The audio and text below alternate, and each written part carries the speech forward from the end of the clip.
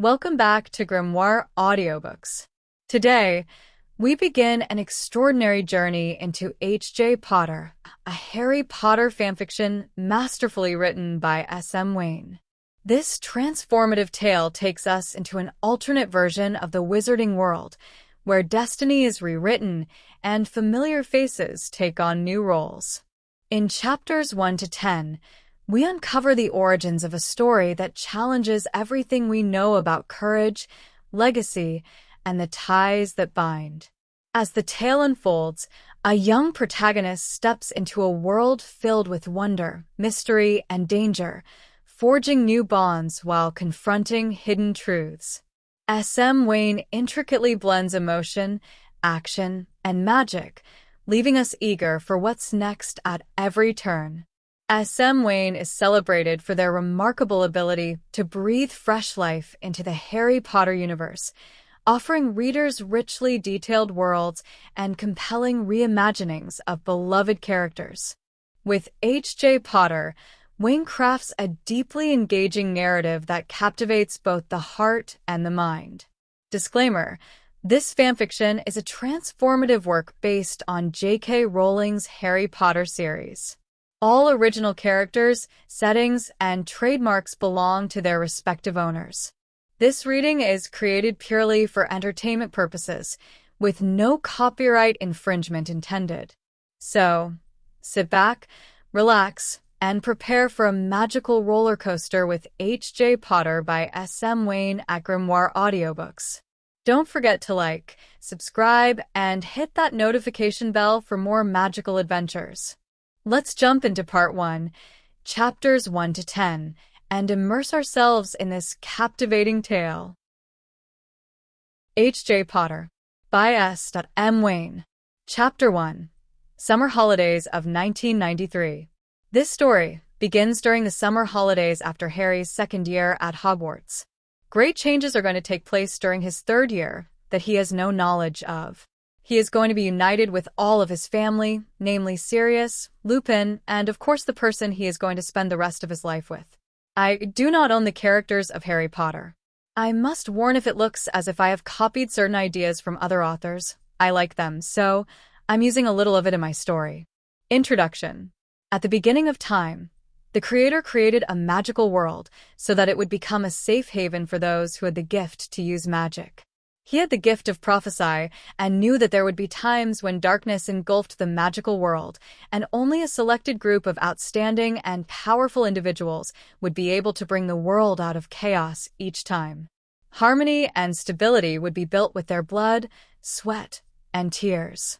It was a noble yet terrible task for any individual to take upon his shoulders. His heart ached as he watched the trials these chosen ones had to face alone as they gave their all. Out of compassion, he gave these souls a precious and powerful gift. The soul could never be perfect, so he created other souls that would complete them.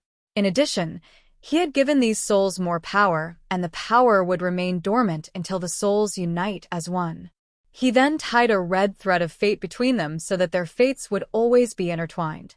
These fated souls would only start their search for the other when both of them were emotionally and physically mature enough to complete the bonding process. The creator had hoped that by creating the bond between the two souls, they could comfort and support each other as they overcome harsh trials together. The two people would be known as true soulmates. A cruel fate of utter regret, deep mental anguish, despair, loneliness awaited them if the souls never got the opportunity to unite as one. Therefore, he created a set of special laws to protect them. Prior engagements and marriages would be nullified once the bonding completes. They would also be legally recognized as being married at the instant they become one. The crime of forcing the true soulmates apart was the equivalent of committing first-degree murder. In essence, offenders were punishable by the highest sentence that the court could pass. When the two souls bind, it will awaken dormant powers residing deep in their souls. Together, they will have the power to attain new heights and forge new chapters in history. Their heart, minds, and souls will forever be interlinked, and not even death could tear them apart. The creator prized love. He had also created other weaker bonds like familiar bonds and marriage bonds that would tie two individuals together of their own will if they decide to pursue a deeper relationship. He finally created a secret tome that would be passed down from government to government. The book automatically records the names of wizards and witches when they are born into the world, so that they have access to the magical world. It also has another function. When the name of one of the souls who have a soul bond appears in the book, the name of his soul mate would magically appear next to his name. When Harry James Potter's name was finally added into the book on the day he was born, another name had materialized next to his. Privet Drive, Little Whinging, Surrey. The beautiful brown-haired girl had been in his dreams since the start of his holidays. In the beginning, he felt guilty for dreaming of her in that manner. She was his friend after all. After a while, he welcomed them. Dreams made his harsh life with his magic-phobic relatives bearable and tolerable. He didn't have to look forward to the start of the next school semester to escape from his personal hell. He could do it every night. Each night, he looked forward to escape from all the abuse, insults, and insecurity to his dreams where he could hold her close to him. Her warmth drove away all his fears and burdens away and replaced them with unspeakable joy and peace. He craved the security of her arms and her acceptance. There was a sense of connection when they were together, and she filled a deep and aching void in him. She was in his dreams again, lying peacefully next to him as he admired her profile. Her beauty took his breath away and rendered him speechless. The faint sounds of the gentle stream filled the brightly lighted meadow. Red and yellow poppies blossomed in the sun nature at her most splendid. Yet, the beauty of nature was incomparable to the girl who lay next to him, with her brown tresses fanned around her. The intensity of his desire to touch her surprised him. Initially, he wasn't capable of feeling so much. The girl of his dreams had never denied his ministrations.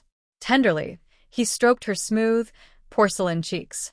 A sense of excitement and joy overwhelmed him to have the privilege to shower her with his admiration.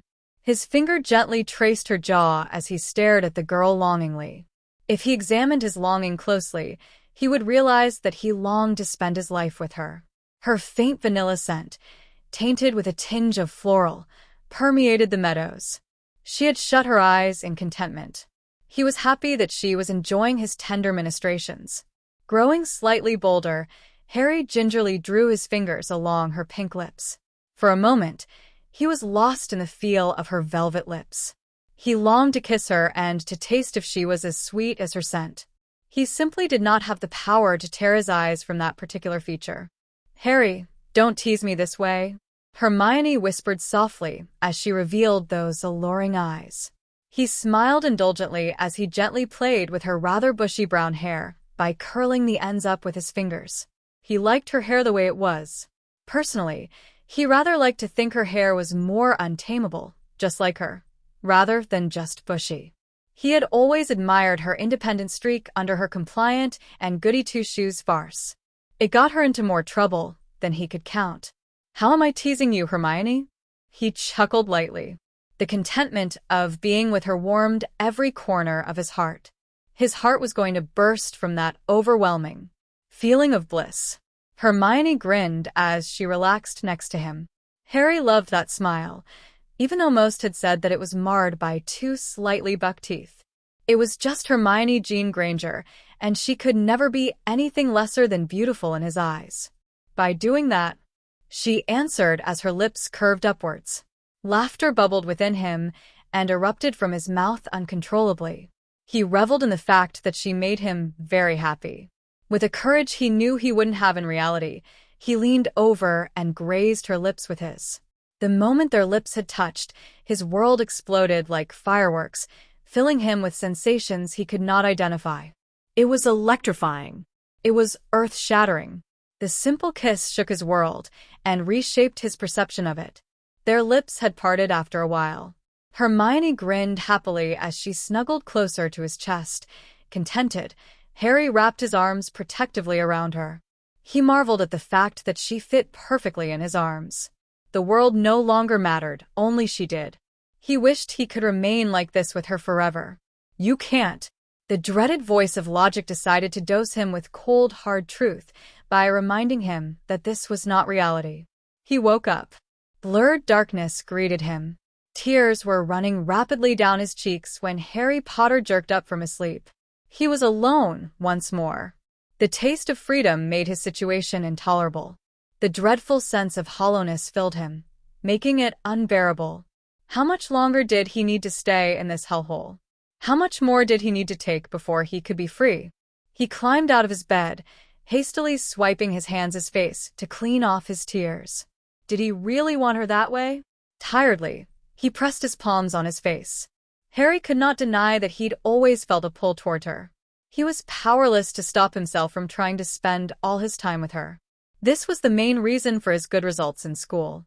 Academically, he was second in his year, right behind Hermione, simply due to the hours they had studied together in the library. How brilliant was his good friend! Their professors at school had remarked at her intellectual brilliance. She was loyal to a fault and dreadfully accepting. He could be himself with her. He didn't even feel this comfortable with Ron, his good friend. Some of his dorm mates tend to tease him about his lack of interest in girls, but they didn't understand that he did prefer the fairer gender. The only difference was that he could not see anyone else but her. She fascinated him. "She is your best friend," Harry groaned, rubbing his face with his two hands. He chided himself mentally. I really should not continue to delude myself. Harry Potter had no family in this world. His parents died when Lord Voldemort came for him a decade ago. He was left in the care of his only living relatives, the Dursleys, who hated him with a passion. They made it their personal goal to make his life a living hell. Thankfully, he had two great friends whom he'd known for about 3 years, Ron Weasley and Hermione Jean Granger. He was grateful for their companionship and their acceptance. They were his first friends since his cousin had the perchance of chasing off his friends at school when they were younger. None of them really knew of his living conditions, and he didn't want them to learn of it too. His mind returned to the dream he could not bear to ask more from Hermione, since Trouble was more of his middle name than James was. For goodness sake, she was petrified last year because of him. Besides, how could a person who had never experienced love care for another? He didn't know how to court girls or treat them right. Hermione was so amazing that she deserved a better person. He couldn't be the partner to complete her. Harry drew a hand through his usually messy hair. Images of Hermione flooded his mind, her smiles, her laughter, her frown, a look of contentment on her face. Frustrated, he threw himself on his back. Determined, he willed himself back to sleep. Miles away, in a large and comfortable room, a brown-haired girl was slumbering. A look of contentment was on her face. She was unaware of the dreams that her good friend was having of her. She was dreaming of a messy raven-haired guy with dreamy green eyes. On this particular night, they had lain next to each other. He had watched her intently as he caressed her jaw. The intensity of his adoration surprised her. It was as if he was looking at his goddess. Her best friend was too young to be capable of such intense emotions. To make this dream memorable, they had shared a chaste kiss for the first time. Her heart fluttered at the recollection of that kiss. Her linguistic capabilities failed her as she searched for words to describe the sensations of that innocent kiss. It was exhilarating. Her world had rocked beneath her. Then, she had an epiphany. Her world had never spun around another axis since she first laid her eyes on the scrawny, green-eyed boy. Her world just spun around him. With that unsettling revelation, she shot up from her bed with her eyes wide open. The taste of his lips seemed to linger on her lips, and she tentatively touched them. Did she just dream of kissing Harry Potter? The Harry Potter, her best friend? She never felt so conflicted. On one hand, she was upset that she had dreamt of kissing her good friend in her dream. Yet, she enjoyed the feeling of being with him. She felt so complete. Well, at least from being with him in her dreams. Hermione could not help but wondered if she made an impression on Harry then, but she knew of her attraction to him from the day they had first met on the train to Hogwarts. He certainly did impress her. She would never forget the first time when she first looked into the windows of his soul. Strangely, she saw the essence of him, and she liked him. Her instincts had told her that he would never hurt her willingly. There was a strange sense of connection, and Hermione knew that her new life would always be entwined with this gaunt, green-eyed boy. She never understood why she felt that way for him, but her instincts were correct. He became the first boy to move her with his courage when he saved her from the troll in their first year. Realistic Hermione would never live in her fantasy world. Muggle-born Hermione Granger and famous boy who lived Harry Potter? No way, she sighed. She knew herself well. She just simply wasn't physically attractive enough to catch the eye of the most famous wizard in Great Britain. It was only 6 in the morning and Hermione was already wide awake. She was reading the very same page she had looked at for the past half hour. The images of Harry smiling were vivid, and it distracted her. Her mind could not focus on anything but him. Snapping the book closed loudly, she stood up with great frustration and paced around the room. The feeling of attraction to him was getting stronger day by day. The feelings was bordering on excessive since it was preventing her from functioning normally. She couldn't even concentrate on her work. The restless pacing of the daughter caught the attention of her sensitive mother. She was peeking in, checking on her only daughter. "Sweetheart, is something wrong?"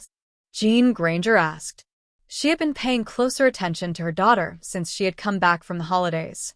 Hermione's strange behavior did not go unnoticed. She had no appetite and was very agitated, as if there was something bothering her. "I'm all right," she answered flatly. "I guess it's the heat that is troubling me," Hermione replied as she shrugged nonchalantly. She fanned herself for emphasis. Her mother arched an eyebrow, knowing that she was telling the whole truth. "I've watched you grow up for the past 13 years. Do you really think I would know if you are hiding something?" Jean sat next to her on her bed. "I love you, Hermione. I'm concerned for you." Time had really flown. Her only child, Hermione, had grown into a fine young lady who had the mark of a future ravishing beauty. "Let me guess, you miss your friends?" she asked as she raised her eyebrows questioningly. Hermione was surprised that her mother knew her so well despite being away from them for so long. "There's absolutely no way I can hide anything from you, Mummy." Hermione smiled tenderly as she watched the lips of her mother curl upwards. It was true, but she only missed one of her friends. Suddenly, an idea just popped up in her head. "Mummy, is it all right that I invite Harry to stay with us for the rest of our holiday? Ron is currently in Egypt with his family, so he can't invite us over. Harry is all alone with his dreadful relatives. I don't fancy the idea of leaving him at the mercy of those people for the rest of the holidays." A flash of anger flashed in her eyes. When she thought of Harry's relatives, she knew that they did not like him. Jean had heard a little of his relatives' treatment of Harry. That, coupled with the pleading look in her daughter's chocolate eyes, made her unable to reject her request. Honestly, she was curious about him, after hearing so much about him. As an adult, she had to weigh the options. Mentally, she drew up a list. There were several pros. First, she could get to know more about the company Hermione keeps when she's back at school. Second, Hermione would be happier to have someone of her age to play with. However, it was not proper for a girl to have a boy staying at her place, and she wanted to spend more family time with her daughter. After much consideration, she decided she could always supervise both of them, and they could definitely include Harry into their plans. "I'll bring the issue up with your father and see how he feels about it. If he agrees, you can ask Harry if he wants to come over to our house for the rest of the holiday," Jean answered with a smile. Hermione beamed as she dashed upstairs to look for her father and ask for his permission. After a while, she could hear Hermione's squeals of delight as she bounced to the nearest phone to call Harry at his uncle's place. "Let him know that we'll pick him up from his house tomorrow afternoon at 1, sweetheart," she added with a smile. Jean was happy to see her daughter being so enthusiastic. It was comparable to the time when she had discovered that she was a witch. It was 7 in the morning at the Dursleys' residence. Everyone but Harry was eating breakfast, enjoying the quiet morning when the telephone in the living room rang, disrupting the scared tranquility. Vernon's face had turned mildly red with irritation at the disturbance. "Who in the bloody right mind will call us so early? Go pick up that call," Vernon bellowed from the kitchen as he sat at the table, reading the morning newspaper. Harry grudgingly listened and dragged himself to pick the call. The voice of the caller was a balm to his mood. "Hi, I am looking for Harry Potter." It was a sweet feminine voice that Harry had no trouble recognizing, and his heart began to flutter. "Hermione, is that you?" Harry asked happily. He finally could talk to his good friend. He did not bother to hide his excitement, and she giggled in response. "Yes, I'm calling to ask if you'd like to come over to my place for the rest of my holidays. My parents have offered to pick you up too." He could not believe his ears. Her parents had actually given her the permission to have a male friend over at their place for holidays. "I'll ask my uncle. Give me a minute," Harry answered as he placed the receiver on the table. He breathed deeply, schooling his face into an impassive mask. It was difficult to maintain his mask or attempt to walk calmly into the kitchen, but he managed to do so convincingly. "Uncle Vernon, my friend has just invited me to stay at their place for the rest of the holidays. Is it all right that I join them?" he asked as he secretly crossed his fingers, hoping that his uncle would allow. His uncle did not even glance at him, concentrating on his papers. There was silence in the house as his uncle contemplated. Finally, he grunted his approval. He nearly gave a celebratory yell, but he controlled himself in time. He dashed back to the foyer to give Hermione his answer. She squealed in delight at his answer. "We'll pick you up tomorrow at 1. "I can't wait to see you, Harry." He confirmed his address with her. He was leaving his relative's place tomorrow. Harry tried to hide his smile when he informed his uncle of the arrangements. His uncle had merely grunted again, satisfied that he did not need to do anything to get rid of the freak in the house. "Finish the chores for next 2 days, and I will sign that blasted form of yours. Just remember not to return until next year," he muttered under his breath as he flipped to the next page. Harry suppressed the joy that was threatening to burst inside of him desperately. The last thing the Dursleys would ever like to do was to make him happy. He struggled to keep an emotionless face as he walked to his sanctuary on the excuse of packing his things. When he was finally out of earshot, he punched the air in victory. Cheerfully, he went into his room to talk to his beautiful snowy white owl, Hedwig. She was perching in her cage, looking curiously at him with those large amber eyes of hers. Her plumage was of pure white like untainted snow. He could feel her curiosity through a rather remote part of him, and he answered her. "I'm going to spend the rest of the holiday with Hermione. She invited me to stay at her place, and her parents are picking me up tomorrow. Uncle Vernon has also promised to sign the Hogsmeade form." Harry grinned brightly as he scratched a spot under her beak as she hooted in delight. "You miss Hermione too, don't you? Miss all the attention she gives you?" He laughed as he tickled his breathtaking owl. Hedwig merely hooted in excitement as she leapt on his shoulder. Hedwig was always careful with her talons when she approached him, choosing areas with more protection before perching on him. He reached to his shoulder to scratch her, and she wiggled in enjoyment. How was he going to bring Hedwig? He thought of an idea. Along? He stared at her cage, wondering what he should do. Suddenly, "Hedwig, why don't you take a letter to Hermione and wait for me to join you? I'll write a note for her to inform her to keep you until I come." He grinned as he quickly scrawled a note for Hedwig to take it to Hermione. Hedwig hooted happily and took off immediately after he attached the note to her leg. He chuckled fondly, knowing that his pet liked Hermione. He rolled up his baggy long sleeves past his elbow, ready to do some menial labor. It was time for some packing. A smile was on his face as he began to put his things into his trunk. For once, he hummed a cheery tune as he worked. It was approaching 1 in the afternoon. Harry had already moved his trunk and his empty cage outside as he waited excitedly for the arrival of the Grangers. Uncle Vernon had even signed the form as he had promised, thus making it one of the best days he'd had in non-magical Britain. Harry didn't care if he was grinning like an idiot where everyone could see him. He was just too happy to care.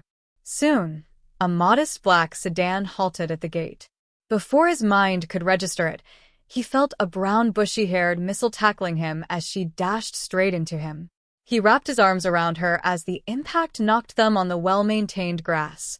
Together, they were laughing, happy at their reconciliation. When they had finally stopped laughing, Harry managed to take a good look at her. It was the very face he dreamt of every night. He remembered every single detail of it and the planes of her face. Seeing Hermione in person after dreaming of her for so many nights choked him up with so much emotions. Harry could only stare at her wordlessly. Her cheeks were slightly flushed as those familiar eyes watched him intently. The desire to caress her cheeks was strong, but he resisted and decided to watch her instead. She was tucking the loose tendrils of brown hair behind her ear as she grinned at him. Hermione watched the range of emotions being played out on his face. It was quite fascinating how much Harry could feel in just a short time. The admiration in his eyes was simply too much for her to bear, so she decided to distract him. "You look as if it's very comfortable lying on the grass." He made no response. Shaking her head, she stood up and lent a hand for him to take. "But we don't have all day." She smiled warmly. Harry had to resist the urge of tucking those brown tendrils that had begun to fly messily behind her ear. With great effort, he snapped himself out of his trance and took her hand so that he could get up. His face cracked with a broad smile. He could feel his facial muscles aching from all the smiling. Contented, he followed her to meet her parents. "Mummy and Daddy, this is Harry." "Harry, meet my parents." Hermione grinned brightly as she introduced her rather nervous good friend to them. She placed a comforting hand on his arm, and he relaxed visibly with her support. Jean smiled when she saw the effect Hermione had on her good friend. She observed the young lad in front of her and came to a conclusion that he was a nice young man. "Hi, Harry. Please call me Jean." She smiled warmly as she hugged him. When she had let go of him, Harry greeted back as he adjusted his glasses, edgy at physical contact. It was now Dan Granger's turn. He stared at Harry with a critical eye. He had noticed that he looked rather small for his age, and guessed that he had went through a period where he was not fed properly. In all, he judged him as a nice boy, so he extended his hand to him. "I'm Dan Granger." "It is nice to meet you, Harry." Harry immediately took his hand. "Nice meeting you too, Mr. Granger." He smiled nervously as they shook their hands. Harry was relieved when he saw a soft smile on the elder's man face. "Daddy is just trying to make you sweat, Harry." Hermione laughed heartily as she watched the exchange. Her father liked to intimidate younger guys and make them pale in fear for the fun of it. "I'll go get my stuff," Harry said as he went to retrieve his trunk and his cage as Dan helped to make some space to put them at the back of the car. When everything was stowed and everyone was buckled up for the journey, they finally began the trip to Granger's house in Nightdale.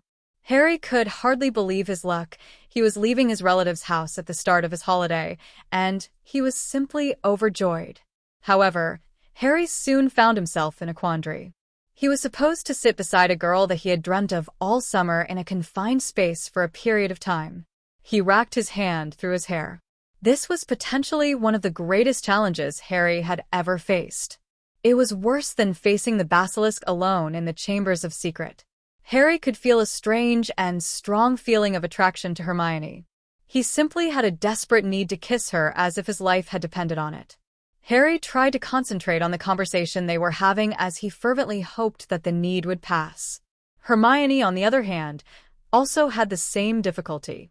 She could barely pay much attention to the conversation. She could not help staring at his alluring green eyes or his kissable lips. It was balmy. She decided to distract herself by chattering endlessly about all the mundane stuff under the sun. If it wasn't for her raging hormones, she would have noticed that Harry was behaving weirder than usual, actively participating in topics that would usually bore him within seconds. Neither could understand what had changed that caused them to start dreaming of each other or having a need to be so physically close to each other. "Did you manage to do any of your homework?" Harry asked. He was searching for a topic they had not touched, and he realized that they had yet to talk about homework.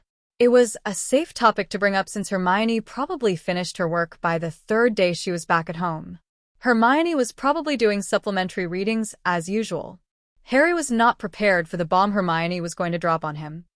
"No," Hermione answered softly as she turned away to look out the window at the scenery zooming past them.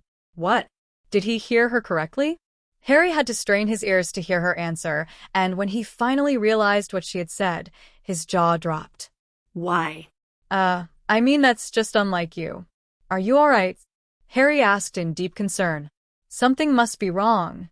Her face was slightly red when she had turned to look at him. "I was just distracted." Distracted? Hermione was blushing too. Harry knew what that meant. Hermione had an infatuation for someone. His heart sank instantly at the thought. It felt as if someone had just drenched him with a bucket of cold water, numbing his heart. He simply couldn't breathe because of the pain that was radiating from his chest. He never thought that anything could hurt as bad as this, to know that she finally liked someone. Turning away so that she would not be able to see the dejection plainly on his face, he muttered, "Oh, she was of that age to fall in love anyway. I wonder who that lucky guy is. Maybe I'd rather not know." The chocolate eyes widened at the sight of Harry's discomfort, and she immediately jumped to conclusions. Oh no! Did he know what the distraction was? He couldn't. She didn't want him to know her feelings for him this way. Hermione glanced at her good friend and found that he really looked very upset. Did he not have the same feelings for me? That particular thought made her feel as if a boulder had weighed her heart down. It was too painful to think that he just didn't like her the same way she did. She blanked out her mind and focused on the scenery outside of the window, hoping to turn off those depressing thoughts before she became upset. Desperately wanting to be the good friend that offered support and interest, he failed because he simply could not bring up the topic without sounding bitter. With a sigh, he focused on the scenery outside of the window dejectedly, and the two teenagers did not utter a single word for the rest of their journey. What seemed like a good holiday was fast turning into a horrible one. Chapter 2. The finalization of the bond and Harry's past. Granger residence, in the middle of the night. "Hermione, is it okay if we talk? I know it is rather late, and you probably want to sleep, but I can't. It's about..." Harry drew his hand through his messy raven hair as he shifted uncomfortably outside of Hermione's room. It sounded awfully stupid. He growled mentally as he pondered furiously for another way to bring the issue up. He was standing in front of her room, facing her door, as he tried to practice how he should bring up the subject that was bothering him since the trip to her place. Harry knew that he did not sound excited enough when they took him on a tour around their modest house, and he was rather lifeless at dinner, even though he could tell that Mrs. Granger had put a lot of effort in preparing the meal. They had a rather tense dinner, since they were not talking to each other all evening. When the day had finally ended and both of them were sent to their rooms, Harry had trouble sleeping because of the conversation he'd had with Hermione. Harry knew he'd never rest if he didn't get an answer from her. Moreover, he was not comfortable with the fact that Hermione looked rather upset at dinner. He tried to talk to his owl, Hedwig, about it, but she did not even want to listen to him. Harry had no doubt that she was ignoring him because of Hermione. Harry had to try to talk to her before the night had ended. "Hermione, I think we should talk." "Well, I guess you are that age to miss." "Sweet Merlin, that sounds even worse." Harry hissed to himself as he kicked the wall in deep frustration. He was nearly scared out of his wits when the door opened suddenly, revealing a petite girl. It was simply too dark to see her, but he could tell from that familiar faint vanilla scent that it was Hermione. "Harry, why are you at my door?" she whispered in surprise as she peered at the person at the door. It was dark, but she could make out from the shape that it was Harry. She could tell that he was rather nervous because he was shifting uncomfortably as he scratched his head. "Were you crying, Hermione?" His voice filled with worry.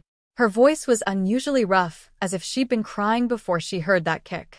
Anxious to see if it was really true, he closed the distance between them and gently pushed her into the room so that he could see her better. In the pale moonlight, Harry could see traces of tears glistening on her cheeks. Hermione quickly wiped any traces of her tears with a swipe using both of her hands, but Harry caught them firmly and lowered them to her side as he inched in closer. His emerald eyes never looked as intense as she nervously met his gaze. "Why? Did someone hurt you? Is it that guy?" Harry asked harshly. Hermione blinked in confusion before answering. "What guy, Harry's?" She saw him stiffen for a moment as he forced out the answer. "The distraction, the guy you like. Did he hurt you?" Hermione took a step away from him as she lowered her head silently. A moment of relief washed over her when she realized that he didn't know that she liked him and thus could not be upset about her feelings for him. Hermione had other things to worry about, like finding a suitable way to answer him. Harry took a step closer to her as he hissed. Who is he? His emerald eyes had flared furiously. Hermione would have chuckled if her good friend wasn't so livid. Instead, she placed a hand on his chest, halting him from getting any closer to her as their eyes connected. Hermione could feel the tension in his body and could tell that he was very angry with the phantom guy that she apparently liked. The soft chocolate eyes staring caringly at him cooled him down a little. Harry held her soft hand to his chest as he relaxed. You were distracted all holiday because you miss a guy, right? He asked in a resigned tone as he drew his free hand through his messy hair. Even though he knew that it was obvious that Hermione was apparently in love with someone, he needed to hear it from her. Hermione tried to turn away from him, but he held her hand to his chest, and she had no choice but to look at him. Her chocolate orbs could hide nothing from him, and Harry got the answer immediately. The emerald eyes became slightly cloudy because of the conflicts within him, but he took a deep breath and asked the next question. Was he the cause of your tears?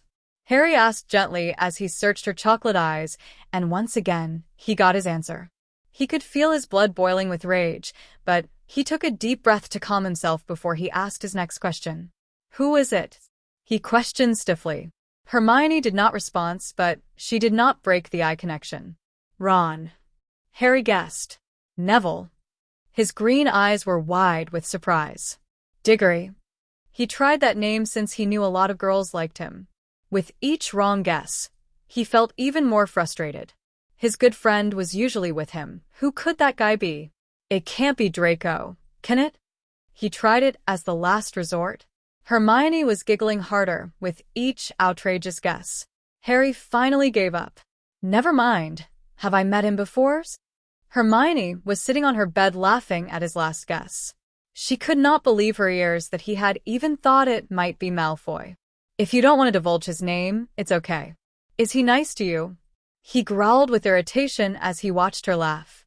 She was now clutching her stomach from all the laughing and had even started tearing as she rolled around on her bed. Her face was alternating between laughing and wincing as tears began to flow down her cheeks. It was such an amusing sight that Harry forgot all about the guy and started laughing at her. After a while, Harry had ended up on the floor in the same fix as Hermione. After a long while, he had finally stopped laughing as he stretched himself on the floor, catching his breath. Hermione had already got over it, and both of them just lay at their respective areas, enjoying the silence as he forgot all about his plan of talking to Hermione. However, Hermione reminded him. Harry, why were you at my door at the middle of the night? She asked as she turned to lie on her side, so she could look at Harry. He had closed his eyes. I wanted to ask you about the guy. I couldn't sleep until I had the answers. I want to know if the guy is good enough for you. You're so beautiful. I don't want just any plain average Joe to be with you. It must be someone who knows your value and can cherish you. He answered as he enjoyed the gently night breeze caressing his cheeks.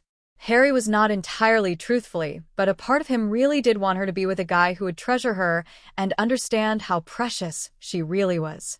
I'm not beautiful like other girls, she stammered. I have bushy hair, and I have buck. She returned with a flustered face, but she couldn't finish because she felt him suddenly above her, staring intensely at her as he covered her mouth with his hand. Don't ever say that of yourself, ever. You're smart, loyal, fun to be with, and a whole lot more. He allowed a small smile. The list is unending. They may be pretty, but you have both inner and outer beauty, he stated firmly, leaving no room for arguments. Besides, I think of your hair as having its own personality rather than bushy. Harry grinned broadly as he took a lock of her hair and played with it. Hermione matched his smile with one of her own. If you like it, then it is fine. Thank you, Harry, she whispered. She was glad that Harry couldn't really see her face or he'd realized that she had blushed. You're welcome. He smiled as he climbed off her and settled beside her. He could feel the longing in his nether regions and did not want to do something that he might regret. Harry had missed the look of regret on his good friend's face with the absence of his comforting weight on her when he'd lowered his head to ponder how he should tell her without revealing his feelings. I wanted to apologize for my behavior this evening. I know it's no fun when I'm brooding. I guess I was just a little concerned about your distraction, Hermione. You must really like the guy to be distracted from your work." Harry muttered as he drew his hand through his messy raven hair. She didn't want to confirm his assumption since it would lead to more awkward questions, so she smiled and answered that it was all right. She knew it was getting late, and they both needed their sleep. Mustering all her courage as a Gryffindor, she leaned over and pecked him on the cheek and allowed her lips to linger on his cheek longer than it was needed for a simple good-night kiss. Hermione stood up and went to the door. "Good night, Harry. It's time to get to bed." Harry was taken aback by the sudden gesture. Staring blankly at the figure standing next to the door, he gently touched the spot where her lips had touched. Did she just kiss him on the cheek? When he finally broke from his trance, he scrambled out of her bed and said his goodnight and dashed back to his room, blushing. "That silly guy thinks I'm in love with another guy," she thought in amusement. Didn't he know that she didn't have many friends and spent all her time with him and Ron? Ron was out of the question because he was simply too immature for her. Anybody could have deduced who he was, but Harry had to be oblivious about it. She shook her head at the thought before she collapsed on her bed. Was Harry simply protective or being jealous? That was the last issue on her mind as she fell deeply asleep, dreaming of that silly, messy black hair guy with alluring green eyes. Harry was smiling stupidly as he touched his cheek and climbed into the large, comfortable bed. Hermione had kissed him on the cheek. Harry was swooning about the peck on the face, even though a large part of it wanted it on his lips. Well, if it was really a platonic gesture, she would have given him a quick kiss. Would she not? With a large, goofy smile on his face, he closed his eyes and fell asleep dreaming of a certain brown-haired girl. For the delightful and underappreciated dinner, Harry decided to wake up earlier to cook for them since it was a chore he did every morning at Dursley's. Whistling as he worked, he began making coffee first as he warmed the pan and began to cook the bacon and the omelets. He finished the whole breakfast by toasting several pieces of bread. He really loved cooking even though he had been coerced by his relatives to learn. It made him feel as if he was no different from anyone else who spent their time doing domestic chores, and not the boy who lived. When the entire Granger family awakened and managed to trudge down to the kitchen to begin their day, their jaws had dropped as they took in the sight of a hearty breakfast on the dining table.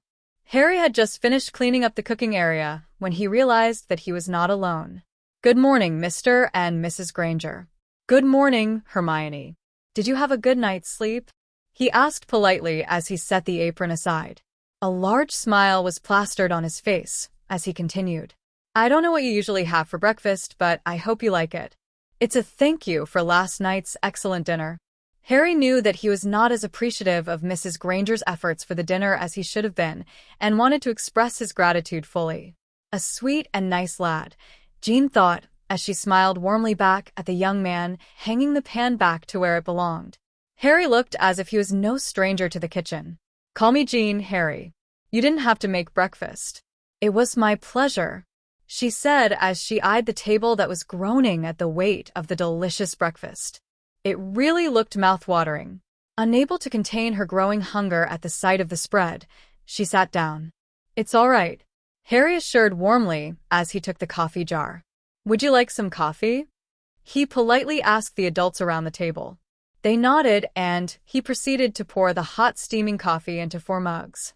Hermione had beamed with great appreciation for him when she realized that he remembered her love for coffee.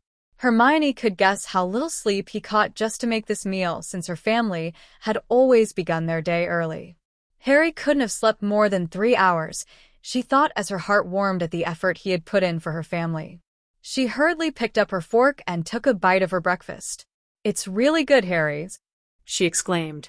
Harry could really cook, she thought as she took another bite. Her reaction had made the adults more curious, and they hurriedly tried his food. Jean's eyes had widened when she took a bite. "How can you cook so well?" she demanded. Her bacon was not too oily, and her omelette tasted great. Harry blushed a little as he ate his toast. "Practice, Mrs. Granger." He grinned boyishly. "Jean," she insisted, "I cook almost every day, but I don't think my cooking is as nice, Harry." The blush on his face grew, causing them to smile. "Thank you. I'm glad that you like it," he added embarrassingly as the adults at the table chuckled at his modesty. Harry was secretly glad that all the cooking at his relative's place had paid off as he watched them savor every bite. It was rather comical to watch Dan when he took the first bite of Harry's cooking. Dan had immediately dropped his fork, turned sharply to face Harry immediately, and asked if he could adopt him. The occupants at the dining table burst into cheery laughter at that reaction before they settled down to enjoy their breakfast. Since breakfast that day, the Grangers had a good impression of Harry Potter. "Harry, you still haven't answered me." Hermione pouted as she propped herself up from the grassy ground so that she could take a good look at his face. They were lying under the tree as they enjoyed the nice, warm afternoon. It seemed that being around nature and out of the house could tear down the barriers that existed between them. They could talk to each other freely as they lay in the garden behind the house. Hermione couldn't really tell how Harry was feeling since his emerald eyes were hidden at the moment. He had closed his eyes as he stretched under the tree and enjoyed the cool breeze. Harry looked unusually relaxed. She remembered how tense he'd been ever since he fought Voldemort for the second time. Both of them knew that it was not going to be his last battle, and Harry had grown increasingly worried about his friends and his ability to stay alive. She smiled as she watched him. He looked exactly like how a teenager should look. The eyelids had sprung open suddenly at the question, revealing those intensely green orbs. She could not decide if the shade of green was as close as that of the greenest leaves of the tree in the morning or the shade of a sparkling emerald. "What's the question?" he asked in his velvet voice as he closed his eyes once more. Sunlight was shining slightly through the gaps between the leaves of the tree, illuminating the planes of his face. Hermione could not help but admire his rather good looks. Sure, he was not as good-looking as Cedric Diggory, but with the right diet and exercise, he would be. "What were you doing during your holidays?" she asked curiously as she gazed at the raven hair guy lying peacefully next to her. His eyelids had shot open in surprise. His emerald eyes revealed hesitation. She could see his reluctance to share, and it had made her even more curious. "The curiosity is killing me, Harry. I told you about mine." "Are you going to tell me about yours?" Hermione demanded in a friendly manner. Her chocolate eyes had twinkled with mischief. She could only be this inactive without a book for a little while. Harry was smiling playfully. "I'm not telling," he added, playful as he shot her a look that challenged her to force it out of him. "So, Harry wanted to play? One last chance, Harry. Are you sharing?" Hermione threatened in mock annoyance as her chocolate eyes glowed with mischief. Harry was laughing with amusement when he saw that she was rather amused by the game they were playing, and he decided to push it. "Never." He grinned fiercely. Harry did not expect what happened next. Her fingers had swooped to his sides and had begun mercilessly tickling him. He began laughing as he rolled around on the grass from her punishment. Harry then grabbed her wrists and pulled her to him so that she would fall on him. With a scream, she collapsed on his body, laughing as she tried to struggle out of his hold to no avail. Harry and Hermione began struggle playfully as Harry tried to flip her from the top to the bottom. Hermione was giggling, her face slightly red from the exhaustion when Harry finally was on top of her. "I've won. Do you yield and promise not to ask any further?" he asked, as he grinned boyishly. His face was inches away from her, and he had propped some of his body off her using his elbows so that she had room to breathe. His emerald eyes were shining with pure joy as he stared at her. "Well," he smiled playfully. He watched those amused chocolate orbs closely for a reaction. The laughter in her eyes died suddenly and was replaced by an intense longing. Harry found himself holding his breath as she closed distance between them by raising herself towards him slowly. Her sensuous lips were now just an inch away from his. Harry was so captivated by the moment that he was acting purely by his desire to kiss her. As if in trance, he leaned in. When their lips were only half an inch away, and his mind began to clear. He couldn't. The image of a petrified Hermione lying in the hospital bed filled his head. He couldn't protect himself, or, needless to say, protect another person. Anyone who was associated with him would be hurt. He couldn't do that to her. Despite the unbearably strong longing to kiss her, he mustered all his will and strength and pressed her back to the ground as he stood up. His emerald eyes were hardened with determination. Those darn dreams were making his craving for her too strong for his liking. He should not lead her on if he can't be there for her. Moreover, she likes someone else. I am sorry, Hermione. Truly, the person who could hurt you the most are those who are close to the heart, and his rejection cut deep into her heart. He was greeted by a shocked look. As she stood up, the shock in her chocolate orbs were replaced by so much pain from the rejection, and it cut Harry deep. Tears had begun to well up as she realized what had taken place. She turned around and ran away. What on earth did he just do? Harry felt so torn up by the pain. At that moment, everything fell in place for him, and Harry realized that all the reasons were insignificant. All he ever wanted was her to be happy, and he chased after Hermione. Harry had never reaped any benefits from all the bullying until this day. He could easily catch up with the sobbing brown-haired girl when he had sprinted after her and managed to stop her by grabbing one of her arms. Harry pulled her so that she was facing him. His heart numbed as he saw the tears running down her cheeks. Her chocolate eyes were swollen from the crying, and he would blast himself into pieces for causing it, if it would make her feel better. Without thinking, he tenderly wiped the tears off her face with his calloused hands as he looked tenderly at her. I didn't mean to hurt you that way, he muttered lovingly as he caressed her cheeks. She did not resist his touch and allowed him to continue with his gentle ministrations. How could she allow him to touch her without any resistance and looked at him that way when he hurt her so much? She is just too good for him. I'll gladly kiss you if you let me, because I've been dreaming of it for so long. The dreams were the only things that make my life at Disley's bearable. Hermione's eyes had widened, and he had immediately dropped his hands to his side. You have dreams of kissing me?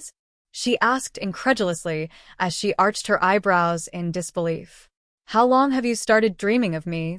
She asked as she lowered her head as she blushed. Harry frowned in confusion. It started at the beginning of the holidays. Harry answered as he felt blood rushing to his cheeks, coloring them red. Strange, I started the same dreams at the same time, too, she muttered. Hermione had frowned in her thought as she bit her bottom lip. Harry couldn't help but chuckle since she was wearing her cute thinking look. It was so Hermione to forget about everything and focus on unraveling a mystery. Overwhelmed with feelings for his good friend, Harry gently caressed her cheeks adoringly as he looked amorously at her. Those emerald eyes that were shining with adoration took her breath away, and Hermione could not think of anything else but him. I don't know if this is the right thing to do, Hermione.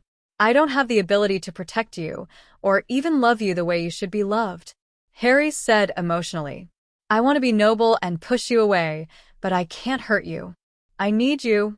Harry, she whispered tenderly as she stared into those caring emerald eyes that always knew what she wanted. She stood on her toes and kissed his lips, was shocked by the slight brushing of her lips against his, but it felt right. He wrapped his arms around her petite shoulders and drew her into his embrace as he kissed her back with equal tenderness that made her toes curl. Unknown to both of them, the moment their lips touched, a blue light enveloped them, then it faded away. Harry had finally broken the kiss, but he held her close to him as they enjoyed the quiet moment together. He had never felt so complete before, and he reveled in feeling her warm body in his arms. Hermione had laid her head on his chest as she enjoyed the security and the warmth in his embrace. She felt as if she was whole. Harry had filled up the strange void in her heart. Harry, does this mean we are together? Hermione asked quietly. Only if you want us to be, Hermione. You know the danger of being with me, don't you? He smiled as he buried his face in her hair and took in that intoxicating vanilla scent. It's no less safe than being your good friend, Harry. I guess it'll be all right. She beamed happily as she made circles on his chest with her finger. Harry laughed at that conclusion. It was very true. Hermione being his girlfriend would not mean that she would become more targeted by everyone who wants him dead. She was already targeted for being his closest friend. Harry, may I ask why me? Hermione asked unsurely. Why not you, Hermione? You're everything I can ask for a girlfriend, and more. He laughed. Obviously, someone is really the one-eyed man in the kingdom of blind. He grinned as Hermione smacked him on his arm as she blushed. We need to head back to the house before they start looking for us. I need to start doing my homework, she said impatiently as she held his hand and dragged him back to the house. Harry was chuckling that he finally had his Hermione back. Something then dawned upon him. I'm your distraction? The guy that you liked? Harry asked sharply. Hermione was staring at him with amusement twinkling in her chocolate eyes. He smacked his forehead. I've been getting all work up over myself, he answered incredulously. Why didn't you tell me? He demanded. What did you want me to tell you, Harry James Potter? Don't get jealous because the guy I like is you and not Ron, Neville, or Malfoy, Hermione added impatiently as she folded her arms. It made Harry blush with embarrassment as he lowered his head. I know you probably finished your work, but I need to do mine, and we don't have all day. Hermione continued impatiently as she continued to walk towards the house. Well, Hermione, I haven't started to, he added sheepishly as he lowered his head. I could only think of you. So, I am not alone? Hermione thought happily as she blushed.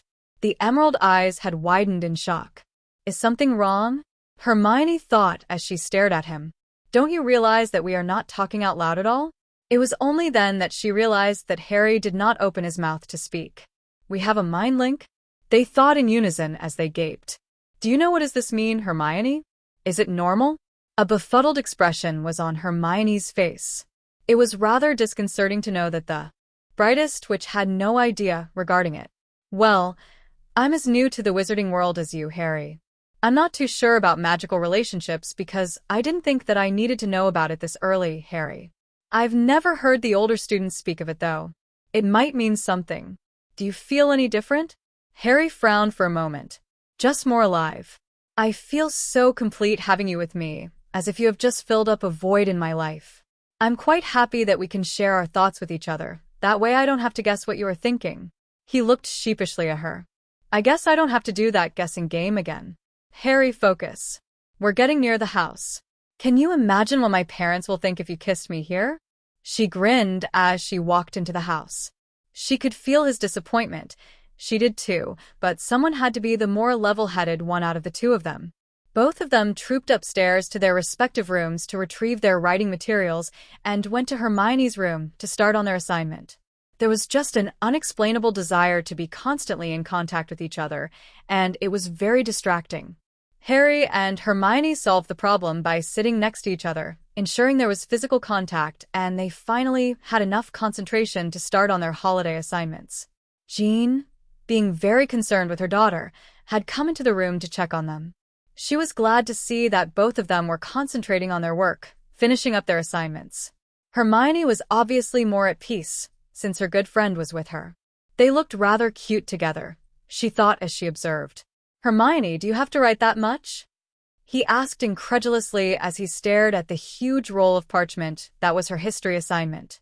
He remembered that Professor Binns had only asked for 6-inch essay.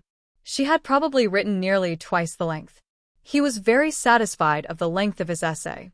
It was already quite long, yet Hermione had beaten him in terms of length again. Hermione grinned brightly and focused her attention on her essay. They were on their last assignment. Harry grinned as he focused his attention on his transfiguration essay. After a while, Hermione could no longer bear with Harry's theft of ideas. No copying, Harry, Hermione warned when she realized that Harry had used some of the ideas that she had briefly thought of. He wore an innocent look on his face. I didn't. You shouldn't pick the ideas from my head, Harry. She growled in mock anger as she mock glared at him. Harry was still pretending to be innocent. I did not look over at your work and copied it, Hermione. Of course you didn't. You picked it out of my head, instead. Hermione grinned when she realized that Harry was having a difficult time to stop himself from laughing. It was in my head too, you know. He laughed lightly as he pecked her lips gently. You could always choose not to use them, Harry James Potter. Hermione grinned brightly. You can check my essay. I took the brief ideas you had and developed them on my own. I'm not exactly copying from you, Hermione. Harry grinned rakishly as he laughed. Hermione leaned over and checked and realized that it was true. Real sneaky, Potter. You should be in Slytherin for this. She grinned as she laid her head on his shoulder. You should have been in Ravenclaw for being so smart. Look at these, he said with an exaggerated tone as he pointed to all her extremely long, rolled-up parchments and earned a playful slap on the arm by her as he laughed. The Sorting Hat wanted to place me in that house, but it decided not to because I can only be complete by being in Gryffindor, she added as she closed her eyes and enjoyed his warmth. The Sorting Hat wanted to place me in Slytherin, but it decided to place me in Gryffindor because I can become whole there, he added as he shrugged. I'm glad that he put me in here, though. He smiled tenderly as he wrapped his hand around her waist.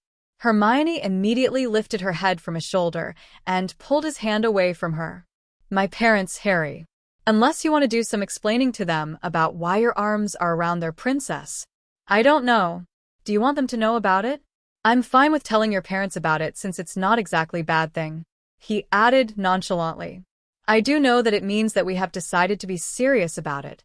It was definitely not a bad thing for Harry. He just simply could not see having anyone but Hermione with him in the future. Well, we've only been dating for a few hours. I don't really want my parents to start checking on us, as if we're going to bring up the relationship so soon. I guess it is all right that we don't tell them for the moment, Hermione said after she considered the issue. I don't see having anyone but you with me in the future either, Harry. She smiled as she blushed. Harry beamed brightly as he gently kissed her forehead. I think it's around dinner time. We have to head down before one of them comes up to look for us, Hermione added with a smile as she stood up and stretched. The entire afternoon had swiftly flown past because they were so busy with their holiday homework. I'll show you around the neighborhood later, dear. Hermione smiled as she walked out of her room. Harry could not take his eyes off the unconscious way his girlfriend had swayed her hips as she walked out of the room. He could feel all his blood going south at the sight, and he had to think of something else lest Hermione hears it. Harry groaned, stood up, and followed her to the kitchen. Sweet Merlin. He's going to have a tough time taking his eyes off her later. There was a stark difference between the last dinner and this dinner. It was more lively and comfortable as the teenagers shared stories from school. Of course, they'd left out anything that was remotely dangerous. Hermione had never told her parents that a basilisk was loose in school, petrifying several students, including her. Harry would never bring it up because it was too painful for him to remember the sight of the ghostly pale, stiff, and unmoving Hermione. Harry, how did you spend your holiday? Dan asked friendly as he finished his fill. Harry was speechless when he tried to find something remotely light to talk about. There was none when it came to staying at his uncle's house. Hermione had a glance at some of his holiday as he recalled them briefly through their mind link, and she had dropped her cutlery in shock. You can't be serious, Harry. They locked you up in your room and only allowed you out to do chores? She was feeling outraged. How could they treat you that way? It is really nothing, Hermione. They used to do worse. Harry had made a point not to think about all the images of the past so that she would not see it. Well, just doing housework, I suppose, Mr. Granger. I really love your cooking, Mrs. Granger, he added when he took a bite of his food. The adult had frowned at the obvious attempt of Harry changing the subject. Jean had even placed her cutlery down on the table and looked at the guest. Housework all the time, Harry? Jean asked quietly. Well, he answered as he scratched the back of his neck as he pondered over what he ought to say. Not all the time. They did allow me to return to my room. He stared at his plate. He did not want to see how they had reacted. It suddenly occurred to him that this was the only set of Muggle clothes he had that was presentable to meet Hermione's family. The rest were hand-downs from Dudley when he was much younger, since Dudley was slightly bigger than Harry many years ago, and they were in bad condition. It was fine to wear underneath his robes, but it was not suitable to be worn to meet others. Apparently, Hermione had heard his thought, and she had answered with her thought. I'll ask Daddy to take us shopping later, Harry. It is nothing to be embarrassed about. It should be your relatives who should be ashamed for treating you that way. He was washed by her sincerity and tenderness to the point that tears were beginning to form in his eyes. He held back his tears with all his determination. Hermione was all he could manage. She understood and held his hand comfortingly under the dining table. Well, I hope you will enjoy your stay with us, Harry. Harry, you are such a good boy. You're welcome to stay over during the holidays if you want in the future. I can see that Hermione appreciates your company, Jean added tenderly as she looked at the raven-haired guy sitting quietly at the table. He took a great deal of determination from preventing the floodgates to be opened by that sincere statement. Excuse me for a moment, Harry added as he stood up and went to the toilet to calm down. Hermione was staring with deep concern at her retreating boyfriends took the opportunity to bring up the issue of clothing with her parents and had left out the point that he did not have any more fitting clothing to wear. They had agreed heartily. Hermione knew from the emotional and mind link that they have shared that Harry was simply too touched by their gestures, and she made up her mind to make it up to him in every way possible. He finally came back, his emotions in control as he participated in the conversation actively, and soon all of them finished their meal and headed out to shop. The Grangers had brought Harry to a mall nearby to do his shopping. Harry had never been to the shopping mall in his entire life and was fascinated by all the crowds of people and the displays in the shops of the building. He had only been to the town's market to pick up groceries for his relatives, and that was nothing compared to this place. They brought Harry to the section that sold clothes for men. Jean and Hermione had fun selecting clothes for him, ranging from shirts to bottoms and finally boxers. Harry had teased Hermione by parading like a model, and she laughed at his poor imitation. They had even included swimwear since they had the intention to bring all of them swimming. Harry was blushing when he came out of the changing room only clad in black swimming trunks. Hermione realized how scrawny her boyfriend was. She did not even notice that Harry had made a great effort to keep his back away from them when he came out and went back into the changing room. 2 years of proper nutrition was scarcely enough to hide the fact that he was underfed for a great portion of his life. Her heart had ached. Jean and Dan had noticed her daughter's expression and said nothing. They had to hide their emotions from seeing how undernourished he was. When they finally decided on everything and was about to pay for the clothes, Harry realized that he only had galleons. I didn't bring any money with me. All the money I have is in wizard's currency, Harry added sheepishly as he lowered his head. He disliked imposing on his host. Is it all right that I borrow the money from you now and pay you back later? He asked. It is all right. You can take it as a gift from both of us, Harry, Dan said with a smile. Harry was sincerely touched by their gesture, but he could not accept it. He insisted on borrowing money to pay for his clothes. Thank you, but I can't impose you that way. You've already given me a roof and food without asking anything from me. The least I could do is pay for my own clothes. I appreciate your generosity, but I can't accept it. Jean and Dan looked at each other, and then they finally acceded to his request and gave him the receipt as he took his shopping bags. I can't wait to burn Dudley's second hands. A silly grin was plastered on his face when he looked at his unusually quiet girlfriend while they were walking out of the departmental store towards the car. Hermione? He could feel that she was furious, but he had no idea why, so he asked. I can't imagine how your relatives treated you when you were young, Harry.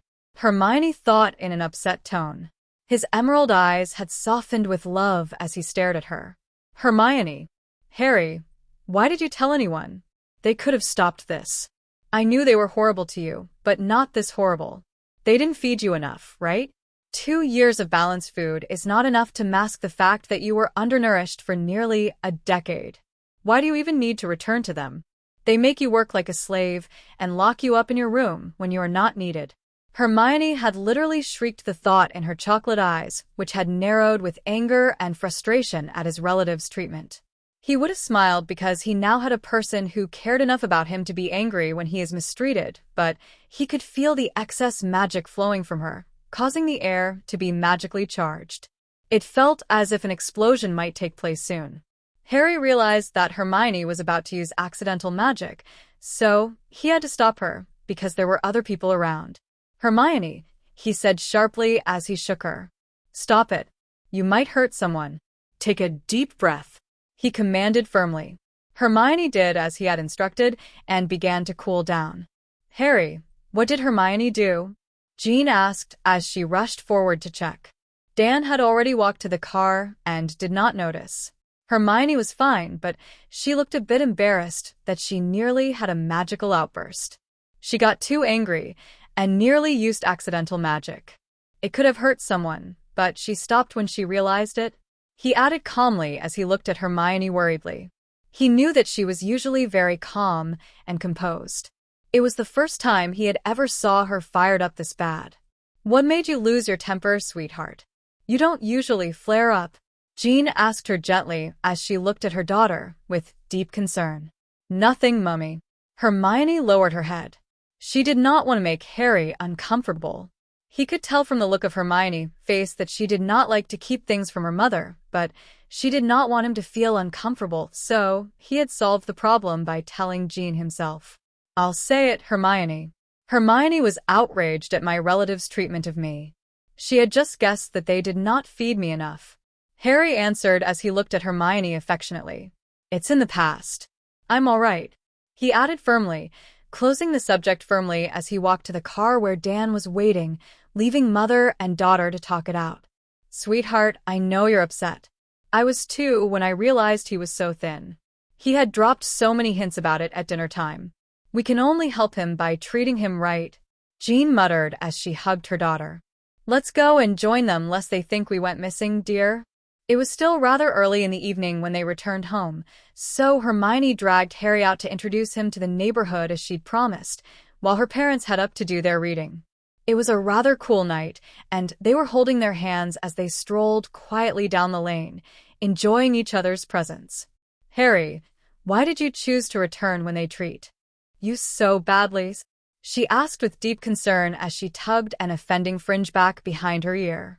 He smiled at how dogged Hermione could be when she was determined in finding out something. "I have no other places to go. They're my only living relatives," Harry answered before changing the subject. "I now know why you're such a brilliant person, Hermione. You have such wonderful parents. You deserve nothing less." He beamed softly as he entwined his fingers intimately with her fingers and brought her hand to his lips. He brushed his lips tenderly on her knuckle, causing Hermione to blush. "Harry, you're brilliant yourself.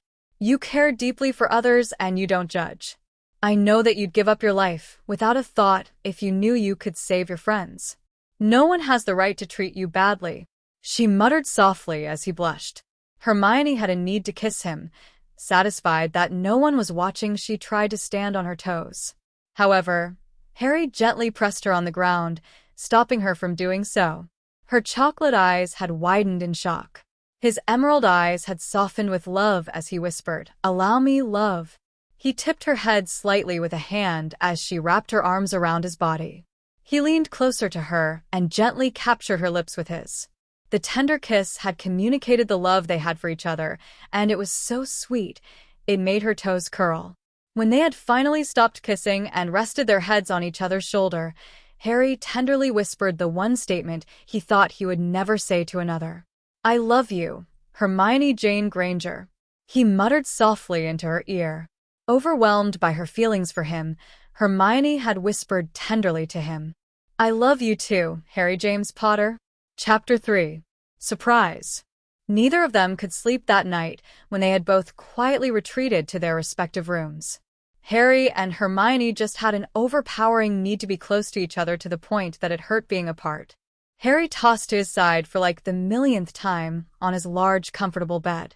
He could feel from his mind link with Hermione that she was having difficulty falling asleep too. What changed that they could no longer sleep by themselves? Harry mused as he lay flat on his back and looked at the ceiling. He was not surprised to hear Hermione's voice in his head. "I don't know. After the kiss in the afternoon, a lot of strange things have been happening, don't you think?" "Yes, first it was our mind link, and then there was the incident at the mall.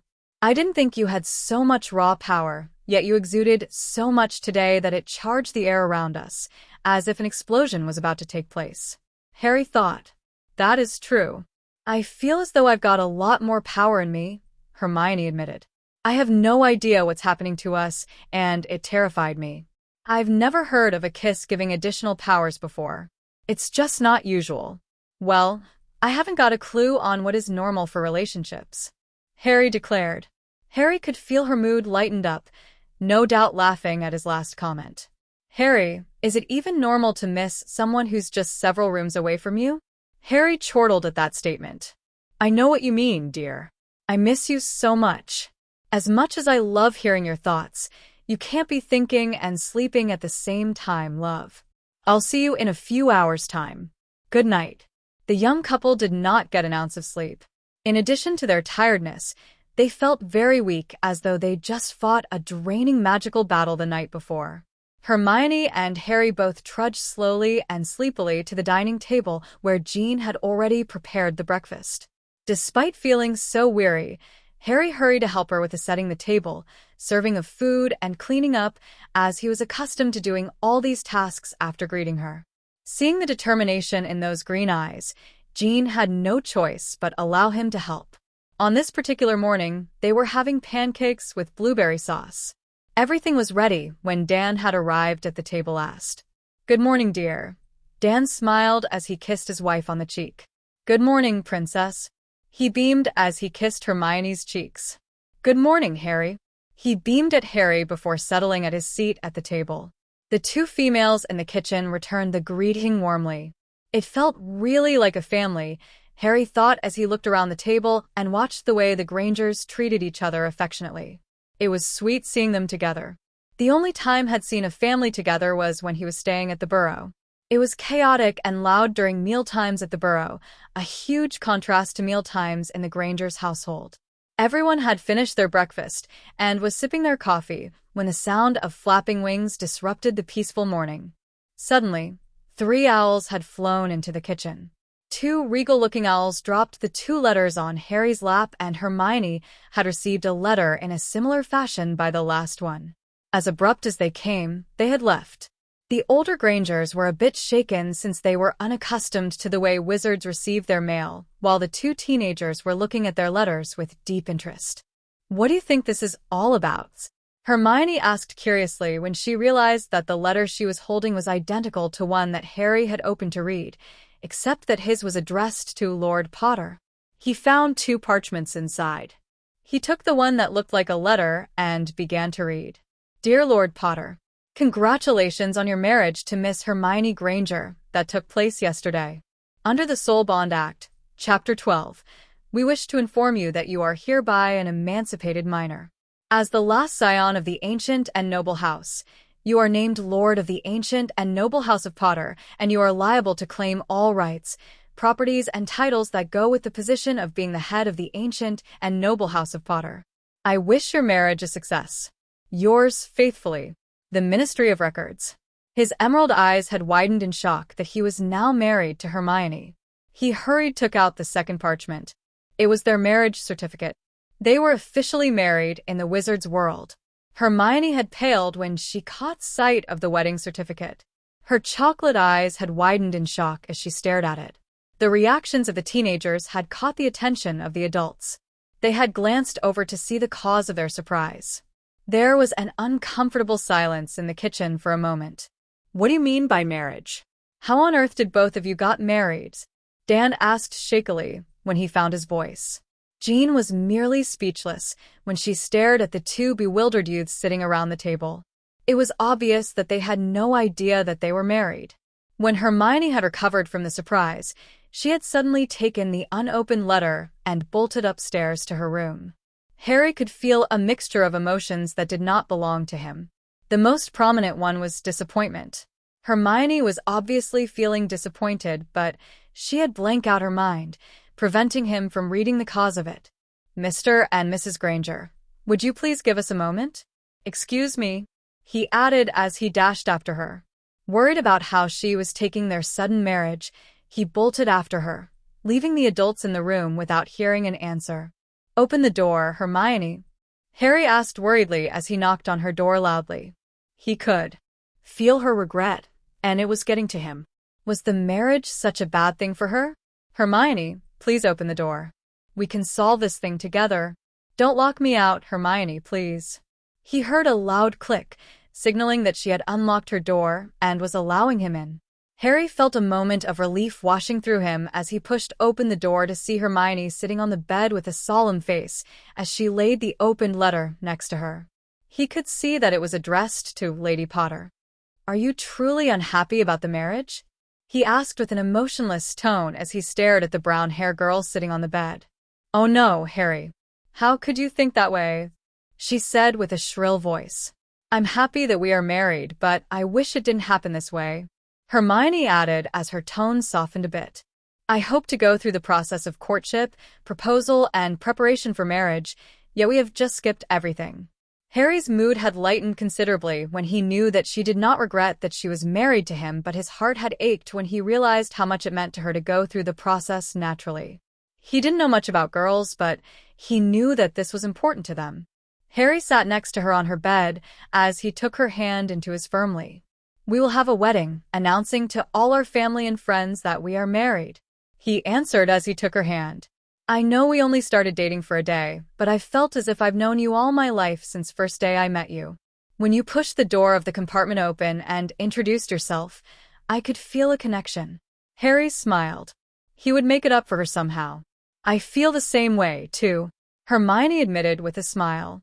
Connection, mind link, soul bond, she mused thoughtfully.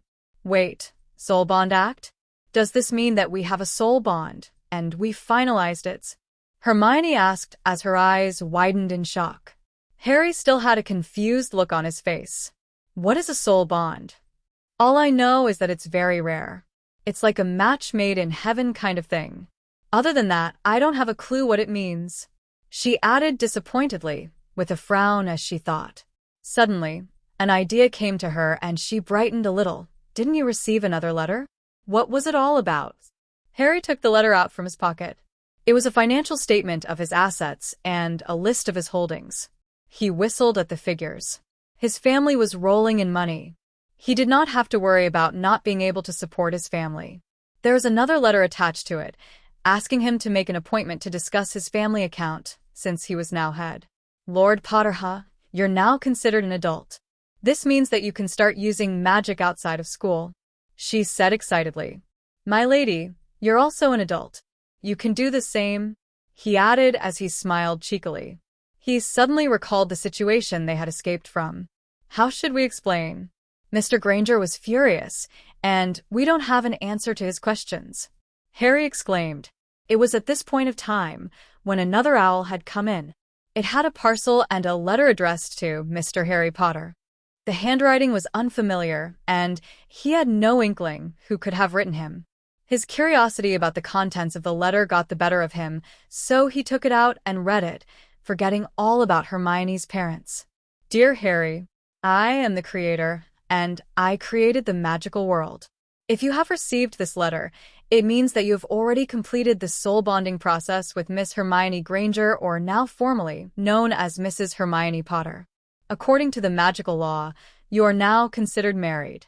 I have a book that can guide the both of you on what is happening, and it can be found in your parcel. I would like to get to the main point of the letter. I have the gift of seeing the future.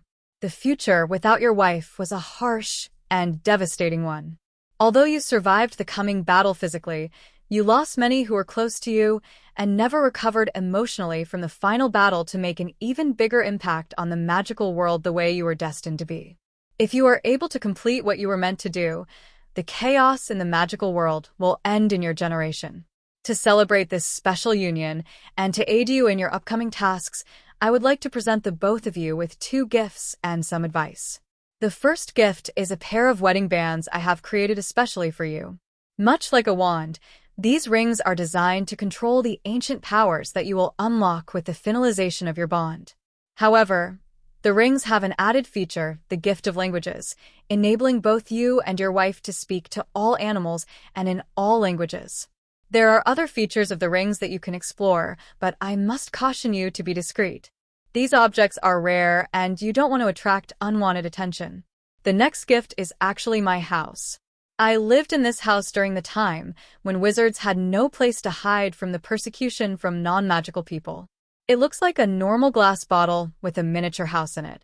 I would like to give this house to you. It will only allow the 2 of you to enter, thus no one would be able to find you if you decided to hide in it. Time travels very slowly within the house, and you will never age. Most would love to have the opportunity to enter the house. In this house, there will someone to teach you. You will both be required to begin training after your 13th birthday. You need wear your rings in order to enter the house. Finally, I would like to give you some tasks and advice. You and Hermione are to complete your magical education as soon as possible with the help of the house. Take your OWLS in your 3rd year and NE in your 5th. This is to ensure that you have a good grasp of magical theories before your fight with a full-grown wizard, as well as give you time to master other abilities. Keep your true friends close to you. You will be surprised to find jewels in the most unlikely people. Always stay vigilant against all, even with those who call themselves your allies. Remember to have fun. You are still a teenage boy, and Hermione needs to have a normal life, too. Never forget the reason why you are fighting this battle. It will help to give you the strength and the power to overcome all your difficulties. Finally, I wish that you and Hermione have a blissful marriage. Make good use of my gifts. The Creator. Harry immediately set the letter aside and took the parcel. He may have been bad at history, but even he knew who the Creator was.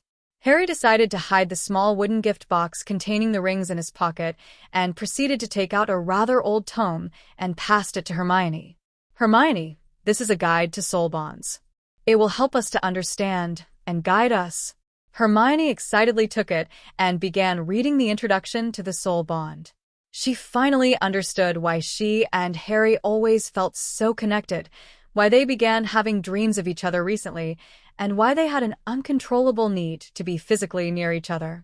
I didn't know that a kiss could finalize the bond, and that from now on we can't be apart until our magical cores are fully merged or we'll be in danger of losing our magic or even our lives.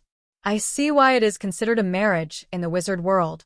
Hermione shared as she read with great fascination. Well, that explains a great deal why we were both feeling quite weak this morning. Harry answered as he helped to place a stray brown fringe behind her ear tenderly. Hermione smiled at the affectionate gesture. I think we need to head down to explain to your parents before they start bouncing off the walls. They probably don't like me that much right now, Harry said as he took the hand of his wife and urged her to place the book aside.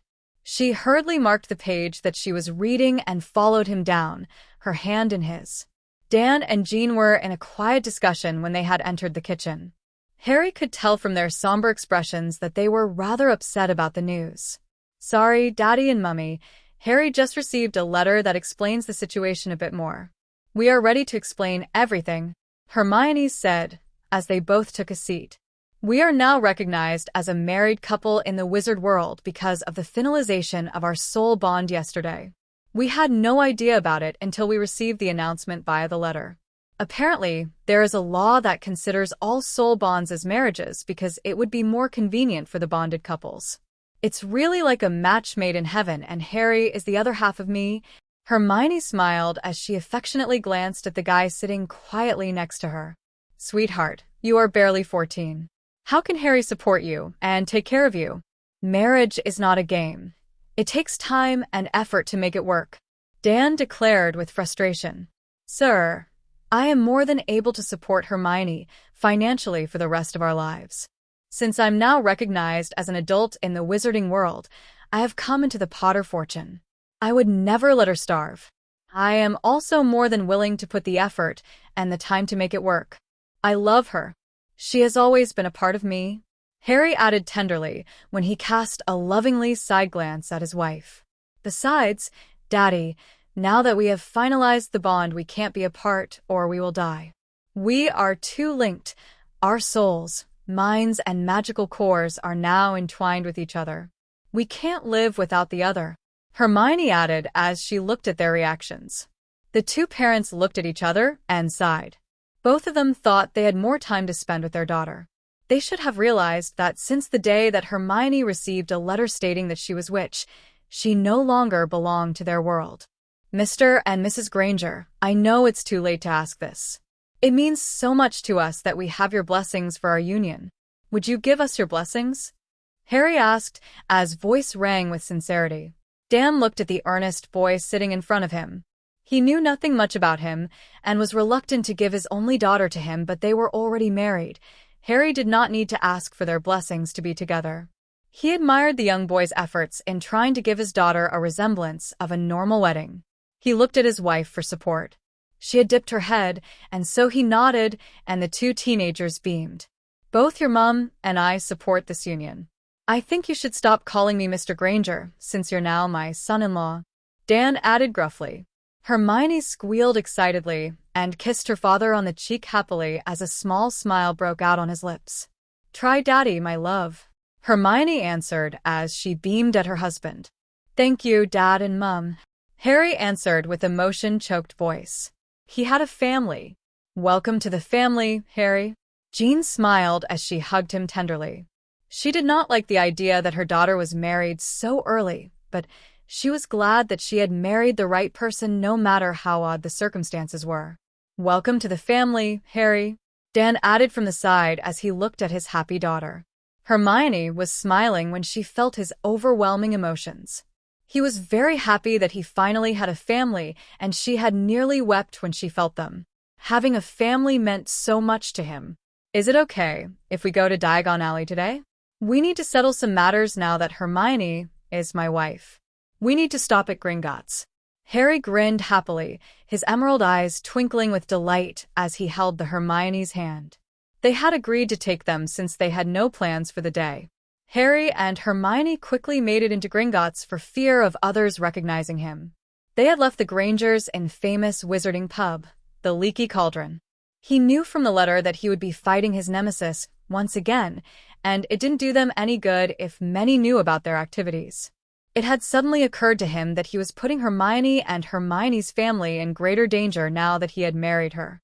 He had to think of ways to protect his new family since he knew he would not have a lot of time to prepare to face Voldemort again. He had to show her the letter soon. Harry and Hermione were led in to meet with Griphook, his financial advisor for the Potter accounts, and had squared up the account after he gave Hermione a key to Harry's vault. They had also received the head of the Potter family's rings. By any chance, is there a way that I can spend money in Muggle world without converting large amount of wizard currency to their currency? Your lordship, we have a Muggle credit card that belongs to a prestigious bank that is connected to your account. Since Potter is a very old family name, both renowned in Muggle world and Wizarding one, you do have a Muggle account that is rather substantial. Please call me Harry. May I give Hermione access to the account? He asked politely. Griphook blinked at how courteous Harry was to him. It was uncommon that Wizard was so respectful to a goblin. Yes, of course, he answered as he presented Hermione with a debit card that had unlimited credit.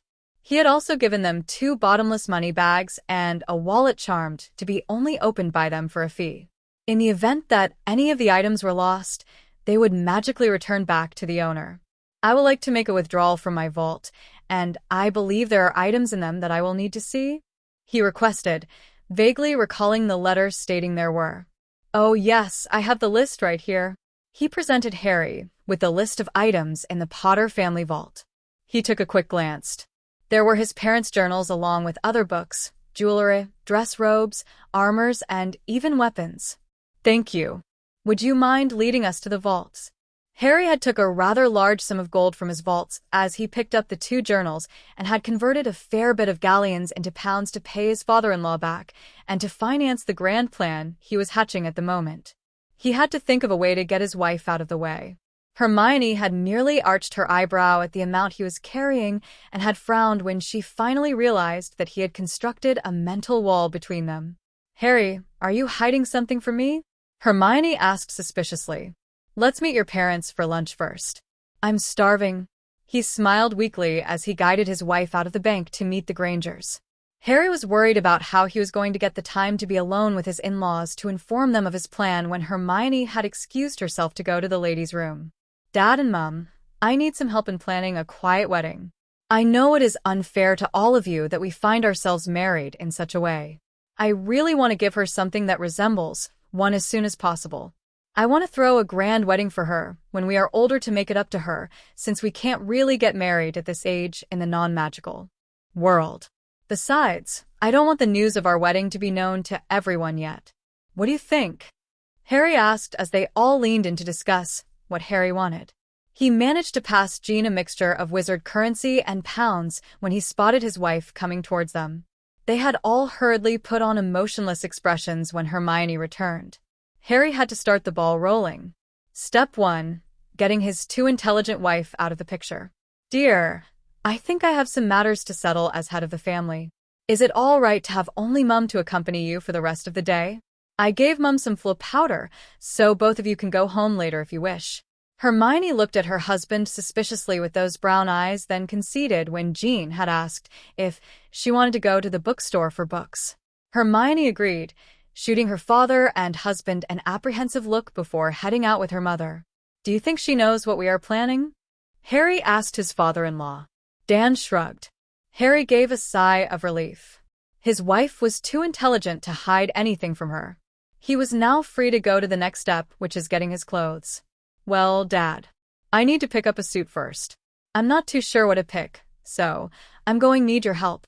Harry asked shyly. He had never bought a suit before and needed a second opinion. He nodded his head, and both of them went to the Muggle London to purchase their clothes.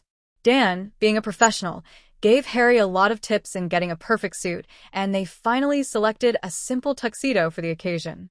Harry paid for the clothes and the shoes that went along with it. I'll flit to your house later. You needed to get something else, right? Harry asked, vaguely recalling that his father-in-law wanted to get a wedding gift for his daughter. Yes. It is customary for the father to get the daughter something for her wedding.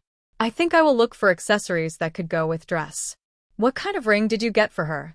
Harry was glad that he had the foresight to bring his rings with him. He searched his pocket and fished out an elegant small wooden box. He opened it, revealing 2 simple gold bands with H.J. Potter engraved on it. It was quite stylish despite its simplicity. Very well, it makes things easier. I will head home later to help you with the decorations after I hire a professional photographer to take some shots. See you later, Dan answered as he walked down the street looking for a jeweler's shop. Harry was now down to a few last steps. He needed to inform the guests. Harry walked back to Diagon Alley. He had a problem. How was he going to finish the decorations and invite Dumbledore and McGonagall by that evening? Suddenly, an idea popped into his mind. He could call Dobby for help. Dobby, could you meet me, please? Harry hoped that it would work. To his relief, he heard that familiar crack and Dobby had appeared. He looked happier than the last time he saw him. Freedom seemed to agree with the house elf. The great Harry Potter is calling Dobby? Dobby asked happily as he looked at the young wizard. Yes. I need your help. I'm going to have a simple wedding in the Granger's garden, and I have to invite Dumbledore and McGonagall to perform the ceremony and attend too. Is there any way you can take me to meet them? Dobby started to beam even wider when he realized that Harry wanted him to help. Dobby is proud great Harry Potter need Dobby's help. Dobby will take Harry Potter to Dumbledore, he happily said. Without a warning, he took Harry's hand, and they had appeared in Dumbledore's office. Harry was always in the headmaster's office, since he was always getting into trouble. He could recognize the place at first glance and turned towards the direction of the table to look at the headmaster. The wizard with long silver hair was sitting at his table, reading a document when he heard a loud crack. Suddenly, Harry Potter and a house elf had appeared before him. He was taken aback because he did not expect visitors to come by this manner. Harry's? He asked as he adjusted his half-moon spectacles. Wasn't he supposed to be at his relative's house? Good afternoon, Professor. I'm here to invite you to witness a joining ceremony between Hermione and me today. I know it is a little rash, but we only received the letter today stating that we are officially married under the Soul Bond Act. Can you come and preside over the ceremony? Harry asked as he looked at the wizard with a grandfatherly disposition. Soul Bond? You and Hermione have finalized your bond? Dumbledore asked in surprise. He had heard that Harry had a soul mate since a name had appeared next his in the records, but no one had any idea who the soul mate was because the information was kept confidential. Dumbledore hurriedly checked his records and realized that Hermione's name had changed. It was now Hermione Jane Potter. Yes. We only realized it today. I wanted it to be low-key, so I will be only inviting you and Professor McGonagall to it since you both would have already been informed of our marriage. Harry smiled as he pointed to the Hogwarts records. How wise of you, Harry. Very well, I will inform Professor McGonagall of the invitation. I will be happy preside over the ceremony, Dumbledore added as his eyes twinkled. I have another matter that I wish to discuss with you. Is it all right that our marriage remains a secret? I don't want anyone to know about it until we are much older. We will throw a formal wedding to inform everyone else when we are ready. Harry answered. We respect your decision. What time do you expect us to be there? Dumbledore added as he looked at the young boy. The Granger's residence at 1,650 hours. He grinned. I've got to run. Do I need to arrange a dinner for both of you? He asked as he looked at the headmaster. No, we'll have sufficient time to come back to Hogwarts to eat with the staff. We will meet you later. Dumbledore smiled. Harry smiled and nodded to Dobby. Dobby took his hand once again, and they disappeared. Hermione, one of the smartest witches he had ever seen, bonding with Harry Potter. Dumbledore thought as he beamed brightly. The wizarding world now has some hope against the impending darkness. Time to inform McGonagall. He threw some flue powder into the fireplace and called for McGonagall. It was already 2 in the afternoon when Harry Dobby had arrived in the Granger's garden and began to decorate. He had no idea how to proceed and was glad that Dobby knew what he was doing. He conjured a simple arch decorated with roses on a platform under the trees where they had finalized the bond. Harry initially only wanted the shade from the tree, and it was only after Dobby had constructed the temporary platform and created the arch that he realized it was the same spot where he and Hermione had first kissed and completed the bond. He could imagine the picture of them exchanging their vows and rings under the arch with the trees shading them. Dobby then added a white carpet. He conjured 4 chairs embellished with flowers and placed 2 on both sides of the carpet to finish it. Dobby also conjured pillars with roses wrapped around them and placed them on both sides of the white carpet alongside the chairs. It was enough for a simple wedding with only 3 people attending. They were standing at the garden admiring the decorations when Harry heard Dan walking towards him. Dan arrived home, and he was shocked to see that everything was done. It was only 3 in the afternoon. I've spoken to them. They are finishing up at the shop, getting their hair done for a dinner tonight. Jean had told Hermione that they were dressing up for a dinner. Who's this? Dan asked as he looked at the small house elf. This is my friend Dobby. He's a house elf. Dobby, this is my father-in-law, Hermione's father, Dan Granger. Harry introduced. To their surprise, Dobby started weeping. Great Harry Potter called Dobby his friend? Harry Potter is a great wizard. Wizards never treat house elf as equal. It was then when Dan realized why he was crying. Thank you for helping Harry and Hermione by decorating the place. It's very beautiful. Dan smiled warmly. Dobby started to weep harder. Harry decided it was more prudent to leave the elf to cry as he turned his attention to other matters. Harry, I've already booked a limousine as you have requested to pick us up for dinner at 6, and a reservation has been made for the dinner. Dan added as he smiled. The ladies should be reaching home soon. I told Jean to take Hermione up to her room immediately, so she won't see what we've done. It should be no problem since she's aware of the special dinner we're having. Dad, I have invited 2 other guests, but they will be heading back to Hogwarts for their dinner. Harry beamed. It would be the first time they would be having dinner together outside. I'll be heading in to dress up, Harry announced. Dan was glad that everything was turning out right, but he felt a bit sad that he had to give the hand of his daughter away later. As Harry headed to the house, he turned to the house elf. Dobby, thank you again for all your help. Where are you staying at the moment? Harry asked. Dobby looked rather uncomfortable. Dobby has nowhere to go because no one wants to employ free Dobby. Harry smiled. I will hire you since I am now Lord Potter. Would you be willing to work for me?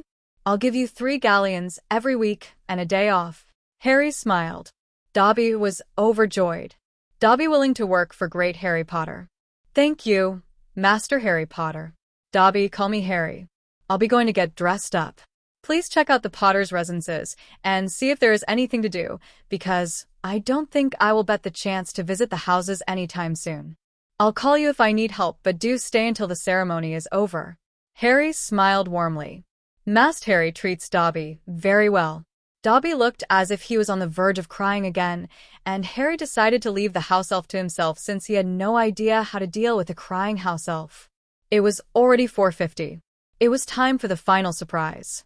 Hermione had finished dressing up when she heard a knock on the door. She could barely recognize herself after the makeup and the change of hairdo.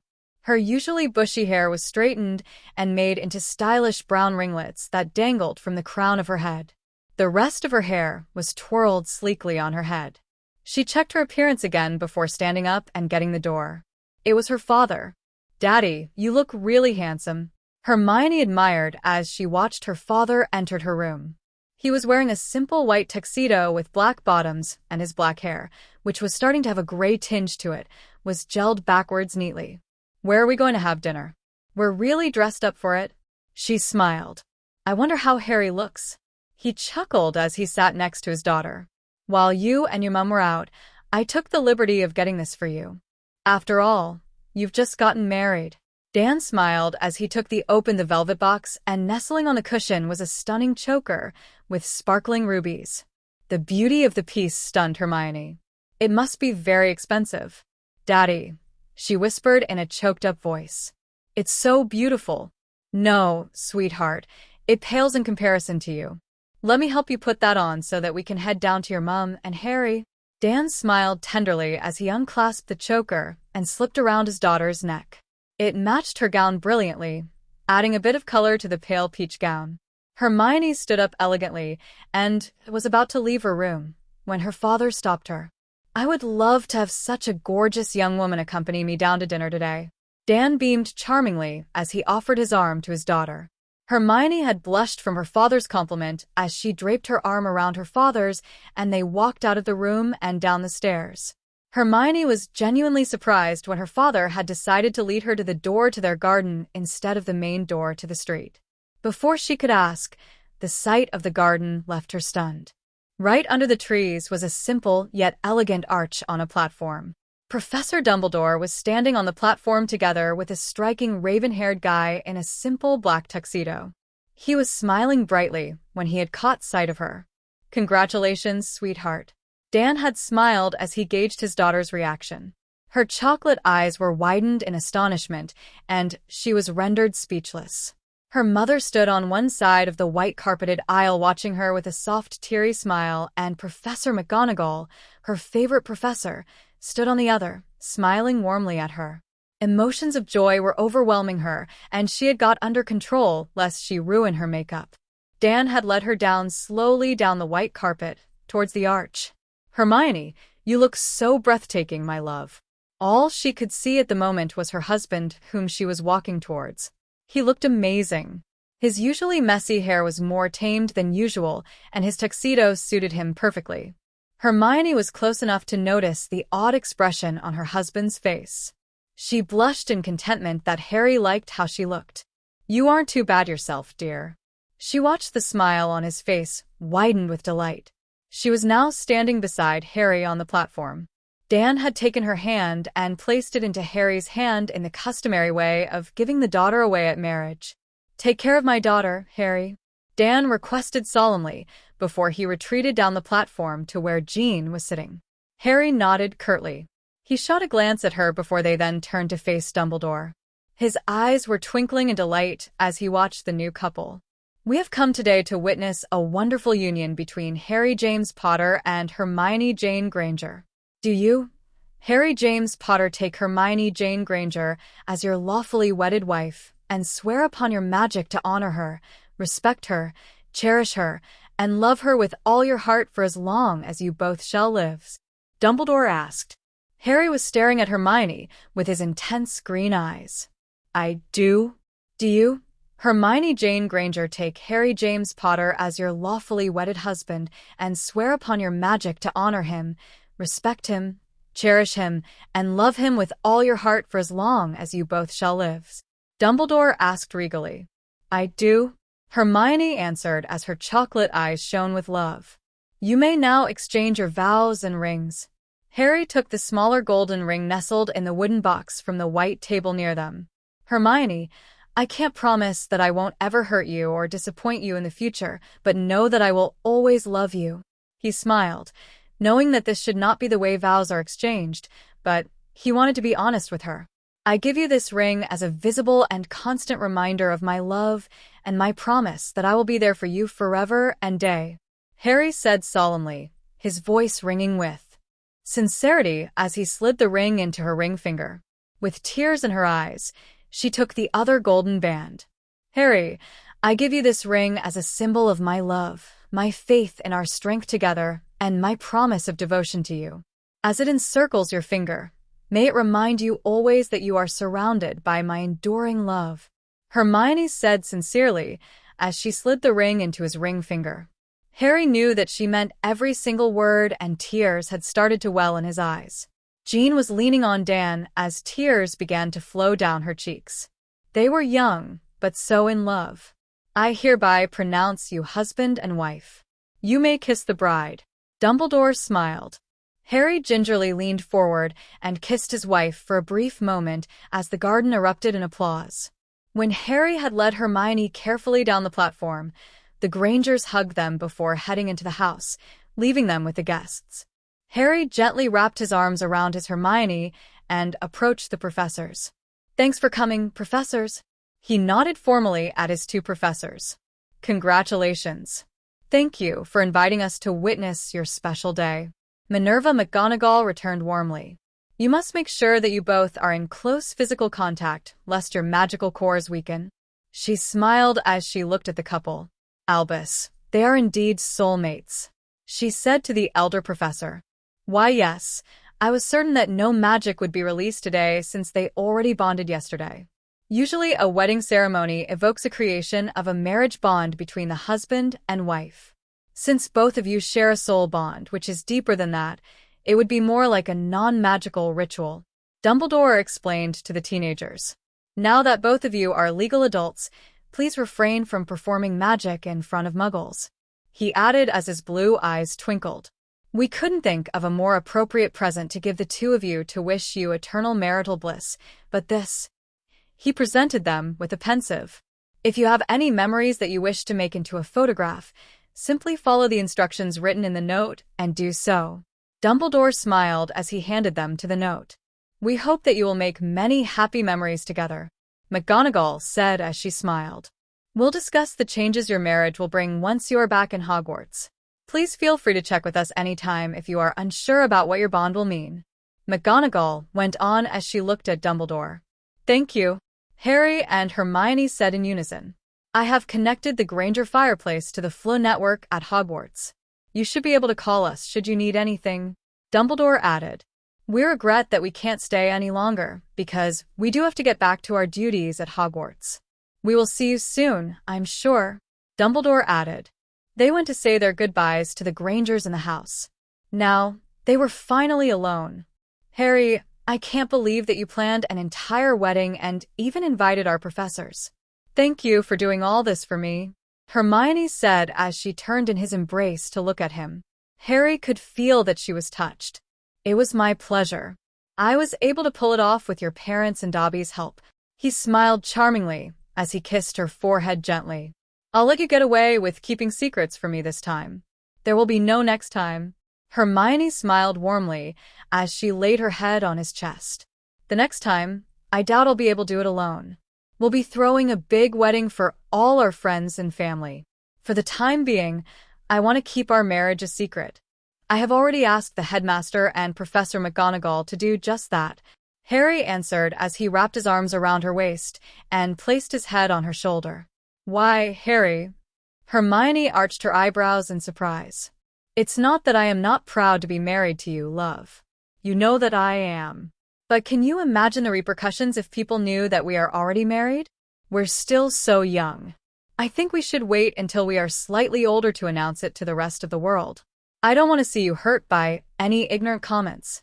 Besides, we could return as a dating couple, and you can let me court you." Harry grinned as he looked adoringly at his wife. Hermione laughed brightly. "You just don't want me to regret this whole marriage thing, don't you?"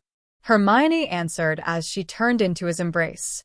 "Don't you like the idea of me courting you, Mrs. Potter?" Harry asked as he held her close. "No comment," Hermione teased. "Anyway, I think we have to go into the house before Daddy and Mummy comes looking for us. Can I go upstairs to change?" Hermione asked as she looked at her husband pleadingly. "Actually, we really do have a dinner to go, love." Harry chuckled as he held her hand and led her to the house. "Mum wasn't lying when she told you we had to dress up for dinner. In fact, we did not lie to you at all to get you off our track," Harry added thoughtfully. What about the head of the family business? Hermione asked as she raised an eyebrow questioningly. Marriage is important business for the head of the family, Harry added as he smirked. Really Slytherinish, Harry. I was surprised that the brightest witch of my generation didn't get it. I guess we did an excellent job, Harry smirked. Don't push it, Harry James Potter. Hermione jokingly threatened as she took his arm intimately, and they walked into the house. Dan and Jean were smiling as they watched the newly married couple enter. They were obviously overjoyed. The fact that Harry would go this far to make Hermione happy impressed them. Our ride is here. We should head out or we'll be late. Dan smiled as he took his wife's hand. Jean looked wonderful in formal garb as well. Harry was smiling as he and his father-in-law watched his wife talking animatedly to his mother-in-law. He was sure that if his wife were slightly older, she would catch the eyes of every male occupant in the posh restaurant they were in. They just finished with the main course and were talking about desserts. The food was excellent, and so was the company. It had been an eventful day, and he was glad that the day was ending in such a peaceful and pleasant way. Dan Granger had been bothered by a question ever since he learned that his daughter had married, and he took the moment to ask. Harry, are you two planning to consummate your marriage? Dan asked suddenly in a low tone, so that only Harry could catch. Harry had immediately blushed at the question. He did not expect Dan to ask about it so bluntly. It was a private matter between him and his wife, but looking at the concerned expression on Dan's face, he knew he had to answer. If he was a father, he would be this protective of his daughter too. No, of course not, Dad, it's way too soon. I was planning on waiting for at least a year. He answered as he scratched the back of his neck, and his face turned into a tomato red. Harry could understand why Dan asked, but it didn't stop him from feeling uncomfortable. But you will be physically sleeping with Hermione? Dan asked flatly. I need to, Harry answered as he tugged on his starched collar furiously due to the increasing embarrassment. It is encouraged to have as much physical contact as possible until our bond stabilizes, he explained sheepishly as he lowered his head. What were you asking Harry, Dad? Hermione asked as she glared at her father. She could feel Harry's feelings of discomfort and mortification, and it distracted her from her conversation. I was asking if you planned to consummate your marriage, he answered truthfully. Daddy. Dan Granger. I needed to know. Dan added defensively. They may be married, but they are still very young. Hermione and I haven't even discussed it. But promise you that we are not making love with each other until much later, at least until we are both ready for it. Harry answered the adults firmly and concluded the embarrassing subject. The band had suddenly struck a simple waltz tune, and many occupants had left their tables to go to the dance floor. Dan caught Jean's eye, and both parents left their seat to dance as well, leaving Harry and Hermione to be alone at the table. Harry could tell that his wife wanted to join in the dancing since she was so engrossed in watching the couples twirling gracefully at the dance floor and was tapping her fingers subconsciously to the music. He didn't know how to dance and would probably be an embarrassment, but he wanted his wife to be happy too. Sighing, Harry stood up and extended his hand to his wife. Hermione, may I have this dance? Harry smiled nervously. The dazzling smile on Hermione's face was worth all the courage he had mustered as she placed her hand on his and allowed him to lead her to the center of the floor. I must admit that I can't dance, love, Harry added sheepishly as he scratched his head nervously. The Dursleys never allowed him any dance lessons. It'll be all right. You'll learn, Hermione assured sweetly. She guided one of his hands to her waist as she placed her hand on his shoulder. Hold my hand in this manner. She smiled as she placed her hand on his. He had gulped visibly as she led in a simple 3-step waltz. Harry was very nervous initially and kept staring at his feet so that he would not make a mistake and step on her toes. Relax, you're doing rather well, Hermione encouraged as she continued to guide Harry in the dance. Harry took a deep breath and looked up at her. Seeing the joy radiating from his partner as she smiled dazzlingly at him, Harry felt more relaxed and soon got the hang of it. The young couple was dancing gracefully and was completely in sync with each other as they moved around the dance floor. Harry started to understand his wife's love for dancing. I don't usually get a hang of physical stuff this fast. It's just the confidence issue. You're doing very well."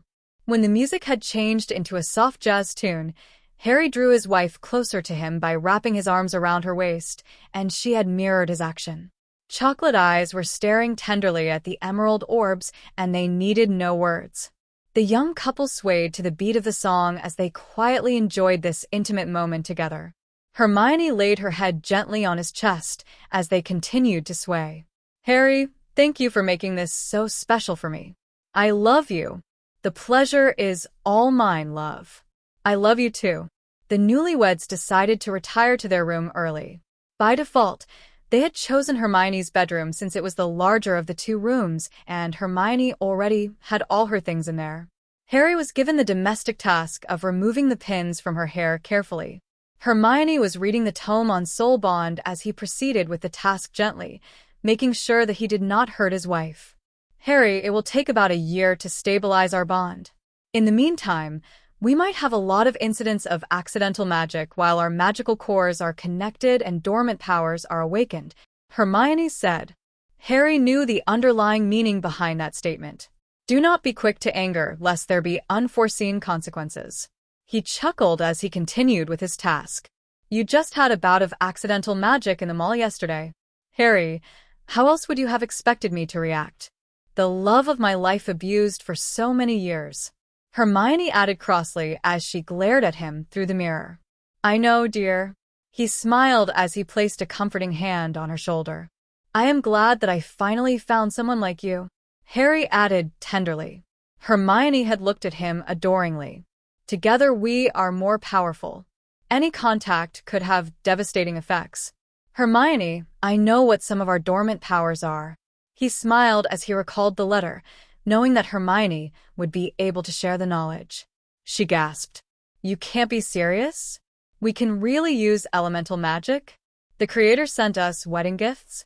Our rings were made by him." Harry chuckled. "Oh yes. They're like wands. Can you imagine? We won't need to worry about being disarmed anymore, because the disarming spell works only for wands. We would be able to speak in all languages. Isn't that amazing? He also offered us a way to train ourselves. It's wonderful, but I'm worried that he was hinting about a good friend or an ally that might betray you, and that your true friends are the most unlikely people. The only good friends you have other than me is Ron and the Weasley family." "Do you think he was referring to them?" "I have no idea. I guess I'll be fine if I can confide in my wife." He smiled as he placed all the pins on the dressing table. "I am finally done. Let me go over and get the items from the creator." He hurried back to the guest room, took the letter and the glass bottle, and returned to Hermione's room. He gave the letter to Hermione, who began to read it while Harry took a look at the house. It looked rather new and simple, so no one would think it was a magical item from its physical appearance. This was probably the reason why the creator had made it in such a way. "OWLS this year? Would the headmaster agree?" Hermione said as she glanced at her husband. "I guess this is why we need to be trained before we go back to school, to show that we are capable of it." Harry added as he looked at his ring. "I wonder if it really works?" "Wingardium Leviosa," he called out as he pointed to the journal with his left hand. To his surprise, it really levitated, proving that the ring works. "Dear, would you want to test the house now?" Hermione asked as her eyes gleamed brightly. Hermione proceeded to place the bottle on her dressing table. "We have the rings, so what do we do?" Harry asked as he looked curiously at the house. There was no indication as to how they were supposed to get into the house. Hermione was frowning in thought. Harry suddenly recalled the letter. "Hermione, we have to wish to get into the house." "I wish to enter the house." Suddenly, a brightly glowing rune appeared on the spot he was standing, and Harry disappeared. Chapter 4. Harry found himself on the hard, cool marble floor after he made his wish. His round-rimmed spectacles were skewed from the impact of the fall. He winced in pain as he moved. Harry pushed his glasses up his nose and took a good look at his new surroundings. The sight made him gasp in awe. Solid white Greek columns that seemed to sparkle with the rays of the setting sun surrounded the wide, flat ground he was lying on. It was only when he saw the grand mansion that stood regally on a little hill in the distance that he realized that he was only in a small section of the place. The evening sun did not diminish the majesty of that magnificent marble house, but bathed it in an array of warm colors. Harry knew it was cliché to use this term, but the scene was absolutely enchanting. He was bowled down by the splendor of this fantasy world. He spotted a short path on the side of the arrival area that led to the building. It was beautifully decorated with white Grecian arches. There was a large green forest to the side of the marble mansion. Sounds of running water could be heard, suggesting that there was a waterfall or a gushing river nearby. It seemed like a wonderful place to relax. Harry found himself quickly falling in love with the place. Suddenly, a glowing white rune appeared next to him, and Hermione began to materialize. He was glad to see that she had more poise than he did. She landed gracefully on her 2 feet as the rune faded. Her chocolate orbs were filled with wonder as she took in the picturesque scene. "Wow is the right word," joked Harry as he stood up and brushed the imaginary dust off of him. They were relieved to find their wands when they checked their pockets. "Welcome to the house, Lord and Lady Potter," rang a feminine voice loudly. "I am Audata, or Aude for short." There were befuddled expressions on their faces when they heard the voice. Harry decided to gather his courage and speak up. "Ah, well, it's nice to meet you, I guess. Please call me Harry instead. I hope you don't mind my asking, but who are you?" Harry said as he turned around and tried to detect the source of the voice. He felt very uncomfortable talking to air. "All right, Harry. I am the house. The Seta had told me to expect you. Would you like me to give you the grand tour?" "Aude, please call me Hermione. Would you mind telling us how slow time is in here compared to the time outside?" Hermione asked in concern. She was afraid that her parents would get worried if they realized that they had disappeared. They had to be back in their own room in the morning, lest they found out. "The current house time is 1 month to 1 real hour. I can also adjust the time if need be," answered Aude simply. "I think I should show you the grounds first, since I can sense that you both are curious about where you are. Please wait a moment while I physically manifest into something." "Physically manifest?" They thought in surprise. Before they could ask any questions, an elegant young lady, wearing a toga, appeared. She looked so ethereal in her perfection that Harry felt blood rushing to his face. He could not take his eyes off the way she walked as she approached them with a grace that was unnaturally captivating. "Are you Aude?" Hermione asked curiously. The lady in toga nodded and gave them a holster each for their wands. Harry immediately strapped his holster on his arm and placed his wand in it. Hermione, who was satisfied that there was no danger, followed suit. "Very good. The holsters will become invisible once they are strapped on. It also has a built-in anti-summoning charm.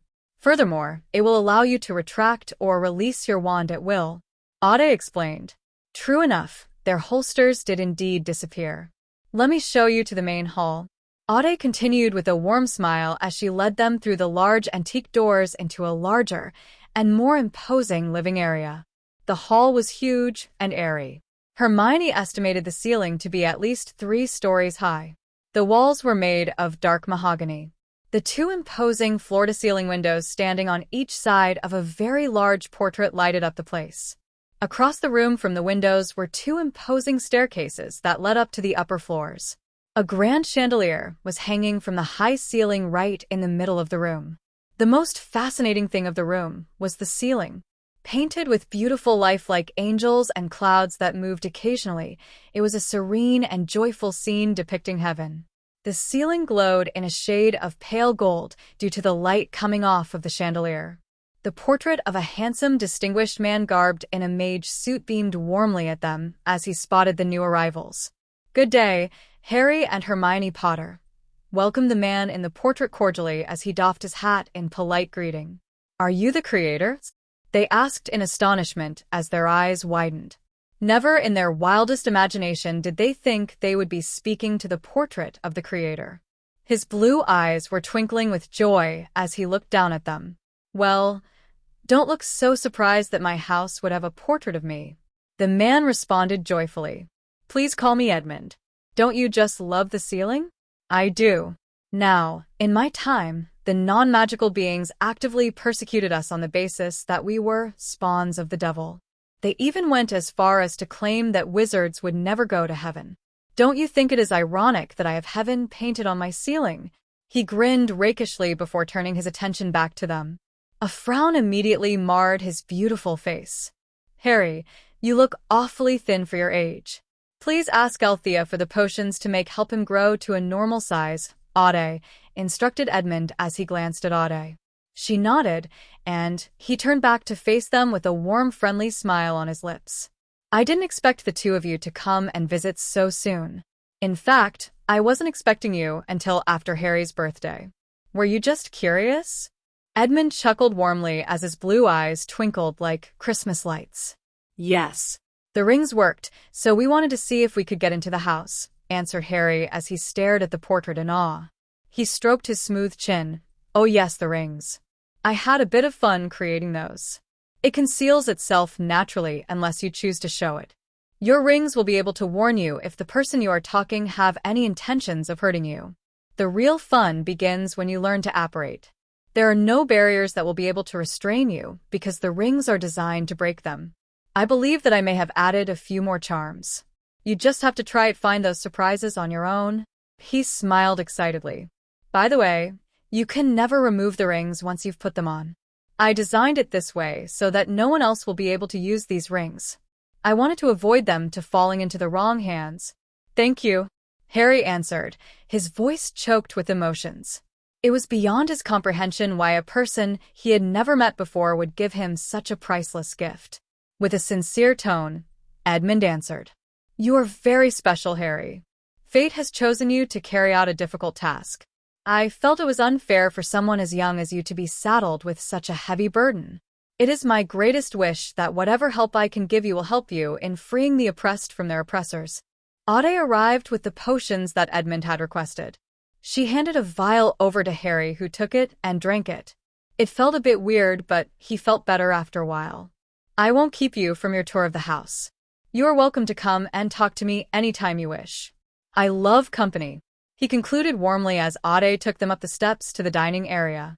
The dining area was much too vast and formal for their liking. Ade also showed them the kitchen.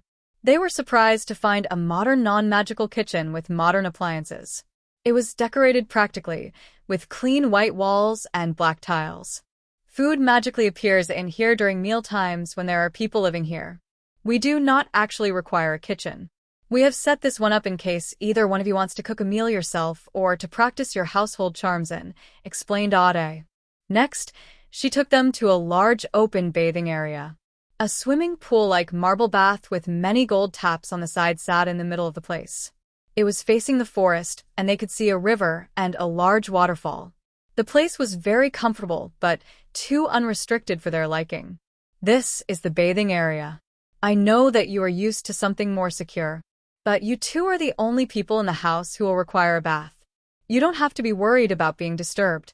You will have complete privacy while you are in here, she added as waited for the awe-stricken teenagers to walk to her side. It is like an open-air version of a Roman public bath, Hermione declared as she looked at the room. That is where Seta got his inspiration, but he liked it to be more spacious and airy. Although it feels like you're outdoors, the temperature will always remain comfortable in here, Ade answered as she smiled.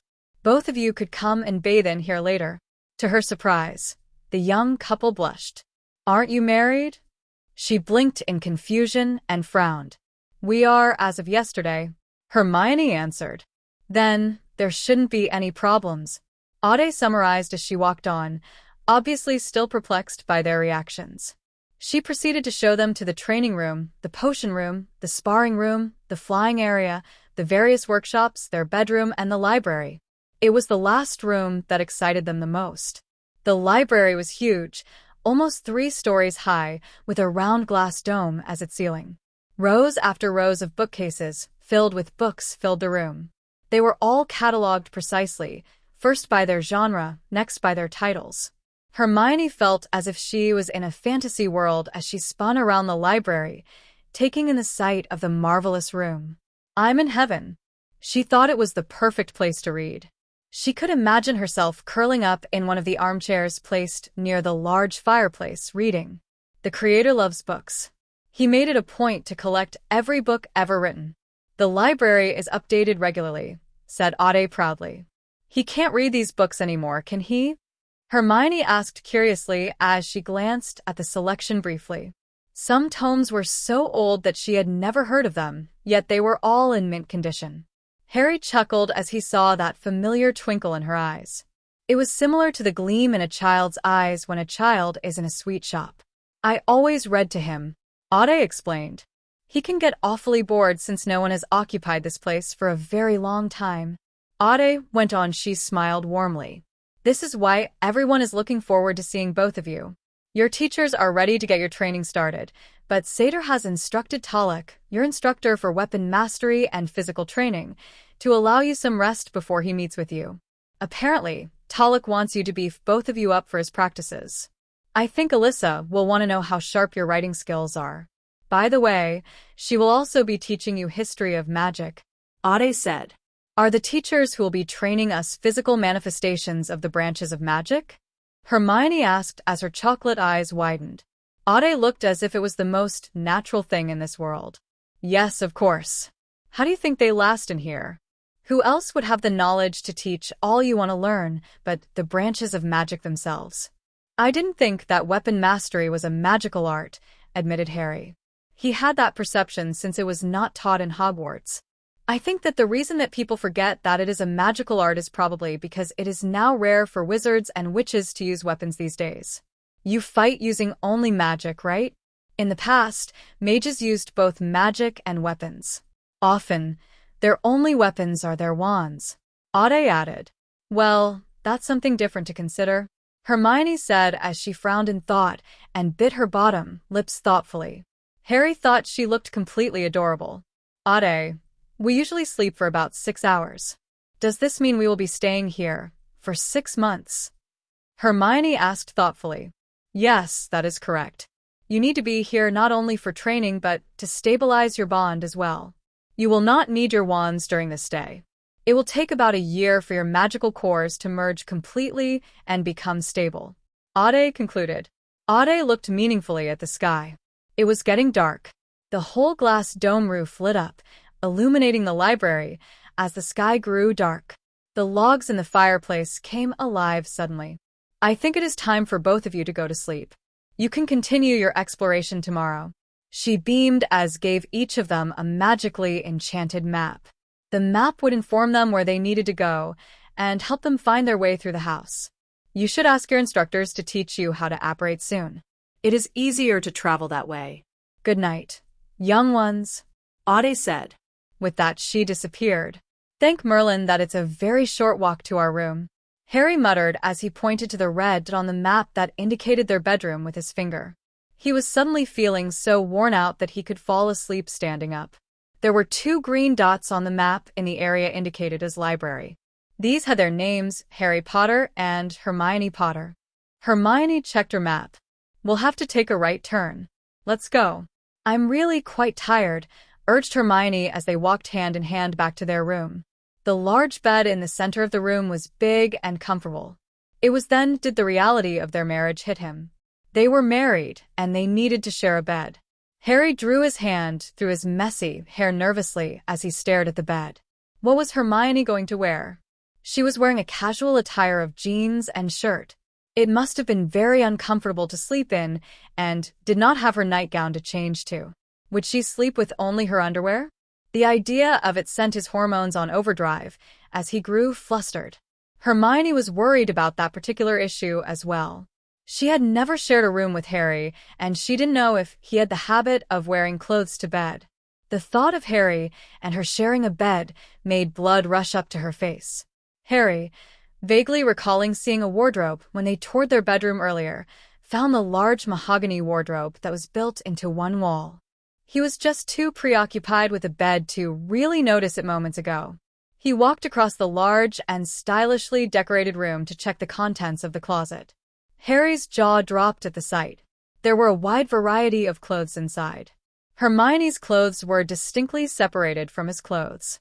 They were categorized, first, Muggle or magical clothing, then by the occasions to wear them, and finally by color. Harry gave a sigh of relief when he spotted various sleep clothes that Hermione could wear for the night. He was glad that they had taken their age into consideration.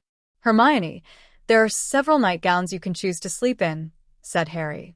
Harry usually only slept in his boxers because he hated being too warm, but he selected a sleeveless shirt and a pair of shorts. He could see the relief in his wife's face when she noted the outfit he was wearing to bed as she took a nightgown from the wardrobe. She then walked to the adjoining bathroom to change. Harry had changed into his nightclothes and placed his dirty laundry in the basket found on one side of the bathroom. He took out his holster, his wand, and his glasses, and placed them on the bedside table before climbing onto the bed. Taking deep breaths in an attempt to calm down as he waited for Hermione, Harry lay flat on his back. He felt as if there were butterflies in his stomach. The need to sleep was completely eradicated by his nervousness. He did not need to be a seer to know it was going to be a long night for them. Hermione walked over to the vacant side of the bed and climbed into it. She glanced apprehensively at Harry and noted that his scar was even more prominent than usual because he kept messing up his hair worriedly. Hermione was mildly pleased that she was not the only one who was feeling the nerves. "Harry, I'm going to turn off the lights now," Hermione announced. She was glad that her voice was not trembling when she was also having butterflies in her stomach. Harry nodded curtly, and she turned the lights off magically. "Good night, Harry," Hermione muttered softly as she lay on her side so that her back was facing him.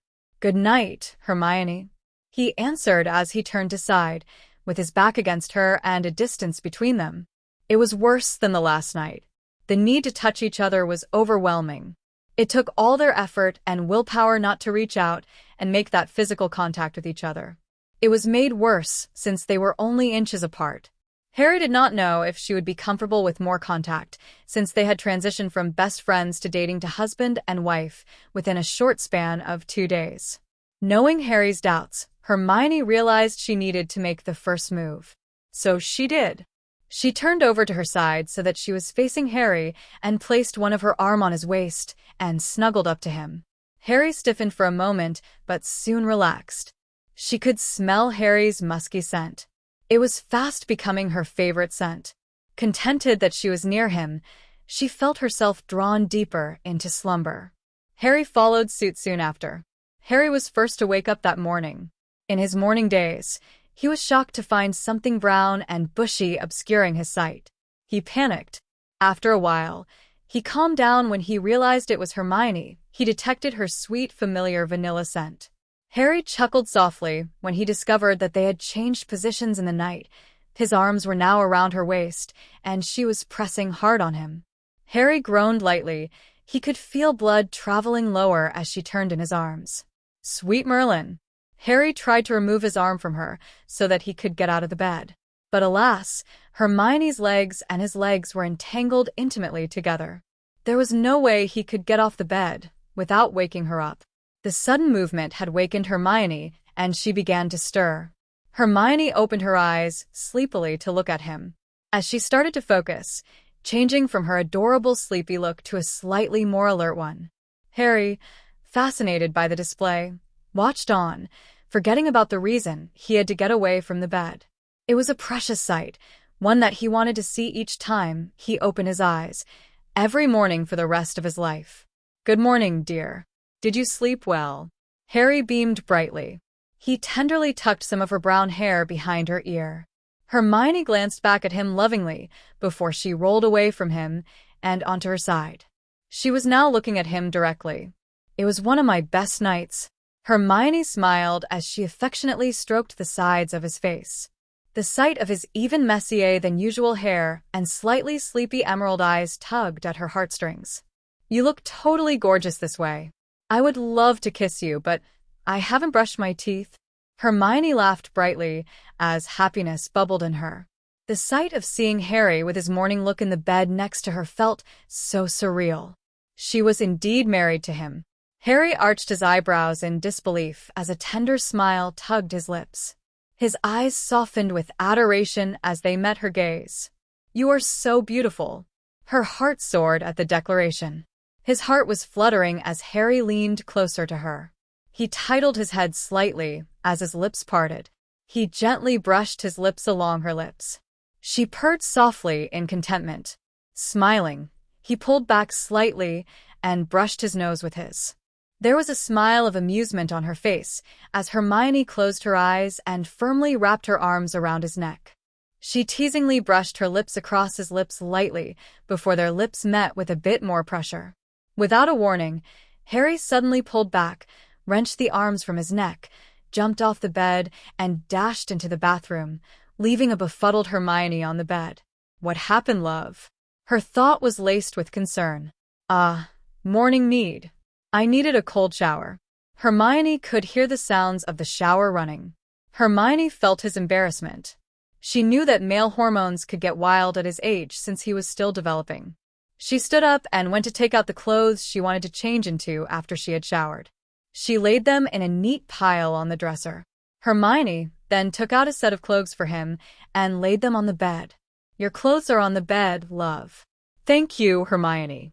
After 5 minutes, the door of the bathroom opened. Harry was only clad in a towel. Hermione lowered her head as she took her things and hurriedly entered the bathroom to have her shower. Harry quickly dressed up in the attire she had selected with great admiration for Hermione. She had remembered that they were going to do something physical today, and she had chosen clothes that were suitable. Thank you, Hermione. Harry smiled. I probably will go grab a book from the library as I wait for you. Anything you want to read? How about the guide on soul bond? I haven't finished reading it. I hope Edmund has a spare copy. Sure, Hermione. Harry managed to find a spare copy of the Guide to Soul Bonds in the library and brought it back to their bedroom to read. It was then that Hermione realized that they could share the knowledge they have read from the books through their mind link. It was a useful thing to discover, since they could finish more readings that way.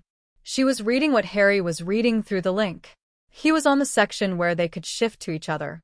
That is a useful skill. You can go to where I am, and I can go to you easily. She could feel his inquisitiveness. She did not want him to appear next to her while she was bathing. Please don't try it now. I had no intention of doing so, Hermione. Harry thought in embarrassment. When Hermione was finally dressed, they headed to the training room since there was a red on it, signaling it was the place in the house they needed to be. Ade had informed them yesterday that Talik had wanted to start with some basic exercises with them ready for his practice sessions. Good morning, Harry and Hermione. I am Talik, or Toll for short. I will be your instructor for weapon mastery. He smiled warmly. He was tall and lean and pleasant to look at. Both of you will need to run twice a day. Once in the morning, before you have your breakfast, and another before your dinner. Warm up before every run. It will save you from a lot of pain. I'll be guiding you through your warm-ups later, said Toll as he looked at his students. He was glad to see that they were not protesting. You start your run at 6. I heard that you both have the habit of waking up early. That's good, because you will need to wake up early every day. It will make my life easier. You will be meeting Alyssa later for some testing, and she will let me know if she needs to spend more time with you. If she does not, you'll have 3 hours of break after every meal. 3 hours after breakfast. You will both have to return here for muscle training. Your next lesson, hand-to-hand combat, will take place 3 hours after lunch. Both sessions will last for about 2 hours each. All these times will be updated on. Schedule parchment in your bedroom accordingly. I will provide you some pepper-up potion, should you really require it. My aim is to get you in a better physical shape. Harry, you look as if a slight gust of wind could blow you away. Hermione, it would be better if you have some physical endurance and agility. So, let's get cracking. Toll smiled as he rubbed his hands. He demonstrated a set of warm-ups to stretch all their muscles.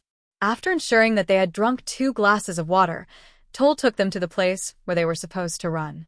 Toll had selected a beautiful outdoor course, with a running track that ran parallel to the river outside. The area they were running in was breathtaking. Having each other as partners helped them to stay focused on the task. Harry had more stamina to run in comparison to Hermione, but with encouragement, they had managed to cover a distance.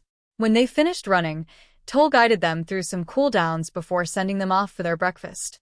Harry and Hermione thoroughly enjoyed their first meal of the day. They had an Irish breakfast that morning, complete with rashers of bacon, bangers, fried tomatoes and potatoes, eggs, and black and white puddings. Harry had to drink another of that potion to ensure that he grew into his ideal size. Afterwards, they trooped upstairs for a shower and had a change of clothes before they met Alyssa. Alyssa reminded them of Professor McGonagall, a strict and no-nonsense type of teacher. She had auburn hair that was tied neatly into a bun, and she held herself stiffly. The only difference between Professor McGonagall and Alyssa was that she greeted them with a smile when they entered the room. The classroom was fairly large with 2 large desks and a blackboard. "Good morning, Harry and Hermione. I am Alyssa. I will be teaching you a great variety of things. For today, I just need you to write about something that interests you so that I can assess your writing skills and your penmanship. I aim to correct illegible scrawls and coach you to attaining excellent writing skills. If we find we have more time today, we will begin covering third-year history of magic." Harry frowned when he realized that he was going to end up having more lessons than Hermione. "May I ask what you are a physical manifestation of?" Hermione questioned as she frowned in thought. "Simply, non-magical associated knowledge. To give you an example, I know who created a spell, when the spell was created, how the spell works in theory, but I cannot actually cast the spell. I can coach you on how to present yourself in a society and how you can communicate more effectively with people. I am able to teach you about everything that has taken place in history, both in the magical and non-magical worlds," Alyssa answered. "Let's get to work, or Toll will be missing both of you for your second session." Hermione did not have to attend any of her lessons to improve her handwriting since hers was already beautiful and neat, but Harry had to. Both of their essay skills needed a little fine-tuning, and after that was achieved, Hermione was allowed to leave while Harry had to continue to practice writing. Harry did not see a point in learning to write properly, but Alyssa insisted it was of great importance, and he obliged. Harry would be having an hour of writing lessons every day until his penmanship improved. In the meantime, Hermione would need to attend 2 hours of history lessons with Harry, while Harry had to do an additional hour beyond that with Alyssa. They used up their entire 3-hour break with Alyssa. The next lesson was muscle training with Toll. He made them do routines to tone and strengthen their muscles. He also gave them exercises to increase agility and flexibility since they were young and could still be easily trained. Toll had given them simple exercises to them first. Later, he gave Harry more focused muscle training. He had already developed some agility from his Quidditch practices back at school. After their muscle training was completed, they had lunch. It was equally scrumptious. Harry knew that he was going to put on a bit of weight while staying in the house. "I wish Ron were here to try this. I can definitely imagine him gobbling down the food." Harry smiled as he took another bite, and then he frowned as the guilt from not thinking about his friend swept through him. "I wonder how he's doing in Egypt. I'm sure he's enjoying himself since he's in Egypt. It's a great place to have a holiday," Hermione answered as she held his hand comfortingly. "Do you think we should tell him about our marriage or just let him think that we are dating?" Hermione asked. She knew that they were going to have to conceal their marriage from the rest of the wizard world for the time being. "I guess we'll have to wait until we see him to gauge how much we should tell him," Harry answered sheepishly as a small voice in his head reminded him of Edmund's advice. They had occlumency lessons after lunch. Edmund felt that it was an important skill to learn so that they could ensure that no one could fish out important information from their heads. Having the skills will also help them recall things perfectly. In Harry and Hermione's case, they would also be able to block out each other if necessary. "I'm sure that Harry would want to prevent you from experiencing his pain if he is physically hurt. It serves no purpose if both of you are incapacitated by his pain, when in reality, only one needs healing. However, you must both master this art in order to achieve that since your minds are intimately linked," their mind arts instructor told them. He told them to meditate every day to create their mind shields. Toll was glad that they were starting meditation in their occlumency lessons since self-defense also required them to do so. He proceeded to teach them how to roll and break falls. He had even given them a theory lesson on pressure points of the body so that they would know which areas they could attack to cause a great deal of distress. Toll taught them how to defend themselves effectively during a fight. This was important since they were supposed to learn a set of martial arts by the end of the 8 months. They took a break and went for their evening run. By dinner time, their muscles were aching so badly that they needed potions to relieve the pain. Their teachers gave them the rest of the night off out of pity. So, after dinner, Harry and Hermione merrily used each other as support to get to their bedroom. They had wrapped their arms around each other and leaned into each other as they staggered upstairs to their bedroom like a pair of drunks. When they finally reached their bed, Harry and Hermione collapsed on their bed happily and refused to move an inch after their long day. "Harry, you know we haven't showered and changed from our run," Hermione added as she rolled painfully out of their bed. She did not want to leave the bed, but they had to shower. "We positively stink." She took out her nightgown and prepared to take a bath. "I know you are also too tired to shower, so why bother? If both of us smell, then neither of us can complain about the other, right? Just let me sleep." He grinned cheekily as he covered his eyes with an arm. "Harry James Potter, that's not hygienic. Shower first before you sleep," Hermione hissed as she poked him and folded her arms. Harry's emerald eyes were twinkling as he sat up. He winced a little in pain because of his muscles. "Okay, Hermione." Harry smiled humorously as he stood up and took a set of nightclothes. "I should have asked Ade to conjure up 2 bathrooms," he grumbled. Suddenly, an idea came to him.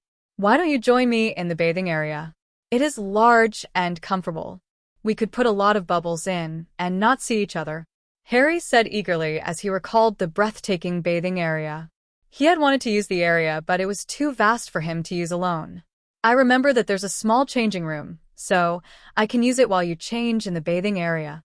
Hermione, thrilled with the prospect of getting to try the spectacular bathing area, agreed after stating several conditions.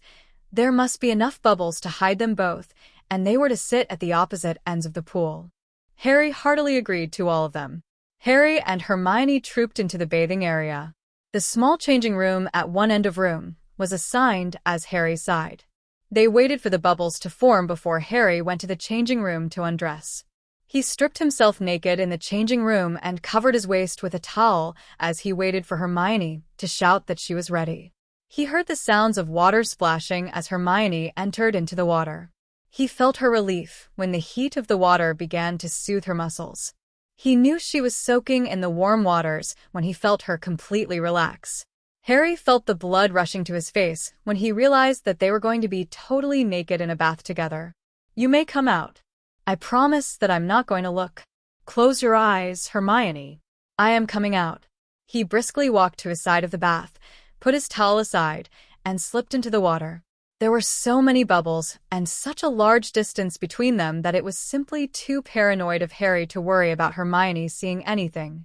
"You may open your eyes, Hermione." "That was quite fast, Harry." Didn't want you to start peeking at me. Harry thought cheekily as he relaxed into the water.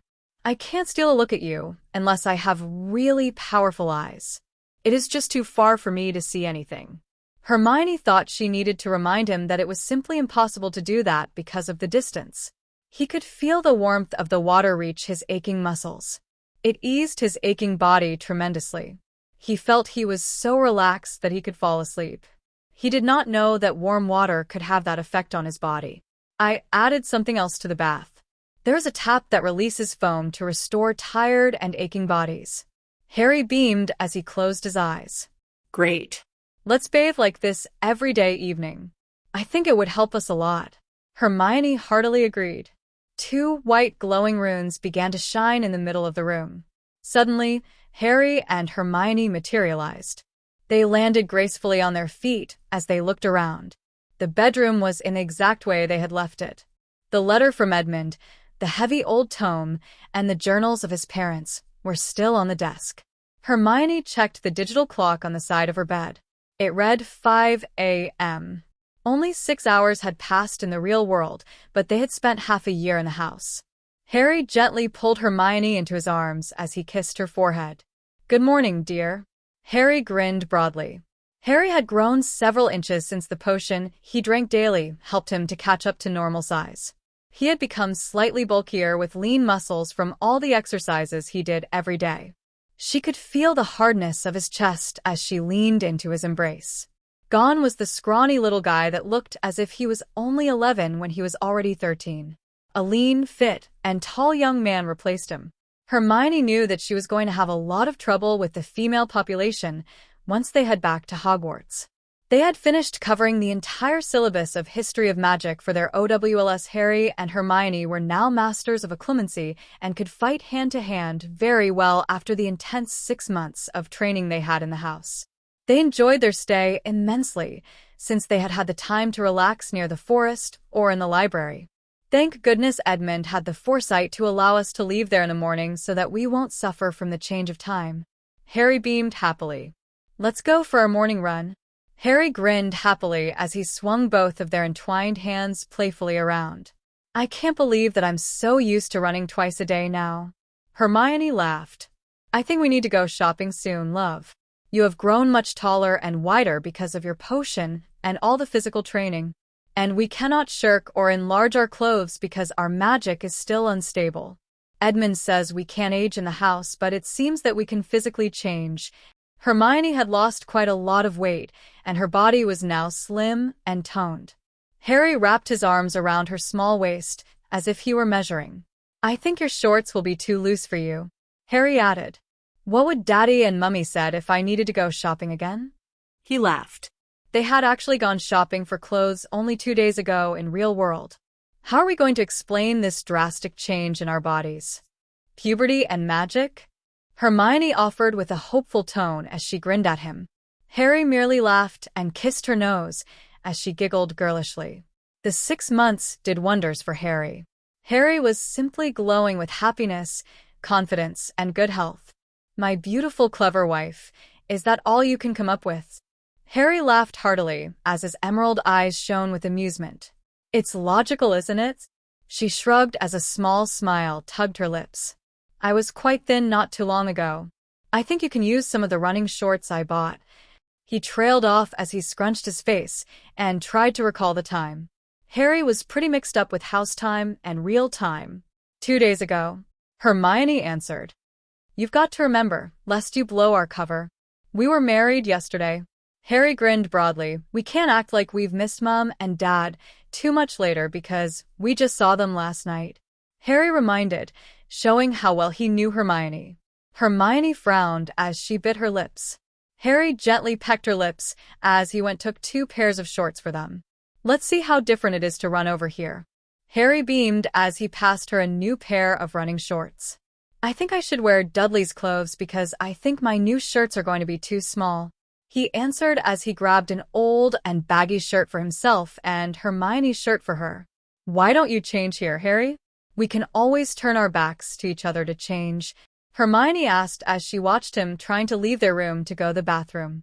I think I'd still prefer to change in the bathroom, he added as Harry had lowered his head and walked out. In the 6 months of house time, Hermione never had a chance to see his back. Initially, Hermione thought that it was because he was shy. Now, she was convinced that he was hiding something from her. Harry would tell her when he wanted to, she thought as she tied her brown hair up in a high ponytail and got ready to go for a run with Harry. It was the day after Harry and Hermione's wedding, and the Grangers did not want to bother them since they were probably exhausted from all the excitement of the day before. The Grangers decided to eat their breakfast without them. The glowing young couple entered into the kitchen from the front door. They were dressed in shorts and shirt, and it was obvious that they had just come back from a morning run. The Grangers gasped in shock when they got a good look at them. Hermione had looked much more fit compared to the day before, and she was wiping perspiration off of her face and neck. Hermione never had the inclination to exercise, and the physical change stunned them. The sight of Harry had also surprised them. He looked as if he had grown about 4 inches overnight, and he looked very robust instead of being unhealthily thin. It was the glow on their faces that startled the older couple in the kitchen. They were simply radiant with vitality. Good morning, Mum and Dad. They chimed in unison as they settled in their seats.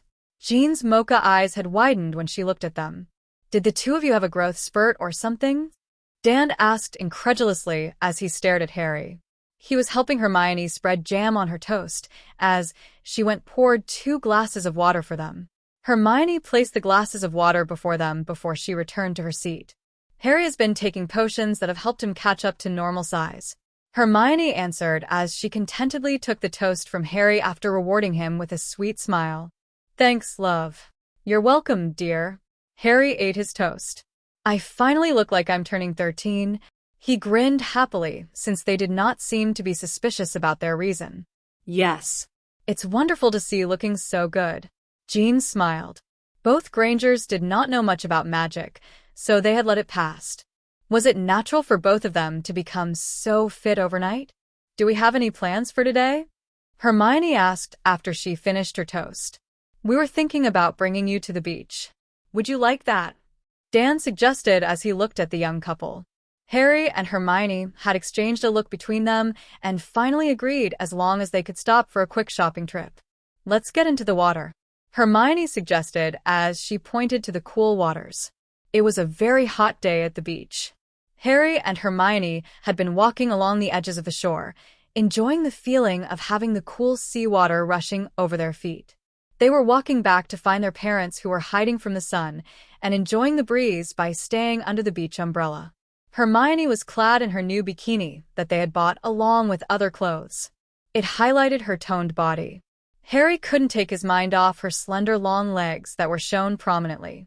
Hermione did not comment about his fascination with them. In fact, she was pleased that he was admiring her. Hermione went into the water first and waded in until water reached her waist. Harry, it's really nice in here. She smiled as she beckoned Harry to join. Harry looked apprehensive until he felt Hermione splashing water at him. Why you? He hurriedly removed his shirt, threw it aside and waded into the cool water and started splashing back at her. Harry and Hermione were laughing brightly as they began to spray water at each other. In the end, Harry decided to tackle Hermione playfully into the water. Hermione was faster and she sidestepped his attack. He ended up crashing into the water with his face plunging into the water first. Hermione's laughter had died down immediately. Harry stood up and was shocked to see that his spouse had paled. She was as white as a sheet. He mentally retraced the last thing he did, and he realized what she saw. Oh bollocks! The scars. His emerald eyes had widened in realization. Large, white welts crisscrossed his back. They were the only physical evidence of his abuse inflicted by his relatives. Harry's? She whispered softly in deep grief. It was so faint that he could barely catch it. Harry felt the increase in the speed of wind. It was not a good sign. It could be disastrous if Hermione unleashed any more accidental magic. The wind started to become stronger. Hermione, please calm yourself down. You might hurt someone, Harry said in a soothing manner. The winds began to whip even more violently around them. The waves crashed even more violently into the shore in increasing frequency as the trees began to sway violently. Hermione, I'm sorry for hiding it from you. I couldn't let you see my scars. I just don't have it in me to look anyone in the eye once they've realized what kind of childhood I've had, Harry said hoarsely as he lowered his head. Harry, you have to know that that isn't why I'm upset, Hermione whispered in distress. The winds began to die down as tears began to well in her large chocolate eyes. She approached his back carefully as she stared at the white scars in horror. Her fingers shook as she reached out to touch them. The moment she did, he flinched. Do they still hurt? She whispered in anguish. No, Harry said as he closed his eyes in shame. To his utter disbelief, he felt her arms encircle him from behind and the gentle touch of her lips on his back. How brave of you to live through this, Hermione whispered reverently as she gently kissed one of his scars. Hermione, Harry groaned as he wrapped his arms around his wife and drew her into his embrace. I love you. Harry gently tipped her head up and kissed away the salty tears tenderly. Bending his head, he took her lips in a long, sweet, lingering kiss. The kiss was gentle and sweet, fully expressing their love for each other. Harry could feel love bursting in his heart and pouring through his veins until he was filled by the sheer bliss of their love. Their lips parted after a while. Harry held Hermione close to him as she laid her head on his chest and enjoyed the warmth of having her in his arms. I was upset because no one has the right to hurt you this way, Hermione explained herself as she circled his bare chest with her finger lovingly. They won't have the chance to do so anymore. I can always use magic or give them a bloody nose. Harry grinned rakishly. Hermione snorted. Giving them a bloody nose is not enough. I really want to hex them over and over again with the meanest spells I can find. Hermione flared a little. Just remember to leave something that others can identify their bodies with when you are done. Harry teased lightly as he lovingly pressed a kiss on her head. Hermione gently swatted his chest playfully as Harry erupted into loud guffaws. Hermione, Harry. We should be heading home, Dan shouted to them from the shore. We'll be right there, Dad. He called back. Dad. And Mum look worried. Let's go. He took her hand, and they walked back towards the Grangers who were waiting anxiously at the beach. The Grangers were concerned about the freak weather and thus decided to go back early. Harry thought it was prudent not to mention that the freak weather was the result of Hermione's anger, and Hermione was too ashamed about her lack of control to mention anything as well. Harry, we could try to have the scars removed the next time we enter the house. I am sure Althea will have something that can help. Over in the headmaster's office, the two major decision-makers of the Hogwarts were discussing the minister's proposed plan. Do you think it is sensible to endanger the entire student body with Dementors by making them guardians of the school, just because there's a slight possibility that Sirius Black might come to Hogwarts? Professor McGonagall asked with deep concern after the headmaster shared the minister's plans with her. Black had escaped from Azkaban several days earlier. Fudge insisted it was for the safety of the school. After all, he is a mass murderer. Dumbledore answered simply. The familiar twinkle in his eyes had disappeared as he spoke. I've known Black since he was 11. He was one of James' closest friends. He would never have willingly betrayed him or killed anyone. He didn't have it in him like the others who turned dark. McGonagall added emotionally. She always had doubts on that. Not to mention the fact that he did not even receive a proper trial. It was deemed unnecessary to try him since he was found screaming in the streets that he had killed the Potters right after he blew up an entire street of Muggles. There were eyewitnesses on the scene, Dumbledore added as he tipped his half-moon spectacles up his crooked nose. In any event, I definitely feel it is essential that Mr. Potter does not learn anything about his godfather. With Harry's past record, I wouldn't put it past him to recklessly pursue the man responsible for getting his parents killed, Dumbledore added as he stood up and walked to the window. Harry Potter's reputation of jumping into places where angels fear to tread is well known. Hearing that Black is capable of mass murder is not likely to deter him from pursuing the betrayer of his parents. Very well. I'll relay the plan to Hagrid. She answered as she kept her doubts to herself. She knew it was fruitless to think that way since she did not have any proof to justify her qualms. She did not like the idea of Hogwarts being guarded by the Dementors, but she had no choice but to accept the inevitable. She excused herself and left the older man to his thoughts. I am sorry, James, Lily, and Sirius. It was all for the greater good. Dumbledore thought sadly as he slumped into his chair. It was one of those moments when Dumbledore could feel his age. His deputy's doubts about Sirius's guilt reminded him of the mistake he made many years ago. Black was the sacrificial lamb in this whole battle. Dumbledore could not allow the masses lose their faith in the government in the defining times after the fall of the Dark Lord. It would be detrimental to the morale of the people if the government could not apprehend the man who betrayed the Potters. Besides, the real traitor was dead. Dumbledore was unwilling to lose the respect that he had worked so hard to attain in order to save another man by admitting that he had made a grave error. His error caused the death of the parents of the boy who lived. He was the one who suggested that Sirius Black to convince the Potters to change their secret keeper. When the prophecy was made to him in private many years ago, Dumbledore became an instrument of fate. Sirius was the only thread in uncovering the truth behind the betrayal, so he had to be eliminated. Sirius himself provided Dumbledore with the opportunity when he was raving like a lunatic on a public street that he was the cause of his best friend's death. The Wizarding Court was unwilling to grant him a trial after he was brought into custody. Dumbledore sighed. He could only hope that he would have the chance to repent his grievous faults by ensuring that the Dark Lord would be vanquished in the hands of Harry Potter, the boy he thought was far suited to the role of a hero than pure-blooded Neville. He could not dwell in regret. He had to make sure that his grand plan becomes a success. Harry was staring at the journals on the desk in their room. He'd always been curious about his parents. This was a great opportunity to learn more about his parents, so he selected the dark blue journal, sat at the desk, and began reading. The journal began from the first day his father, James Potter, entered Hogwarts.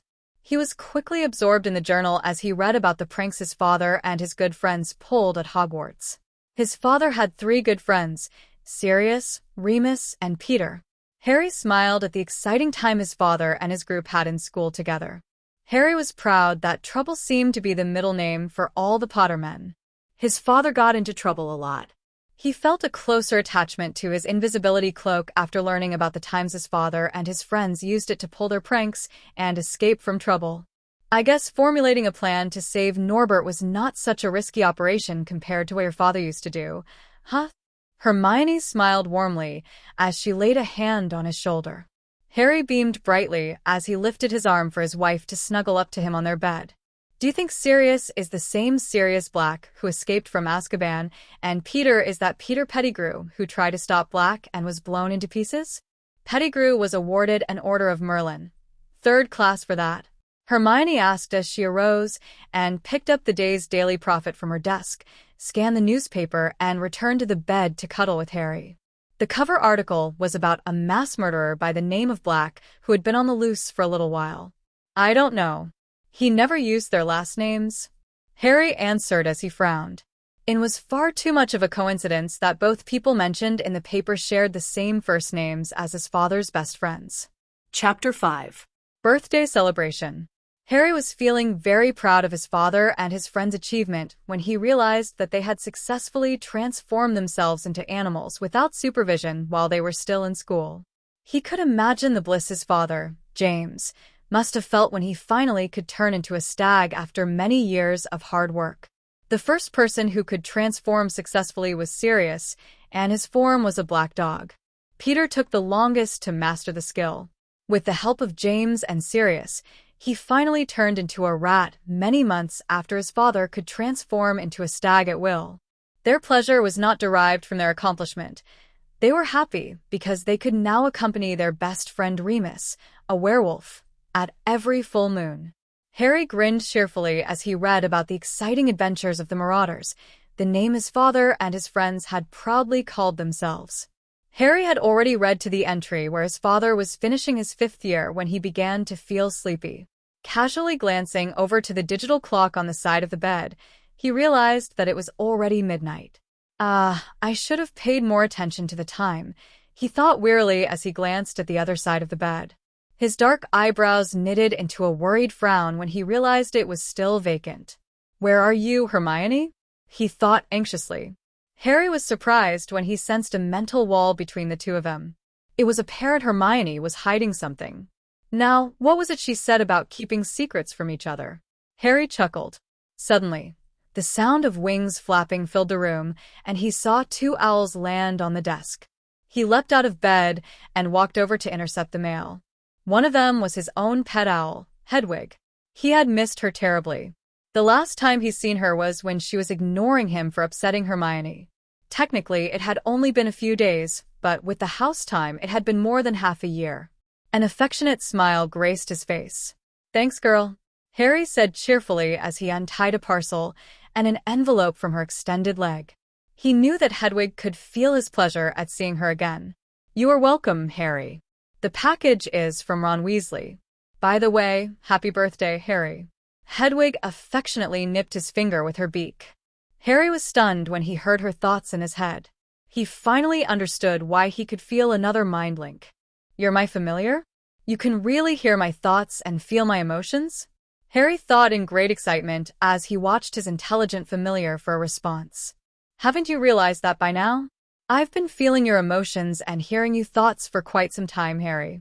Recently, I have been hearing Hermione as well. She is your mate, right? Anyway, I would have flown to you earlier this afternoon, but I was flying back from Egypt. Hedwig answered flatly as she fixed her large amber eyes on him. Harry frowned as he recalled the events that took place that afternoon. He remembered the emotional scene at the beach. He thought as the realization set in. Hedwig must have sensed Hermione's intense emotions while she was flying back to London. You felt her anger? Harry thought in astonishment. Yes. Hedwig thought as if it was the most obvious thing in the world. In fact, Hedwig would have rolled her eyes if she could. She was very upset for quite some time. I would love to know what caused her anger, though I'm pretty confident it has something to do with you. Well, Harry, I'm very tired. I think I'm going to go rest in my cage. We can talk about it tomorrow. Sure, girl. Harry smiled happily as he affectionately scratched under her beak. He couldn't believe that Hedwig was their familiar. He mentally kicked himself for not paying enough attention to the Guide to Soul Bonds. He was sure that it must be mentioned somewhere in the book. Hedwig gave a happy hoot and took off again. Harry was about to turn around and leave when he realized that there was another snowy owl waiting for him to take his mail. He had forgotten about the other owl altogether. The regal-looking owl had closed his eyes, as if he was sleeping, as he waited for Harry to address him. "Who might you be from?" Harry asked as he looked at the noble, snowy owl. The owl opened his eyes in a rather conceited fashion as he fixed his large yellow eyes on him with apparent distaste. "Can't you just read the letter?" An irritated male voice came into his head as the owl held out his leg where 3 envelopes and a parcel were attached. Harry chuckled as he took the letters and the parcel. "Thank you." Harry grinned brightly. He remembered that he could speak to animals with the ring. "You're welcome. I'm glad at least you have the manners to thank me after making me wait so long." The owl had added arrogantly as he stared at Harry. "I am surprised that you can understand what I am saying." I'm so sorry about that. Harry apologized. "I was shocked when I realized I could talk to my owl." Harry explained apologetically. "Would you feel better with a drink of water and some rest?" Harry asked politely, trying to find ways to appease the owl for the wait. "Thank you for the offer, but I'd best get going. The letters are from Hogwarts, by the way." With that, the owl stretched his wings and flew out the window. What an owl! I don't think I'd ever forget him, Harry thought as he watched the owl disappear into the dark night. Harry set the 2 parcels and letters on the desk. Those can wait, he thought. His wife was more important. Harry contemplated shifting to his wife, but since he hadn't tried it before, he didn't feel confident attempting it. Instead, he had to resort to the normal way of finding her, which was patiently searching every room in the house. He walked out of their bedroom and headed toward the stairs. A smile spread across his face when he saw that the light in the guest room was still on. It was the same room that he'd slept in on the first night, and it still held all of his things. The rest of the house was dark, which made him more convinced that Hermione was in that room. The question was, what was she doing in there? It was baffling because Hermione usually worked in their room if he was still awake. Harry walked to the guest room and gently pushed open the door. It revealed a brown-haired girl sitting at the desk, currently absorbed in something. Her back was towards the door, so he could not see anything. Harry cleared his voice to announce his presence at the door. "Honey, it's already past midnight. What are you so busy with?" Harry inquired as looked at his wife. Hermione had stood up and spun sharply around to look at him when she heard his voice. "Harry, what are you doing here?" She hissed in mild annoyance as she frantically tried to hide what she was working on behind her back. His bright green eyes were shining with amusement when he noticed her nervousness. She grew more anxious as he walked towards her. "I was getting sleepy, and you know I can't fall asleep without hugging my beautiful bride." Harry grinned playfully as he sat on the large bed beside the desk. Hermione was frowning as she mentally backtracked his words. "Did you say midnight?" Hermione asked in shock as she checked the clock on the desk. Yeah. Harry replied as he quirked one of his eyebrows questioningly. "Happy birthday, Harry!" Hermione exclaimed as she wrapped her arms tightly around his neck and kissed him on the cheek as she happily looked up at him. Her chocolate orbs widened when she saw that Harry was a bit confused. Harry mentally counted the days and finally realized that it was his birthday today. Hedwig had even wished him a happy birthday a little while ago, but he had been too preoccupied to notice. The look of comprehension came fleetingly upon his face, and it was followed by joy. Oh, yes. "Thank you." Harry smiled warmly. "You actually forgot about your own birthday?" Hermione asked as she raised her brows in disbelief. "Well, you know, between house time and real time, I'm a bit confused," Harry admitted nervously as he drew his hand through his messy hair. Do you realize that means our wedding date was only 3 days from my birthday? Harry beamed happily. Well, he could remember their anniversary easier that way. Hermione smiled as she took the present and a card from the table. Hermione cheerfully gave it to him. Happy birthday, love. I got this when we were in London. I didn't know what to get you, but I think you'll probably need this. Hermione smiled tenderly as she sat next to him on his bed to watch his reaction. His emerald eyes had smoldered with contentment when he realized she bought him a present and gave him a card. It was his first birthday card.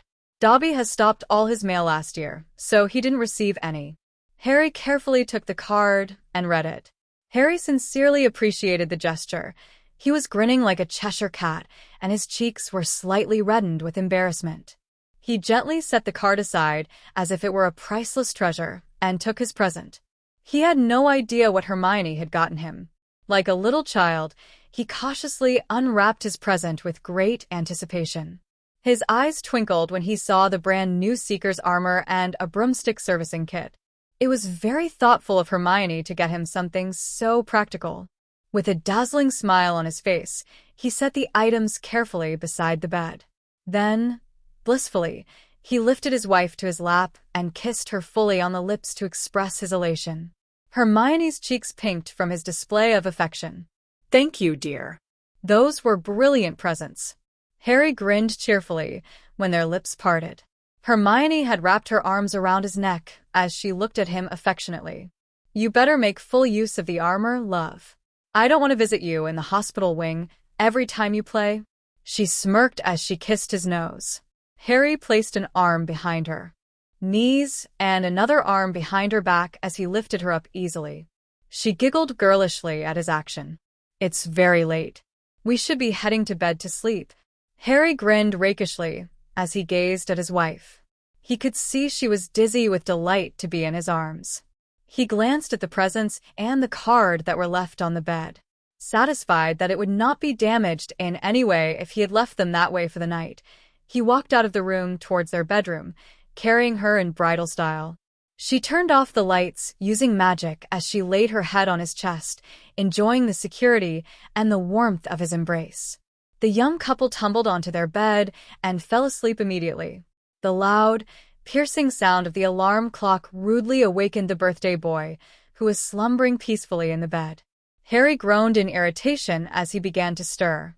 He opened his eyes sleepily, in eager anticipation of seeing the familiar sight of the brunette lying beside him. Instead, he was greeted by an empty space. Harry shot up immediately when he realized that his wife was not beside him. The space beside him was cool to his touch, which indicated that she had gotten up really early. It was now 6 a.m., according to the clock. How long has Hermione been up? Harry thought as he fumbled blindly around searching for his glasses and his holster. He put on his spectacles and strapped up his holster around his right arm. Then he climbed out of the bed and went to the bathroom to clean himself up. After he was suitably dressed, he then jogged down the stairs in search of his wife. The lights of the kitchen were switched on, and he could hear sounds of a person moving around in the kitchen, so he headed in that direction. The sight of the kitchen made his jaw drop. In the middle of the room, wearing an apron and busying herself in the kitchen, was his wife Hermione.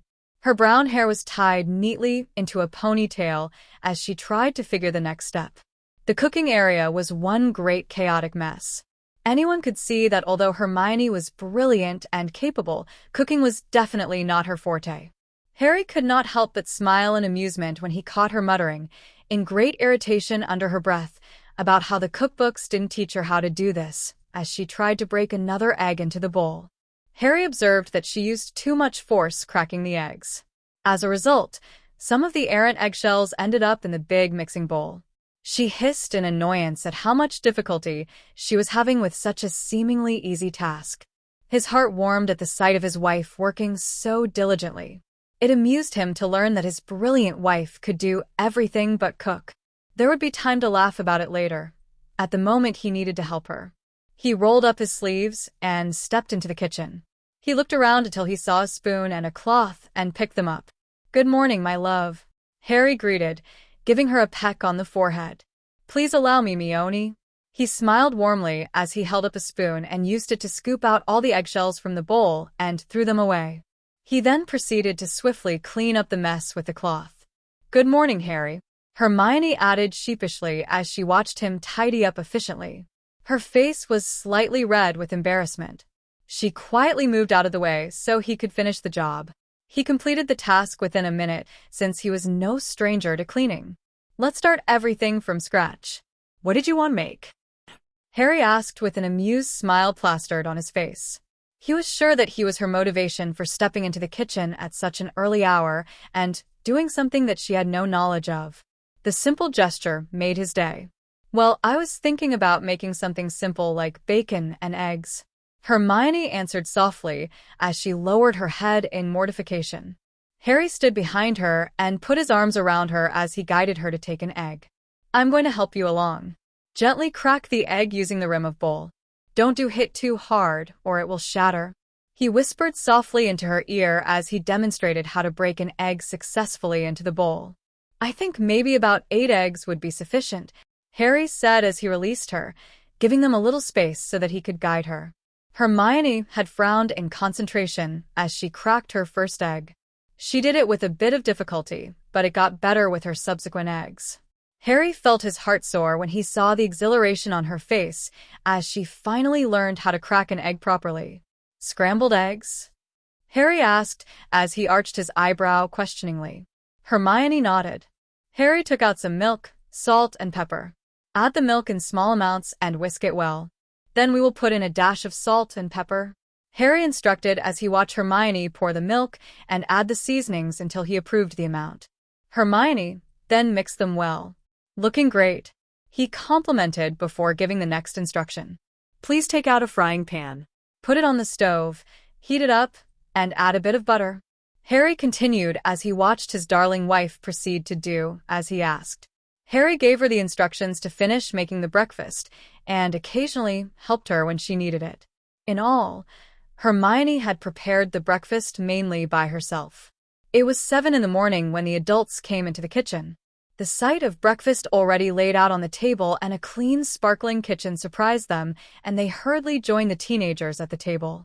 Dan and Jean were staring at each other with astonishment when they learned that Hermione had made breakfast for them. Hermione had never cooked before. "It's Harry's birthday today. I got him a present, but I paid for it with his money, so I decided to make breakfast for everyone," Hermione explained. Harry chuckled loudly as he placed his hand over Hermione's. "Silly Mione, what I have is yours. You can use it whenever you want," Harry replied. "Happy birthday, Harry." Jean beamed as she stood up, wrapped her arms around him, and hugged him. "Hermione did not tell us it was your birthday." Jean smiled. "We'll have to think of something special to do for you today." "Happy birthday," Dan added with a warm smile. "Is there any place in particular you'd like to go?" "I'll be fine with whatever Hermione wants," Harry answered simply since he didn't really know what he could do in the non-magical world. "Harry, it's your birthday, not mine. You'll have to decide what you want to do. Have you ever been to the amusement park? That's pretty fun," Hermione said as she poured 4 mugs of coffee for all of them. "No, I've never been to one. I'd love to go to the amusement park," Harry answered as a soft smile touched his lips. The adults decided to take them there later that day. "Let's tuck in. The food is getting cold," Harry added anxiously. He wanted to try her cooking. The breakfast was slightly overdone, but Harry thought it was the best breakfast he'd ever had in his life, and made sure that he let Hermione know by complimenting her after every bite. At the end of the meal, Hermione's face was as red as a tomato from all his praises. He took a piece of bacon for Hedwig and told Hermione about his encounter with the owls last night. She was excited to learn that they shared familiars. While Hermione went to talk to Hedwig, Harry went to their room to read the mail he had received. One of them was from Ron, who had written to tell him about his trip to Egypt. His family had apparently won some money and had decided to go for a holiday there. He asked if Harry could meet him in Diagon Alley before school starts. Harry smiled when he discovered that Ron had bought him a sneakoscope for his birthday. He set the gift aside. Harry was not surprised to find that the second parcel was from his first friend, Hagrid. When he opened the parcel, his present, a large book, bit his finger with its sharp teeth. He had no inkling as to why his friend would send him a book that would bite people, but his giant friend's view of an acceptable normal gift was never really normal. Harry belted the book shut so that it would not harm anyone else. He shrugged the matter off after dealing with his wound. The other 2 letters were letters from Hogwarts were meant for both Hermione and him. The list of books required for the new term was also enclosed, which meant that they could go shopping for their supplies soon. Harry grabbed all his gifts and walked towards the guest room to where his trunk was. He wanted to put all of the gifts inside his trunk so that they would not get damaged. Suddenly, he heard his wife's thoughts. Hedwig wanted to get you a present, but she knows that you don't know how to appreciate a rat. Hermione thought in deep amusement. Thank you, Hedwig, for the thought. Hermione told me that you wanted to give me a rat for my birthday. You can keep the rat for yourself. I know you love it. Just remember to dispose of the bones outside, girl. Harry thought in amusement. He was sure that Hedwig could hear him. Sure, Harry. You should try it sometime. It's really nice, Hedwig answered. Harry chuckled as he walked into the guest room. Hermione was sitting on the bed with Hedwig perched on her arm. Harry had no doubt that they were still talking to each other. He placed his 3 gifts and cards carefully into his trunk before joining his wife on the bed. Hedwig was staring at him with her large amber eyes as he fondly tickled the owl. She had hooted in joy. What are you 2 talking about? Harry asked as he wrapped his arm around his wife's shoulder. She was telling me about her trip in Egypt. She saw the Great Pyramids while she was flying, Hermione answered. Harry had no idea what she was talking about, but he was sure it must be of great historical value. Sounds like she had an awesome trip. Anyway, I'm going to change. Dad and Mum are waiting to take us out, Harry said as he stood up. Hedwig flew away from Hermione's arm and landed back in her cage after Hermione stood up. We better hurry. I forgot all about that when I was talking to Hedwig.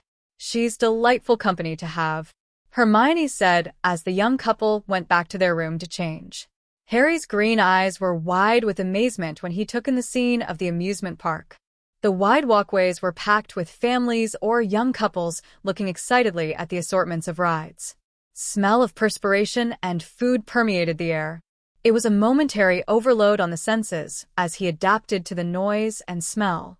Harry had suddenly wished that he had several heads so that he could take in the sights from all directions of the amusement park. His gaze immediately fell on a particular ride. It looked like a hammer spinning around at a fast velocity from afar. People were suspended in their seats on the open-air ride and experienced a full 360-degree rotation as the hammer swung. Harry could hear people screaming when the hammer had approached the ground and suddenly rotated upwards with increasing speed. It looked really exciting, and Harry wanted to try it. Hermione had blanched when Harry had pointed the ride out to her. "Love, I want to try that," Harry said excitedly. He had noticed that his wife paled at the sight of the ride, but he put on his puppy face and pleaded. Hermione had no resistance to that particular look, so she agreed reluctantly as her parents chuckled. "You're lucky that I love you, sir," Hermione said. Harry eagerly grabbed Hermione's hand and pulled her along to join the queue while the Grangers excused themselves. Apparently, they did not like the ride either. After a short wait, the young couple got the chance to ride on that machine. They were spun at such a fast speed that it made them dizzy with exhilaration.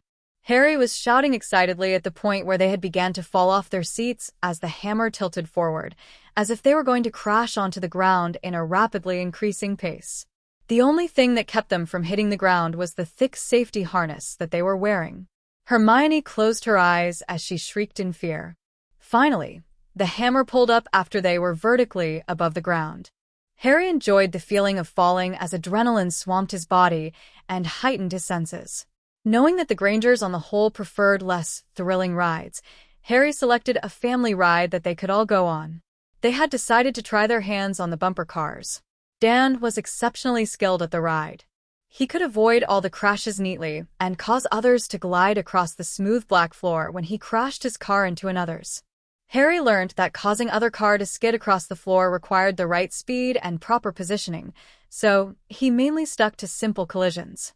He had merely bumped the other person into a stop, but he had a lot of fun avoiding crashes and crashing into most of his family. He had no such luck with Dan.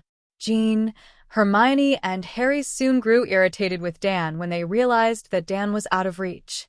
No matter how much they had tried, they just did not have the ability to crash into him.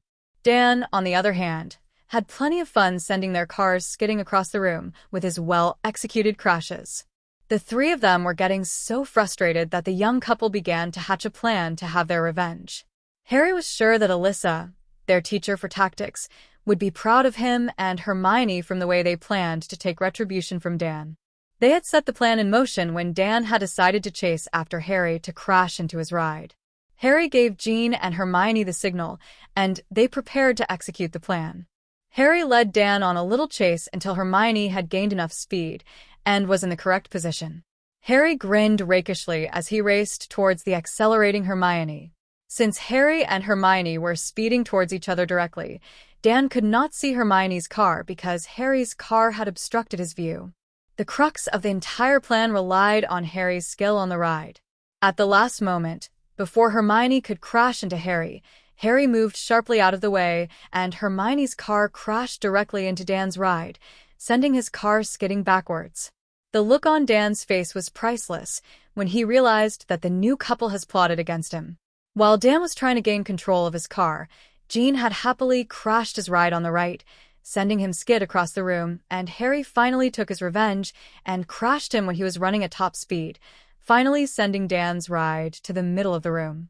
Dan's ride had lost all momentum with 3 maximum velocity crashes, and he was laughing heartily at the splendid plan his family executed. The audience, who had been watching them play from the start, and clapped in approval. Harry and Hermione, with smiles on their faces, good-naturedly stood up from their cars and took a bow, much to the amusement of everyone who was watching. Dan mischievously tried to take revenge on his family. However, it was to no avail. Every time he tried to chase anyone, someone else would collide with him, cutting his speed. Once their time was up, Dan humorously caught Harry under his arm and playfully ruffled his hair messily for the trick. The two guys laughed heartily as they walked away from the ride. Hermione and Jean had shrewdly stayed at the back and watched them in amusement. When Harry had finally managed to break away from the friendly tussle, his face was red from all the laughter and his messy raven hair was even more disheveled than usual. That was really fun. I didn't think I would enjoy colliding with others. Can we try that ride next? Harry beamed eagerly as he pointed to a go-kart racing track. It was a huge circuit that snaked through a large plot of land. There were many turns with varying degrees of difficulty. Harry whistled when he spotted several wicked curves. They even had to race up a 3-story tower and come racing straight down into a gentle turn. After making it through the turn, it would be the end of the course. They had 4 laps to complete in all. The Grangers didn't mind putting their driving skills to the test, so they agreed and headed off to queue for it. Since there were 8 carts, they had to use the tracks with 4 other people. It was the first time for Harry and Hermione to ride a cart, so they had to take a quick course on how to operate the carts after they had donned their helmets. The 2 teens were assigned the last 2 carts so that they could learn to control their carts without getting in the way of more experienced cart drivers. It was easy to grasp the skills, and they were soon ready to have their first ride around the racetrack. They got into their respective cars, waited until the traffic light had changed from red to green, and sped off to a great start. Jean and Hermione were rather conservative, and they had played by the rules, slowing down before each turn or giving the person who wanted to get ahead a little space to get into the line since they were not supposed to be in the passing lane permanently. It was a different matter altogether for Harry and Dan. Even thought it was the first time that Harry had drove a cart, he was pretty good in gauging his distance. This instinct was honed by his experience as a seeker, coupled his love of danger. Being a real Gryffindor at heart allowed Harry to overtake most of the other carts, thus putting him in 4th place after only half of the course. Hermione, being influenced by Harry's daring, decided to be more competitive and started overtaking the cart riders after watching Harry do the same. She was trailing behind him since she was given no opportunity to pass him. Dan was still ahead of Harry, and he gave Harry a bit of problem when he doggedly held his position. He wasn't going to give Harry the change to beat him when he could not overtake the person in front of him. Harry decided to be more reckless than usual. When they came to a particularly sharp turn, Harry had switched to the passing lane as he raced along with Dan. Dan was not confident of making the turn without decreasing his speed since it could overturn the flimsy cart, so he had to slow down, and Harry took the opportunity to cut in. Using his weight to stabilize the whole cart, he did a quick turn at full speed and slipped into the space in front of Dan. The stunt was well pulled off, and he had overtaken Dan. Harry was grinning crazily from exhilaration as he swiftly passed the person in front of him, thus landing him in second place. Harry had maintained his position of being second until the last lap, where he overtook the person who was leading the race at the last minute and finished first. Harry was grinning from ear to ear when he leapt gracefully out of the cart and removed his helmet. The third and fourth carts came swiftly after a while. Hermione was fourth and Dan was third. They were both grinning madly as they joined Harry. "Daddy passed me at the last minute. I managed to hold on to being third for a while," Hermione explained breathlessly as she smiled. She was pink from the exhilaration. "Well, I had to let you think I would let you keep the position so you'd let your guard down." Dan grinned playfully as he patted Hermione's head. Hermione was laughing jovially. "I knew you were going very fast because you were really far ahead." "Which position did you take?" Hermione asked as she looked at her husband. It was an intense battle for dominance at the helm of race. The person did not give me the opportunity to overtake until nearly the end of the race. Harry beamed broadly. "You really turned the heat on. When you started to pass the other carts, many of them began racing to the best of their abilities." Dan grinned. It was apparent that Dan also shared a love for speed. "Which positions did all of you finish in?" Jean asked after she climbed out of the cart. "She came in seventh. Harry was first, I came in as third, and Hermione was fourth." "He's really great at this." Dan beamed brightly as he clapped Harry proudly on the back. Hermione was really good in maintaining her position too. Dan winked as he placed the other arm snugly around his daughter. The young couple was red with embarrassment when they heard Dan praising them. It was getting rather late in the afternoon, so they had left the tracks in search of a place to have a late lunch. They picked a family restaurant. After the meal, the Grangers had decided to give the couple time together, so they left the place first. "We'll have to go back to the house soon to start our proper training. After all, Edmund wanted us to join them after my birthday. I suppose that we got a head start, don't you think, loves?" Harry asked. When he saw his wife was in agreement, he went on. "Do you think that we can really complete about 3 years of education before we start our new term in September?" "I wonder what Edmund wrote in his letter, especially about his advice," Harry said, after the Grangers had left the restaurant.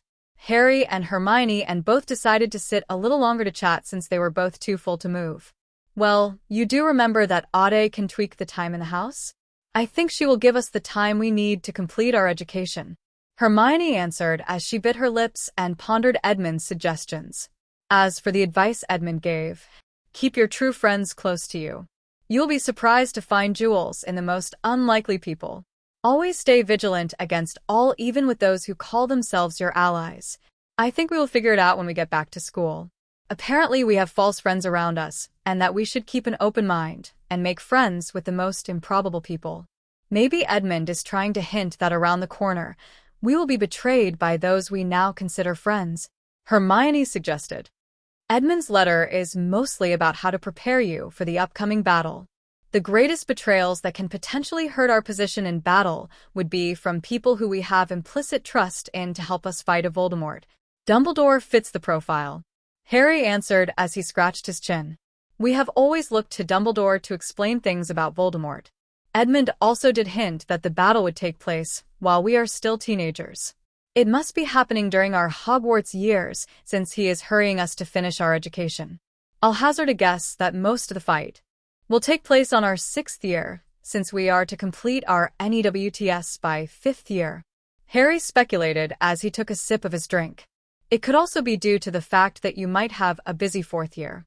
Well, Ade could always give us the time to complete our NEWTS by 4th year. At the same time, Edmund might just want to give us time to enjoy being teenagers, Hermione answered as she frowned. "It's all shrouded in mystery, but I think we'll figure it all out in time. By the way, Hogwarts letters came in last night. Ron asked if we could meet at Diagon Alley the day before we leave on the express." Harry added suddenly. He realized that he had forgotten to tell Hermione about it. Hermione looked nonplussed. Ron asked me at the start of the holidays, love, and I agreed. Hermione replied in confusion. Oh, I think it is because I never mentioned it to him the last time I replied to him that you were staying with me. Hermione replied casually as she sipped her drink. It perplexed Harry that Ron and Hermione had been keeping in contact with each other via owls from the start of their holidays. You know that Ron is in Egypt, don't you? That his family won a lucky draw and had enough money to take them for a holiday? Harry questioned in a puzzled fashion. Hermione had replied a letter to Ron when he is at Egypt? Yes, he told me in a letter before he left. That was one of the reasons why I asked my parents to have you over at our place for the rest of the holidays. I knew that the Weasleys would be in Egypt. Apparently, they are really having a lot of fun. Harry had stiffened when he heard the answer, and unconsciously threw up his mental shields. Is there something wrong? Hermione asked worriedly as she observed Harry. So Hermione had known all about Ron a while before he finally did. She did drop several hints that Ron was having a holiday, but he was too distracted to notice. Harry settled uncomfortably in his seat. Well, I didn't think he was contacting either of us much, since I've only received one letter from him.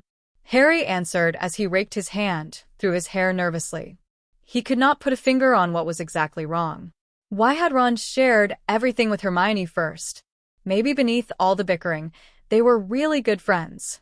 It was great that they kept in close contact with each other since Hermione doesn't seem to have any other friends but them. However, it was also apparent that Ron had deliberately kept him out of the loop. Ron could have done that to prevent him from getting into trouble with the Dursleys. Harry decided to shrug the thoughts away. Harry's? Hermione peered at him with concern as she placed her hand on his. The frown on Harry's face faded as a warm smile touched his lips. I'm all right, love. I was just thinking. Let's get going. I need to stretch my muscles.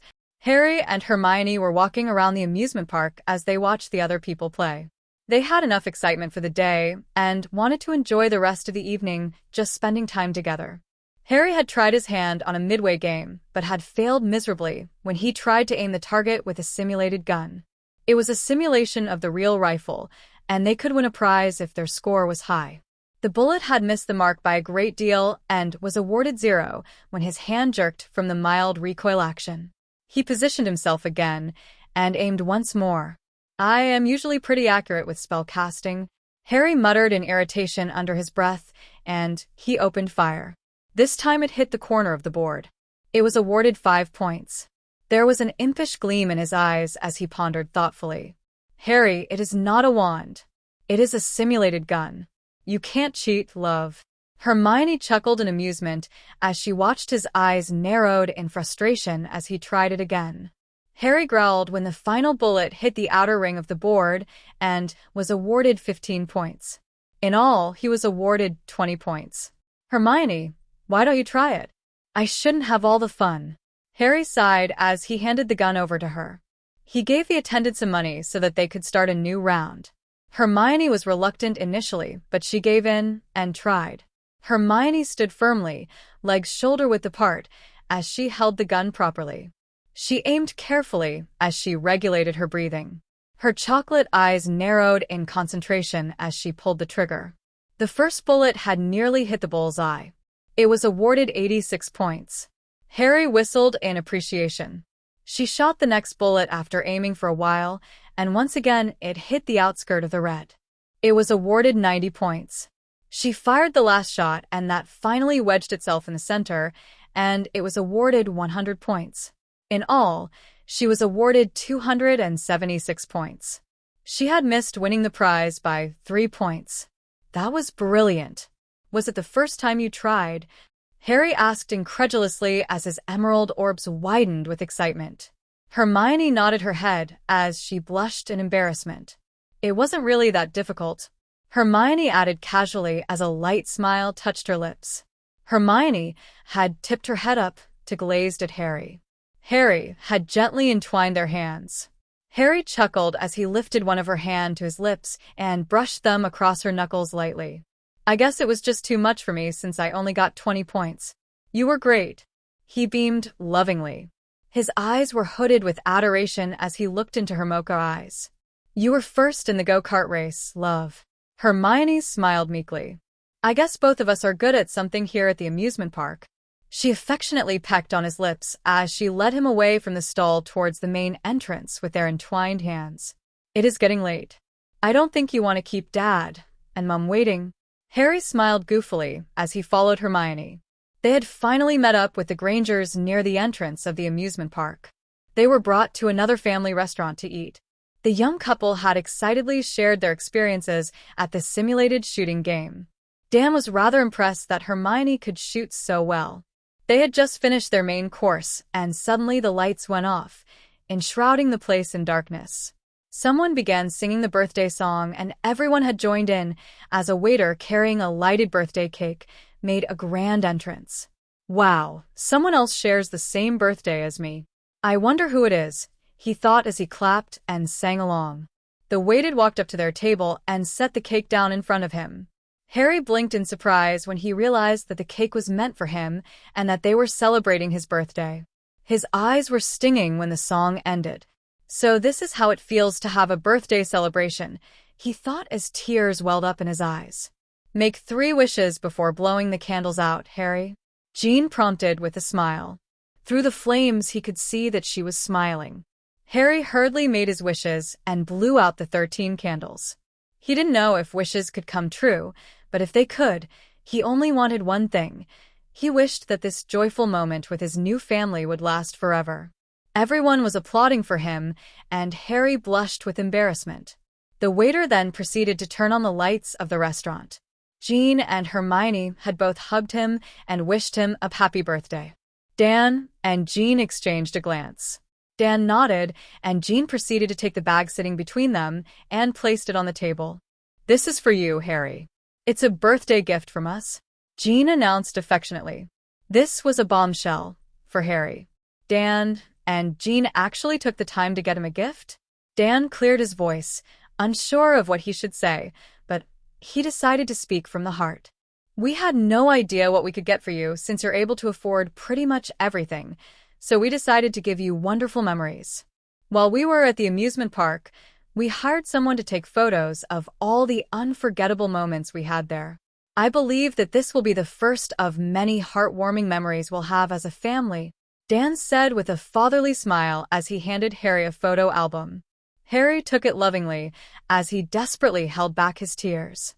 He fingered the cover of the photograph album carefully, as if he was afraid of destroying something so precious. Although he was excited, he opened the album slowly. The first page was filled with photographs of him and Hermione on the hammer ride. Hermione has her eyes closed in fear while he was screaming in pure delight. He gently flipped through the pages and saw pictures taken at the bumper cars, the go-karts, and even at lunch. There were pictures of all of them laughing as they got their revenge on Dan. The photographer captured the moment on the bumper cars when Harry swiftly moved out Hermione's way so that she could crash into her dad. There were pictures of them overtaking each other on the go-kart tracks, with a great action of shot of Harry passing Dan at the crazy turn. There was even a photo of Harry beaming rakishly after peeling his helmet off his head. Harry did not know how dangerous the turn was until he saw the photo, and he chuckled. In every shot, they were all in high spirits and having a lot of fun. His second album of happy memories with his family, Harry thought emotionally as he gently closed the book. Everyone was watching him expectantly, and Harry had begun to tear up. "I really love my gift," Harry answered in an emotion-filled voice. "Thank you so much, Dad and Mum." Harry beamed warmly as tears began to fall. Harry was too touched. Dan protectively wrapped his arms around Harry. "I'm glad you like it, son." Dan smiled affectionately. Unshed tears in his brown eyes sparkled in the light of the restaurant. Harry could feel Dan's love, and it tugged at his heartstrings. He sobbed into the chest of his father. He had never felt such security in all of his 13 years. There was not a single dry eye around that table as they watched the moving scene unfold. Chapter 6. There was a passionate longing in his abnormally dark jade orbs that made her pulse race when she turned around and looked into those eyes. He seemed to be etching the image of her into his mind as his emerald gaze searched her eyes deeply. Hermione could feel his hesitant and feathery caress on her cheeks as his eyes sought permission to touch her. A soft smile touched her lips as she thought about how courteous he was. She leaned into his touch, feeling his calloused hands on her face. Harry was so gentle with her. She closed her eyes to savor the array of feelings he was evoking with his simple touch. He outlined her lips teasingly as her breathing quickened. Harry had decided to continue the teasing by tracing her jawline. "Have I told you how beautiful you are today?" Harry asked huskily as he continued tenderly stroke her cheeks with the back of his hand, enjoying the silkiness of her skin. Harry was standing only an inch away from her, and she could smell his clean masculine scent. "Not in words," Hermione replied softly. She swallowed visibly when she felt his fingers tracing her lips once again. She was having difficulty keeping coherent thoughts as the passion within grew with each touch. "You take my breath away," Harry announced gutturally. He bent his head to take her lips in a seemingly endless, drugging kiss that stole her breath and stunned her into immobility. The kiss was nothing like his touches. It was insistent, demanding, and scalding. It sent desire roaring through her body like a wildfire. His lips moved against hers, with tender yearning, tasting and shaping them, fitting them to his own, then sliding back and forth passionately. Her hands slid up his hard chest and curved fervently around his neck so that she could hold him in that position. Harry broke the kiss with a shaky breath and concentrated on kissing her along the jaw softly as he held her close to him. He reluctantly stopped kissing her and once again looked into her eyes. "I got too carried away. We need to go to the house," Harry explained breathlessly. The cloud of passion in her mind had slowly faded, and his words finally registered in her mind. "Oh yes," she added absently as she placed a hand on her head. A disorientated Hermione was a rather cute one, Harry thought as he chuckled lightly. It took Hermione a while to realize that he was laughing at her. "Harry?" she said crossly as she mock-glared at him. "It isn't nice to laugh at your wife." "I'm sorry, love." Harry smiled as he placed a comforting hand on her shoulder. "I think we should seriously consider this. Do you think it's possible to bring Hedwig along with us?" Harry asked as he began to pack his bag. He wanted to bring his parents' journals along so that he could read them at the house. "I'm not sure. I suppose we could always try. Why don't you ask Hedwig to come here?" Hermione answered as she bit her lips. Before they could call their familiar to join them, a snowy white owl flew into the room and landed on the bedpost. It was Hedwig. "What's wrong?" Hedwig asked as she fixed her amber eyes on the two teenagers in the room. "Are the two of you going somewhere?" "Technically, we are still going to be in this room. In reality, we will be disappearing into the glass bottle for the rest of the night," Hermione explained as she pointed to the bottle. "Harry wants to take you along, but I'm not sure if it can be done. We usually just wish to enter the house, and then we find ourselves there. Why don't I try?" Hedwig suggested as she flew to the dresser table where the glass bottle was. She stared at the bottle curiously as she pecked at it. "It looks like a normal bottle to me. In any case, I wish to enter the house." Harry was beaming like a Cheshire cat when he materialized in the house. They had learned two important things. They could bring their things and their familiar into the house. Hedwig was perching proudly on Hermione's shoulder as she fixed her large amber eyes on him. "I thought you might want to stretch your wings a little. It's huge in here, and no one will hurt you." Harry smiled as he affectionately tickled Hedwig under her beak, causing her to hoot with joy. Harry took Hermione's hand and led her to the house. "Hello, Harry and Hermione. It's nice to see both of you again. By the way, happy birthday, Harry. Who is this good-looking owl?" Edmund asked cheerfully when he had spotted Hedwig. "She is our familiar, Hedwig," Harry answered happily. Edmund stroked his smooth chin thoughtfully. "She's definitely your familiar. I can sense that she has your magical signature. This could mean that she might be able to tap into your magic." "I've never really heard of owls having a control over magic," Edmund answered as he peered at the owl. Harry could see the gears in his wife's head moving as she processed his statement. "Did you say controls?" Hermione asked in deep thought. "Yes, I did. You've thought of some things?" Edmund asked inquisitively as his sapphire eyes gleamed with excitement. We use a wand to control and direct our magic. We can release accidental magic because we have some control over our core. Is this correct? Hermione asked as she quirked one of her eyebrows questioningly. Yes, you're certainly right. We can use wandless magic when we have a certain control over our magic.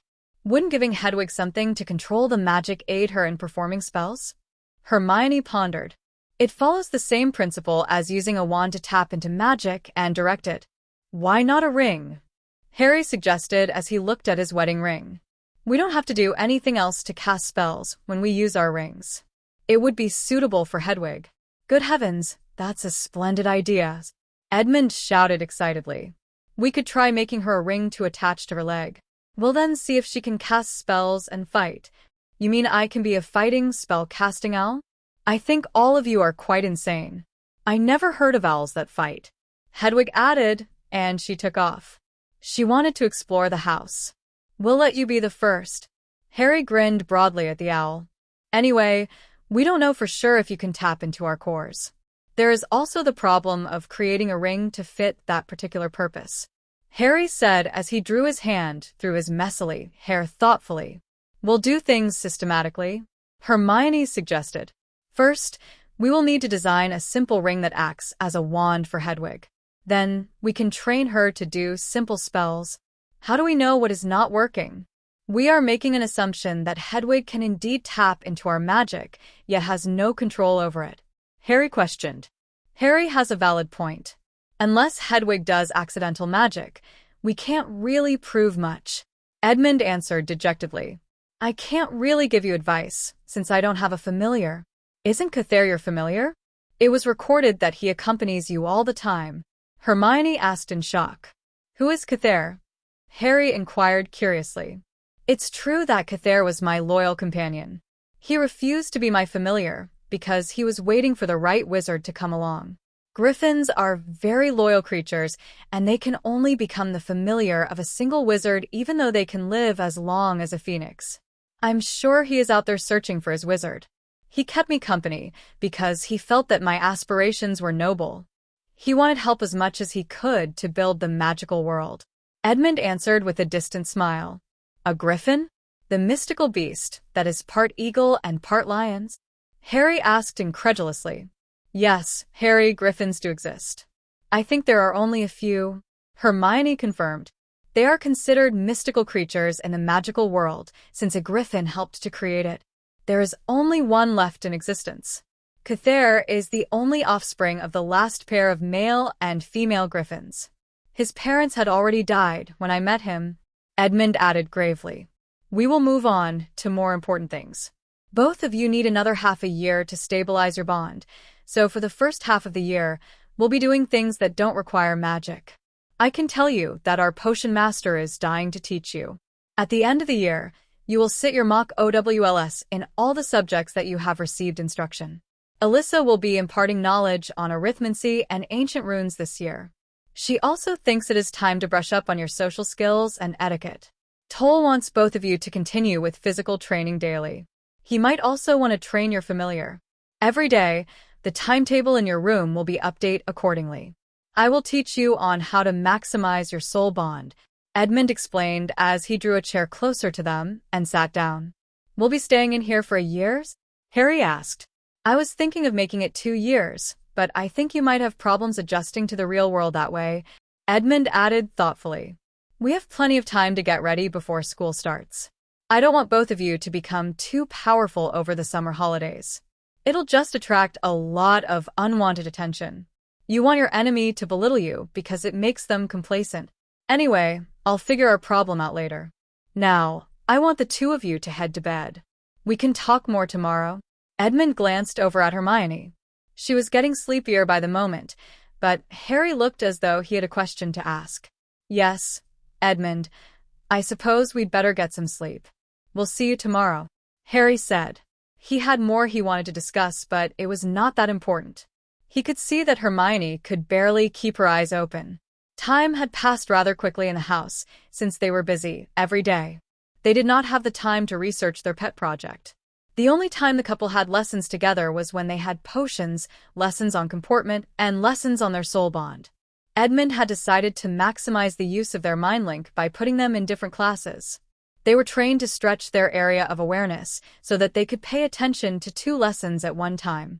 If Hermione had any questions about the classes that Harry was taking, she could ask them through Harry. At the end of the year, the results of their exams had proven that the plan was working. They were more than ready to take their OWL for runes and arithmancy. The potion master, also known as Pot, had a difficult time teaching them at first. Snape had never taught them the proper method of preparing ingredients for potions.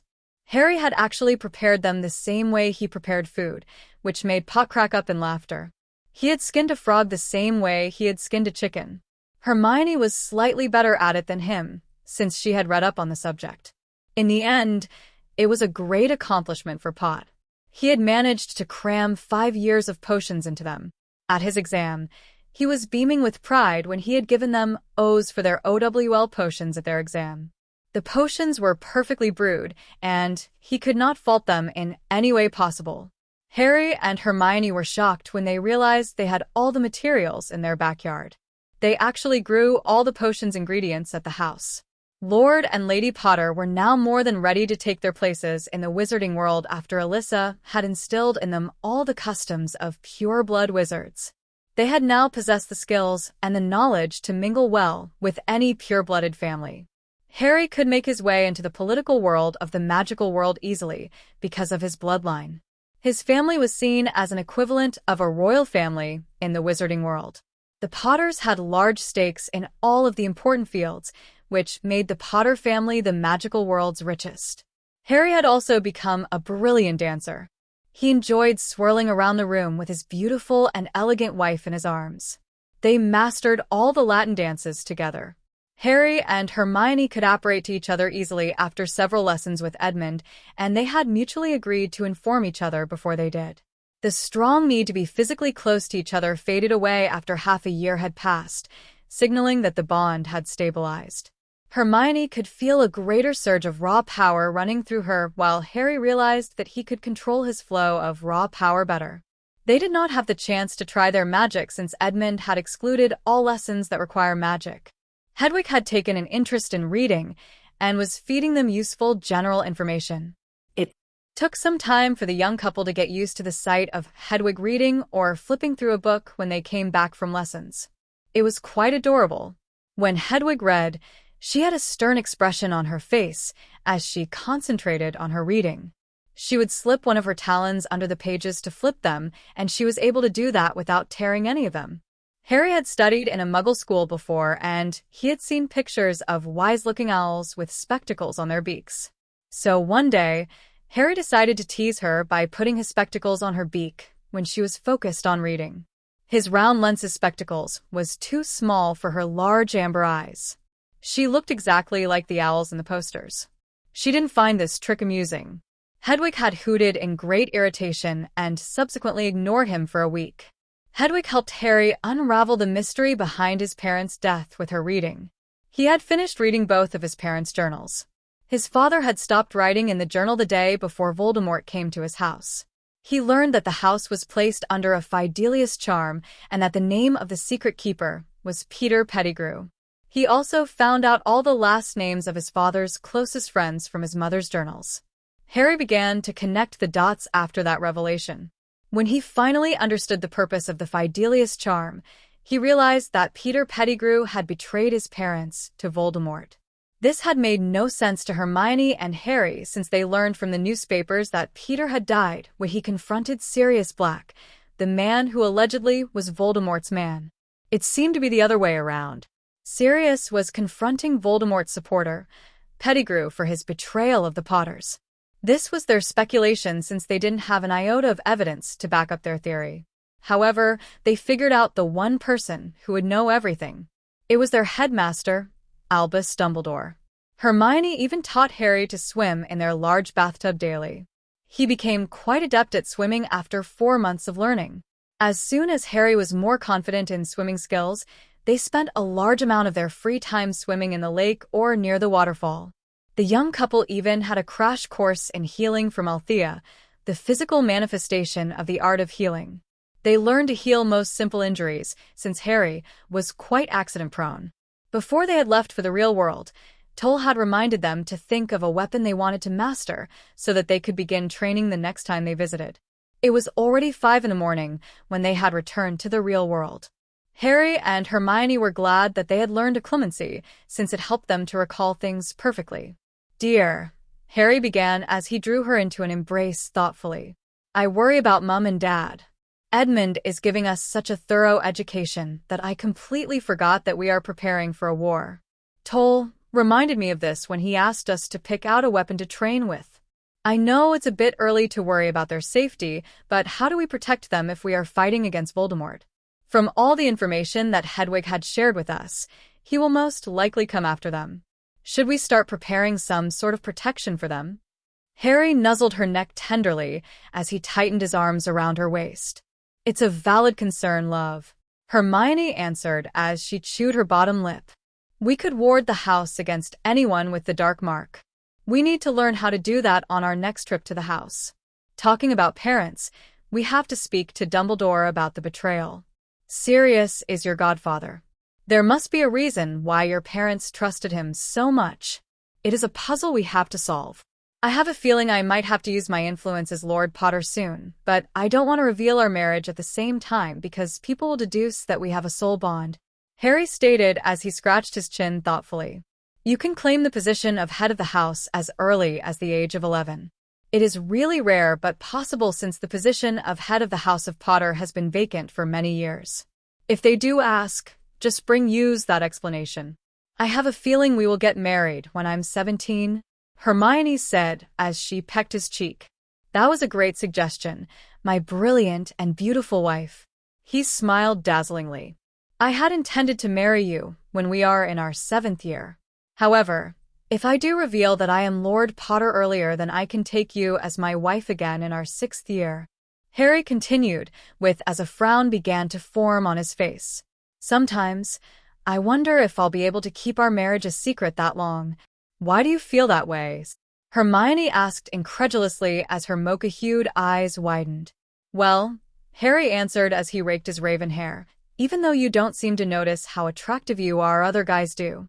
I might get frustrated if other guys attempt to win your affections. I might accidentally blurt out our marriage to keep them away from you." Hermione chuckled lightly at his possessiveness. "It's all right that you are slightly overprotective of me, since we will be dating.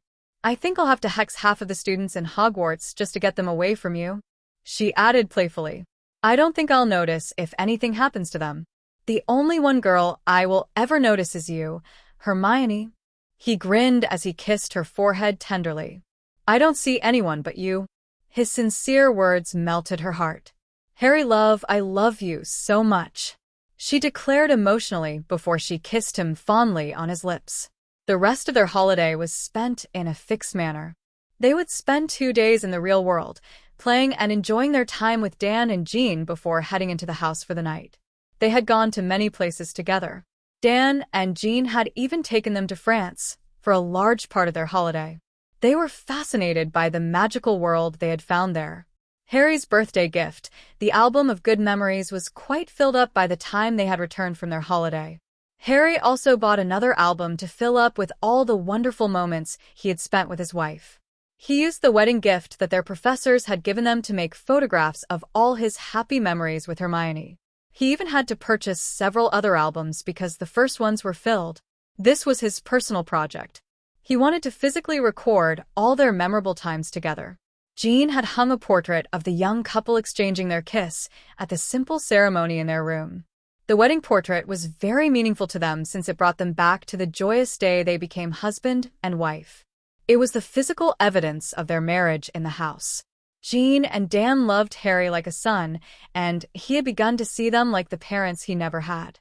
The affection they felt for each other was clear when they decided to have a formal family portrait taken together.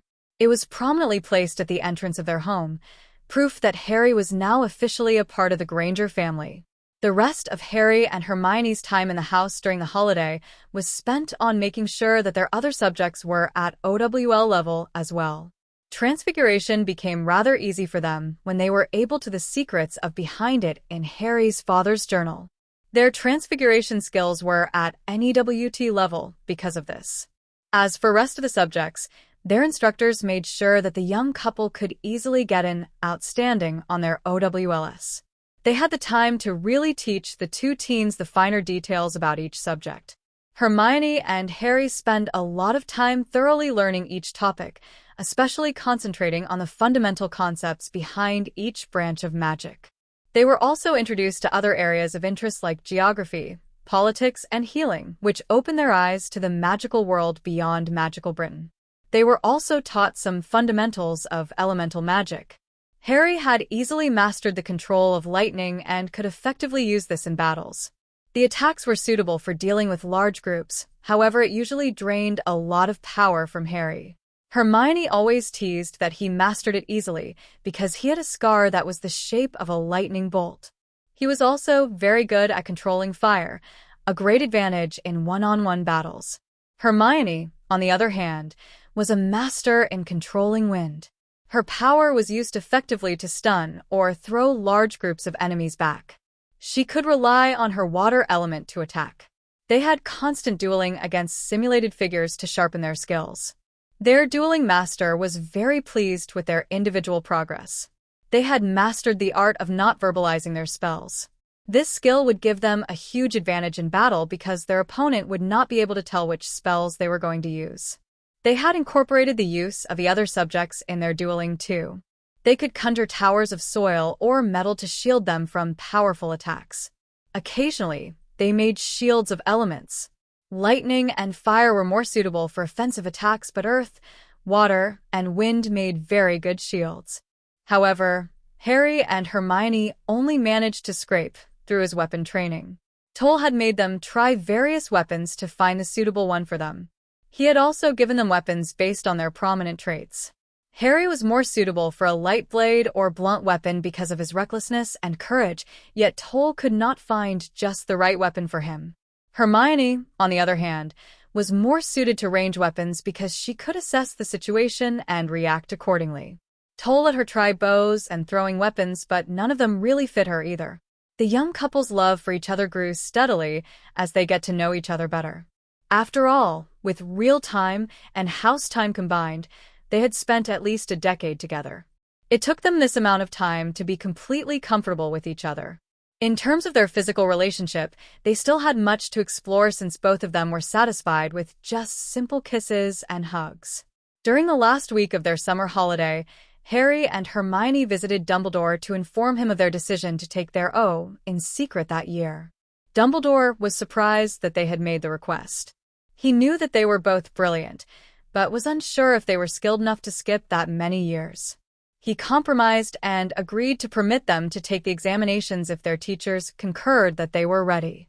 Harry argued that Snape would judge them unfairly, since it was well known that Snape did not like him very much. Dumbledore made the decision to test them in potions. If all went as planned, they would be tested on all the subjects they were planning to sit OWLS for during the first week of their school term. Harry introduced Hermione to Dobby after he had summoned him to discuss the properties he owned. Dobby was dressed better and was also able to speak better because he had spent his free time learning. Harry was glad to hear that his properties were in good condition since the house elves had maintained them while he made it a point to visit them in the near future. Soon, it was the last day of the holiday. Dan and Jean had dropped them off at Diagon Alley since they had to go to a convention. After sharing hugs with their daughter and son-in-law, they all promised to write to each other frequently. Harry and Hermione were feeling a little anxious about starting their third year at Hogwarts and, more importantly, going back to the magical world. Harry was the boy who lived, and his actions would get a lot of attention from the wizards in magical Britain. Both of them agreed to only start dating while they were in Hogwarts because it would reduce the speed exposure to the public. It would be an open declaration of their relationship in the magical world if they were seen holding hands in Diagon Alley because it would probably make the headlines. The young couple had to pay a lot of attention to their usage of magic too. They had to keep up appearances. Hermione and Harry were only supposed to be friends, so they could not be too physically close to each other. It was rather difficult for them to make a conscious effort to be apart since they'd been attached at the hip since they were married. Harry and Hermione had booked 2 rooms at Leaky Cauldron for appearance's sake. After that, they began their shopping for their third-year items. The first things they decided to purchase were better trunks. They needed to keep more clothes, books, potions, ingredients, potions, and maybe even weapons handy. The trunks they wanted had extra storage, were magically fixed at a certain weight, and could be shrunk with a tap of a wand. Harry shrank their new trunks to the size of matchboxes and placed them in his pocket as they left the store. Harry and Hermione also purchased new robes for the new school term since they both had grown quite a bit. Harry had dutifully stowed them away. Their next stop was quality Quidditch supplies to look at brooms. Hermione could now fly rather well ever since they had trained with a flying instructor. The instructor had even corrected some of Harry's moves so that he could achieve more speed.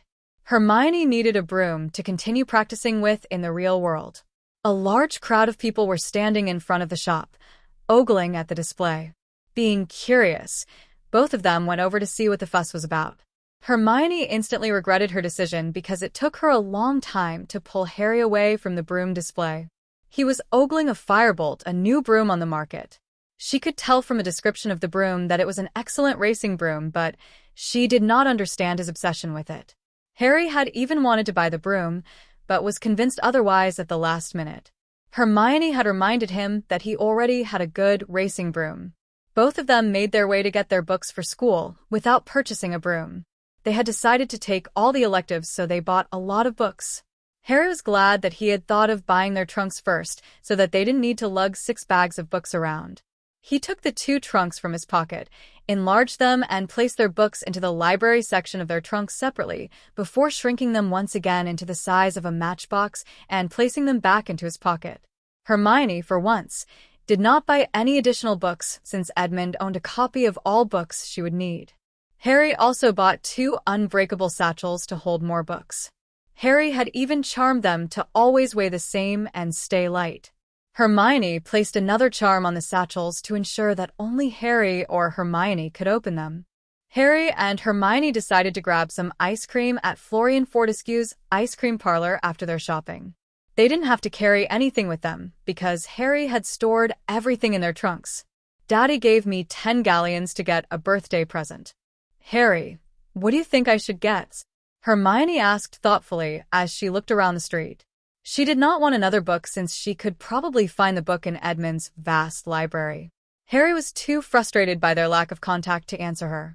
He was about to suggest that they go back to their rooms when they heard someone shouting their names. Harry, Hermione. Ron, looking very freckly, was approaching them. He was as lanky as usual, and Harry was sure that the redhead must have grown several inches over the holidays. Ron had known that Harry was staying with Hermione because Hermione written him over the holidays to let him know. Ron's eyes had widened in shock when he got a good look at his 2 friends. Blimey, is that you? Both of you look so different. What did you do in the holidays? Ron asked as he gasped. He could not take his eyes off the newly improved Hermione. Hermione looked very different in a good way. She was carrying herself with more confidence and poise, and she was radiating joy. To sum it all, she was beautiful. Well, I've told you in our letters. We've been to France, Hermione added as she looked at her unusually quiet husband. She was surprised to see that he was even taller than Ron. His emerald eyes flashed mild irritation as he looked at his pal. Harry did not like the way his good friend's eyes were lingering on his wife for a long time. He cleared his voice and stepped between them. Ron, have you got your books? Harry asked flatly. We'll be on the Hogwarts Express tomorrow. Harry knew it was stupid to get so protective over Hermione with Ron, but he could not help it. He was not happy with the way Ron was looking at her. Mom's getting my supplies, with the rest of the families. I wanted to look for both of you. How about you? Ron answered as he grinned broadly. Harry smiled with a bit more warmth. We've already bought our books. We were thinking of going to buy a pet. Hermione answered as she beamed when she realized that Harry was not getting jealous. I decided on getting another pet since we got an owl. I need to get Scabbers to get checked, too. The air in Egypt didn't seem to agree with him, Ron stated as he fished a rat out of his pocket.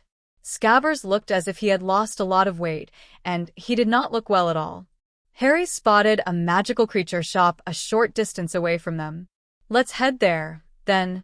Harry had to shove his hands into his pockets when he realized that he had instinctively reached out to hold Hermione's hand. She had turned around when she felt his hand brushing against her hand. Hermione could read his frustration in his emerald eyes. "I am digging my own grave when I said I wanted to keep our marriage a secret." Harry thought in deep frustration as he frowned. Hermione had to stop herself from bursting into laughter, but he could tell that she was very amused by his behavior. Ron was too absorbed in recollecting his trip in Egypt to notice their exchange of looks. Ron proceeded to the counter to have someone to look at Scabbers, while Harry and Hermione began to look at the assortment of creatures in cages together.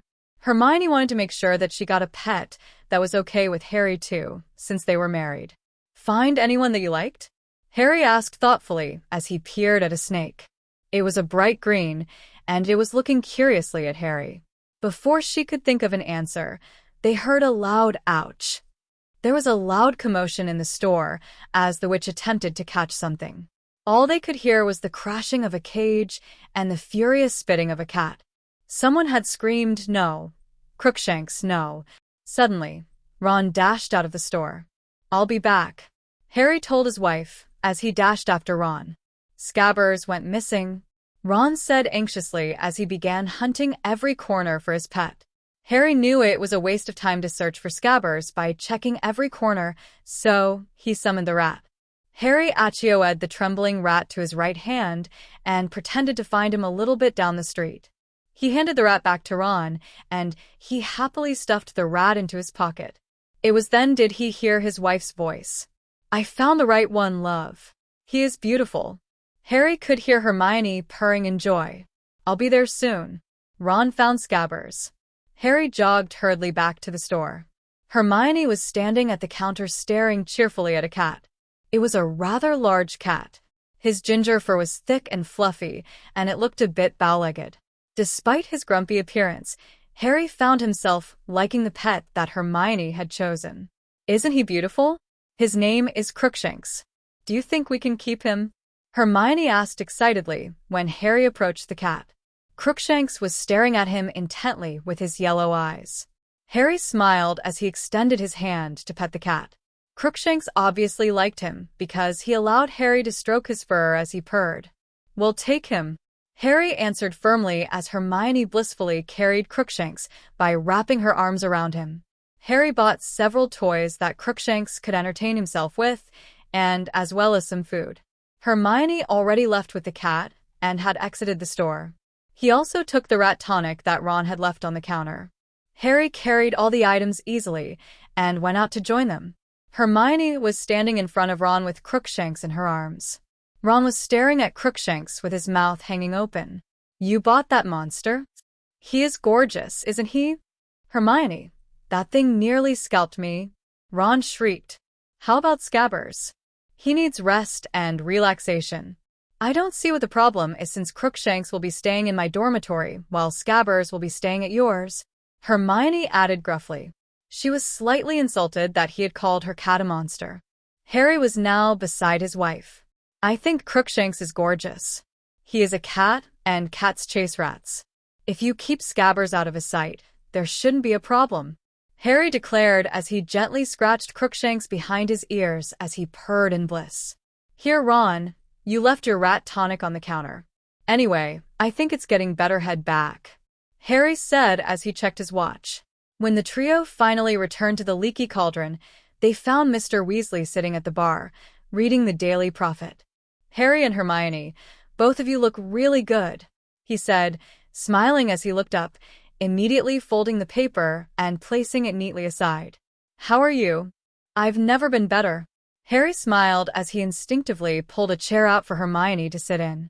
"I'm fine, thank you, Mr. Weasley," she answered politely. Hermione had given Harry a dazzling smile when he pushed her chair in.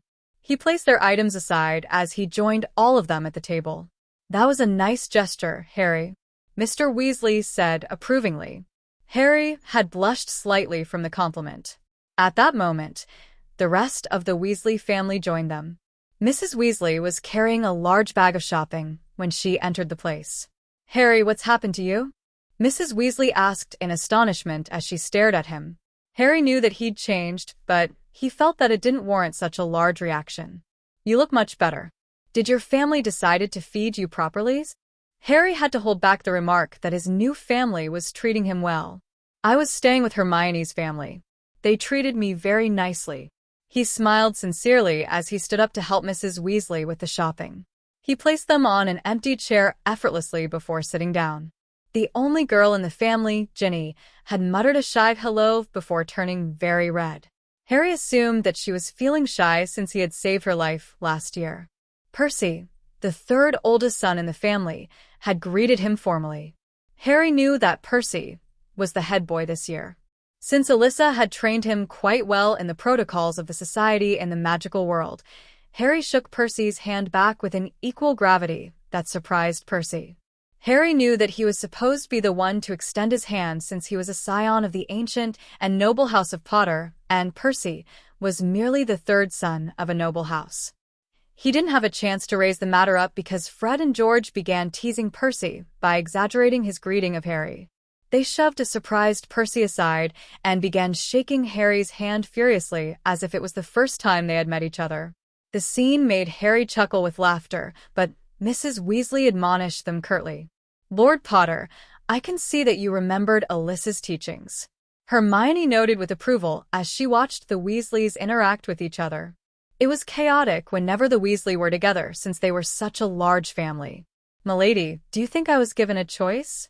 Alyssa had literally knocked it into my head. Besides, if I didn't remember what she taught me, she'd just increase the time I had to spend on the subject, which meant I spent less time dancing with you. Naturally, I did it as fast as I could. I didn't think you liked dancing that much at first. Hermione thought in amusement. I didn't until I saw certain benefits. Dancing provides me with the chance to hold you close to me, he added as he glanced at her meaningfully when he sat down. Hermione had to lower her head to hide the flush on her cheeks. Harry decided to lay off on the teasing until they were alone. It was soon dinner time, and all of them decided to take the meal together. Tom had placed 3 tables together so that they could all eat together. Dinner would have been a very enjoyable affair if Harry hadn't caught Ron staring at Hermione so frequently. He enjoyed the pranks the twins had played on Percy. Percy was even haughtier than usual because of his new post. They were pranksters through and through, and they added a lot of life to the meal. However, Ron's constant attention to his wife was making him irritated. He thought that Ron had gotten over it since he stopped sneaking glances at Hermione while they were shopping, but Harry was wrong. With Hermione placed conveniently at his right, Ron had constantly tried to engage Hermione in a private conversation. When the last course of the meal was finally served, Harry felt he'd breaking point of his patience and decided to excuse himself from the table. Sorry for interrupting, but I'm calling it a day. Good night, everyone. Harry smiled as warmly as he could muster and stood up. He took the napkin from his lap and placed it on the table beside his untouched chocolate dessert. The rest of the occupants had answered good night. He took the things he bought for Crookshanks. Come, Crookshanks, Harry called as he knelt down for the cat to jump into his arms. For a rather large cat, he was considerably nimble. With the large purring cat and the shopping bags in his arms, he headed up to his room. He didn't notice the appreciative stares from all the females in the room as he walked by. Harry gently placed Crookshanks on his bed as he placed the shopping aside. Hermione would apparate to his room later after her shower to collect her things. Harry realized that he had to pack his things into his new trunk, so he sat down and began his task. Crookshanks was staring at him intently as he used magic to get everything in the trunk neatly. He shrunk the old standard school trunk and placed it inside his new trunk because he wanted to try some charms on it. I'm finally done, Harry announced as he turned around to look at Crookshanks. Hi, Crookshanks. I'm Harry Potter. Harry smiled briefly as he stroked the cat. Nice to meet you, Harry. I didn't think would ever rescue me from that place. I've been there for ages. Are you my mistress mate? You looked very irritated when that red-haired two-legged creature got close to her, Crookshanks said casually as he licked his paws. He is really rude. He actually called me a monster. It was obvious that he did not like Ron because of that comment. I am her mate. I think Ron said that out of anger because you jumped on his head and chased his rat away. He raked a hand through his raven hair as a small smile touched his lips. That wasn't a rat. In fact, he smelled like you, or my mistress.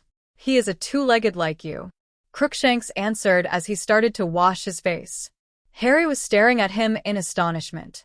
Scabbers is a wizard? Ron had said that Scabbers had been in the family for a long time and had most likely outlived the normal lifespan of a normal garden rat. Why would a wizard choose to live as a rat?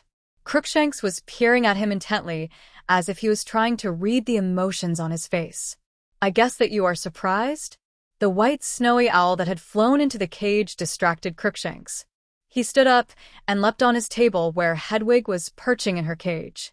He was very curious about Hedwig and was observing her closely. Hedwig had noticed the new pet and had hopped out of the cage to take a better look at him. It was quite unnerving to watch the two animals in a staring match. Crookshanks was fixing his yellow eyes on Hedwig, and Hedwig was staring at him with her large amber eyes. Minutes passed, and there were no winner. In the end, Crookshanks lost because he had blinked, and he leapt sullenly off the table to the floor. Hedwig, on the other hand, was hooting in glee. Well, I guess that was a good start, Harry said to both of them. Do both of you want to go hunting, or would you rather have some treats? Harry asked as he looked at the two pets. I've caught some mice just now. I am fine. You should ask the cat, though. He looks like a mix between a cat and a Kneazle. Hedwig answered as she fixed her large amber eyes on him. I am not going to have a staring match with you, Hedwig. I realized you can stare without blinking for 10 minutes. His name is Crookshanks. He is Hermione's pet. Harry added as he grinned. Spoil sport. Maybe I ask Hermione later. She answered happily as she hopped into her cage. How about you, Crookshanks? Harry asked as he sat next to him. He was looking grumpier than usual. I can't believe I lost to an owl. I don't mind some treats. Crookshanks answered glumly. Harry wrapped his hand around his belly and lifted him to his lap. He gently scratched him until he started mewing in joy. He summoned some packets of treats for him, and Crookshanks was finally in a good mood. Hermione had finally appeared in his room after he had finished half of his book on dueling. Crookshanks was sleeping peacefully on his stomach as he scratched the cat to sleep. Harry had glanced up from his book and realized that she already had her shower. I already cast a Silencio spell when I came in. I had a nice chat with Crookshanks. Harry smiled as he set the book aside and raised his arm for her to join him. Hermione was smiling brilliantly as she took in the scene. It was so adorable to see Crookshanks sleeping peacefully on Harry's stomach. I think you are spoiling him, Hermione added as she leaned in carefully, in fear of squashing her new pet, and pecked Harry on the lips. This sudden movement rudely awakened Crookshanks, and he prudently leapt off the bed to find a nicer place to sleep. Harry immediately pulled her close to him. Hermione had tumbled onto him, giggling as her wet brown hair spilled all around him. He gently captured her lips in a soft kiss as he rolled her to her back. Harry was now on top of her. Her warm chocolate gaze met his loving emerald eyes. Hermione reached out and gently stroked his cheeks before she pulled his face down to her and kissed him tenderly. Harry was smiling in contentment as he lay on his back and pulled his wife closer to him. The pets had a staring contest just now, and Hedwig won. I think it's because she got the biggest eyes. Crookshanks was a bit upset, but he was pacified later with treats. By the way, he knows that we are married. Harry grinned. He is a very intelligent pet.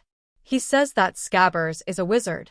Harry summarized lazily as he leaned over to brush his lips on her head. I was vaguely aware of it. It sounds pretty funny. I could feel your amusement when they were staring at each other. Anyway, to prove that Crookshanks is telling the truth, we could always use a spell to reverse the transformation. Although I don't think that it'll do us any good to reveal the person right now because we know nothing about his motives. Were you listening to the conversation going on downstairs?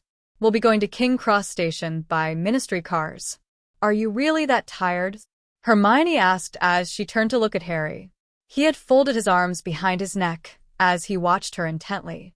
No, he answered flatly as his emerald eyes hardened in irritation. I didn't like the way Ron was looking at you during dinner. Since I can't do anything to stop him, I decided to retire early for the night.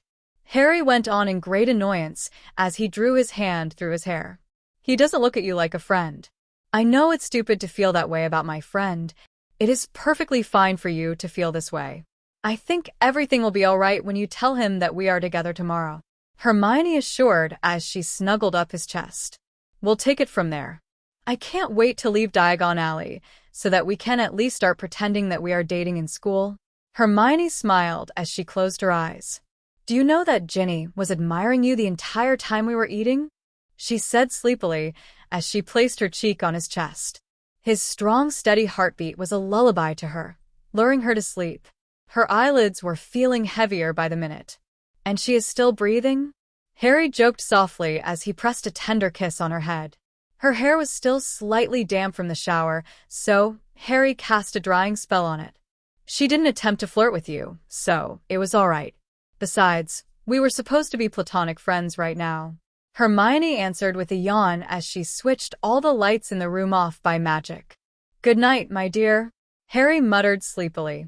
Harry had only followed suit after he made sure his wife was asleep. Hermione had awakened early to a sight she loved to see in the morning. Harry was still sleeping peacefully. His black hair was even messier than usual. He was still awfully fair even after all the time they had spent in the sun. Harry loved to sleep in his boxers and had only begun sleeping this way after they became very comfortable with each other. Her eyes trailed down to his bare torso. He was now very well built, and Hermione could not help admiring his body. Harry had begun to stir, and he had greeted her with a drowsily smile when he realized that his wife was staring at him. Hermione had passed him his spectacles, and he put them on. Good morning, dear. I am glad that you like what you see. He smiled mischievously as he kissed her lips playfully. He climbed out of his bed to wash up as his wife stared at his body approvingly. I think you need to hurry over to your room before they realize that you have been sleeping on my bed. It's barely 5, so I don't think they will wake up that early. Catch some sleep if you want. I'm heading down for a run down on the Muggle Street, Harry said. I'll see you later. Hermione gave him a quick kiss on his lips before heading back to her room, with Crookshanks on her heels. Harry hurriedly changed into a shirt and running shorts. I'll help you pack. I took only a few minutes. I'm done. Can you wait for me? I want to get out for a run too. The Weasley family had only awakened after Harry and Hermione finished their breakfast. Harry and Hermione had their shower before heading down for a meal, so they were fully dressed in Muggle clothes.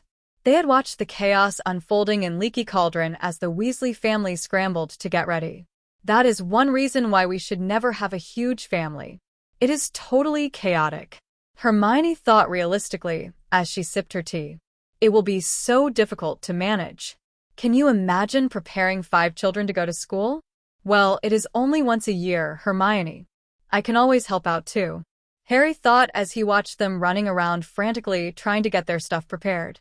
Mrs. Weasley was in a bad temper since Percy and Ron were quarreling, and she was still busy with preparing sandwiches for her children. With your organization skills, I think you'll get our children ready in no time while I prepare their food. Harry beamed brightly.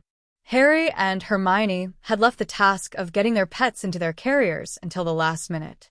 Harry had tried giving his owl some treats, but she was too smart to be enticed by it and refused to go into the cage without a fight. Thus, Harry had an argument with Hedwig in his mind. She did not understand why she could not fly and meet him at platform 9 3/4.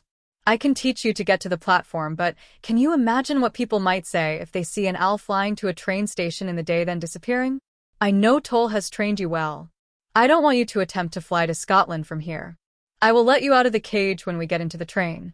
Harry thought firmly as he pointed to the cage. Hedwig had unwillingly got into her cage after that. Hermione did not meet with so much resistance from Crookshanks. He was unhappy to get in, but he finally did after she gave him some treats. They reached platform 9 3/4 without much fuss. There were a lot of witches and wizards at the platform sending their children off. The Hogwarts Express, a grand bright red train, was letting off steam when they had arrived. They had only 10 minutes left when Mr. Weasley expressed an interest to speak to him about a pressing matter. Harry reluctantly gave his trunk and his cage to Hermione.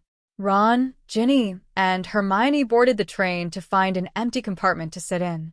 I know that the minister does not want me to share this with you. Have you heard of a prisoner by the name of Sirius Black? Mr. Weasley asked anxiously. Naturally, it was all over the news daily. Yes. Sirius Black has escaped from prison to look for you. Most reckon that he was trying to avenge you-know-whose downfall by murdering you. There are protections in place in Hogwarts to prevent him from getting to you. You must promise me that you will not look for him as you start the term, no matter what, he said urgently, as the final boarding call was announced. Harry was secretly glad that Sirius was looking for him since he now had the opportunity to finally meet him. Thank you for the information. I'll be safe. I'll see you next year, Harry added with a smile as he ran onto the train just before the train began to accelerate. Chapter 7. The conversation he had with Mr. Weasley was weighing heavily on his mind as Harry absent-mindedly checked every compartment on Hogwarts Express for his companions. The pieces of the puzzle of his parents' betrayal were beginning to fall in place. However, he had lacked several vital pieces to complete the picture. He needed to know the real reason for Sirius' imprisonment. To the best of his knowledge, Sirius was not given any trial for the offenses for which he was punished. This was odd since even well-known mass murderers like the Lestranges were given a trial, and they had murdered more innocents than Sirius, suggesting there was more to it than it meets the eye. In the last compartment at the end of the train, Harry found Hermione, Ron, and Ginny talking in a hushed conversation. Before Harry could ask about their peculiar behavior, he realized the reason for their quiet tones. An adult in frayed wizard robes was sleeping soundly near the window, beside Ron. His emerald orbs widened fleetingly in surprise as he stared at the slumbering figure. Hogwarts Express usually only carried students since most of the staff resided in the castle. It was unusual to see an adult aboard. Harry could tell that man was rather young from the soft lines of his face, even though he seemed like he was a bit under the weather.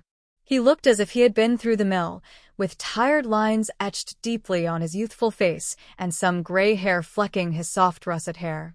Harry turned to face Hermione and shot her a questioning look. The other compartments were packed. He was already in here sleeping when we came in.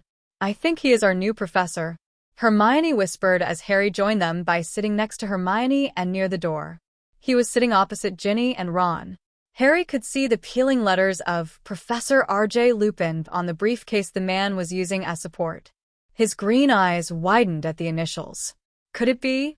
Harry thought as he peered closer at the sleeping form. The man was of the right age, too. Could he be Remus Lupin? It would be too much of a coincidence, dear, Hermione thought as she flicked a quick glance at him to casually read his expression before returning her attention to the thick book on defense against the dark arts. Ron was scrutinizing the man carefully. He looks too shabby and weak for a professor, don't you reckon? Wonder what subject he teaches, Ron asked as he frowned. Defense against the dark arts, Harry answered plainly as he shifted uncomfortably in his seat. Harry crossed his leg and turned slightly away from the door so that he was facing Ron and could avoid meeting Ginny's overly passionate stare. The intensity of her gaze was unnerving him. When Harry moved, Hermione, who was very absorbed with her book, unconsciously shifted slightly to give him the space to adjust. Their synchronized actions did not go unnoticed by the Weasley siblings, and Ron and Ginny exchanged surprised glances. Is something wrong? You're distracting me from my reading with all this staring. Hermione snapped with her brows knitted together in a frown as she lifted her face from the book. She was glaring at Ron with mild annoyance. Nothing, Ron quickly responded, averting his glance sheepishly as his ears turned pink. Ginny sharply turned her eyes away from Harry and Hermione and began watching the countryside speeding past them from the window, frowning in deep thought. She could not put her finger on what exactly was different between Harry and Hermione. All she knew was that they didn't seem to be merely just friends. The silence in the compartment was broken when Harry heaved a soft sigh of relief and attempted to relax. Hermione turned, and she shot him a questioning look. I'm fine. Ginny's just making me uncomfortable with all her gawking, Harry thought resignedly. He raked his hand through his untidy black hair nervously. A 60-foot basilisk did not frighten him as much as this 12-year-old girl's stare. The irony was not lost on him as he pulled his collar tensely. "Do you think you should tell them now?" Hermione asked, looking at him intently. Before he could answer her, their friend had spoken. "So, why did Dad pull you aside to talk?" Ron asked curiously. "Mr. Weasley wanted to talk to me about the prisoner that had escaped from Azkaban, Sirius Black," Harry answered honestly. He was momentarily distracted by the abruptness of his wife sitting up with alarm. He realized that his wife did not know the contents of the talk because she had politely given him privacy when Mr. Weasley pulled him aside for a chat. Harry held back the urge to squeeze her hand in deep appreciation and settled for a small smile to show his gratitude for Hermione's thoughtfulness. The mass murderer Sirius Black? He was all over the news. "Everyone's been talking about him," Ron exclaimed loudly. Hermione was about to warn him about the volume of his voice when Professor Lupin suddenly stirred slightly. The four teenagers held their breath as they watched him apprehensively. The person of interest had obliviously turned his head aside and continued to slumber peacefully. The four teenagers gave sighs of relief and began to breathe normally. Ron had a slightly chagrined look as he leaned closer and whispered, "Why did Dad want to speak to you about Black for?" Harry merely shrugged nonchalantly as he answered, "The Ministry reckons that he is coming after me. Your dad doesn't want me to go looking for trouble." Oh, Ron answered as he wrinkled his brow in thought. It was a rare expression for Ron. Ginny, however, was watching at him with concern written all over her face. "We know that Black isn't Tom Riddle's supporter, so he wouldn't hurt you. Isn't this a good opportunity to talk to Sirius about the betrayal of your parents? He would probably know the details of it." Hermione thought as she bit her lips. "I was thinking along the same lines too, Hermione. We got to find him quick because you don't want the Ministry to come after him. I am sure the Ministry would have placed some guards in Hogwarts to apprehend him." Harry answered thoughtfully as he kept his face void of emotions. "I'm sure if Harry does not look for trouble, we'll all be safe. After all, Professor Dumbledore is around," Hermione concluded in an assuring manner as she returned her attention to her book. "But," Ginny protested with worry. The events that took place in her first year crept into her mind. If Hermione says so, then we have nothing to worry about. After all, Hermione's always right. Ron interrupted as he stared at Hermione with a gleam in his eyes. Ginny decided to remain silent after seeing the expression on Ron's face. Hermione's cheeks had turned slightly pink at his compliment. The expression on Ron's face made Harry fold his arms across his chest in annoyance as he raised one of his eyebrows. The muscles on his arms had bulged threateningly out from the simple action.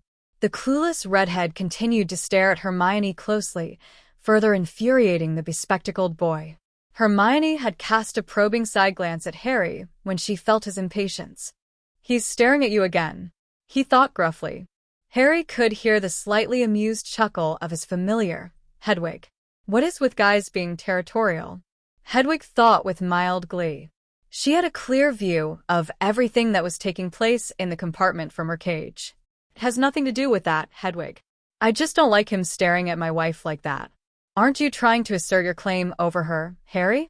Just admit it," Hedwig added in an assuming manner. "I hate to be verbally beaten by an owl," Harry added in defeat.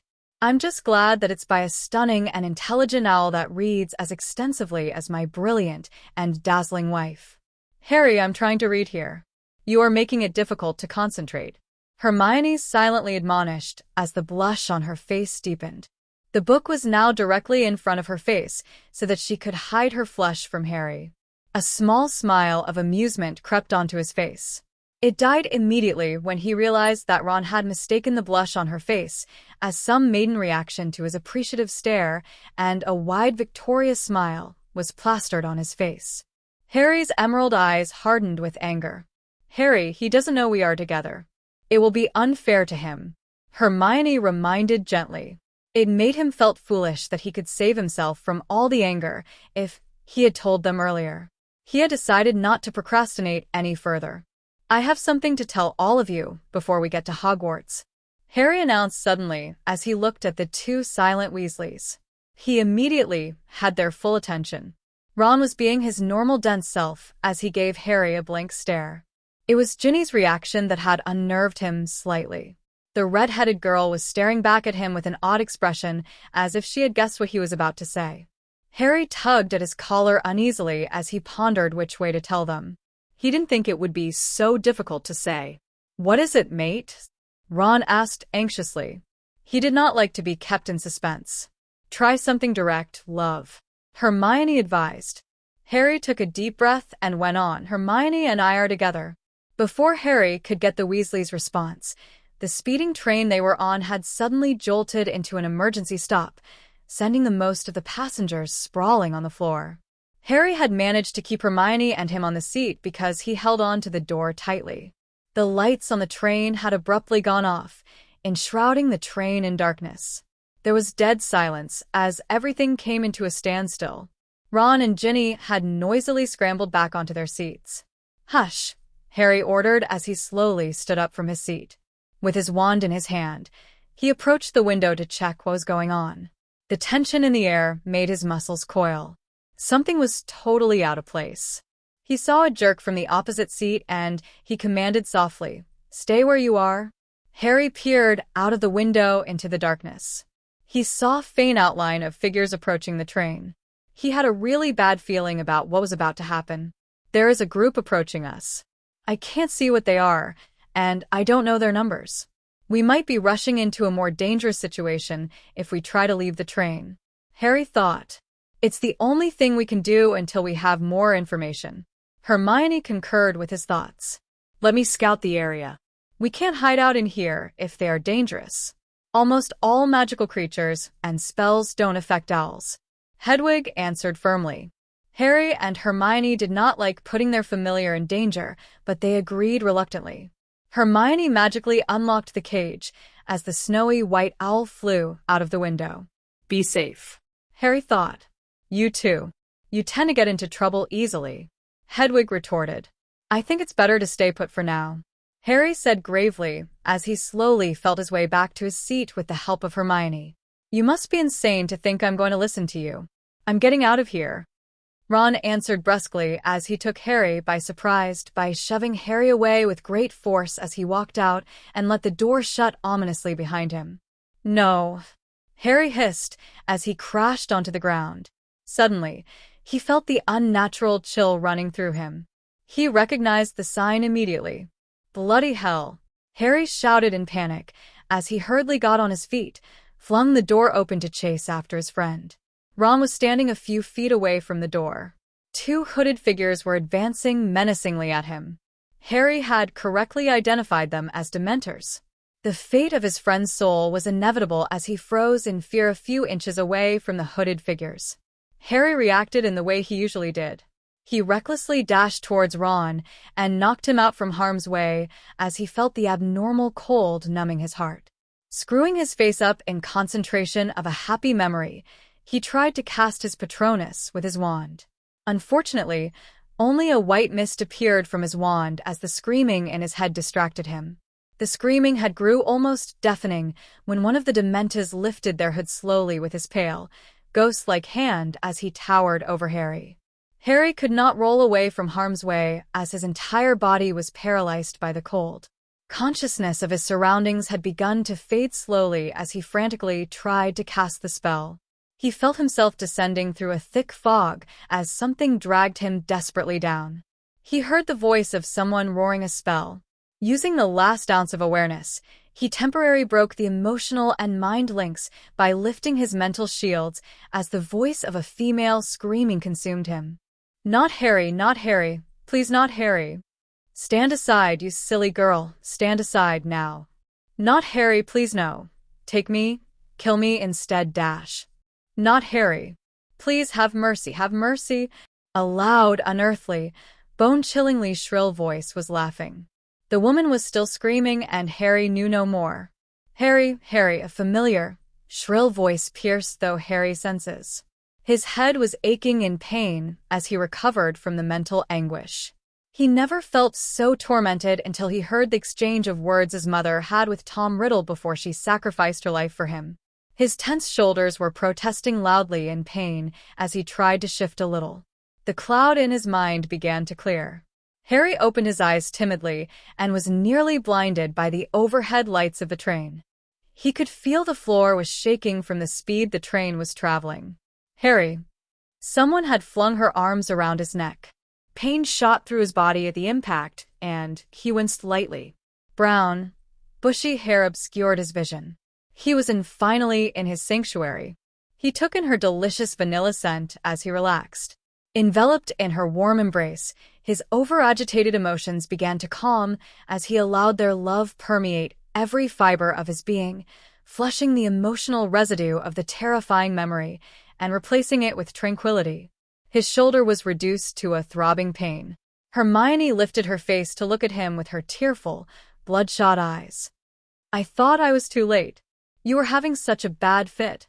"I'm all right, love," Harry answered comfortingly. He wanted to lift his arm to run his fingers through her brown hair, but pain shot through his body from the movement, and he winced. "I think I sprained my shoulder. Can you please help me?"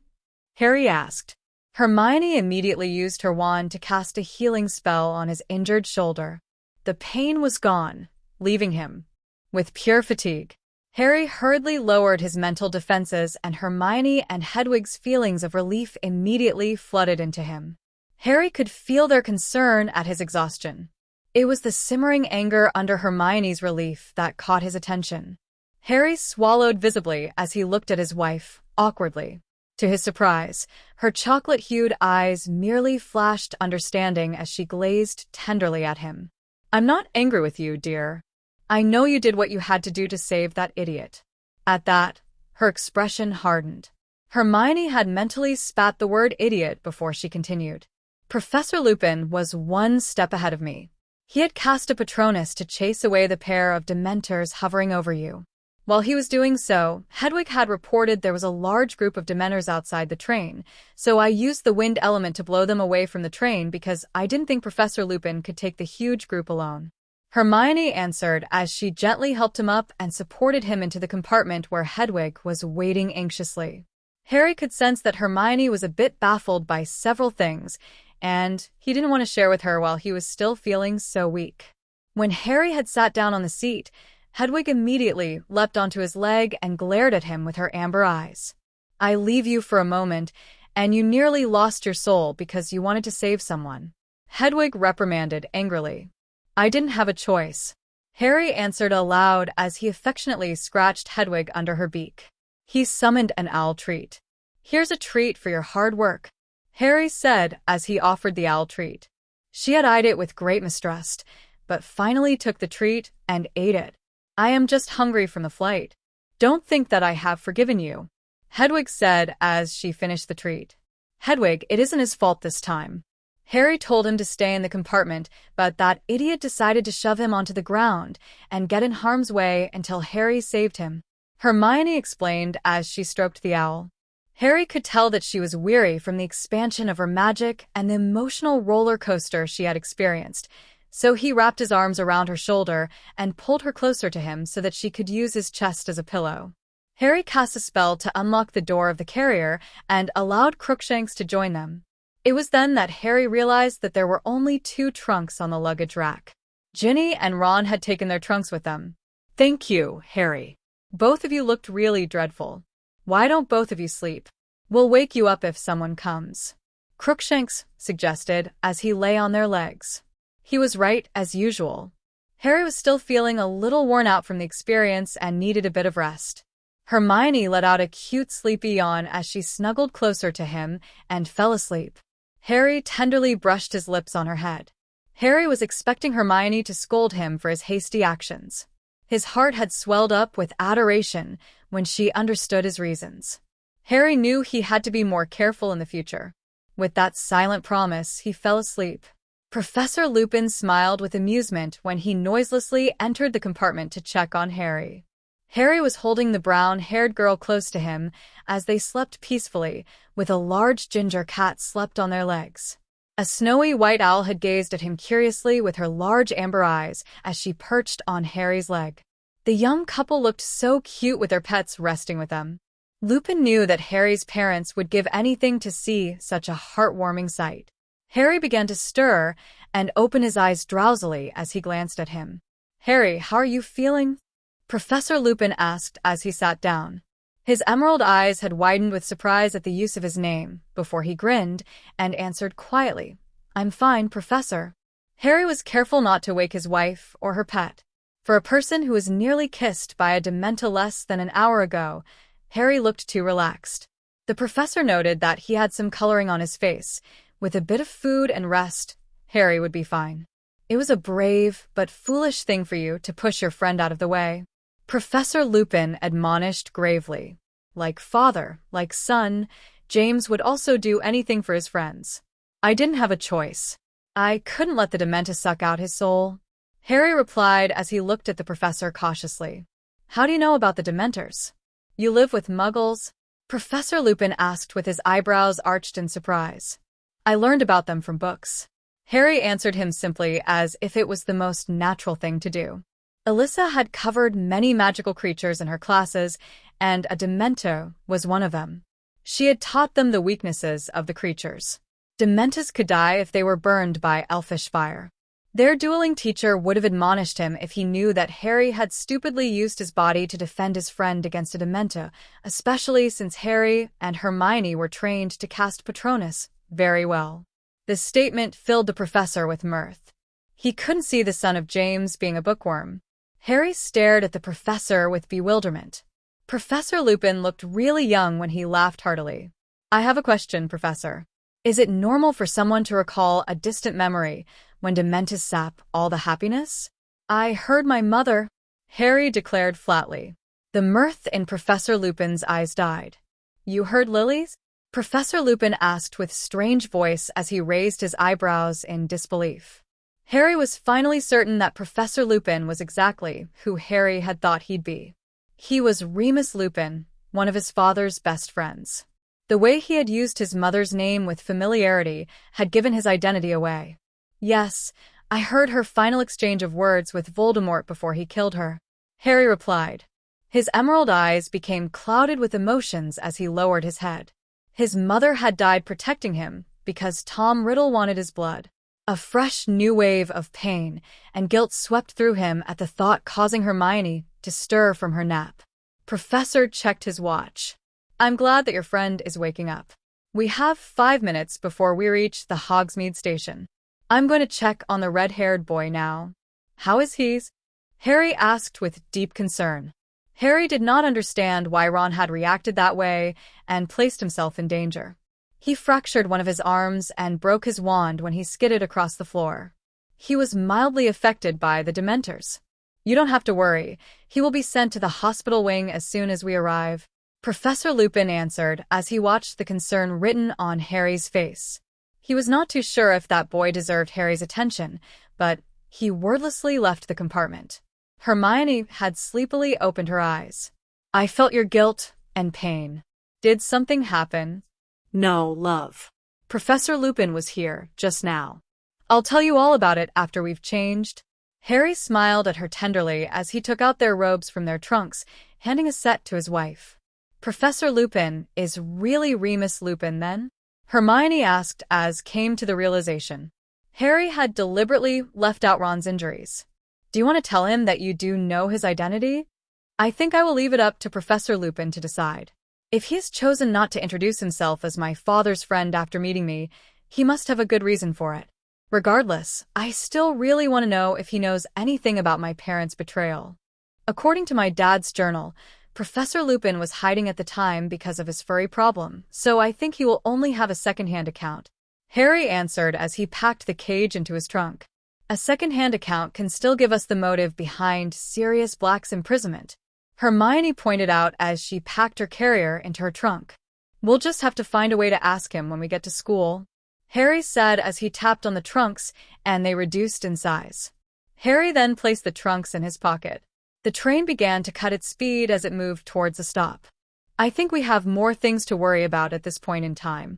We're going to make our first appearance at Hogwarts as a couple," Hermione declared nervously as she felt the train coming to a halt.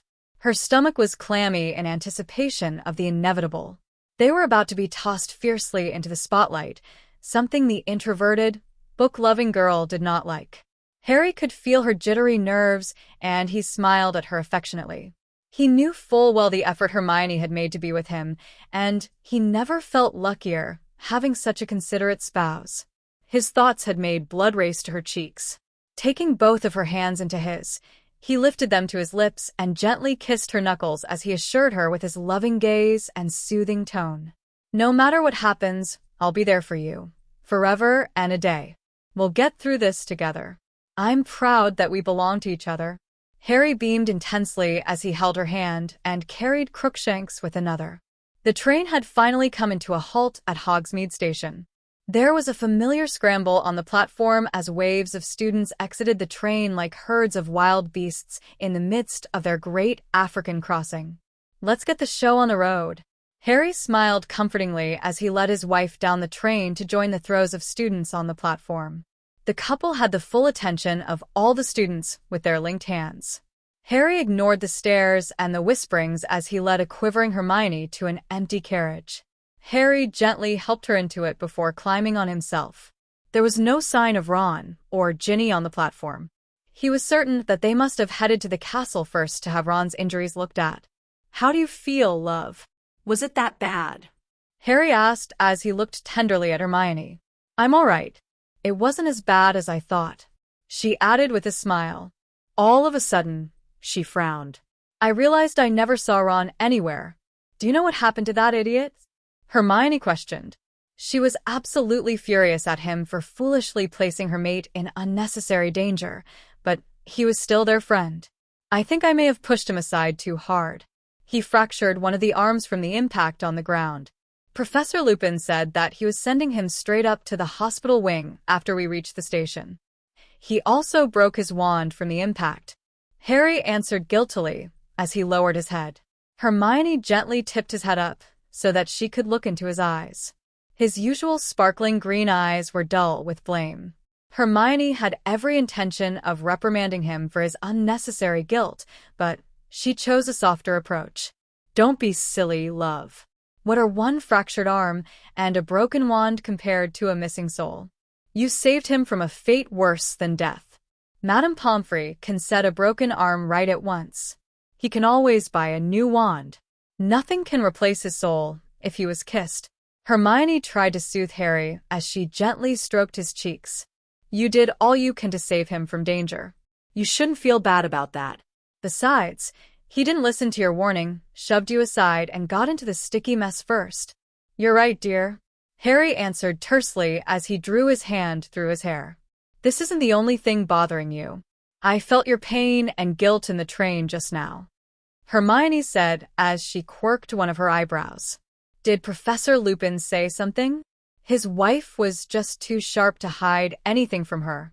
"I pushed Ron away from the approaching Dementors. I was too distracted by the screaming in the head to concentrate on casting a Patronus spell, and I passed out. I heard my mum. She had exchanged words with Riddle before he murdered her. She was pleading him to spare my life. She was willing to use her life to exchange for mine." Harry added emotionally as tears began to well up in his eyes as he recounted the experience. Hermione had encircled her arms securely around him as he continued. "He laughed and killed her as she screamed. That bastard only wanted me. He killed her because she was protecting me." Harry replied with anguish as he placed his head on his knees and wrapped his hands around his head. Hermione could feel the rolling waves of pain surging through him. "What else could your mother do but that? She loved you so much. Before you were even born, she bestowed all her love on you. You know that you were her life from all the journal entries she made when she realized she was pregnant. It's okay to weep for her." Hermione answered emotionally with tears shining in her eyes. She remembered the glowing and hopeful entries Lily had written about Harry, even thought they were living through dark times. "However, you do her memory no honor if you think you are the cause of her death," Hermione added lovingly as she looked at Harry. Quiet tears were running down his cheeks when he raised his face to look at his wife. His heart was overwhelmed with love when he saw the tracks of glistening tears on her porcelain cheeks. His angel was crying with him. The overly emotional Harry took her into his arms, and they wept together for his parents. Harry did not know long how he held his wife in his arms and cried for his parents, but he felt he could finally come to terms with his parents' death. Harry knew that he would always grieve for the loss of his parents, but Hermione would always be here to soothe his aching soul. Harry gently wiped the tears off his wife's beautiful face as he smiled at her with affection and gratitude. "Thank you," he whispered tenderly as he placed his forehead against hers. He closed his eyes as a sense of serenity washed over him. "You're welcome," she whispered softly. Harry helped his wife from down the carriage when they had finally reached Hogwarts. Crookshanks had dashed happily into the darkness with Hedwig soaring above them as they climbed down the steps of the carriage. They had made sure they were presentable to meet the rest of the school before alighting from the carriage. Harry gazed fondly at the building. It was the first place he felt at rest. Harry glanced at his wife as he entwined their hands together. A small and nervous smile was on her lips, but she was exuding a quiet confidence. Harry beamed brightly as he led her up the stone stairs of Hogwarts, through the great oak doors, and into the grand entrance hall. The expansive foyer was lit with flaming torches, and it housed a majestic marble stairs that led to the higher levels. "Potter, Granger, I want to see you both," a voice called. Harry and Hermione spun around in surprise and saw Professor McGonagall, head of Gryffindor, calling over a sea of students. She was looking as stern as ever. Her hair was still pulled up in a tight bun, and her sharp eyes were framed with square spectacles. Harry easily cut through the crowd with Hermione following closely behind him. They had managed to reach the Severe Lady. A glint of surprise was evident in her eyes as she took in the sight of the two students. It unraveled the mystery of how Potter broke Weasley's arm when he pushed him away. Harry had become bigger in size with well-defined lean muscles. "Follow me to my office," she answered in her usual uncompromising tone. They wordlessly followed their professor to her office. It was a small room decorated in traditional Gryffindor red and gold. Professor McGonagall gestured for them to sit down as she sat behind her desk. Harry drew the chair out for his wife and pushed it in for her after she had sat down. Hermione had shot an appreciative smile at him as Harry sat on the chair beside Hermione. A brief look of approval crossed McGonagall's face before she focused on the young couple through her square glasses and began. "There are 2 issues I need to talk to you about. First, Professor Lupin has informed us about what took place on the train. Mr. Weasley is now in the hospital wing with Miss Weasley. I believe that he is doing fine. How are you feeling, Potter and Granger?" she asked, with concern lacing her stern voice. Harry and Hermione exchanged puzzled looks. "We are all right, Professor." Professor McGonagall looked quizzically at them. "Potter, you were nearly kissed by the Dementors on the train. Granger, you should have been affected by the Dementors since your mind is interlinked with his," she explained as a frown seized her brows. "We really are fine," Hermione added quickly. Before Professor McGonagall could say anything, there was a knock on the door, and the school's healer, Madame Pomfrey, strode into the room with a case. "Is he the one that Professor Lupin was talking about?" "It's you again," Madame Pomfrey asked as she bent down and stared at him. "He looks fine to me. I had the chance to rest," Harry answered with an assuring smile. "They are also the special pair that I mentioned to you recently. Do you need to check them?" Professor McGonagall asked as she looked at the matron meaningfully. "I heard from Professor Dumbledore that you wanted to keep the recent changes a secret, but Madame Pomfrey was informed because she needs to ensure that both of you are fine. When your souls bonded, so did your magical cores. She needs to check if your cores are functioning well enough for lessons. We don't know how long does it take to establish the bond, but it is unwise to use magic until the bond stabilizes," Professor McGonagall explained. Madame Pomfrey opened the case and took out a rod. She scanned Harry and checked the readings. Her eyes widened in shock when she saw the level of magic. It was far too high to be the reading for the joining of 2 magical cores. Harry arched his eyebrows questioningly. "Yes?" he asked. He knew that their bond was stabilized since Edmund had already proclaimed it was. She proceeded on to examine Hermione. It had produced the same analysis. They have completely bonded. Their bodies are used to the new level of magic. They are in relatively good health. Some food and a good night's sleep will do them wonders. If there is nothing else, I need to check on my patient, Madame Pomfrey added with a warm smile. Thank you. How is Mr. Weasley's? Professor McGonagall asked. He was pale from the contact with Dementors and he fractured his right arm. I have already healed the arm, but I left him in the hospital wing to get some rest. He will be joining the feast later, Madame Pomfrey answered. Thank you.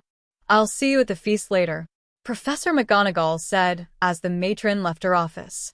When the sound of the door closing was heard, Professor McGonagall went to the next topic. I understand your need to keep your bonding a secret, but we have a problem on our hands. Both of you need to move to the marriage quarters to ensure that you maintain regular physical contact. However, your dormitory mates would naturally suspect something if both of you move out of your dormitory together, Professor McGonagall said. Hermione was biting her lips as she contemplated the issue. Suddenly, an idea came to her head, and she suggested, let's try this. Harry has become Lord Potter since we are married. He can always claim that he was emancipated early because the Potters' affairs are in need of attention. It is acceptable that Harry, head of the ancient and noble House of Potter, formally request for private quarters befitting of his rank. There was another young lord of a noble house who was granted a suite of his own in the past because of the immense paperwork he needed to get done for his properties. That would explain his need not to stay in the dormitory, Hermione finished as she looked at the professor expectantly. It does help to explain his need of his own quarters, but does not explain your need as well, Professor McGonagall said. I have an idea. We shall just use the excuse that Hermione will be heavily involved in a confidential project with me, and the work she'll be doing requires private quarters. I've always been fascinated by soul bonds.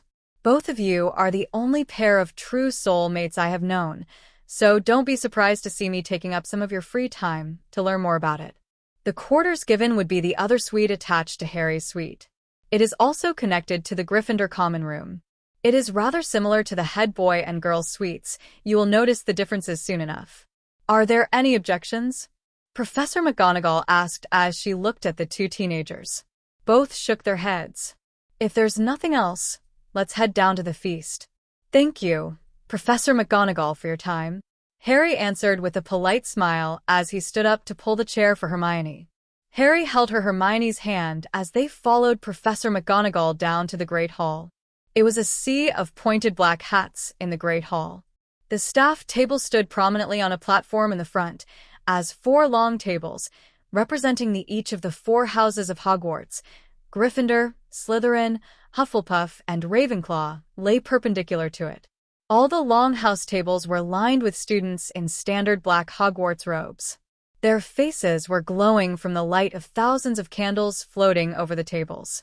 The sorting ceremony of the first years was finished by the time they had arrived into the Great Hall. Professor McGonagall had walked towards her empty seat at the staff table when they had arrived, leaving the couple alone. They had headed the opposite direction, moving through the back of the hall quietly but hurriedly walking to the empty seats at the head of the Gryffindor table. Despite their attempt at a discreet entrance, Harry and Hermione were still cast into the spotlight. Every student had turned to watch the couple as they walked to their seats. They could hear excited whispers about them as they hurriedly walked past with interlinked hands. I guess we made an entrance. I hope that it will die down eventually, Harry whispered as he pulled her closer to him and beamed a dazzling white smile at her. Hermione's face turned crimson red from that stunning smile as they settled into their seats. The buzzing in the hall had grown louder at sight of the expressions of the couple. Harry was still wearing the same wide, charming smile as they settled into their seats. Despite Hermione's silent protest, Harry had left a seat for Ron so that he could join them when he came down from the hospital wing. The headmaster cleared his voice to get the attention of the school as he rose to give his usual welcome speech. He smiled at all the students before he beginning his speech in his deep, reassuring voice. Welcome. Welcome to another year in Hogwarts. I have an important announcement to make before we start our feast. The school is presently playing host to some Dementors from Azkaban. Some of you might have met them on the train, he announced as he glanced at the Gryffindor table. They are here on ministry business and will be stationed at every entrance to the grounds. While they are here, I must emphasize to all of you not leave the school without permission.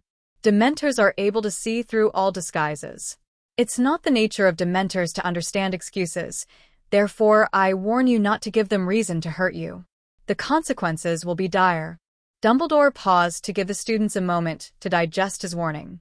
Next, I would like all of you to join me in welcoming 2 new teachers to our staff. First, I present to you Professor Remus Lupin. He will be teaching defense against the dark arts. There was a polite applause as the young man stood up. Harry shot a sweeping glance across the staff table and was not surprised to see a look of pure loathing contorting the potion master's face. It was his father's best friend, after all. Next, I am delighted to announce that Rubeus Hagrid will be taking over the post of teaching care of magical creatures. Harry and Hermione stared at each other, dumbfounded expression plastered on their faces. He should have guessed that Hagrid was taking over the post when Hermione bought the same book that Hagrid had given him for his birthday. A loud round of applause had erupted in the Great Hall, notably from Gryffindor table. Hagrid turned scarlet as he sat in his seat. Harry and Hermione knew that he was very pleased with the appointment. Let the feast begin, Headmaster Dumbledore announced loudly before sitting down regally. The glowing plates and goblets in front of them were filled up with delicious food and drinks after the announcement was made. Harry and Hermione heartily helped themselves to the food in front of them. The journey on the train had made them both famished. Hermione watched with approval glowing in her brown eyes as Harry partook of the food with impeccable manners. It was something Harry would never have done if he was this hungry in the past. Decorum was essential in establishing an individual as a respectable person, despite the lack of attention the curriculum at Hogwarts had paid to it, and in addition to having an undisputed, high level of morality. Alyssa had managed to polish off the Harry's rough edges, changing him to a fine gentleman. The students were well into the feast when Ron and Ginny made their appearance. The red-head looked fine. He stopped at the end and scanned the table while Ginny joined her second-year friends. His eyes fell on the vacant seat beside Harry, the only seat left at the table, so he walked over to join them. Harry and Hermione had finished their meal some time ago and were enjoying an idle conversation with each other. Harry was leaning on his arm as his body turned to face Hermione. When Ron approached them, he realized that Hermione's fair cheeks were tinted red with bashfulness. A sweet, blissful smile was plastered on her lips as she looked at Harry with affection and spoke quietly. Ron saw red. His assumption that Hermione had a crush on him and that Harry had snatched her from him opened the floodgates of his emotions and released torrents of rage. Harry now had everything. He had the girl, the fame, and the money. Why was Harry so selfish that he could not at least leave Hermione for him? Harry had so many girls panting after him. Ron even lived with one Ginny. His rather closed-up mind had even come to a conclusion that he did not owe a life debt to Harry. Harry owed him for being used to satisfy his hero complex. Harry owed him for making his life miserable. Ron's mind was fixed on turning the tables on the boy who lived as he faced the back of the raven-haired boy. Everything happened very fast.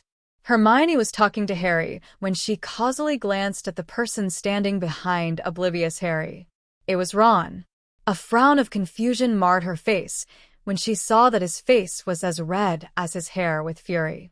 Harry had stood up and spun around to check the source of her confusion when he saw Ron. A fleeting smile of relief crossed Harry's face as he tried to clap on his friend's back in a welcoming manner. Ron had angrily shoved him. A comical look of shock was on Harry's face as he gaped at his friend. "Stop pretending, Potter. You pushed me out of the way because you wanted to be seen as the good guy, even after snatching your best friend's girl." There was a loud, audible gasp, but Ron continued to rage. "You even took the opportunity to have your revenge by fracturing my arm and breaking my new wand. Your hero complex disgusts me. I'm tired of you making my life miserable. I'm always the sidekick to the great Harry Potter." Ron hissed loudly, with ugly anger contorting his face. His words had caught the attention of all the occupants in the hall. A flicker of pain appeared momentarily across Harry's face before it subsided behind the cool mask. Hermione was standing beside Harry and was gently holding Harry's arm. "Oh." Harry asked with natural coolness that chilled the hearts of those who could hear the conversation. Harry was well aware of the audience and had no desire to make a scene. There was no hint of warmth in his dull jade orbs as he stared at the irate redhead. "I'm sorry that my company abhorred you. You do have the choice to leave. Another thing, be absolutely clear that Hermione is my girl. We decided to date at the start of the holidays," Harry concluded as he sat down, blatantly ignoring the redhead as his face turned livid. Hermione shot a dirty glare at Ron. Even in his rage, Harry was gracious enough not to embarrass Ron with the truth in the public. She angrily settled down beside Harry. There were the sounds of shrilly screams of pain, fluttering of wings, and hissing when they had turned their backs on him. Before Ron could say or do anything else, he started being attacked by Hedwig and Crookshanks. Crookshanks was furiously trying to get at him with his long, extended claws. Ron had covered his face with his arms, and Hedwig was trying scratching them with her sharp talons. "Take that, you idiot!" Hedwig growled. "Stupid two-legged." Crookshanks hissed. It was mayhem as the other Weasleys dashed forward, trying to save Ron from the menacing animals. It was amusing to see that 2 fifth-years, a head boy, and a second-year were unable to stop the furious attacks using their physical strength because they were unable to catch the dexterous creatures. Hedwig could swiftly fly out of their reach and maintain her constant attack on Ron. Crookshanks had agilely dodged the grabbing hands by climbing on Ron with his claws as he squealed in pain. Their faces were bright red from the exertion, and everyone was laughing at the sight. Harry and Hermione had hurriedly leapt to their pet's defense when they spotted Percy in the midst of casting a spell on them. Crookshanks and Hedwig. "That is enough," Hermione said in a harsh tone. "Expelliarmus." Accio wand. Harry shot 2 spells at Percy, disarming him and taking his wand. His wand landed neatly on his outstretched palm as he glowered at the incensed and helpless Percy. The laughter in the hall had died instantly. A 3rd-year had beaten a 7th-year easily. Hedwig immediately flew away from Ron and landed on Harry's shoulder as Crookshanks leapt gracefully away from Ron and arrogantly walked to Hermione. She immediately picked him up as she glared at Percy. Crookshanks had a haughty look on his face as he looked at Percy with disdain. "That is enough, Mr. Potter. Return the wand to Mr. Weasley. Someone take the other Mr. Weasley to the hospital wing." 10 points from Gryffindor for using spells in the Great Hall, Dumbledore said with his deep voice. Fred and George had taken the sobbing Ron out of the Great Hall. His arms were covered with talon scratches. Crookshanks' sharp claws tore his robes. "I believe it is my right to defend my familiar if someone attempts to hurt them with a spell, Headmaster," Harry said as he looked at the headmaster. "Hedwig is my familiar, and Percy was going to hurt her." His beautiful white owl had hooted in approval as the buzzing in the hall grew louder at the proclamation. "As for what has happened just now, I will inform them not to repeat the performance. They are not humans and did not have restraint when Weasley had said something too offensive for them to take lying flat." "Very well, Mr. Potter. I will not take points from the house for this. Make sure that this does not happen again. I wish to speak to you and Miss Granger later in my office after the feast," Dumbledore added firmly. Harry was stroking his beautiful snowy white Avenger with affection. "I know you mean well. I don't want a repeat performance because it will give them a reason to banish you out of the castle," Harry admonished with a firm tone as he stared at both of the pets. The pets were silent with shame. It was until they spotted the slight amused lift of the corners of his lips did they realize that Harry had enjoyed what they had done. "Thank you," Hermione smiled as she stroked her cat. "I was amused when no one could catch you and had to resort to using magic." It was apparent that they were not the only ones who were amused by the spontaneous dinner show. Neville Longbottom, a rather small, chubby, and timid boy of the same year, approached them. "Hi, Harry and Hermione. They really packed a punch, Harry." Ron crossed the line with his remarks. "Everyone in Gryffindor had been guessing when the both of you would get together since first year, because both of you were always awfully close. I'm glad that you two are together," Neville said. "Hi, Neville. Thank you very much," Hermione answered with a warm smile as she looked at the timid boy. "How was your holiday?" Harry could feel Hedwig's pleasure from Neville's words. "Oh, it was fine," Neville replied in a squeaky voice as he looked shyly at Hermione. "I don't mean to offend you, Harry, but Hermione, you look really beautiful," Neville said as he lowered his head. "Harry looks amazing, too. What have both of you been doing during the holidays?"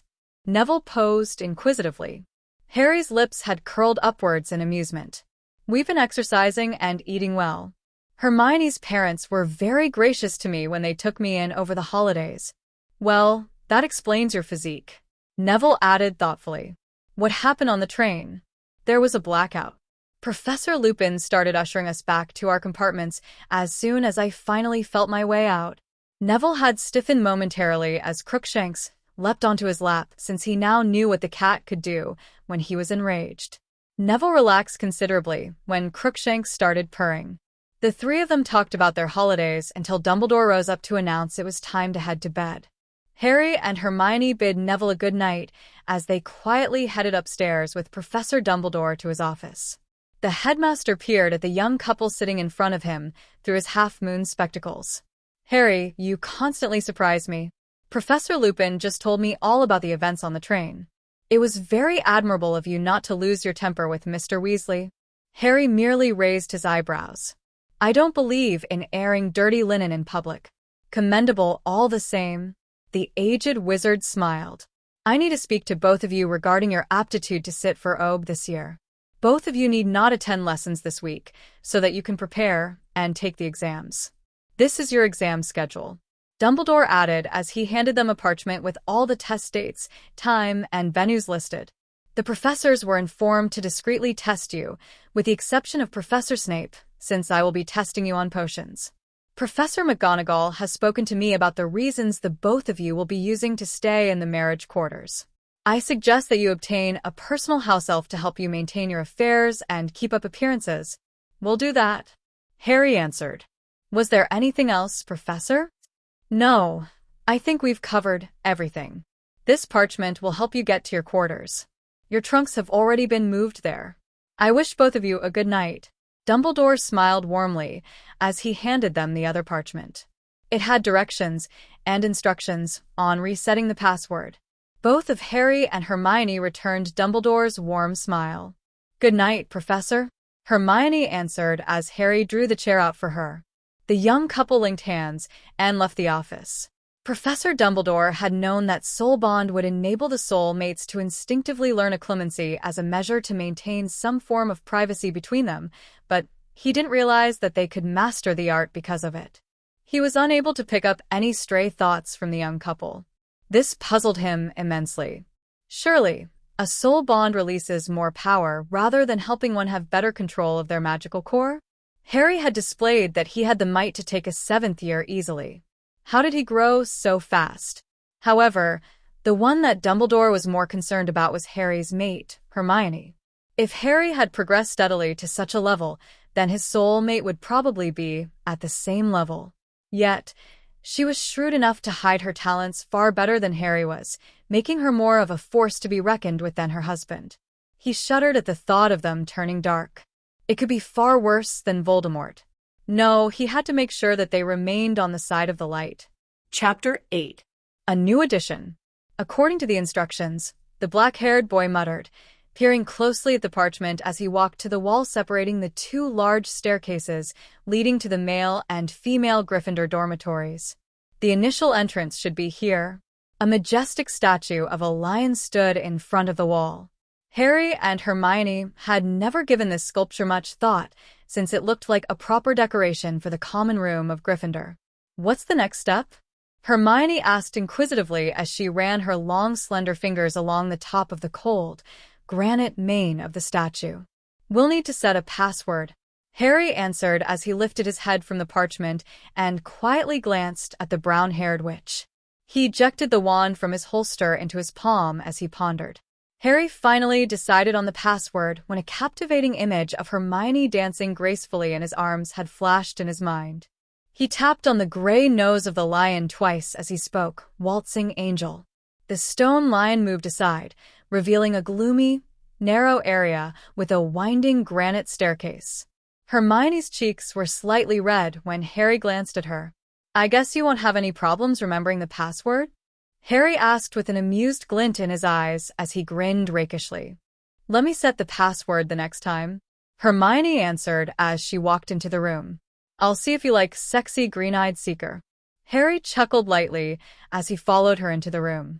The moment both of them had entered the room, the stone lion had moved silently back, closing the entrance as the torches in the room lit up. Harry and Hermione silently climbed up the stairs and found themselves in a common area. The roaring fire in the fireplace illuminated the room. There were several large, comfortable armchairs by the fireplace on the opposite end of the room, and a small round dining table, surrounded by 4 chairs, was placed near the entrance of the room. There were even accommodations for their pets.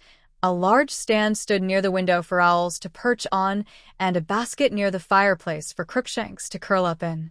"Hedwig, we have moved into our own quarters. Where are you?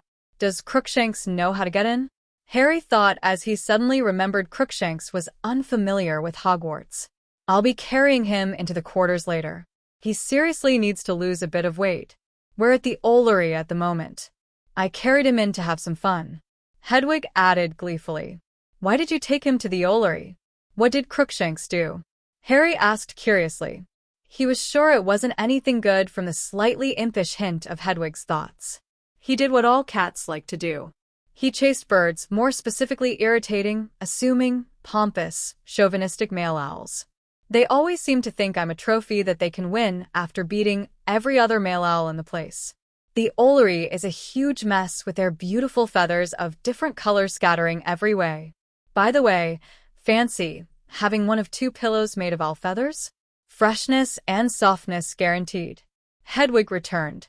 An image of Crookshanks plucking feathers from owl with his mouth the same way someone plucked feathers from a chicken came into his mind, and he shuddered at how cruel Hedwig could be.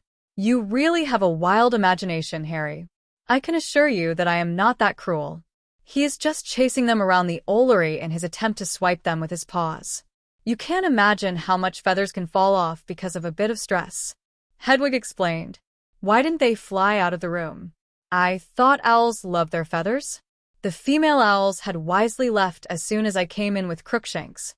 I think it's because those males thought I'd become their mate if they could impress me with their courage by staying in the Ollery with a fierce cat prowling around."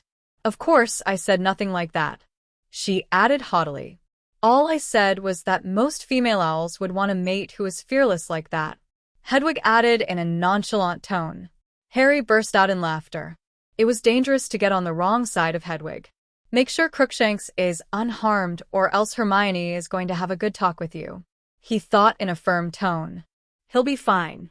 "One of the conditions was not to harm the cat," Hedwig added in a casual tone. "I can't believe the owls were stupid enough to do that," Harry commented. "Not all owls are gifted with intelligence, Harry. You're just one of the blessed wizards who have one as a pet," Hedwig thought rationally. Harry had rolled his eyes at her arrogance. "The offer still stands, Harry. Do you need a new pillow?" Harry turned around to ask Hermione about it and realized that she had spaced out. Her brown orbs were glassy and her eyebrows were knitted together in deep thought as she stared at the fireplace. "Hermione?" Harry spoke as he waved his hands in front of her face. She was jolted back into reality by his actions. "Yes?" Hermione asked as she tucked her wavy brown hair behind her ear. "I was wondering if you would fancy a pillow made from owl feathers." Hedwig is really enthusiastic about it. Harry grinned warmly. He peered at her closely when he realized that she lacked the familiar glint in her beautiful chocolate eyes. "I'll be fine with anything, love," Hermione answered. She was looking at him intently, with a weird expression on her face. Hermione gave the green light. "But I'll need to clean the feathers before we really make them to a pillow," Harry instructed. The answer seemed to delight Hedwig greatly. "I'll take the feathers to the house elf. They'll know what to do with them. We'll see you later. It's time both of you get into bed. Good night." Harry arched his eyebrow when he noticed the weird expression on his wife's face. "Is something wrong?" he asked worriedly as he took a closer look at his wife. Hermione shook her head and turned away from him. His emerald orbs widened in surprise, but he shrugged it off and blamed it on the long day they had. Dear, it's very late. Let's check out the rest of our quarters tomorrow morning. Harry smiled warmly as he wrapped his arms around her shoulder and led his quiet wife into their bedroom.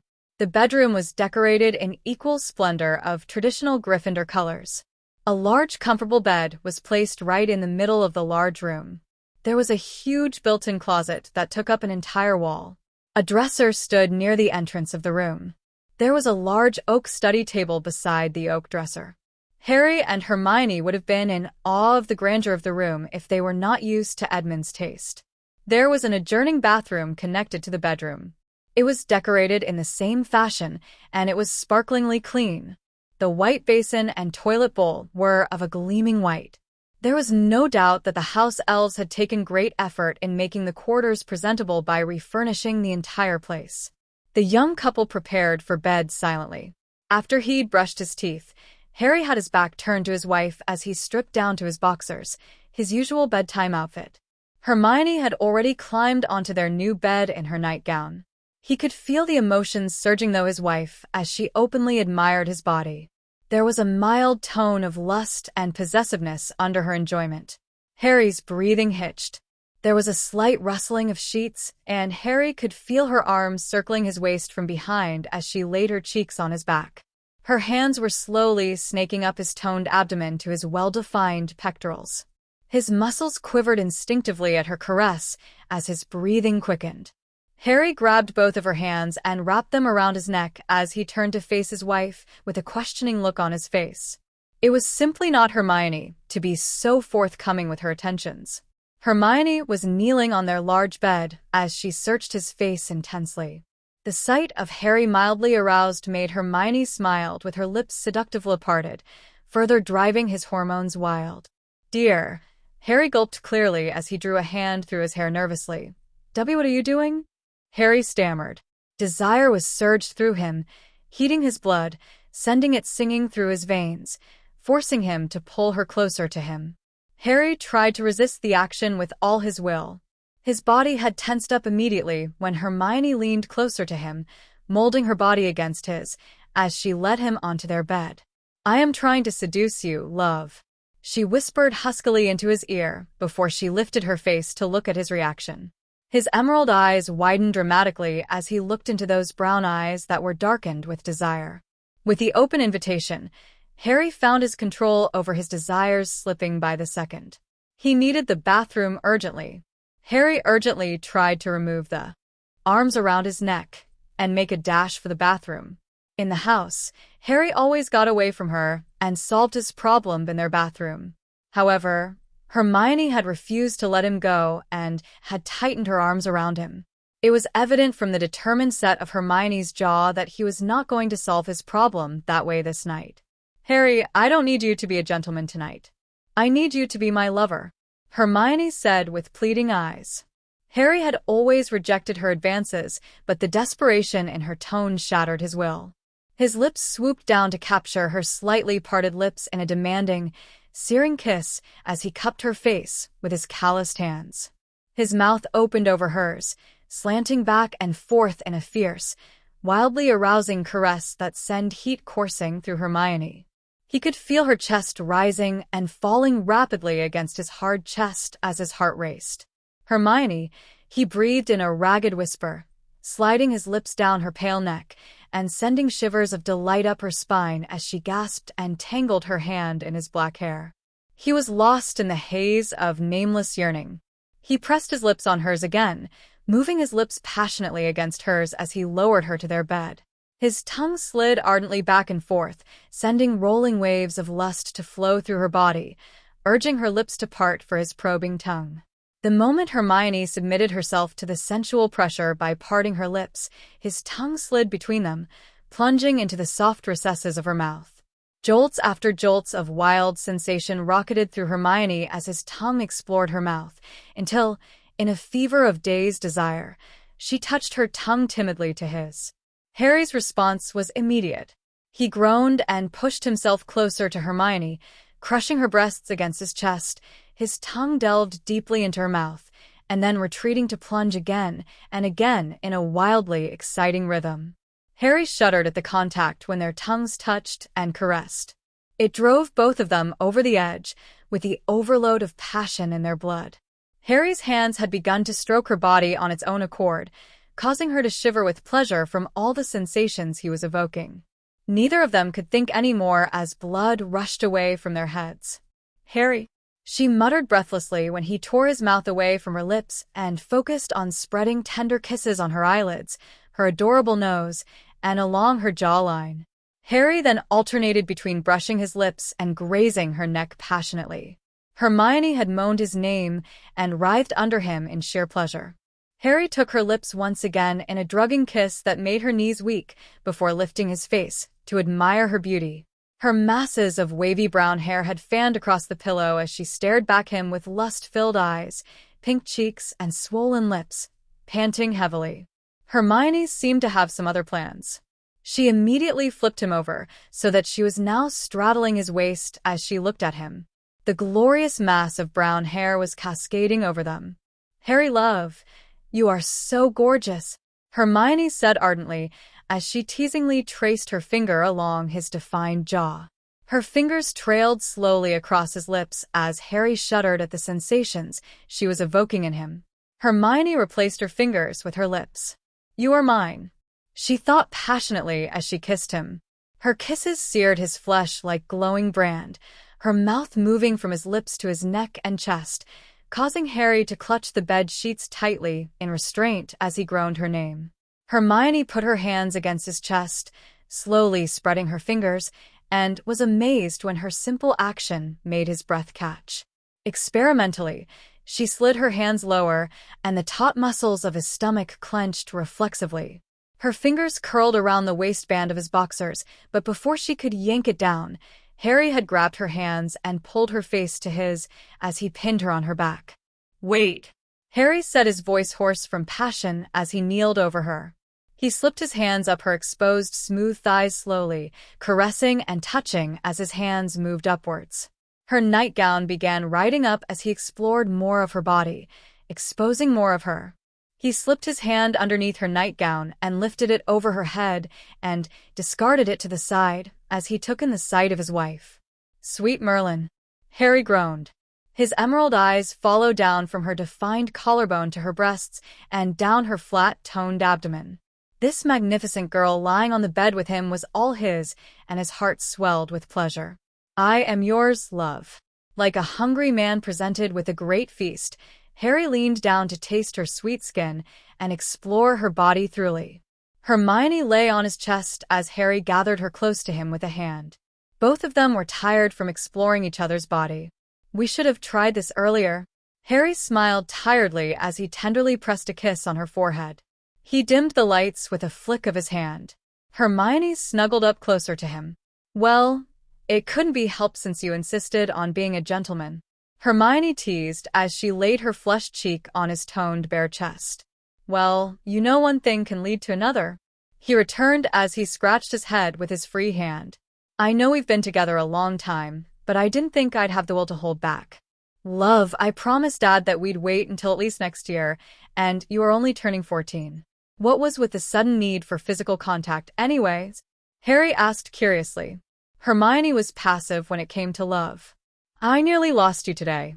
I just needed a reaffirmation," Hermione stammered as she buried her face on his chest. "Hermione, you know better than to lie to me. We don't keep secrets from each other." Harry chuckled as he tipped her head up to face him. Mirth was evident in his glowing emerald eyes as glazed at her. "It ain't like that the girl swear a lookin' at you," she mumbled as she hastily averted her gaze, and her cheeks turned crimson red. It took a while for Harry to understand what she was saying, and he burst out laughing. "Hermione, love, the girls always look at me because I am the boy who lived." Her face reddened even more. "It is not that, Harry. They were staring at you and drooling over you like you were some tasty piece of meat. They didn't even bother to hide their attraction to you," she answered in a huff. Harry playfully nuzzled his wife's neck. "I'm glad you finally understand how I feel." He smiled affectionately as he wrapped his arm around her bare body and buried his face into her brown hair. The comforting, familiar vanilla scent was luring him to sleep. "You don't have to worry about them. I'm all yours to keep." He gave a tried yawn. "Good night, Angel, Harry said as he kissed her head lovingly. I belong to you too, Harry. Good night, dear. Hermione answered as she pecked his lips before snuggling back to his chest. She was lured into a deep slumber by his hypnotic, steady heartbeat. It was still dark and chilly when Harry and Hermione had headed out to the school grounds for their routine morning jog, using Harry's invisibility robe and a secret passageway his father had found during his second year. It was a good idea to get tracksuits. I never thought that it would be this cold in the morning. It's best we keep our guard up since the Dementors might wander into the grounds at any time, Harry said as they jogged towards the lake. Even enshrouded in darkness, the lake was still a sight to behold with the majestic Hogwarts castle as its backdrop. Are you terrified of the Dementors after yesterday's experience? Hermione asked with deep concern as she peered closely at the boy jogging next to her. Not really, but the incident highlighted a very important point. Edmund has been training us in terms of skills and knowledge, but clearly I have to be less hasty in the future. I endangered our souls yesterday. Moreover, it is always better to be vigilant. I'm sure the Dementors would be more tempted to get onto the school grounds because of the students' excitement. Harry answered thoughtfully. Dobby will be joining us as our house elf later in the morning. They had jogged halfway around the picturesque lake when they felt the unnatural chilliness that Harry remembered clearly. Across the lake, a trio of Dementors were approaching a student. A feminine scream of fear pierced through the stillness of the early morning when the girl saw the approaching vile creatures. Bloody hell, Harry said. Concentrating on the memory of the previous night, he cast the Patronus spell as Hermione created a shield of wind to protect the student. The white corporal stag charged straight at the Dementors, chasing them away as Harry and Hermione rushed over to check on the student. The girl had curled up in a corner of the wall, shivering as they approached. To their surprise, she was only garbed in her white school blouse and skirt and was not wearing a jacket or a school robe despite the morning chill. Are you all right? What is your name? Harry asked kindly as he lowered himself to her height and checked on her. Harry gave a sigh of relief when he realized that she was unharmed. It was a close shave. Harry and Hermione exchanged concerned looks with each other. She was a rather petite girl with long, straight blonde hair. When she had lifted her pale face to look at them with her large, round blue eyes, Harry could see the unshed tears clinging onto her eyes. She was visibly shaken. Despite of that, she tried to put on a tough front. I am all right. And my end name is Luna. She spoke as her teeth chattered with cold. Harry took off his jacket and wrapped it around her as Hermione cast a warming spell on her. Hermione sat close to her and started to rub her chilly hands with her warm ones. The trembling subsided after a while. It's Luna Lovegood from Ravenclaw. She is in her second year. I recognized her because she always seemed so alone. They have a nickname for her, and it's Loony Lovegood. We can't stay here for long because there may be other Dementors prowling around. Let's head back into the castle. We'll have to go to the Gryffindor common room to avoid being caught by Filch. Can you walk? Hermione asked with concern lacing her tone. Luna shook her head. I'll carry her, Harry answered as he placed one of his hands under the crook of her knee, another beneath her back, and easily lifted her up. We're going to the Gryffindor common room. Hold on to me, Harry said as he smiled at the petite girl. She was frightened by the sudden gesture and was glancing unsurely at Hermione. She smiled at her with assurance as they rushed into the cast. They used the invisibility cloak to get back into the common room. Harry gently laid her on the large couch near the roaring fire as he conjured drinks for them to drink. Hermione sat quietly next to her as she had wrapped a friendly arm around Luna's slim shoulders. Harry sat in an armchair closest to them and waited for Luna to get settled down before they talked. There were a lot of questions on his mind, and he didn't want to scare the frail-looking girl. Thank you for saving my life, Hermione and Harry, Luna said quietly as she sipped her hot chocolate. Harry raised his eyebrows in confusion. I don't think I've introduced Hermione or myself. How did you know our names? The Gremmels told me. A look of puzzlement crossed his face. Alyssa had never mentioned anything like that in their lessons. He glanced at his wife and saw a similar befuddled look on her face. Hermione had merely shrugged in response. Luna, Why were you out at such an hour? It's dangerous with all the Dementors patrolling the grounds, Harry asked with worry lacing his tone. A mild look of surprise had crossed her face before she explained. My housemates gave me the wrong password by accident, and I was locked out of Ravenclaw Tower. Luna answered truthfully. I didn't want to be caught by Mr. Filch or be a bother to the rest of my housemates, so I decided to spend the night outside like always. Sometimes, when they forget to inform me of the sudden change of password, I spend the night out in the school ground. I met the Gremmels that way, she answered sincerely. Harry could see the innocence in those clear blue eyes. Hermione's eyes had widened in shock. It wasn't your first time? Why didn't you inform the professors? Good grief, Harry. She has only started her second year. People can be forgetful at times due to the influence of the Pieages, so it is all right. Luna answered simply. Why aren't you wearing your jacket or robes then? Harry asked soothingly, as he fixed a warm smile on his face. He took a great effort to keep his tone gentle since rage was ravaging his body. He could not believe the amount of bullying the young girl was suffering. What nerve the Ravenclaws had to bully such an innocent girl like her. No one has the right to mistreat another person, no matter how different they are. Harry growled inwardly. It was taken away? Luna replied simply.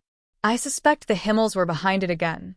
They are quite fascinated with clothes sometimes, but will return them eventually, when their interest wanes 2 weeks later. They are more interested in other things like parchments, ink bottles, and quills most of the time. Those never turn up after they disappear. Luna went on plainly as she blinked. Hermione could feel Harry's anger surging through his body. As much as I want it, you can't hex the entire house the way you are planning to right now. Hermione thought as she held his hand. Neither can we allow the mistreatment to continue. Can you imagine what would have happened if we didn't find her in time, dear?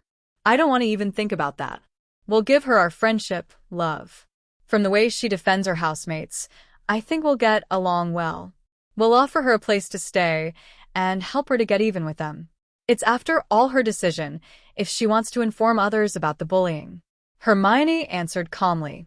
If Harry hadn't been emotionally linked to her, he would have thought that she didn't care from the cool tone of her thoughts, but he could sense she was just as furious as he was. He found himself agreeing to her suggestion. He was glad that he had such a level-headed wife. Luna, it's going to be breakfast soon. Would you fancy a nice warm bath? I'll give you some clothes so that you can shower and change, Hermione suggested with a friendly smile on her lips. I don't want to trouble you. I won't fit into your clothes, and I don't think I'm allowed to enter your dormitory. I'd better return to the tower. Luna answered hesitantly as she lowered her head and tried to stand up. Hermione placed a firm hand on her arm. I assure you that it won't be any trouble. We'll have to go in the dorm for us to explain it to you, Hermione explained. Luna glanced at their faces and was shocked to see genuine sincerity in their eyes. It was the first time anyone, other than her parents, had shown so much warmth to her. Luna did not object when Hermione had taken her arm and led her to smaller sitting room in Gryffindor traditional colors of red and gold. Hedwig was perched on the stand near the window, sleeping soundly. A large ginger cat was seen curled up awkwardly in the basket near the fire. The basket looked too small for Crookshanks. With an amused smile plastered on his face, Harry kneeled next to the basket and enlarged it as he stroked the cat softly. Luna was watching the couple with deep interest. Luna could see a warm glow of love in Hermione's eyes as she looked at Harry. The sweet sight of two people in love melted her heart. I'm glad that both of you are in love with each other. I'd thought that the two of you were forced into marriage. Luna smiled genuinely at them. Harry and Hermione's jaws had nearly touched the ground at her statement. How? Harry asked as he stared at the petite blonde. He was sure that he had never dropped any hints that they were married. The Gremmels told me your real names, Harry and Hermione Potter. Would you prefer I use your titles instead, Lord and Lady Gryffindor? Luna asked quizzically when she realized that they were flabbergasted. Harry exchanged a quick glance with his wife. No. We'd rather be called by our names. Well, we actually wanted our marriage to be kept a secret, Harry answered as he scratched the back of his head nervously. The next thing that Luna did was another shock to the couple.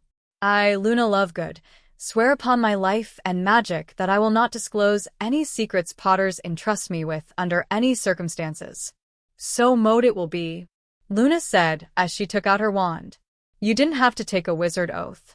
You might die in the future if ever go against it. Hermione protested loudly. It's fine. I'm very sure it must be very important to keep your marriage a secret since both of you look as if you can't get enough of each other. Luna answered with a reassuring smile. The young couple had blushed at her words. We didn't want others to know because they might guess the nature of our marriage. We share a soul bond. We don't want the news to get to the wrong ears, hence the need for confidentiality. Hermione answered simply. Well, I was thinking along the same lines. After all, it must have been very difficult to stay calm when you see others ogling your mate. Anyway, you said something about showering before heading down for breakfast? Luna asked as she peered at Harry. We're going to alter one set of school uniforms that Hermione bought recently so that you can use it for today. I think I'm going to try to get your things back for you later. They are new. You don't have to worry about undergarments since Hermione will be able to make some for you. She's really good at tailoring. Harry smiled warmly as he checked his watch. With a quick twist of his wrist, the wand was in his palm. I'll be using the main bathroom. Accio clothes, Harry said. A set of clothes and a towel flew onto his hand. How I love the convenience of magic. Harry grinned rakishly as he lovingly kissed Hermione's cheeks before heading off.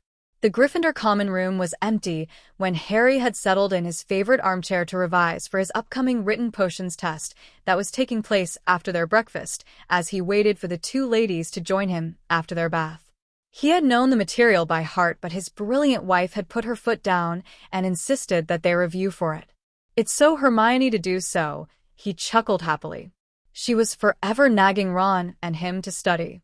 The memories of them spending time together flooded his mind as his heart ached. He closed his eyes and willed the memories away. It was stupid to be thinking about all that. Harry could feel that this was the end of his first friendship. A slight frown marred his face as he stared blankly at the fireplace, and the potions book lay forgotten at the side. Good morning, Harry. Thinking about Ron? Neville asked as he sat in the armchair closest to Harry. Good morning, Nevada, was it that obvious? Harry asked flatly as he looked away from the boy.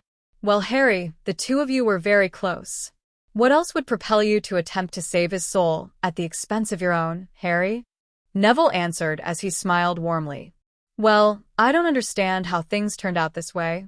I've no answers for you, Harry.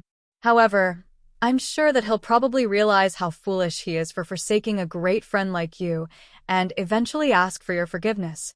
Neville assured as he clapped him on the back and stood up. I guess so. Mind joining Hermione and I for breakfast? We'll have to wait a little longer for her, though. Harry asked sincerely. A shocked expression crossed his face momentarily before a wide smile spread on his lips. I'd love to, Harry. Neville replied cheerfully as he settled back into his seat. I hope you don't mind my curiosity. I never heard you entering or leaving the dormitory last night. Where'd you go? I have my own quarters now since I'm now the head of the Potter family. Harry explained. How are you coping with the Potter affairs? I'm sure your Muggle relatives didn't teach you about managing a magical household. Neville asked thoughtfully. I'm doing okay. The Potter family has a group of dedicated and intelligent house elves that are overseeing most of the day-to-day affairs. I'm picking up tips as I go along. I have to meet with the head elf later. I guess you can call me the Lord in training. Harry answered with humor twinkling in his emerald orbs. Neville laughed. You can't do wrong in the eyes of the Wizard Society, Harry, simply because you are Lord Potter and the boy who lived. When are you formally acknowledging your status? Neville questioned. Do I need to throw a party? I thought it could be kept low-key. Harry asked with surprise in his green eyes. Naturally, since you are head of the ancient and noble house, you'll need to throw a party and invite all the lords of the noble families. Neville explained. I must say that your grandmother has been doing a good job in coaching you. You seem to have an extensive knowledge about all of it. Harry smiled. The Longbottom house isn't as distinguished as the Potter house, but we are still an old wizarding family. Well, Gran has always wanted me to be an outstanding lord when the time comes for me to inherit the title. However, I'm not really doing well in my studies, Neville answered dejectedly as he lowered his head. Great grades do not necessarily mean an outstanding individual. It only means that you have a great grasp of the knowledge that Hogwarts has imparted to you. Take a look at Voldemort. He was an excellent student, but would you consider him an outstanding individual? It is the way one treats others that marks the individual. A great man treats everyone with respect and lives with strong, honorable convictions. Anyway, I'll be more than happy to help you with your studies if you want, Harry offered with a warm smile. It'll be too much of trouble. I'm dismal in a lot of subjects, Neville protested. No, you're not. You just lack confidence, and confidence is built up by not putting yourself down that way, Harry admonished. Gee, I sound like Hermione, Harry thought. I'd love the help, but would you have the time? You have to handle the Potter affairs, Neville asked. Well, if you are that concerned, Hermione can always help you. She just loves to share her knowledge with people whenever she can, Harry beamed warmly. It was one of her endearing traits, her selflessness with knowledge. Neville began laughing when he had peered at Harry. You really do love Hermione, don't you? His emerald eyes glowed with love. I do. She's the most brilliant girl I've ever met. I was humbled when she agreed to go out with me, Harry admitted honestly. Most guys would have teased him mercilessly, but not Neville. With a warm, earnest smile on his face, he declared, I'm glad that the two of you are together. She's really a nice girl. She even offered to help to find Trevor when she saw me searching for something on the train on the first day of school. He said, Thank you. You don't know how much this means to us. Harry grinned. Neville is joining us for breakfast, love. Sure, darling. I don't know why we never got a chance to know Neville better. I learned so much about him last night during dinner. Do you mean that slightly chubby guy that Crookshanks was laying comfortably on yesterday? Hedwig asked sleepily. Yes. Hedwig, why don't you rest some more? There are a lot of owls in the room waiting for you to intercept their letters. Dobby is doing that now. Hermione called for him to be your personal house elf. I'm waiting for them to leave before I go back to sleep. Anyway, Neville is a nice lad. I thought you didn't have to attend lessons this week. Why are both of you up so early? Hedwig said. We wanted to do some revision before our exam this afternoon. Besides, Hermione and I are used to waking up before dawn for a jog. Are you mad? There are Dementors around. You could get hurt. Hedwig protested angrily. We were fine, Harry assured. However, I think I need your help. We met this girl who's always being bullied by her peers, and we saved her from the Dementors this morning. Would you mind accompanying her to her lessons for the rest of the day? I doubt anyone would try to come close to you after last night. That's a splendid idea, love. Hermione chimed in. What do you think, Hedwig? Harry could see Hedwig probing through their memories of their new friend. I hate bullies. If I find out who the culprits were, no, all of her housemates should share the same guilt. Just tell me when your breakfast is over, and I will follow her.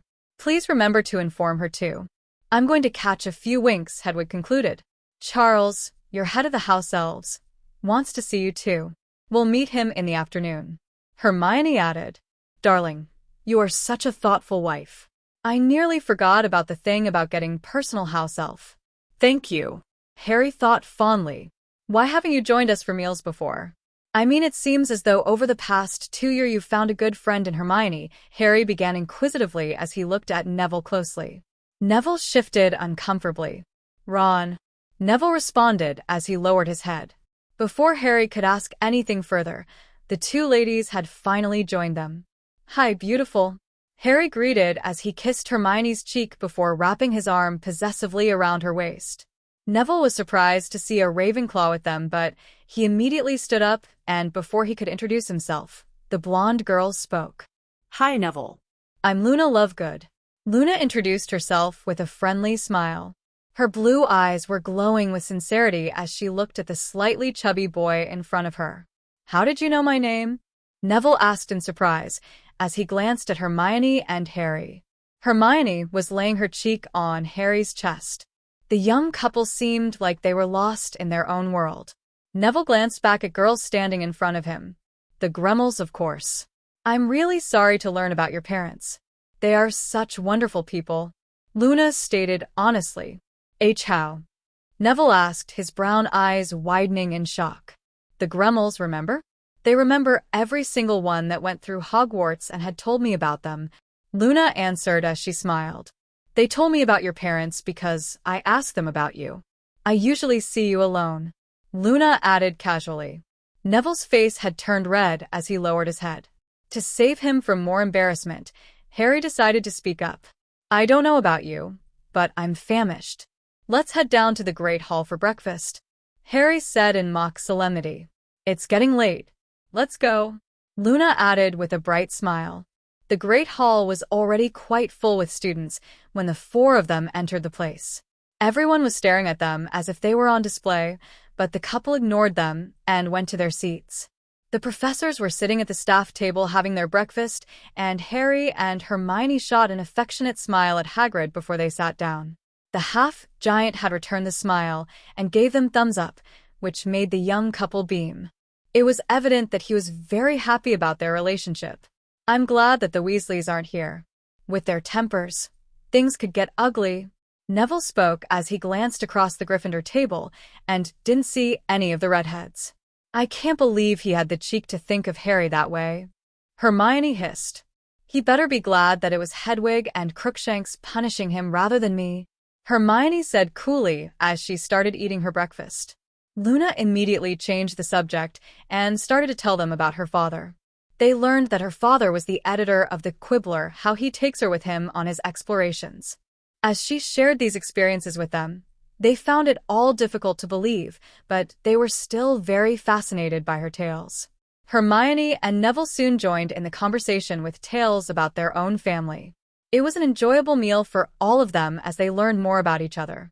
The hall had suddenly become silent when a certain seventh-year strode briskly down the hall towards them and stood behind Harry. His face was as red as his hair as he glared furiously at the cheerful raven-haired boy. The gleam in his emerald eyes had died when he saw who was standing behind him. Good morning, Percy. Is there something I can do for you? Harry asked politely after he stood up. Despite his cool tone, everyone could hear the warning lacing his tone. Even though he was only in his third year, he was already the same height as Percy. I want to formally call you out for a duel for my honor, the insolent head boy said as he threw his chest out pompously. I have no interest in accepting your challenge, Harry answered idly. Was there anything else? Much to Harry's surprise, Percy's face had turned redder. How dare you reject? I have every right to, since you have no reason to call me out. You were the one who threatened my familiar with magic. I was gracious enough not to call you out for that. Leave before you become a disgrace, Harry answered impassively. You took my brother's girl, snapped his wand, broke his arm, set your familiar on him, and beat me in front of everyone by using a sneak attack. You say I have no cause to call you out for a duel? You are just a coward, Percy roared. Don't be so daft, Weasley. Let's get this straight, because I don't like others to have a bad impression of my girlfriend. Hermione was never your brother's girl. We were dating since the start of the holidays. Was your brother with her during his second year? He wasn't. Everyone in Gryffindor can tell you that. That is all I have to say to you, Harry answered as he settled back into his seat. He looked at his wife. Where were we before we were interrupted? Harry asked his company politely. Uh-huh, Percy shouted triumphantly with a satisfied smile on his face. You didn't refute the other claims, which meant that they were true. I can call you out for a duel for harming my... Before he could continue, the Weasley twins had intervened. One of them had wrapped his hand over his mouth as both of them tugged him out of the Great Hall. Stop making a fool of yourself, I'm sorry, Harry. One of them called as they wrestled the struggling Percy out of the hall. Harry and Hermione exchanged surprised looks at the sudden change of event. I didn't think Percy was so concerned about his brothers. I guess I was wrong, Neville added sheepishly. No, he's more worried about his reputation. He lost to a third year in front of everyone yesterday. Naturally, he wants to get back his honor. I really don't understand what Clearwater sees in him, Harry answered as he shrugged. That's mean love, Hermione admonished. She is a rather nice girl. I agree. She always tries to make an effort to talk to me and help me. She helps me to find my things whenever the Himmels take them away. Luna added. Oh. Harry answered as he raised one of his eyebrows. That's comforting to hear. He smiled. However, I'd rather you don't spend your nights in the Ravenclaw Tower. Thanks, Harry and Hermione. Luna smiled. It's nothing much. We will do what we can for you. Hermione smiled comfortingly as she placed a hand on Luna's hand. Why don't you want Luna to stay in her own dormitory, Harry? Neville asked curiously as he glanced at the three of them. This morning we found her sleeping outside of the castle because her housemates had given her the wrong password. Harry said crossly. What? There are Dementors patrolling the entrances of the school. That's very dangerous for her. Well, I don't think it's such a bad thing. It's led me to meeting the three of you. Luna smiled. After breakfast, while the other students trooped to their first lesson, Harry and Hermione made their way to the headmaster's office to have their written and practical potions exams. Professor Dumbledore had given them an OWL standard potions examination, and they had finished it with ease. Harry and Hermione were glad that they were able to take the exam with confidence. Harry and Hermione, would you mind having a chat with me before you leave? You don't have any exams later, do you? Dumbledore asked as he conjured some snacks for them. No, we have a little time right now. We'll need to make certain arrangements with the house elves and the Potter family later and revise for our other tests. Is there something important you needed to discuss, sir? Harry answered. Do you have any inkling why he wants to talk to us? Harry thought. It must be our sudden improvement in terms of controlling our magic. The professor probably wants to know how we managed that. Hermione replied. How much should we tell? Harry asked. The bare bones. Hermione smiled. Even though the enemy of my enemy is my friend, I think it's better to be cautious. I watched both of you creating the required potions, and I was wondering how did you manage to achieve the standard of brewing? The both of you looked as if you could probably take your mastery in potions and pass. Professor Dumbledore explained with a smile. Are we really that good? Harry inquired with surprise. We've been reading in advance and practicing at home. Harry answered simply. Yes, I was quite surprised. Dumbledore answered as he looked at them closely. I never asked, but why do the two of you want to finish your so soon and keep it secret? First, it's always beneficial to have knowledge. The OWLs are a benchmark for our learning. Second, with more time on hand, Hermione and I want to continue training ourselves to have greater control of our magic. Furthermore, we want to ensure that we are adequately prepared just in case I have to face Voldemort again. Harry explained. At that statement, Dumbledore's eyes had widened in surprise. I remember how my mother died. He didn't want my parents' lives. He only wanted mine. I don't understand why he chose me, but this means that he'll do anything to kill me, and I want to be ready for it. I want to be able to fight him, Harry answered. I can't do that if I don't even have the basic skills needed, hence the haste to complete my education. I'm sure you understand the need for all of this to be kept in secret. Harry, you're safe here. You don't have to sound as if you are preparing for war, Dumbledore declared as he clasped his hands and peered at them. Hermione and Harry seemed to be rather unaffected. Sir, if I was truly safe, then I wouldn't have met Voldemort in my first and second year. Besides, it's always prudent to be prepared for all circumstances. Surely you agree that more training is better than less. Harry stated simply. I do, but I'm reluctant to allow you and Hermione to be saddled with this heavy burden at such a tender age. Dumbledore replied. Harry and Hermione's faces were devoid of any strong emotions, but from the tone of Harry's voice, he was determined to have his way. Sir, the choice was made for me on that fateful night. Harry returned forcefully. A streak of guilt had appeared momentarily on the old man's face. Besides, we're having fun doing this. We love knowledge, sir. Moreover, I really want to make certain that we have more time to enjoy life. Right now, you know very well that I could be a sitting duck if Riddle chooses to come after me again. Harry added as he peered at the old man closely. Professor Dumbledore sighed. I was hoping you could enjoy more time as a normal teenager. Anyway, I also wanted to give this to you, he said as he took the Gryffindor sword and handed it to Harry. The blood of Gryffindor runs through you. Therefore you are the rightful owner of this blade. Harry drew the sword out in one swift movement from its scabbard of gold and red and raised the blade into the light. The blade was simple, but had a lethal beauty about it. Harry had never properly admired it last year, but now he could. It was a single-handed, long broadsword that had rubies on its hilt. The blade of the sword had shined in the light. Harry gingerly picked the sword up. The sword felt like it was a part of him, and Harry knew he could wield it in ease. Harry had finally found his weapon. "Thank you," Harry answered as he slid the sword swiftly back into the scabbard. "I want to ensure that I survive the battle for Hermione's sake. If I perish, she will die with me." A flash of guilt appeared in his eyes. "I can't allow that," Harry declared firmly as he cast a loving look at his wife. "We'll need the information and expertise of people who had experienced the war to prepare us," Harry said sincerely. The honesty of Harry's tone convinced the old man that he was foolish in thinking that Harry and Hermione could be dark. Harry was fighting for the survival of his love.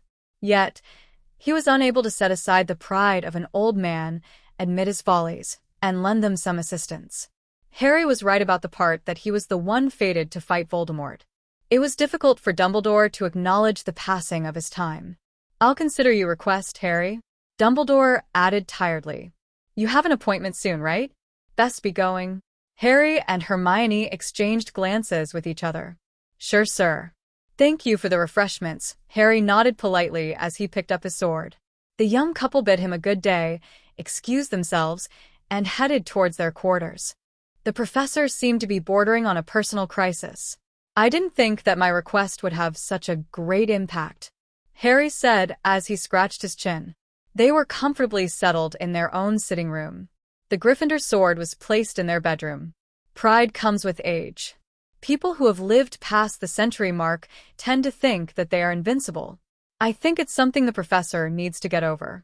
I think he may have done things that he doesn't want others to judge him by, as well," Hermione added, simply after much thought.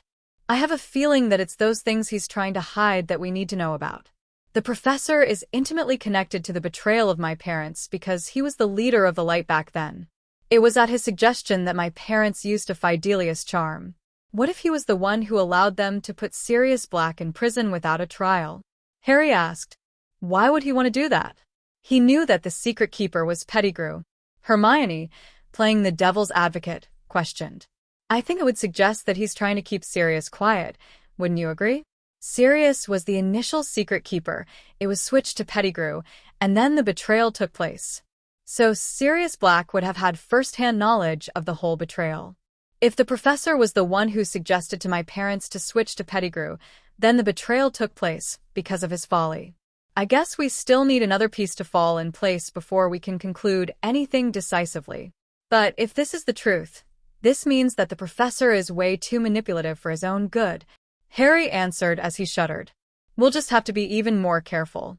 I was thinking about talking to Professor McGonagall after our test," Hermione suggested.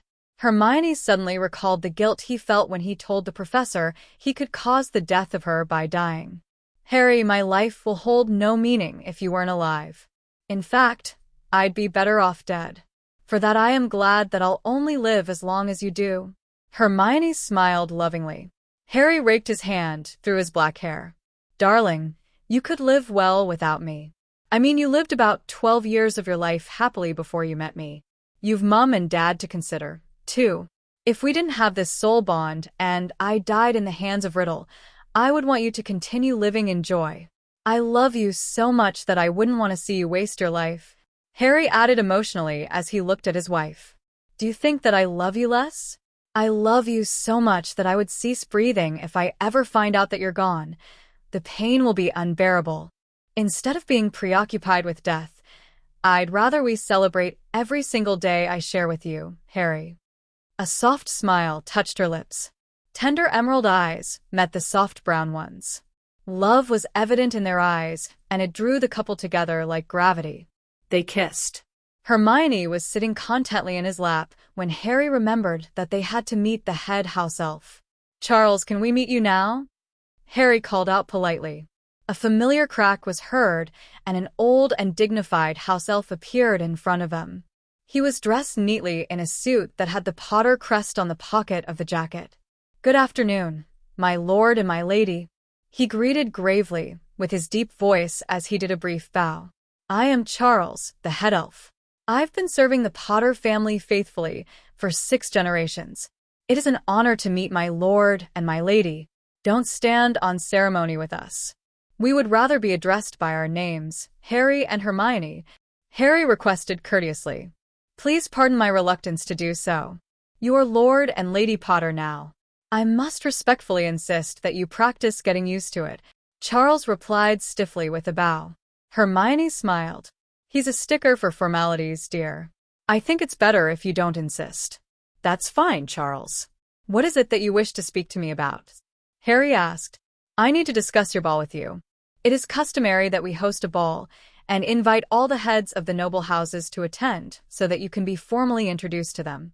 Since my lord is still in school, the ball would be held during the Christmas holidays. My lord and my lady need to do a bit of preparation so that you won't embarrass yourselves. These are books on the history of Potters. My lord and lady must read them before the ball," Charles said politely as he handed them 2 thick tomes. "Host a ball? Isn't it a bit too soon?" Harry asked in surprise. "There is really no point hiding, my lord, since you are acknowledging your position in school. A ceremony befitting of your status is important in establishing ties within the wizard society. It is advisable to make allies and not enemies." "That's wise of you, Charles," Hermione added approvingly. "We'll have the ball during the Christmas holidays then. I will not attending as Lady Potter, though. We both were thinking of announcing our marriage only after I come of age." "As you wish, my lady and my lord. This will give us the opportunity to prepare for a lavish wedding. Dobby tells me that my lord and my lady had a small marriage ceremony several months ago. Is that correct?" Yes. Dobby was a great help, Harry answered with a smile as he played with his wife's brown tresses. "I think my lord will be happy to know that in your absence, I put Dobby through an intense training. He is now fully able to assist you in all aspects of my lord's duties," Charles announced. "Dobby speaks very eloquently now. He is really a changed elf," Hermione added. "I'm glad that you thought of that. I'm not too familiar with what my new position entails," Harry admitted sheepishly. "I guess we're not the only ones who went through a makeover. Don't worry, my lord. We will guide you through your duties. Dobby will inform you of the more important duties later, my lord. If my lord requires my services, I will be more than happy to help as well." "Thank you, Charles." "And thank you for maintaining the household in my absence," Harry returned graciously. "It is my honor to serve the Potter family, my lord and my lady." "Do my lord and lady still require my assistance?" Charles asked politely. "No, that will be all. Have a good day." Harry smiled warmly. "Have a good day, my lord and lady." With a crack, the imposing old house elf disappeared. "Charles is too educated to be a house elf," Harry commented. "Dobby tells me that at the Potter Mansion, there's a school for house elves. They are taught to speak and write well, along with many other subjects." Hermione smiled at the thought.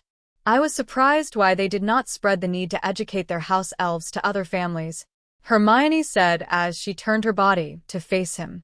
"I guess the other families didn't want it. I'm sure that most of the elves would have run away from the families if they were educated. Education would open their eyes and make them see that they are unfairly oppressed." Harry smiled as he nuzzled her neck playfully. "I think it is lunchtime for both Luna and Neville. Let's head down and meet them," Hermione suggested. Harry lifted her off his lap and placed her on her feet easily. "Let's go, Angel," Harry said affectionately as he took her hand and walked out of the sitting room. Chapter 9. The stunned expression on Professor McGonagall's usually stern face made Harry crack up in laughter. Hermione shot a glare at him as she tried to contain her mirth at seeing him, clutching his stomach and laughing hysterically. "We are still in an exam, love," she admonished. The young couple were taking a transfiguration practical exam in the empty transfiguration classroom that evening after their dinner. Professor McGonagall had assigned them an OWL level question. Harry was busy playing with the object he had transfigured. Both of them had finished transfiguring a porcupine into a cushion. Harry decided to change the shape of his cushion so that it would become a back support, and was idly deciding on the color of the object by rapidly changing them with a touch of his wand. That was when Professor McGonagall had walked out of her office to check on them and was stunned at their achievement. When Harry managed to calm down, Professor McGonagall spoke. "I can see that both of you have finished your transfigurations perfectly. Excellent work. The 6th years, who've passed that OWL, would probably have difficulty beating this speed. You know it is an O for me for this work," she added with a rare smile on her face as she glanced at the two teenagers proudly. Harry could feel his wife's elation at being praised by her favorite professor and smiled. Professor McGonagall had been a great mentor to both of them, so Harry decided to make her something to thank her for her time. Harry proceeded to place a charm on the back support and changed it to pink before giving it to Professor McGonagall. "This is for your professor. Hopefully it will help make you feel more comfortable during all the long hours you spend sitting behind the desk. It will magically adjust to fit your back perfectly." Harry smiled warmly. "Harry, love, you forgot something?" Hermione interrupted as she conjured a band attaching the back support and placed a charm on it so that it could magically alter itself to fit into the chair before handing it to Professor McGonagall. Harry nodded approvingly at her modifications. "My meticulous wife always thinks of everything," he complimented with a wide smile as he placed his arm around her shoulders and drew her to him. Her fair cheeks were tinted red with embarrassment from his praise. There was a gleam of approval in her brown eyes as she peered at the young couple through her square-rimmed black spectacles. The sight of the young couple being so in love made her romantic heart melt. Professor McGonagall smiled at them in gratitude. "Thank you, Harry and Hermione. This is such a thoughtful gift. I must admit that no matter how gifted James was at Transfiguration, he was not as good as either of you in his 3rd year."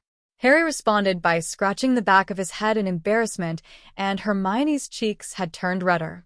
"We're able to transfigure this well because of my dad. He shared with us the secret behind Transfiguration.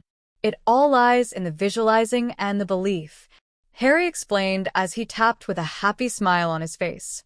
Hermione nodded her head in agreement. "My parents kept their journals in the safe," Harry continued when saw the unspoken question written all over the professor's face.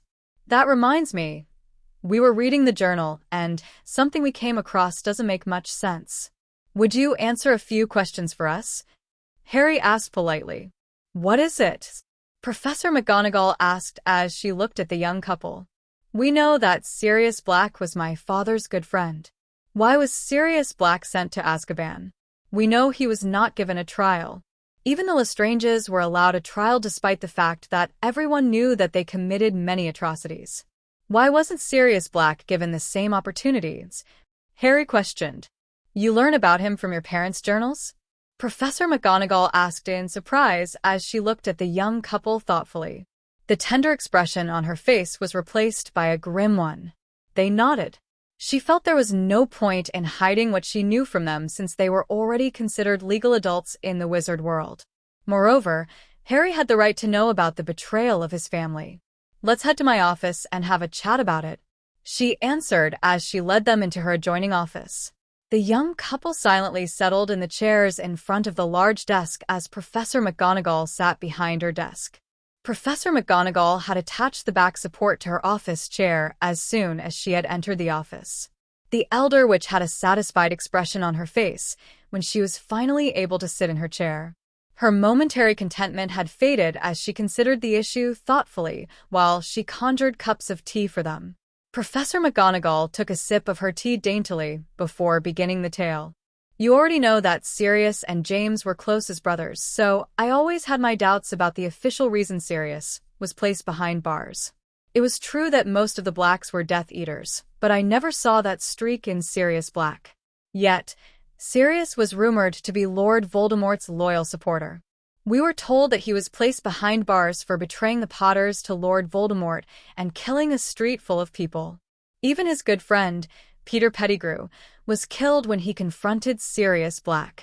This is all that I know," Professor McGonagall explained as took another sip of her tea. Hermione and Harry exchanged a confused look between them. They were under the Fidelius charm. No one but the secret keeper could betray them, Hermione said as she quirked her eyebrows in disbelief. Sirius was their secret keeper, Professor McGonagall stated simply, with sadness in her brown eyes. Professor Dumbledore was there when James and Lily made him the secret keeper. My parents had changed their secret keeper at the last minute. According to my dad, the Death Eaters were most likely going to go after Sirius Black since it was known how close they were. They decided to switch to Peter Pettigrew. My parents died the next day, Harry explained before pausing. A question suddenly came to mind. Who placed him into Azkaban without a trial? Harry asked. Professor McGonagall gasped at the information. Sirius Black did not betray them? Pettigrew did? Sirius was innocent. She collapsed back into her chair and took a shaky sip of her tea. Professor Dumbledore did. He testified that Sirius was the Potters' secret keeper. He might not have known that the Potters changed their secret keeper at the last minute. We'll need to tell Professor Lupin about this. He was their good friend. Professor McGonagall briskly walked to the fireplace near them, grabbed some green flue powder, and threw them into the flames. Remus Lupin, I need to talk to you. Professor McGonagall spoke in a clear and firm voice. The head of Professor Lupin immediately popped out from the fire. What can I do for you, Professor McGonagall? He asked politely as he looked around the room. Oh, hello there, Harry. I'm glad to see you're looking quite well. And you, young lady.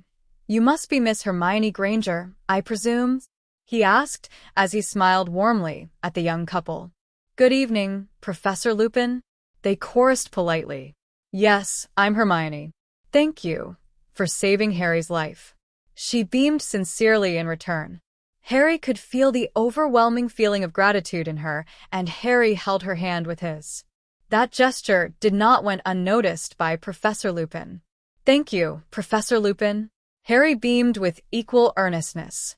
It is the duty of the teacher to protect the students, Miss Granger and Mr. Potter.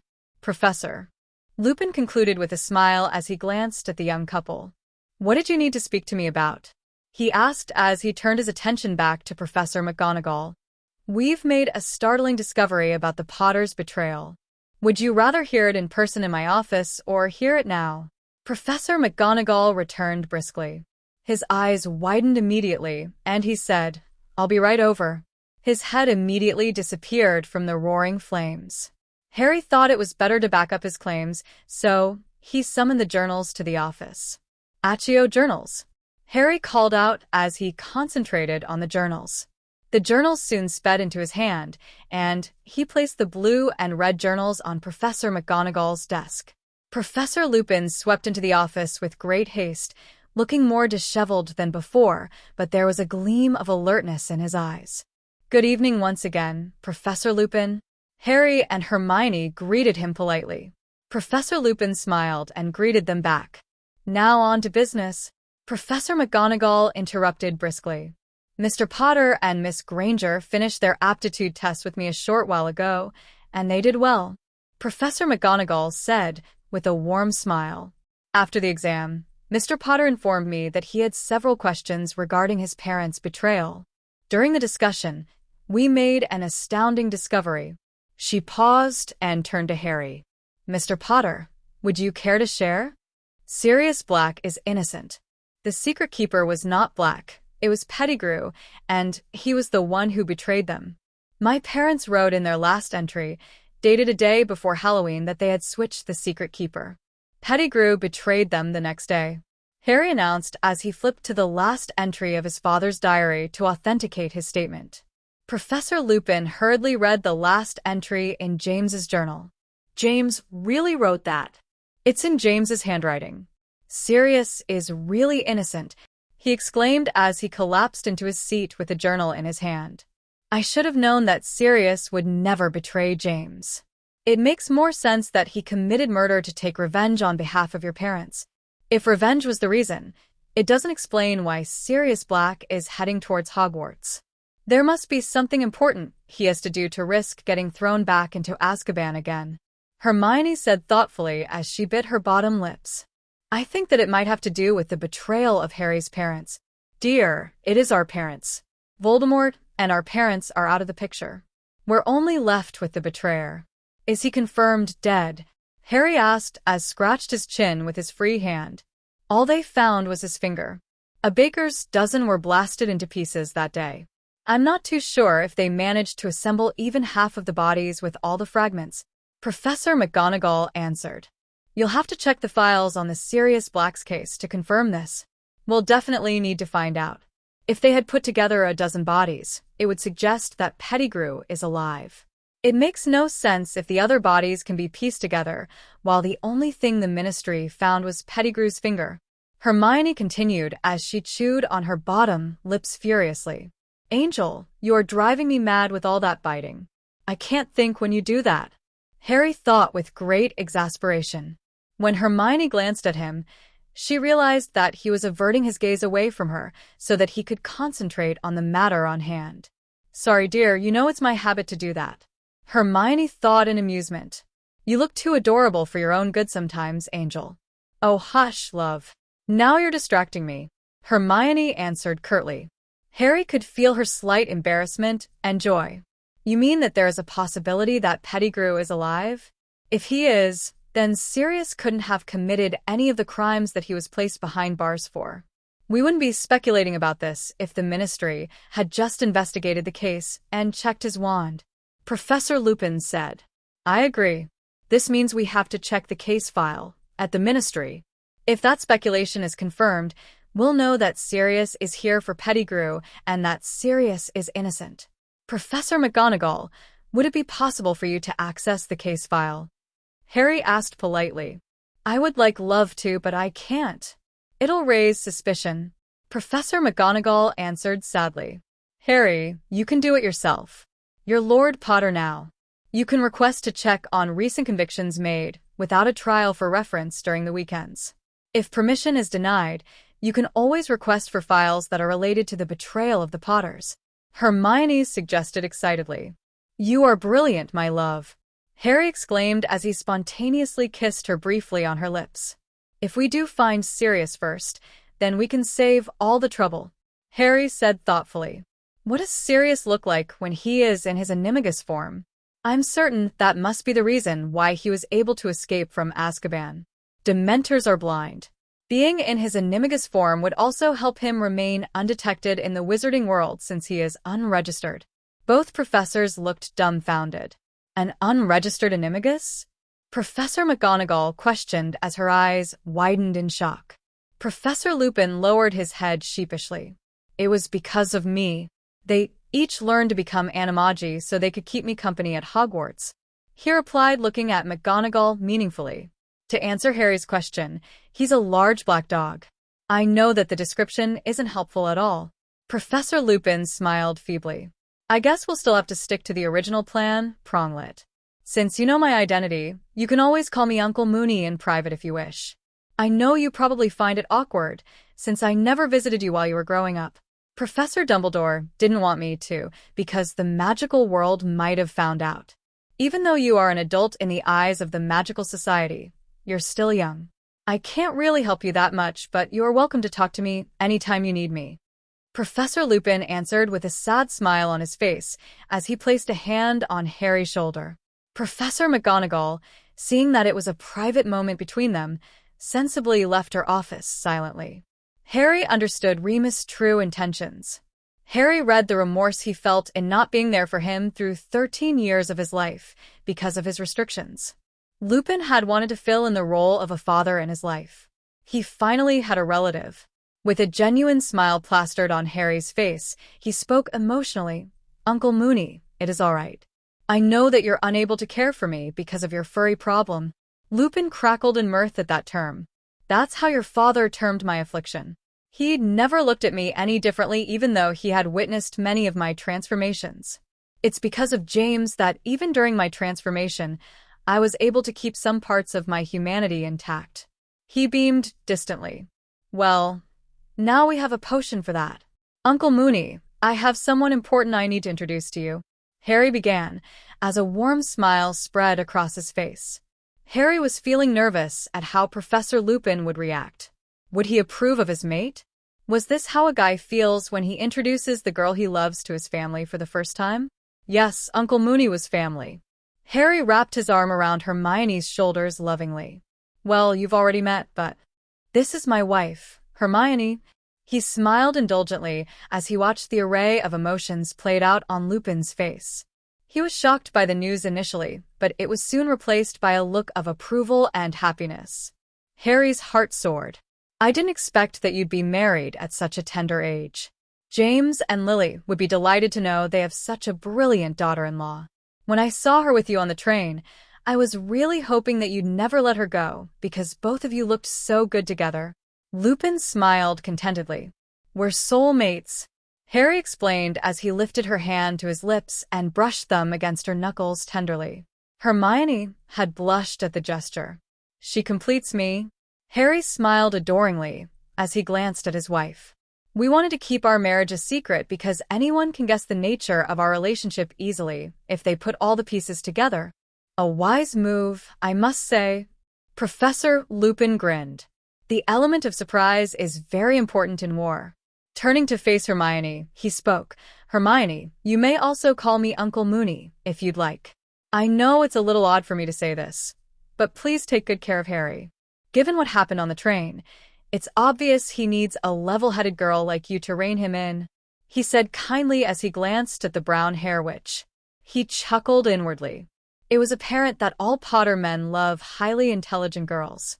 Her chocolate-hued eye glowed with happiness as she looked at Lupin. Yes, Uncle Mooney.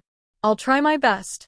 She smiled affectionately as she cast a side glance at him. Harry held up his hands in the posture of surrender. The smile on Lupin's face grew. I think it's best we go to bed. It's going to be curfew soon, and you don't want to keep Professor McGonagall waiting outside of her own office, Professor Lupin suggested as he stood up. Harry had immediately stood up to draw the chair out for Hermione. That's really sweet of you, Harry. Your father didn't learn to do that for your mother until his 7th year. He chuckled heartily. Good night, Pronglet. Good night, Hermione. I shall see both of you tomorrow evening. They bid Professor McGonagall a good night before heading to their quarters. Harry and Hermione, with hands linked, were walking quietly next to each other towards the Gryffindor Tower. I asked Dobby to add a bedroom for Luna to our quarters before we left for dinner. Hermione beamed brightly. Harry grinned when he saw the happiness evident on her face. Harry was pleased that she finally had a female friend. He'd read somewhere that it was good for girls to have a girlfriend to talk to because they can share all their girl woes with each other. Not that Harry minded Hermione sharing some of her woes with him, but he was certain that there would be certain things that Hermione won't want to share with him. You really like her, don't you? Harry questioned as he wrapped his arms around her tiny waist. A slight tinge of red colored her fair cheeks as she lowered her head. Luna's a nice girl. Don't you like her too? I do. She's really a nice person to have around. I'm glad that you're doing all this for her. But will you get her in trouble? Someone might report it. Harry quirked one of his eyebrows as he peered at the girl next to him. Anyone who'd report it would be a Ravenclaw, wouldn't he? Hermione posed. It'd provide us with a good opportunity to tell Professor Flitwick why she's staying with us. He'd punish them. Hermione continued nonchalantly as Harry laughed. His laughter died when he realized that they were not alone as they walked past a dark corner. Harry released the wand into his palm and walked slowly. I think that there are 2 of them. They came out from one of the secret passageways. I can't fathom why we actually need these passageways, Hermione added. Her brown orbs had narrowed in concentration, and she had her wand in her hand, too. We've used them to our advantage, too, dear. They are making an unusual amount of racket to be sneaking up on someone, Harry commented. Harry and Hermione turned into a corner and waited for their noisy stalkers. The Weasley twins soon appeared with a map in their hands. Good evening, gentlemen. Harry grinned as he watched Fred and George stare at them with disbelief written all over their faces. You are making a din, he added factually. We wanted to apologize and warn you about our idiotic brother's antics, but we didn't see you in the dorm or at the Great Hall for meals so we decided to track both of you down. We found a big secret about both of you, they chorused. 2 identical evil smirks appeared on the twins' faces. Speaking to the twins was akin to watching a tennis match. One of the Weasley twins, Harry could never tell Fred and George apart because they were identical twins, whipped out an old parchment. One of them placed his wand on the blank parchment and whispered, "I solemnly swear that I'm up to no good." At once, thin ink lines began to spread like a spider's web from the point the wand touched. They joined each other. They crisscrossed. They fanned into every corner of the parchment. Words began to blossom across the top. Great, cully green words that proclaimed, Messrs. Mooney, Wormtail, Patfoot and Prongs, purveyors of aids to magical mischief makers, are proud to present the Marauder's Map. It was the map showing every detail of the Hogwarts castle and its grounds. The truly remarkable thing was the tiny ink dots moving around it, each labeled a name in minuscule writing. Apparently, the map showed everyone. It was the 4 dots standing near the Gryffindor Tower that caught his attention. The one standing in front of him on his left was Fred Weasley. George was the one holding the map. There was a dot with his name, Harry Potter, and another black beside him with the name Hermione Potter. Good grief. Harry paled when he realized that the cat was out of the bag. Ironically, it was his father and his friend's work that unraveled the secret. He quickly assumed a stoic expression as he faced the twins. "So, how long have the both of you been keeping the secret?" Fred asked plainly as his smile grew. "This isn't the place to talk about it," Harry declared as he summoned the map into his hands, as the twins protested. "Mischief managed," he spoke as he pointed the wand to it. The parchment became blank immediately. "How did you know the way to blankets?" Fred asked in shock. "I know the identities of the 4 marauders," he answered as he led them into the Gryffindor common room. It was empty since everyone had gone up to bed. Hermione quickly cast a spell to prevent others from eavesdropping into their conversation. "You know these 4 great men?" Fred asked in awe. "Yes, I do," Harry confirmed, before changing the subject. "We were married during the summer holidays, and we wanted to keep our marriage a secret from the magical world because it might attract unwanted attention. As you know, Lord Voldemort's supporters are out there. I don't want to get a wind of this. The simplest way was to hide it," Harry stated simply. "I see dash. Ickle Harrikins all grown up and getting married dash." George wiped a mock tear from his eyes as Fred fanned himself exaggeratedly. Hermione giggled at their antics. "We'll keep it a secret, Harry and Hermione. I know that my brothers are not very nice to you even though you saved Ron's irritating ass. I'll try to keep them away from you and Hermione. I must warn you about our sister.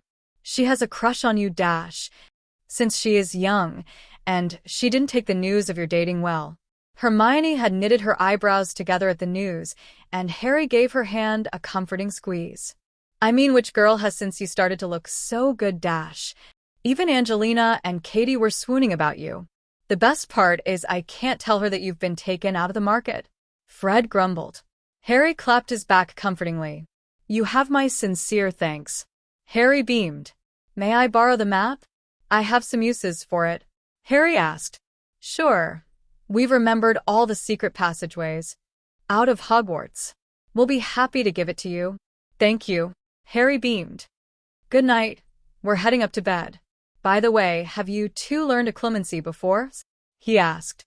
"It is one of the prerequisites of being a mischief maker in Hogwarts. So you won't worry who's reading your thoughts." "Good night," they answered as they trooped up to the boys' dorm. "Are we making a mistake in trusting them?" Hermione asked as they entered their own quarters. "Even if it is a mistake, it is too late to do anything about it," Harry replied. "I think it isn't a mistake to trust the Weasley twins. They're different from the other Weasley siblings like the head boy, the sister, and the youngest brother." Luna commented dreamily as she observed them. "They have a different aura from the rest of their family. They're definitely more trustworthy than the others." Luna went on as she sat by the window, stroking Hedwig. "How was your day, Luna?" Harry asked. "Do you like your new room?" "Hedwig is good company. I think she was rather bored by the lessons, but she was a good help. I like the room. It's very nice," Luna answered. Harry glanced at the beautiful white owl perched on Luna's leg. "I scared plenty of irritating Ravenclaws. Some tried to make fun of her, but hurried away when I glared at them.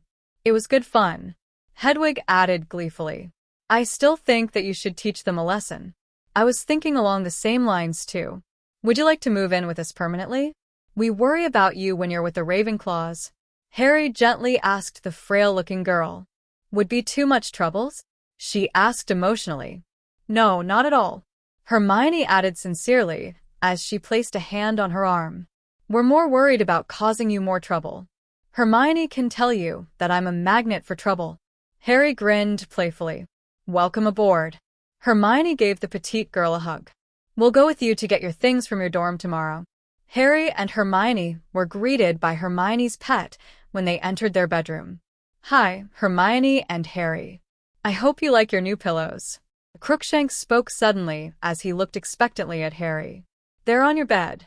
Can I keep an eye on her too? Crookshanks asked as Hermione bent down to carry him into her arms and stroked his thick ginger fur. Hedwig was allowed to follow Luna around because she could fly out of trouble easily and could also keep them informed about any situation that might arise. Crookshanks, I rather you didn't. I'm worried that you might be hexed. Hermione answered as she stroked him tenderly. Please? Crookshanks asked hopefully as he fixed his yellow eyes on his mistress. Hermione always had a soft spot for her pets. Harry could tell that her will was wavering and that she would give in if Crookshanks could prod her gently in the right direction. We could always look out for each other. Crookshanks added. Very well, Crookshanks. She relented with a warm smile on her face. You better make sure that you stay safe. Hermione said firmly as she lowered the cat to the ground. Harry blinked when he suddenly felt a strange, faint feeling of joy that did not belong to Hermione or Hedwig. This feeling was different. It couldn't be. Hermione had barely had the pet for a week. It wasn't enough time to create a familiar bond between them. The faint feelings faded away as soon as they came. Hermione left him to his thoughts as she went to the bathroom to clean up. Harry realized that he needed Dobby to do several things for him. Dobby, are you free? Harry asked as he waited expectantly for that familiar crack sound indicating his arrival. Dobby promptly arrived beside him. Harry's emerald eyes had widened momentarily as he took in the changes his friend had undergone. He was wearing a fitting white shirt and black trousers. The Potter's crest could be seen prominently on the breast pocket of the shirt. How may I help you, my lord? Dobby asked in a solemn voice. Harry would not have recognized him if he did not notice that familiar glint of excitement in his large round eyes. He must admit that Charles had indeed done a good job. Oh yes, Harry added absently when he realized that he was staring at Dobby blankly. Would it be much of a bother to get more clothes for Luna and Hermione? Harry asked. No, it'll be no trouble at all. I'll purchase some tomorrow. Dobby grinned broadly. Thank you, Dobby. Also, can you please purchase a Nimbus 2001 for her? She needs a decent broom, and I know she won't like it if I spend a fortune on a firebolt for her. Harry added thoughtfully. Are there any important letters that I need to go through today? The finance statement and the report on the progress of all the companies you own are on your desk. There are several things that need your signature. We've received many offers of marriages from most noble families, too. I have drafted a suitable response, but I need your approval. Dobby answered. Do you want to look over them now? He asked hopefully. Harry smiled at his enthusiasm. Sure, Dobby. Please give me a moment to change into a more comfortable outfit, and I'll be in the study shortly. Harry realized that several things was the understatement of the century. The pile of letters that needed his signature was as high as him. He whistled at the sight of the documents that he had to acknowledge and read. There was another pile of files sitting on the desk, and Harry reckoned it was probably the progress report for the companies the family had owned. Harry pulled up his sleeves of his long-sleeved shirt and got to work. Harry knew that the Potter family had owned many magical and muggle companies, but the exact number of it shocked him. Dobby gave a detailed overview of every single company that was on the list. The companies were generally managed well. He was glad that he could rely on Alyssa's teaching to aid him with such matters. Hermione had joined him after her shower to look over all the documents. They both agreed after much discussion that it was all right to leave the companies alone for the time being. They had to visit each company to make a more informed decision on the change of direction. Harry and Hermione had gone through half of the stack before they retired for the night. Harry laughed when he saw the pillows that Hedwig had promised. They were as comfortable as she had assured. The young couple stripped down to their underwear and climbed into their bed for the night. "Good morning, Harry. Where's Hermione?" Edmund asked as Harry walked past his portrait. Edmund was smiling genially when he saw Harry. Harry had decided to sneak into the house when he realized that Hermione had decided to spend some time teaching their friends. "She's back in the real world teaching our friends a clemency. I think Hermione's going to scream at me when she realized that I didn't follow her schedule and sneaked into the house instead. I think I'm supposed to be exercising," Harry answered sheepishly as he raked a hand through his messy black hair. Harry had a rude shock in the morning when he opened his eyes and saw a large board taking up the entire wall facing their bed. The shock soon faded into amusement when he realized that the board reflected the schedule for the day and the need-to-do list. He scanned through the schedule and realized that Hermione had planned their day by the hour, filling them with revisions, exercises, and exams. They were going to have 3 exams later that day. Harry sat on a bed for a while to admire her wonderful runes and charms work. "I can only spend 1 real hour in here for today. Her birthday is around the corner. I needed the extra time to make it memorable for her." "You are seriously whipped," Edmund commented with delight. "I know that both of you are very compatible to one another, but it really depends on the effort the two of you put into the love blossoming between you. I've only made it easier for the pair of you to be together." Edmund chuckled brightly. "I can't create the feeling of love between 2 individuals." Blood rushed into Harry's cheeks, and he lowered his head. "Hermione's an amazing girl. Edmund, if you are the creator, why are you confined to a portrait?" Harry stated inquisitively. "It isn't exactly me, Harry. I'm only here as an observer and not a participant of this upcoming war. For that reason, I appear as a portrait to give you advice," Edmund answered plainly. "Including cryptic messages?" Harry asked sardonically. "You and Hermione read too much into it. This is general advice. I'm sure you must have learnt from your lessons that 2 people can form an alliance having one clear similar goal, but with different personal agendas. They might betray you if the time is right, because they harbor their own motives. I'm sure that you have plenty of friends around you. Some might be false and some might be real. I just warned you to be more alert to the snakes," Edmund explained. Harry arched his eyebrows in disbelief. "I'm not going to argue with you, Edmund. I'm sure that you are entirely right. Anyway, I'd like to do some physical training with my sword as I brainstorm about what gift I'm getting for my wife. I also need to pick up books on wards. Hermione and I had discussed about warding her parents' house from possible attacks. I was thinking of warding the house sufficiently enough to give them time to portkey into safety. I don't want to ward the house too heavily, because it would attract attention. Good luck." "How much time do you need?" Edmund asked. "I need about 3 hours. Ade, please help me adjust the time accordingly. Please inform me when my time is up," Harry answered. "See you later, Edmund." Harry continued as he trooped towards the training room to practice his skills using the Sword of Gryffindor. The Sword of Gryffindor felt as if it was a part of him as he wielded it effortlessly. It seemed to be moving in accordance to his thoughts rather than his actions, and he was astonished by the speed the sword could move in his flow from one form to another, parrying, slashing, thrusting, and defending with his long broadsword against his sparring partner, armed with a short sword. Sounds of metal striking hard on each other echoed through the room as Harry parried those heavy blows easily and agilely. He had taken a defensive posture since the start of the battle. It was time for him to get aggressive. Harry took a step into his opponent's space and began his attack. His opponent was quickly forced into a defensive posture as he tried to parry every single attack of Harry. Harry's attacks only grew faster and more powerful with each contact of the swords. The opponent was soon growing tired of the battle, and Harry made use of the opportunity to deliver a sweep arc to knock his sword off his hand to the ground. Harry immediately pointed the sword to his opponent's throat. His opponent bowed in acknowledgement of his defeat. "Good job, Harry. I'm glad you finally beat the sparring opponent. Bear in your mind that your opponent might use magic when you disarm his weapon. This is only level 1. I want to see your swordsmanship improve," Toll commented from the side. "I am glad that now you have the foundation to wield a sword. I think you are still not ready to use weapons in real battles. Have a rest. I need to speak to your battle instructor." "Yes, Toll. he answered as he slid his sword back into its scabbard. He wiped the perspiration on his brow and his body with a cloth as he hydrated himself. His muscles were aching from the vigorous workout, but he felt a sense of achievement from that victory. Harry, it's almost time to leave for the real world. Have a shower then head back, Ade informed politely. Thanks, Ade. He grinned. Harry had thought of a nice gift for her and hurriedly wrote a list of things he needed to get before he returned to the real world.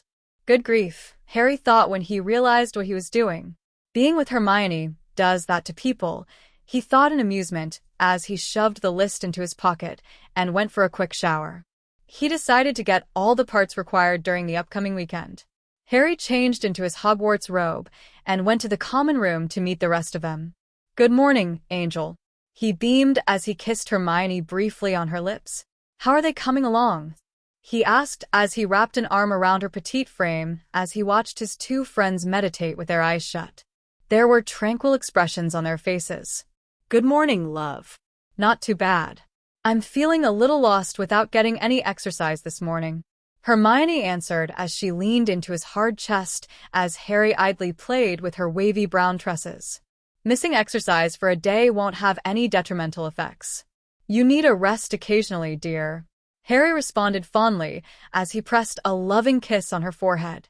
I saw the board this morning. It was really well done. I like the use of a sticking rune. Why didn't you wake me up to help you?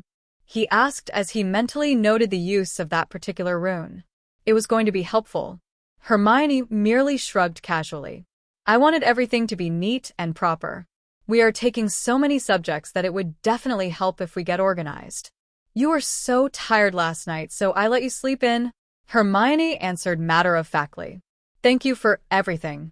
Harry whispered lovingly as he pressed his forehead on her and playfully rubbed her small nose with his.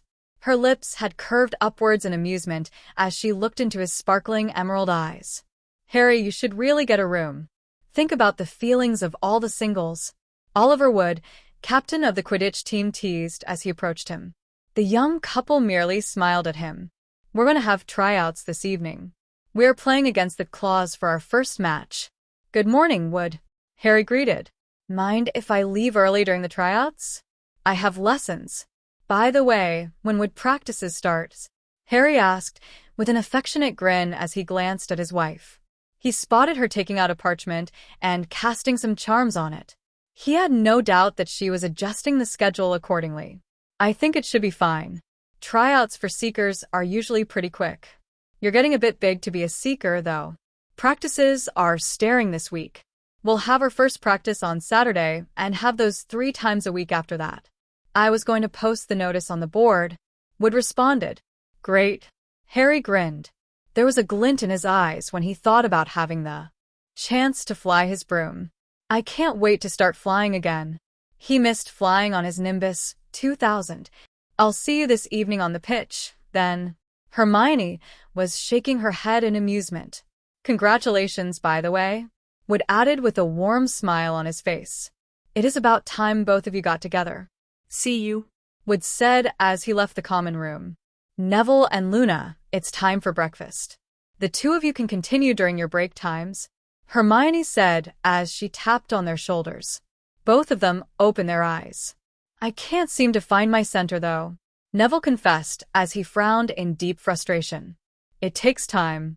It took me a while to calm my mind down, Hermione answered sympathetically. Her answer made Harry snorted. You took a long time to find your center, love. You were bothered that you couldn't completely empty your mind at first, Harry laughed as he recalled the times they were learning occlumency. Harry was so distracted by Hermione's racing mind that he also had a difficult time finding his center, but he had no problem creating a mental barrier between them because of this. Harry had set up a mental wall out of desperation to prevent her from distracting him. He found his center right after that. Hermione did not want to talk to him for a day when she realized that Harry could pick up the basics of occlumency easily. Hermione narrowed her eyes into slits as she glared at her husband. I can't help it. My mind is like the landscape of a bustling urban metropolis. Harry playfully pulled her into his embrace. He knew what she was talking about because sometimes he could hear a swirl of thoughts instead of separate coherent thoughts when she was thinking deeply about things. I'm sorry, Angel. I can't help it. You did eventually learn to slow down your thought processes and master it, though. Harry grinned goofily. Hermione gently smacked his chest as her lips curved upwards slightly in amusement. Harry chuckled at her reaction. Hermione ignored him and turned her attention to her friends as Harry recovered from his mirth. Nevertheless, both of you still managed to master it over the summer holidays. That's really fast. Neville interjected. His lowered his head in disappointment. Luna was tittering politely at their antics. Neville's statement sparked another round of laughter from Harry. Neville was staring at Harry with a befuddled expression on his face as he glanced at Hermione for an explanation. Hermione merely rolled her eyes. Harry and Hermione had actually taken about a year to master the skill. Neville, it's alright to take more time because you'll be busy with schoolwork, Hermione said patiently. How about you, Luna? Did you have difficulties in finding your center? I found my center. I was about to lay my first brick when you tapped on my shoulder, she answered dreamily. She had arched her eyebrows in disbelief. Wow, that's very fast, Luna. Excellent job. You need a calm mind to find gremlins. Luna answered plainly. We can all go gremlins hunting as soon as Neville finds his center. They're very pretty, she added excitedly. I think it will take a while, Neville said despondently. Luna placed a comforting hand on his shoulder. All in good time. She smiled warmly. Did you say something about going down to the Great Hall for breakfast? We should head down now if you want to avoid the crowd. Yes. Let's hurry. Would you like us to collect your things from your dorm after breakfast? After all, I think you might need some of your books for your lessons later, Harry asked as he glanced at the blonde girl. She nodded. Breakfast was relatively peaceful for the four of them. Most of the students were still fixated on them, but no one approached them. Hermione had learned to deal with the stares and the glances that were shot in her direction. Most of them were vindictive glares. She did not need to be a master legilimens to know that the girls were unhappy that she and Harry were together. The intensity of the glowers increased whenever Harry paid a lot of attention to her, which was almost all the time. Hermione suspected that Harry had noticed these angry looks and was doing his best to protect her in his own discreet manner. He never let her leave his sight, or else he got Luna to accompany her to the places he couldn't go. Hermione's guess was spot on. Harry was indeed not oblivious to the malicious glares that were being sent in the direction of his wife. He knew that she was perfectly capable of defending herself from any attacks stemming from jealousy. However, knowing this didn't stop him from wanting to look after her. Sure, Hermione might be amused for a while to see him getting so overprotective of her. He also had to be careful not to overdo it, because that would be a sign of his disregard of her prowess. The last thing he wanted to do was to discount her abilities. Hermione was as good as he was in terms of skills, if not better to make up for her lack of sheer power. Harry made a promise to himself that if they should hurt Hermione in any way, he was going to make sure they were going to regret it, no matter what Hermione might think. After breakfast, Harry, Hermione, and Luna had headed to the Ravenclaw Tower to retrieve her things. Harry had an ulterior purpose in accompanying her into the tower. Hedwig had joined them when they had reached the entrance of the Ravenclaw Tower. She perched on a shoulder as they stood outside the entrance of the Ravenclaw Tower. Harry decided to make this a visit that they would never forget. Hermione and Luna had immediately backed away as soon as Harry took out his wand. He told the portrait to move away, and she complied immediately after sensing his intent. Harry blasted the entrance open with a powerful reducto spell, revealing a common room bustling with Ravenclaws. It was just as Luna had said. Almost all of the Ravenclaws were in the common room at this hour. Some were reading, studying, or just chatting with each other. A sea of stunned faces greeted them as Harry scanned the room. The entire common room grew silent as they entered the room. Hermione sealed the entrance of the common room by conjuring a wall. Harry knew that they wouldn't be bothered unless a teacher was called in. Using the most arrogant voice he could muster, Harry spoke. Good morning, ladies and gentlemen.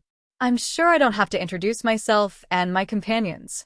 Please kindly return all that you have borrowed from Luna secretly back to her now, and she will forgive you like always.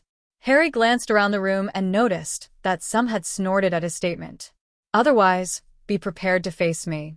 I'll give you 5 minutes to get her things, and your time starts now.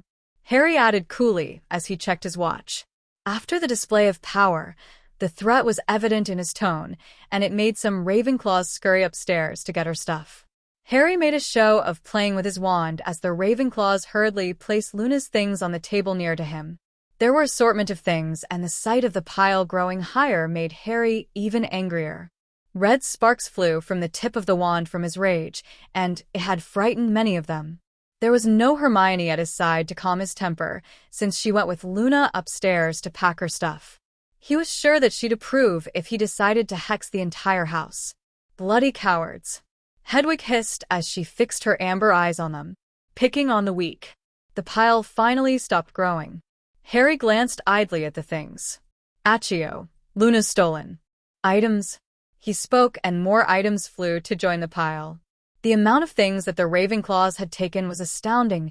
He closed his eyes and willed himself to control his temper.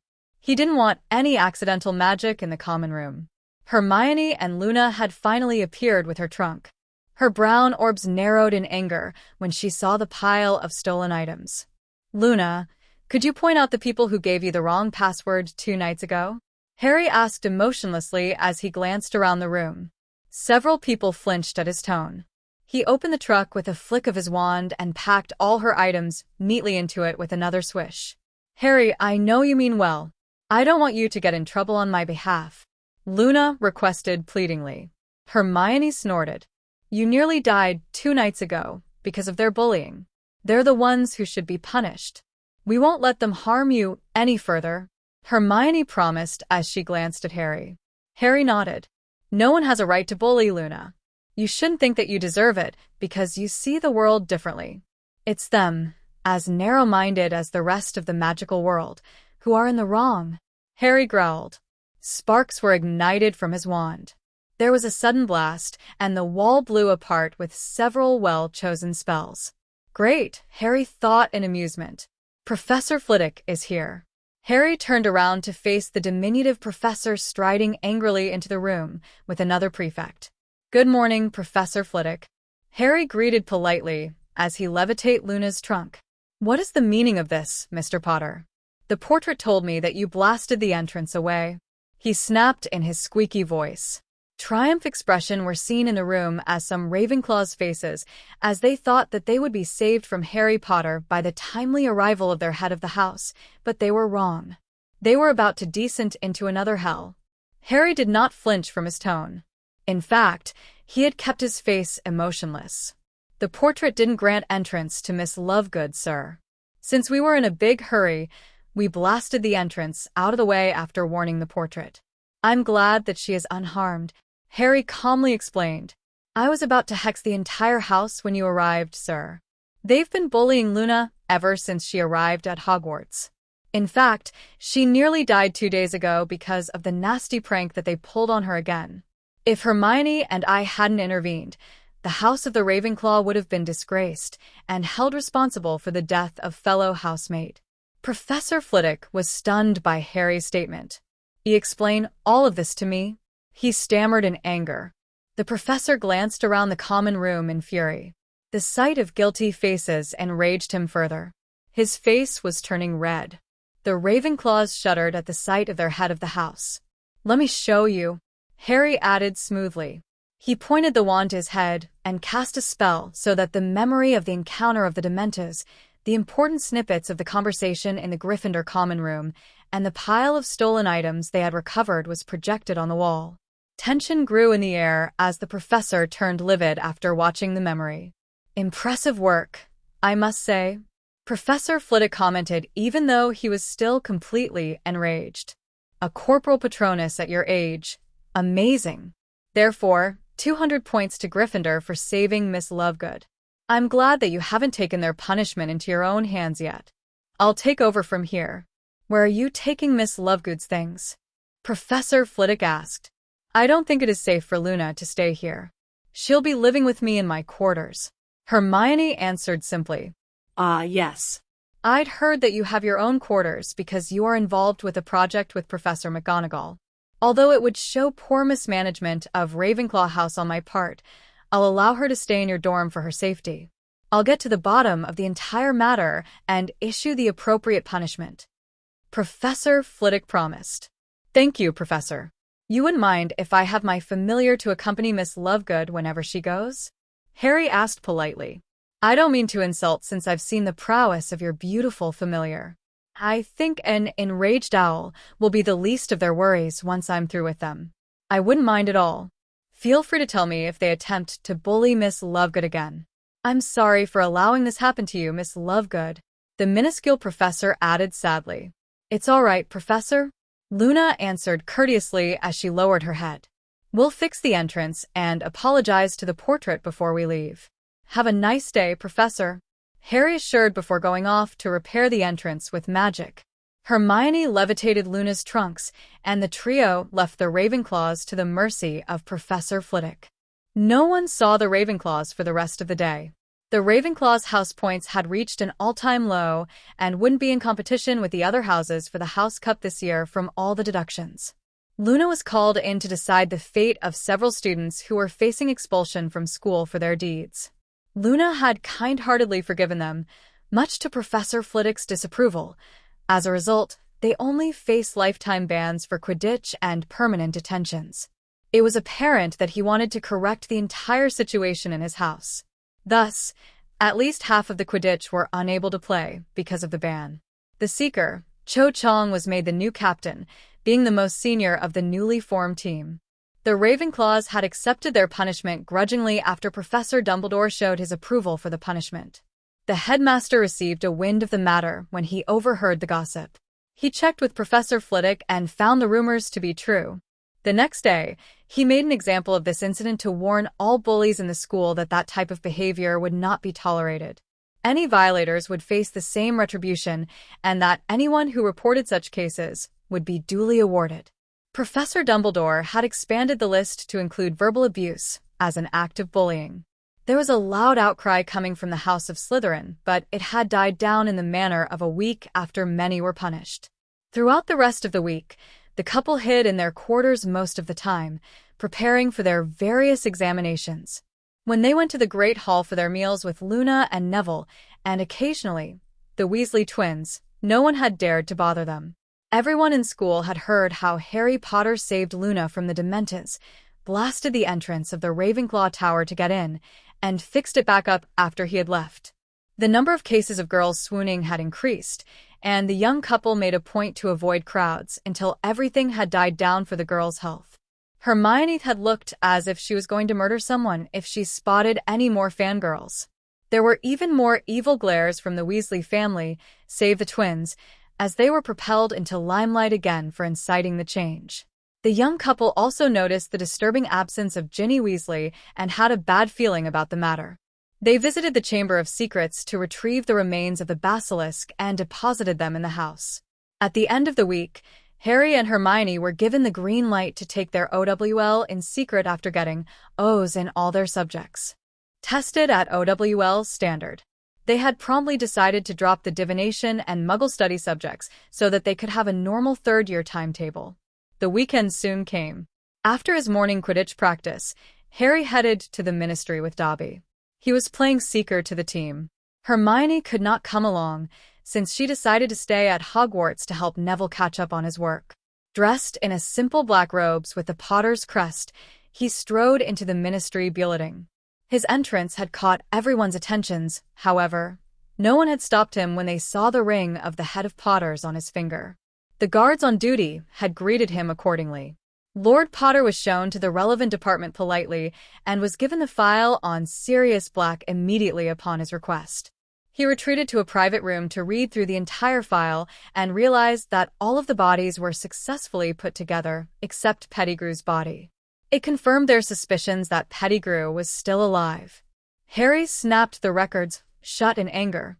"God damn it," he growled. Harry returned the file and hurried out of the Ministry. They had work to do as soon as he got back to Hogwarts.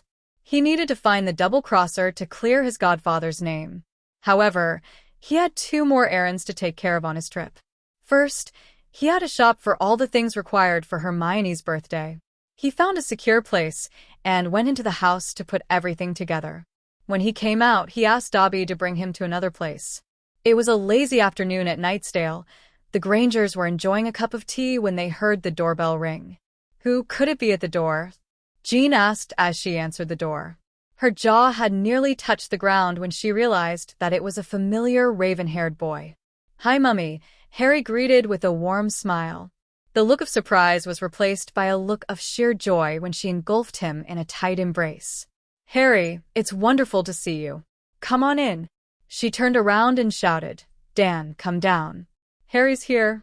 Harry smiled as he followed her into the sitting room. Harry smiled when he saw a vast space in the room.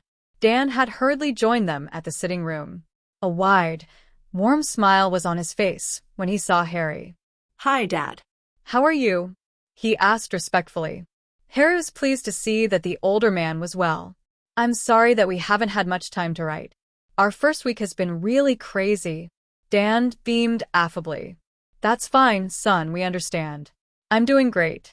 Is that the reason why Hermione isn't here today?" he asked with concern lacing his tone. Harry smiled and shook his head. "No, I was allowed out from school to deal with family matters. I decided to take the chance to visit both of you and share my plans for Hermione's birthday with you."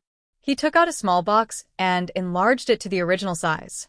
He levitated a large mirror out of the trunk to the large empty wall in the sitting room. He used a sticking rune to install the mirror onto the wall. The Grangers were surprised by his action. "This is a communication mirror. It's set to a private network so that we can communicate with each other." Harry smiled as he tapped his watch. "Granger's residence," he spoke. The mirror began to glow, signaling an incoming call. "This is the button to press to pick up the call." Harry indicated as he pressed it. An image of his face had appeared on the wall mirror. "To end the call, just press the button again," Harry instructed, demonstrating the use of the mirror. "I must warn you to never use this in front of other non-magicals, though. There are strict laws pertaining to that. This way you can call us whenever you want," Harry explained happily. "I had a watch made today for Hermione's birthday." "That's such a thoughtful gift for Hermione, Harry. Have you decided on what else you're going to do for her?" Jean asked politely as she watched her son-in-law. "I was thinking of celebrating it with family and friends," Harry replied as he drew his hand through his raven hair. Jean raised one of her eyebrows with disbelief at that statement and asked, "And you mean I should plan more than a surprise party?" Harry asked in confusion. "You've been a perfect husband to Hermione in all aspects but this," Jean answered as she gave a sigh. It was clear that Harry didn't get it, as he furrowed his eyebrows in a frown. "I've got a question to ask you. Have you taken Hermione out for a date since the two of you got together?" Jean inquired patiently. His mouth formed an O as he recollected all his times with Hermione. They had been so busy learning and dealing with everything that is happening to them that it slipped out of his mind. He began to feel uneasy. The times that they had taken their mind off work and enjoyed themselves were when Dan and Jean took them out. Harry realized that he had no excuse since they had the house to take time off his back. He had been a dreadfully unromantic husband. The realization hit him squarely on the head. "I should plan a date just for us," he concluded after an awkward pause. Hermione had never complained about the need to spend quality time together, doing nothing but enjoying themselves. Dan looked at him sympathetically. It takes a while to learn that. Dates. He had never taken any girl out for a date before. He wasn't sure what they could do. "I'm a bit inexperienced in that field. What do you do when you go on dates?" Harry asked as his cheeks turned pink. Dan raised his eyebrows in surprise. "It's just time to spend alone with her. You could take her to dinner for some quiet time together. It could be anything. It is all about setting aside quiet time to spend with her," Dan answered. "Do you need help in making reservations?" "No, I think I've got it. Anyway, I'll contact both of you about the details of the surprise party. I've been away from Hermione long enough," he said as he checked his watch. "We'll pop by as soon as we can sneak out of school. I know Hermione misses you. We just have a little problem getting out because of the precautions that are taken after a prisoner escaped from the wizarding jail," Harry explained as he stood up. "If it is too dangerous, you don't need to visit us," Jean added hurriedly. "It'll be fine," Harry promised. "The prisoner is innocent. In fact, we're planning to clear his name. By the way, he is also my godfather. I'll introduce him to you when we've finally sorted everything out. The ones that we have to worry are the guards. I'm not planning to put Hermione in any danger if I can help it. Harry smiled. I'll call you as soon as I get back to Hogwarts. I'll need to install a similar mirror in our study. After that, you can contact us by speaking our names or the name of our school, Harry said before he called for Dobby. Dobby had appeared instantly. He gave Jean and Dan a hug before operating back at Hogwarts. Hermione was busy tutoring Neville on potions in the Gryffindor common room when Harry arrived back at their quarters. His heart was overwhelmed with love as he stood in the distance and watched his wife patiently teaching Neville. He smiled in amusement as he watched his friend scratch his head furiously as she went through the main points of the potion. His wife had been working very hard since she married him, he thought sadly as he watched her unwearyingly going through the points again. Feeling guilty about not treating her well enough? Luna asked suddenly when she appeared behind him. Harry's face turned slightly red as he lowered his head. Was it that obvious? Harry asked sheepishly. The petite blonde girl nodded her head. Sometimes, I think Hermione feels unloved despite of everything you do for her. It is what you would do for a friend. I think she works as hard as you so that she can spend more time with you.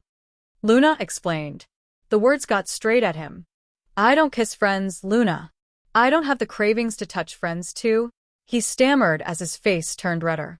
He never questioned her motive for working along with him since she was a workaholic. I know you love her. You do things for her, but Hermione will feel love if you spend quality time with her. I know you spend a lot time studying and working together, but not quiet time with each other. Luna pointed it out. Harry lowered his head. I realize that now. I'm going to do something to change the situation, he added solemnly as he headed for his wife. Hermione was surprised when she felt a pair of arms wrapped around her shoulders affectionately. The familiar musky scent made her relax instantly. His warm breath on the shell of her ear had sent a tingling feeling down her body when he spoke. Hi, love. Hard at work, he whispered softly before placing an innocent kiss on the shell of her ear. Harry, why you're back? She stammered as she turned her head to face him. She nervously tucked her bushy brown hair behind her ear. Her heart rate had spiked because of that simple gesture. I was just helping Neville and Dash, she stumbled as she tensely gestured to the potion books lying in front of him. Harry chuckled lightly at her difficulty forming a coherent sentence and decided to help her. Potions, I see. Harry interjected with a warm smile. She nodded her head gingerly. Neville, it is all right if I borrow Hermione for a while? He asked as he lifted his head to face Neville. I want some time with her, Harry answered with a wide smile on his face. Sure, Harry. I think I'm fine with potions, he smiled weakly. Hermione raised one of her eyebrows in disbelief. Are you sure you've got it? Hermione asked as she looked at the chubby boy closely. The boy grew slightly nervous, since he was at the end of her scrutinizing stare. It was obvious that Neville required more time with her. I still have a few things to do, too. Why don't you spend another hour with him, Hermione? I'll look for you later, Harry suggested with a patient smile. Neville had relaxed considerably at his statement. Are sure you're all right with it, Harry? Hermione asked softly as she raised one of her eyebrows questioningly. He could sense her mild confusion. Harry caressed her porcelain fair cheeks lovingly as he looked deeply into her curious brown orbs. Hermione had unconsciously held her breath as she was drawn to his starling green eyes. I'm fine, love, he assured softly as a sensual smile slowly spread across his face, sending her pulse racing at the sight of it. Harry deliberately broke the eye connection when he straightened himself and reverted to his normal self. She blinked in surprise at the sudden change. With a friendly smile on his face, he continued as if nothing had happened. I need a change anyway. I'll see you in an hour. Have fun. Harry casually shrugged as he headed back to their quarters, leaving a befuddled Hermione behind with Neville. Chapter 10. Hermione? Hermione? Neville called as he furiously waved his hands in front of the brown-haired witch. I'm finished with my essay. He received no reaction from the girl who was still staring blankly into space. He repeated the motion, and his determination was finally rewarded when Hermione blinked several times. "I'm so sorry," she added sheepishly as she tucked a stray curl behind her ear and scanned the parchment closely. Her cheeks were pink with embarrassment when she realized that Neville had been trying to get her attention for a while. Her brown orbs widened when she realized that he had completed his essay on the potion. "You're done?" A smile of amusement appeared on his chubby face when Neville heard that. "That's what I've been trying to tell you for the past few minutes." Neville grinned and looked thoughtfully at her. "You've been very distracted since Harry came by." Hermione's cheeks grew red instantly. "I'm sorry. I just can't help thinking about his actions. It's just so different," she mumbled as she lowered her head. The smile on his face grew larger as he raised his eyebrows. "I thought it was a good thing that he was so, affectionate with you," Neville answered as he scratched his head. "After all, the two of you are dating," Neville concluded as he peered at Hermione closely. "I mean, it's not like you don't love each other. Anyway, I'm done for the day. Thank you for taking the time to teach me. I'm heading out. Luna asked me to join her for dinner later." He smiled as he rolled up his parchment and took his books. "Have fun on your date." He grinned as he headed up the stairs to the boys' dorm. Harry was thinking about the strange conversation he had with his supposed nemesis as he walked through the long corridors of Hogwarts towards the Gryffindor Tower to pick Hermione up for their impromptu date. The conversations with Jean and Luna had opened his eyes to the fact that couples needed some quiet time alone to strengthen their relationship. It made him realize that they had been too busy coping with Edmund's curriculum in the house, unraveling the mystery of his parents' betrayal, and dealing with day-to-day activities at Hogwarts to go out and have a proper date. Jean and Luna's insights made him determined to correct his flaws as a lover. He frowned as he continued to mull over the peculiar incident that took place when he was near the lake. Harry had planned to help her unwind by having a quiet dinner by the lake. When he went to the lake earlier in the day to find a perfect spot, he ran into his rival, Draco Malfoy. He was so engrossed with his desire to make their date memorable that he did not notice the pale boy until he spoke to him. "Hey, Scarhead. Excellent work on Weasel. I bet you understand why some people aren't worth to be friends with," Draco drawled haughtily. Harry spun around to face the pale boy. Malfoy's complexion was as pale as ever, and his long blonde hair was plastered slickly to his crown, highlighting his facial features. Malfoy was one of the better-looking guys of their year, promising to grow into a stunning young man in the near future. Even now, Harry knew that there were plenty of Slytherin girls that were drooling over him because of his status in the magical society and his good looks. Harry found that Draco was standing behind him alone, without his usual burly guards. There was the usual haughtiness in his demeanor, but it was the clear absence of loathing in his tone that shocked Harry. He realized that Malfoy was making reference to their first official meeting in Hogwarts during their first year. Malfoy had scorned Ron, deeming him to be unworthy of being friends with and offering to help him out with the right connections. Harry frowned at the thought. Did Malfoy know it then? "How did you know that he was unworthy?" Harry asked suspiciously as he peered at him. Malfoy merely shrugged nonchalantly. He had a calculating kind of look. He was looking around, gauging how much attention he was getting from being around you as soon as I told everyone you were Harry Potter. Besides, he is the offspring of that woman, he drawled.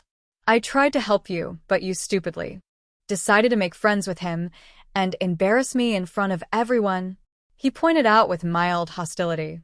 Harry's emerald eyes narrowed at how petty Draco was. It was obvious he was still nursing a grudge for what happened a long time ago. Yet, it made sense since Draco had such an inflated ego. "So, why are you talking to me now?" Harry asked suspiciously. After the recent events, Draco Malfoy having a civil conversation with him was the last thing he expected. "You did quite a good job, really. It delights my heart to see the Weasels being humiliated in front of all of Hogwarts," he added with an evil smirk. "Well, I also wanted to rub some salt your wound, Scarhead. I told you so. Now that I've achieved my goals, I'm heading indoors.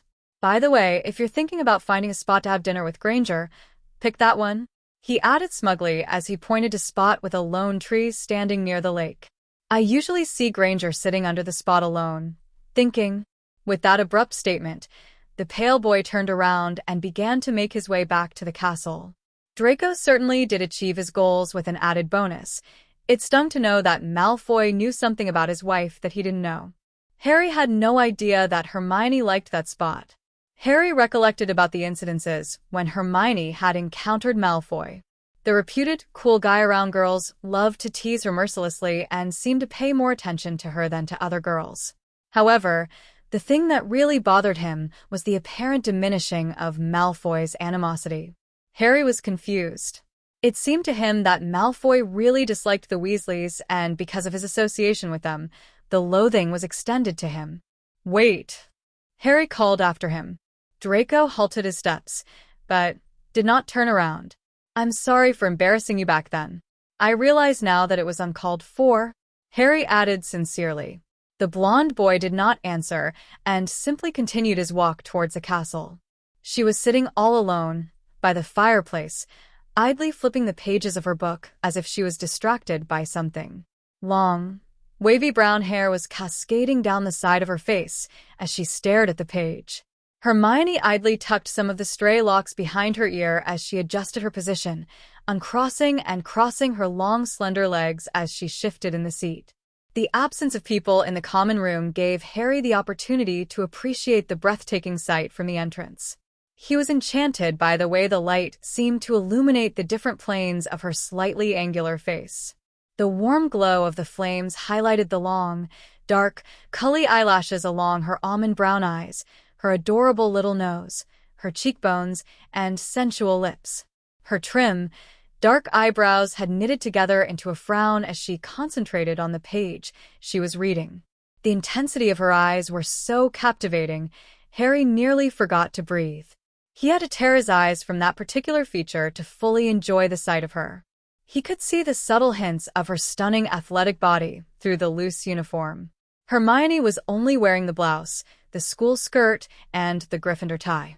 She had the curves in all the right places, and his pulse raced as he recalled how she'd felt when he touched her.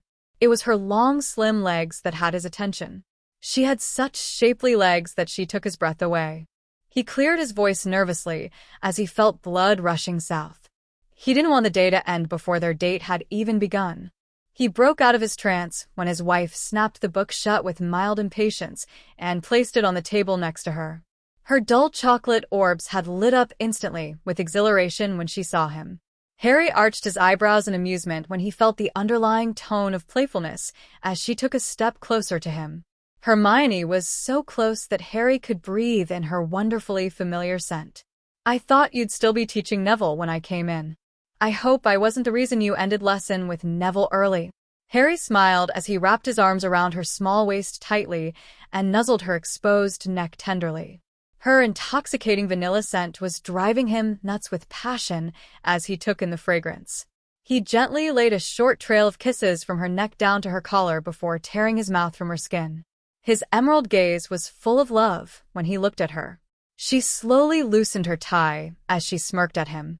Harry realized that she never buttoned the button at her collar, so as she undid her tie, the top part of her blouse teasingly fell apart slowly, revealing her pale neck and defined collarbone. Her slightly parted lips, combined with that intense, confident look and the creamy, exposed flesh, made his blood boil with passion.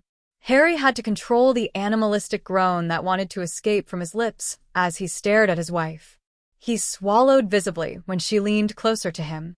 "Forget being a gentleman," Harry thought as he took her lips in a hungry kiss that conveyed his need for her. His initial plan was put on the back burner as he gave into his yearning for his wife. She responded hungrily in return, tangling her long, slender fingers into his raven black hair as they kissed. Harry moaned passionately when he felt her body intimately pressed against him. "Not here," Harry whispered breathlessly as he tore his face from hers. His arms were still wrapped around her waist, and their bodies were still intimately pressed together. They could feel the erratic heaving of their chests as they searched each other's faces. Harry's eyes were a darkened jade as he looked into Hermione's inviting brown ones. Hermione could feel his strong possessiveness over her. It was too private to allow others to have a glimpse of it. Hermione's cheeks had turned slightly red when she felt the physical evidence of his desire. Harry moaned when her lust fueled the passion raging in his blood. Harry lifted her up against him, using one of his hands to wrap her legs around his torso as he supported her body with the other. Hermione was looking down at him with the most incredibly sexy expression he'd ever seen on her face as he carried towards the entrance of their quarters. He ardently trailed kisses down the side of her neck, alternating brief kisses and small nips as he caressed her silky, smooth leg. The grip around his waist increased as she moaned in pleasure. Waves after waves of sensation jolted her senses at the magic of his lips. It was further amplified by their emotional bond. She was experiencing the sensations of his kiss and feeling Harry's own excitement and pleasure. The stone lion leapt hurriedly away, and Harry immediately walked them in. The moment the stone lion leapt back to place, his mouth met hers with a fervent need. He did not even have the will to carry her into the sitting room. "It's my turn," Harry whispered breathlessly into her ear when she slid down his body to her feet. He cornered her to the wall, lifted her skirt, and slid his hands up her creamy thighs. His hands were on the top of her knickers as soon as her feet touched the ground. He quickly pulled the knickers down to her ankles and discarded them. "Just relax, my love," he said as he looked at his wife. "I'm returning the favor," he said as he bent his head down and focused on his new task. "That was incredible," Hermione whispered breathlessly as she leaned into his embrace and pressed a tender kiss on his earlobe. "Did you feel that way that night?" she asked curiously. As she looked at Harry, Harry was smiling brightly. "No, I think this felt even better," he answered as he gently caressed her wet brown tresses. The emotional link they shared fueled them to reach the peak of the passion together quickly. Harry did not have the words to describe the experience. He felt, watched, and heard her reach her climax slowly. The experience spurred his own passion, and he had to restrain himself from climaxing before she did. It was simply magical. They continued to sit on the cold ground after they were properly dressed. "I'm glad you are feeling so relaxed," he muttered lovingly as he nuzzled her pale neck. Hermione simply wrapped her arms around his body and laid her head on his shoulder. Harry tenderly held her close to him, and they remained in that posture in silence for a long while until a thought came into Hermione's mind. "How was your trip to the ministries?" she asked with deep concern, shattering the serenity of the moment. "Let's not get into that now. This evening is all about you and me. Everything else can wait till tomorrow," he added quietly as he held her closer to him. He could feel her pleasure at his statement. Indeed, Hermione loved spending quality time alone with him. Her contentment delighted him immensely. "Are you hungry? Do you want to go down for dinners?" Harry asked affectionately as he tucked a brown lock behind her ear caringly. It was getting late, and she was starting to get hungry, but Hermione stubbornly shook her head because she didn't want their quiet time to end here. Her response made him smile. "I wasn't thinking about having dinner in the Great Hall tonight. Let's do something different, just you and me," Harry assured with a warm smile. Hermione didn't want to move, but with the promise in Harry's eyes, she nodded her head in agreement. Her brown orbs had widened in surprise as Harry led her towards the lake. Right under the lone tree standing next to the Great Lake was a mat and a picnic basket. She covered her mouth with her hand in astonishment and looked to Harry for an answer. He tucked his hands into his pocket as he watched with great fascination as emotions played out on her face. The look of surprise on her face faded away and was replaced by joy and interest. He must admit that he was not at all surprised that Hermione had fell in love with this particular spot since it offered such a spectacular view of the lake and the majestic Hogwarts castle. However, in his opinion, the view was incomparable to the sight of unadulterated joy on Hermione's face. It was a sight that constantly captivated his soul and had a profound effect of lifting his spirits. "How did you know?" Hermione asked emotionally as she searched his emerald gaze. "I don't think I've ever told you that this was my favorite spot. Someone clued me in," he admitted honestly. "I was trying to look for a nice spot to have a quiet dinner with you when someone made a suggestion," he answered as he led her to the mat. Hermione obediently followed and sat on the mat. She knitted her dark eyebrows in disbelief. Harry shook his head in amusement. You may not realize this, but people do pay attention to you simply because of who you are.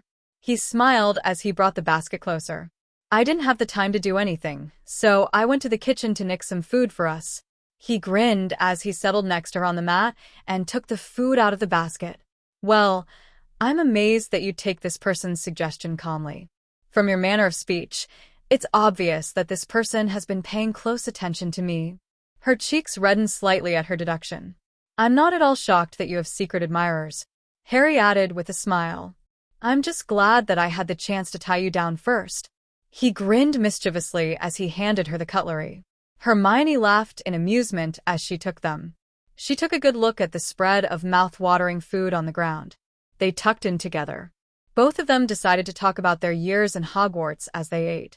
Even though they were together most of the time, it was a happy surprise that they could still share plenty of new things with each other. I used to spend my time reading in the common room or the library whenever I wasn't with you.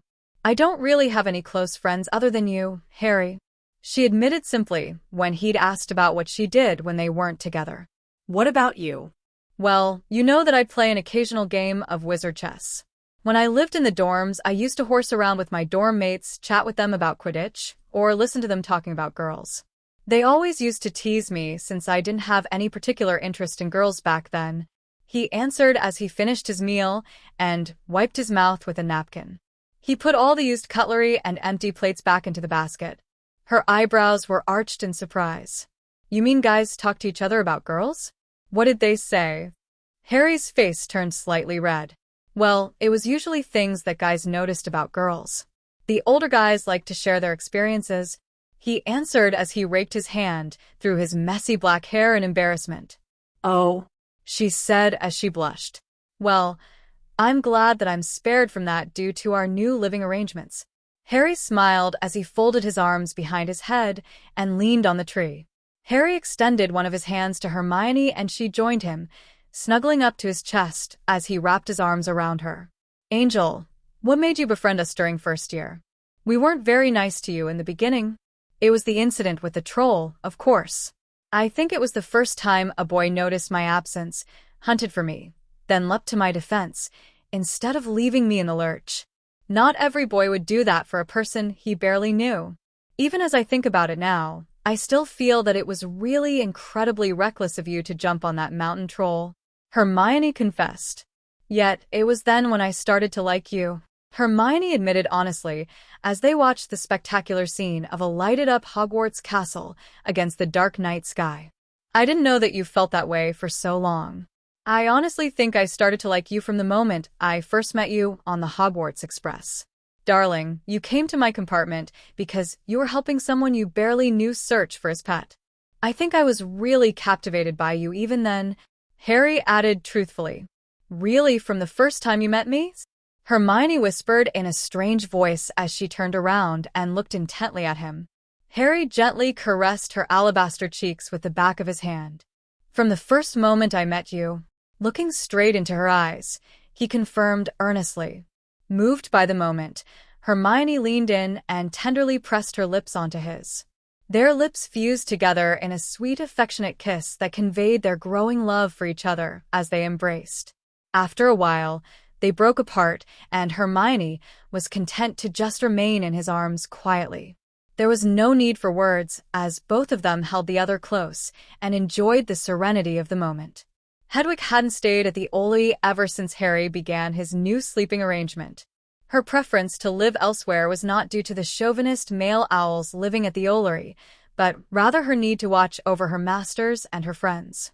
She had taken a liking to the frail blonde Ravenclaw and Hermione's pet, Crookshanks. She decided to fly back for a brief visit so that she could catch up with her female friends. The sight of another snowy owl sleeping at her usual stand ruffled her feathers. Her tongue clicked in annoyance. The owl was whiter than her, indicating that it was a male owl. She flew impatiently to the stand. "Why are you resting on my stand?" Hedwig hooted angrily as she fixed her large amber eyes on the offending owl. The owl slowly lowered his white wings to reveal a pair of large, bright yellow eyes. He fixed his eyes on Hedwig for a brief moment. "I don't think that your name on this stand, Mississippi." he answered plainly as he stretched his large wings. Hedwig had noticed that one of his wings was in the process of healing. In any case, it was the only stand left unused when I flew in several days ago, and I've been using it ever since. Her anger waned when he compromised and hopped to the side so that she had some space on the stand. She quietly joined him. How did you injure your wing? That wound looks pretty nasty. Nasty is the right word to use. It was fortunate that I was saved by my current owner. He hooted as he hopped to the water dish for a drink of water. You've had a recent change of owners then? She deduced. She never heard or read of owls that changed owners because of their loyalty to them. Brilliant deduction skills, I must admit. Yes, I had a change of owner. To thank her for saving my life, I became her pet. She understood what I meant when I refused to leave, and she's kept me ever since. I know it's unheard of, but previously, I was a Hogwarts owl, he explained. Hedwig hooted in acknowledgement. It made more sense to her now. My name is Hedwig. I'm Callan, he answered simply. It's my pleasure to meet you, he said as he lowered his head in an unmistakable bow. Oh, the pleasure is mine, she hooted happily. He shot a side glance at his unusually silent wife as they approached their quarters and saw the dread in her face. The sitting room rapidly came into view. It was only lit up by the roaring flames in the fireplace. He nodded his head when he walked to the huge space near the overstuffed armchairs. There was a fleeting shadow of a cat racing across the wall. All of a sudden, soft music began to fill the sitting room. She spun around and stared at her husband in surprise. There was a mischievous smile on his lips as their eyes met. She held back a grin as Harry approached her slowly. His emerald eyes sparkled with playfulness as he stood in front of her. She remembered this scene vividly, and her lips curved upwards with anticipation. He placed his right arm over his chest and performed a curt bow before extending his hand to her. The expectant brown eyes met excited emerald ones. "May I have this dance?" he asked. Hermione arched her eyebrow in amusement, but she elegantly placed her hand on his. He affectionately clasped her hand and lifted it to his lips while maintaining eye contact. Hermione's heart could not help but flutter at his chivalrous gesture. His smile widened when he felt her pleasure at being treated like a lady. He silently led her to the center of the room and placed his free hand on her small waist as she placed her other hand on his shoulders. Harry began their dance by taking a step backwards as she followed his lead. The hours they spent in the house taking dance lessons really paid off because they looked perfect together. Harry was no longer hesitant in his dancing and was capable of leading his partner. Hermione followed willingly. They waltzed gracefully around the sitting room. His heart was captivated by the sight of her gliding so elegantly in his arms. Their eyes were constantly locked on each other as they moved in sync. "Did you really think I'd let our day end so soon?" he asked in amusement as he supported her in a graceful dip. Hermione beamed at him happily as she continued to follow his lead and relaxed in his arms. He carefully helped her back into the position and continued to dance around the room. Harry was now a lithe and confident dancer, managing to introduce more complex variations to their dance and delighting Hermione greatly. Harry was excited to try all the complicated steps, and she was tickled at how determined and ecstatic he was.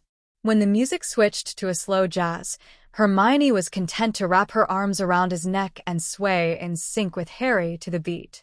Their bodies were intimately pressed together as they swayed. She let out a satisfied sigh as she laid her head on his chest. "Do you remember our first dance?" Hermione asked quietly as she laid her head contently on his chest.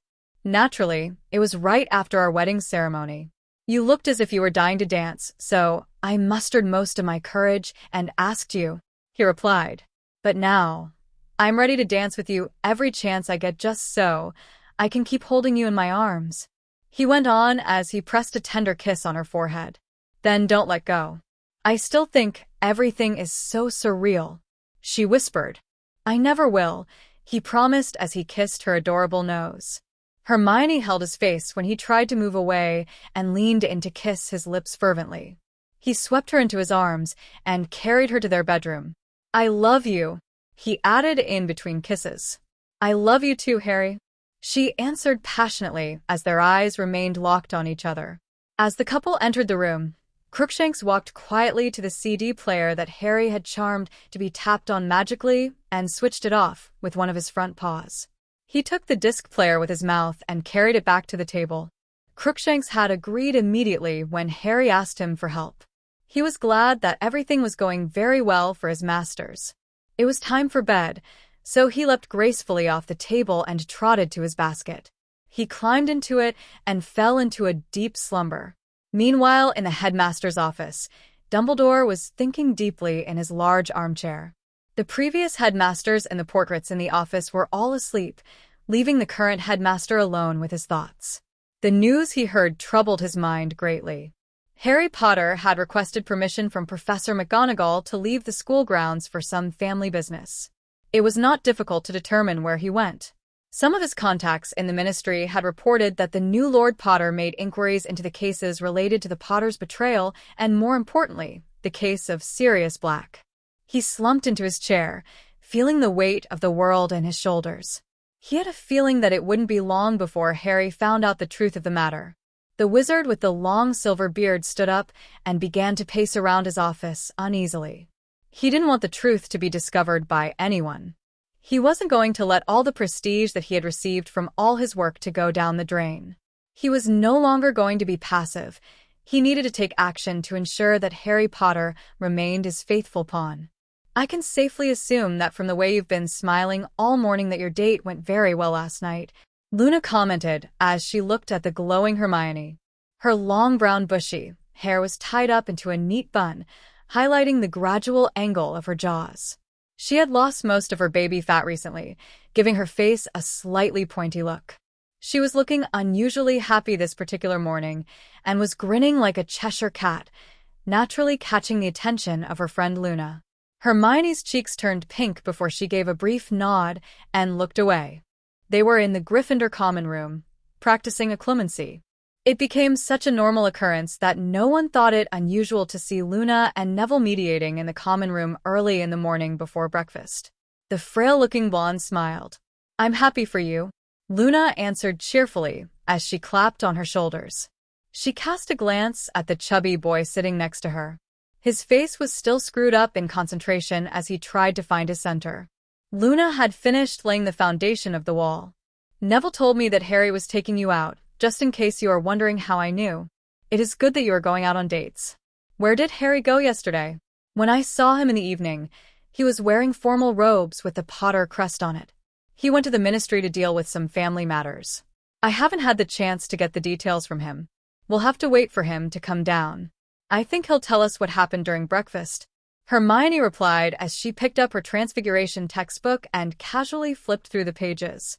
Harry and Hermione were going to join their fellow third years for classes starting that morning, and she wanted to make sure that she hadn't forgotten the basic concepts. "Where did Harry take you?" Luna inquired as she looked at Hermione with her dreamy blue eyes. "He brought me to the lake for dinner, and we spent our time chatting," Hermione answered as she smiled giddily. She began to twirl one of her brown locks absently around her fingers as she became lost in her thoughts.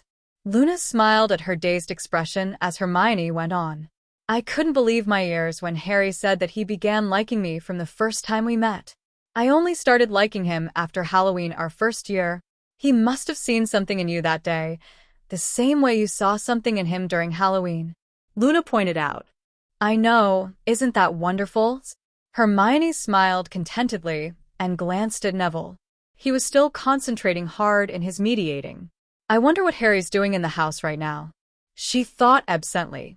She knew that he was going to the house to practice his skills on the sword. She would have gone him if she didn't to help Luna and Neville with their clemency lessons. "Let me get this straight, Harry. You think that Hermione is comfortable with wielding a gun?" Toll asked as he arched his eyebrows in disbelief. "I don't belong to your muggle world, but even I know it is illegal to carry a gun whenever you go. Besides, it's difficult to acquire one in here. It'll pose many problems since we've never really used one in the magical Britain. I think we might find it in other countries," Harry suggested. "Are you really going to wait until Hermione finds the correct weapon before you start her weapons training?" he asked curiously. "No, I'll probably teach her how to use the weapon that is most suited to her. It may not be the perfect weapon for her, but it's good to learn more skills. Toll replied simply. I made some modifications on the weapons we have now. You're going back for your normal school lessons from today onwards, right?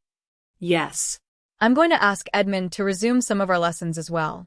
I think Hermione is dying to learn more. He grinned, fondly thinking about his wife. Everyone will be pleased to hear that. Toll answered with a smile. I think it is about time you returned. Freshen up, then leave for the real world. Give Edmund the schedule the next time you come in. I'll consider your idea. Thank you. He smiled as he bowed. Harry, Hermione, Luna, and Neville were sitting at the Gryffindor table having their first meal of the day. Hermione cast the spells to prevent anyone from noticing or overhearing them as they began their queries about Harry's visit to the Ministry the day before. He began to explain to Luna and Neville about what happened to his parents. They were shocked to hear that Sirius Black, the prisoner who escaped, was his godfather. If the man standing in front of his wand isn't dead, it means that your godfather is probably innocent of all those charges. Neville deduced. The supposed victim is then both the betrayer and the murderer. Harry nodded. Hermione and I came to the same conclusion. Professor McGonagall and Professor Lupin agreed. We feel that someone influential has kept my godfather in the jail for his own purpose. For that reason, I didn't want to spend too much time in the ministry, so I didn't really poke around, Harry answered. In other words, we have to search for the missing rat and your godfather secretly. Neville added as he glanced at Harry for affirmation. Harry nodded his head. You're right, Neville. I want to clear my godfather of all the charges. He is innocent, Harry added emphatically as he glanced around the table. There isn't a lot we can do at this point besides finding the rat, appealing to Wisengamot to have his case tried, and finding a sanctuary for him in the meantime. McGonagall and Lupin will be helping me clear his name. I think the most important thing to do right now is to make sure he isn't caught, he declared as he scratched his chin thoughtfully. How are you going to find him? He might be moving around in his animagus form. You've never met him before, how are you going to identify him? Hogwarts is pretty large, Neville questioned. Harry really had no answer. Hermione was nibbling on her lower lip thoughtfully as she tried to come up with some ideas. Don't you have the Marauders map? It shows everyone here at Hogwarts on the map. We could take turns checking the map for Sirius Black's name, she suggested. That's a splendid idea, love. Harry added excitedly as he whipped out the parchment from his pocket. He tapped it with his wand. I solemnly swear that I'm up to no good, he said. Luna and Neville watched in disbelief as the map of Hogwarts appeared right before their eyes. They noticed the small moving dots and noted that they were symbols of the people in Hogwarts. Wow, Neville said as he peered at the map closely. He could see Professor McGonagall in her office. It's amazing. Who created it? My father and his friends, Harry announced proudly. He didn't see Sirius' name on the map. Mischief managed, he announced, before he tucking the map into his pocket. My guess is that he won't reach Hogwarts anytime soon. He was spotted quite a distance away about a week ago. Maybe he'll reach the grounds next week, Harry concluded. He looked at Hermione for affirmation. The guess is as good as mine, love. I think once Sirius reaches Hogwarts, we'll know, Hermione added, and she placed her hand on his comfortingly. I don't like that we are waiting for him to come to us to react. In the meantime, he might get caught, Harry added in mild frustration. Harry, if he was able to escape from Azkaban, then he'll be able to travel to Hogwarts without getting caught. He'll make it here safely, Luna assured confidently. Hermione nodded her head in agreement. We'll think of something, she thought. We'll have to go to the house tonight to think about it. We'll have more time there. That's a splendid idea, Angel. We'll do that tonight after Quidditch practice. Wood called for extra practices again this week. Harry thought before addressing the matter at hand. You're right, Luna. We've more pressing things to think about, Harry added, like making sure that Gryffindor wins the Quidditch Cup this year. He added with a wide beam. Hermione had taken it as a cue to remove the spell as she shook her head in amusement. She never really understood the reason why Harry could get so fired up just talking about Quidditch. However, for a change, she participated in the conversation. They began a discussion about Quidditch and the changes in the lineup of players the other teams had made. Due to the recent upheaval, almost the entire Ravenclaw and Slytherin teams were changed and filled in with new students. They unanimously agreed that the Hufflepuffs would posing the biggest challenge to win the Quidditch Cup, and they were having a match against them the next week. Ravenclaw and Slytherin were not yet ready to play. As such, Gryffindor and Hufflepuff would be going against each other in the opening match of the season. Harry was really looking forward to playing Quidditch. During the conversation, Ginny decided to join them. "Good morning, Harry, Hermione, Luna, and Neville. It's good to see you all again." Ginny smiled as she waved at them warmly. "I hope you don't mind me joining you?" Ginny asked as she looked at them.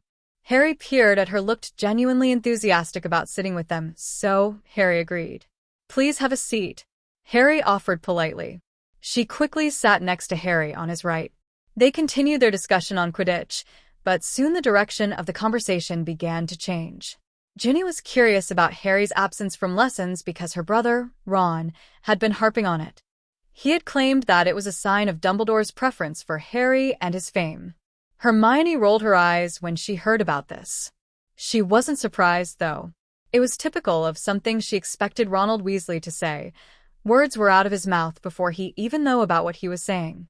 Ginny didn't seem to know that Hermione had missed her lessons along with Harry. Harry replied that he had to deal with some family matters. "Oh," she said as she lowered her head in disappointment. Her expression did not went unnoticed by Neville and Luna. Being sensitive people, they hurriedly switched to another topic.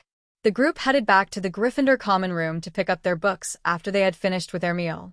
Neville was grinning like a Cheshire cat as Harry and Hermione followed him to the first class of the day, Transfiguration.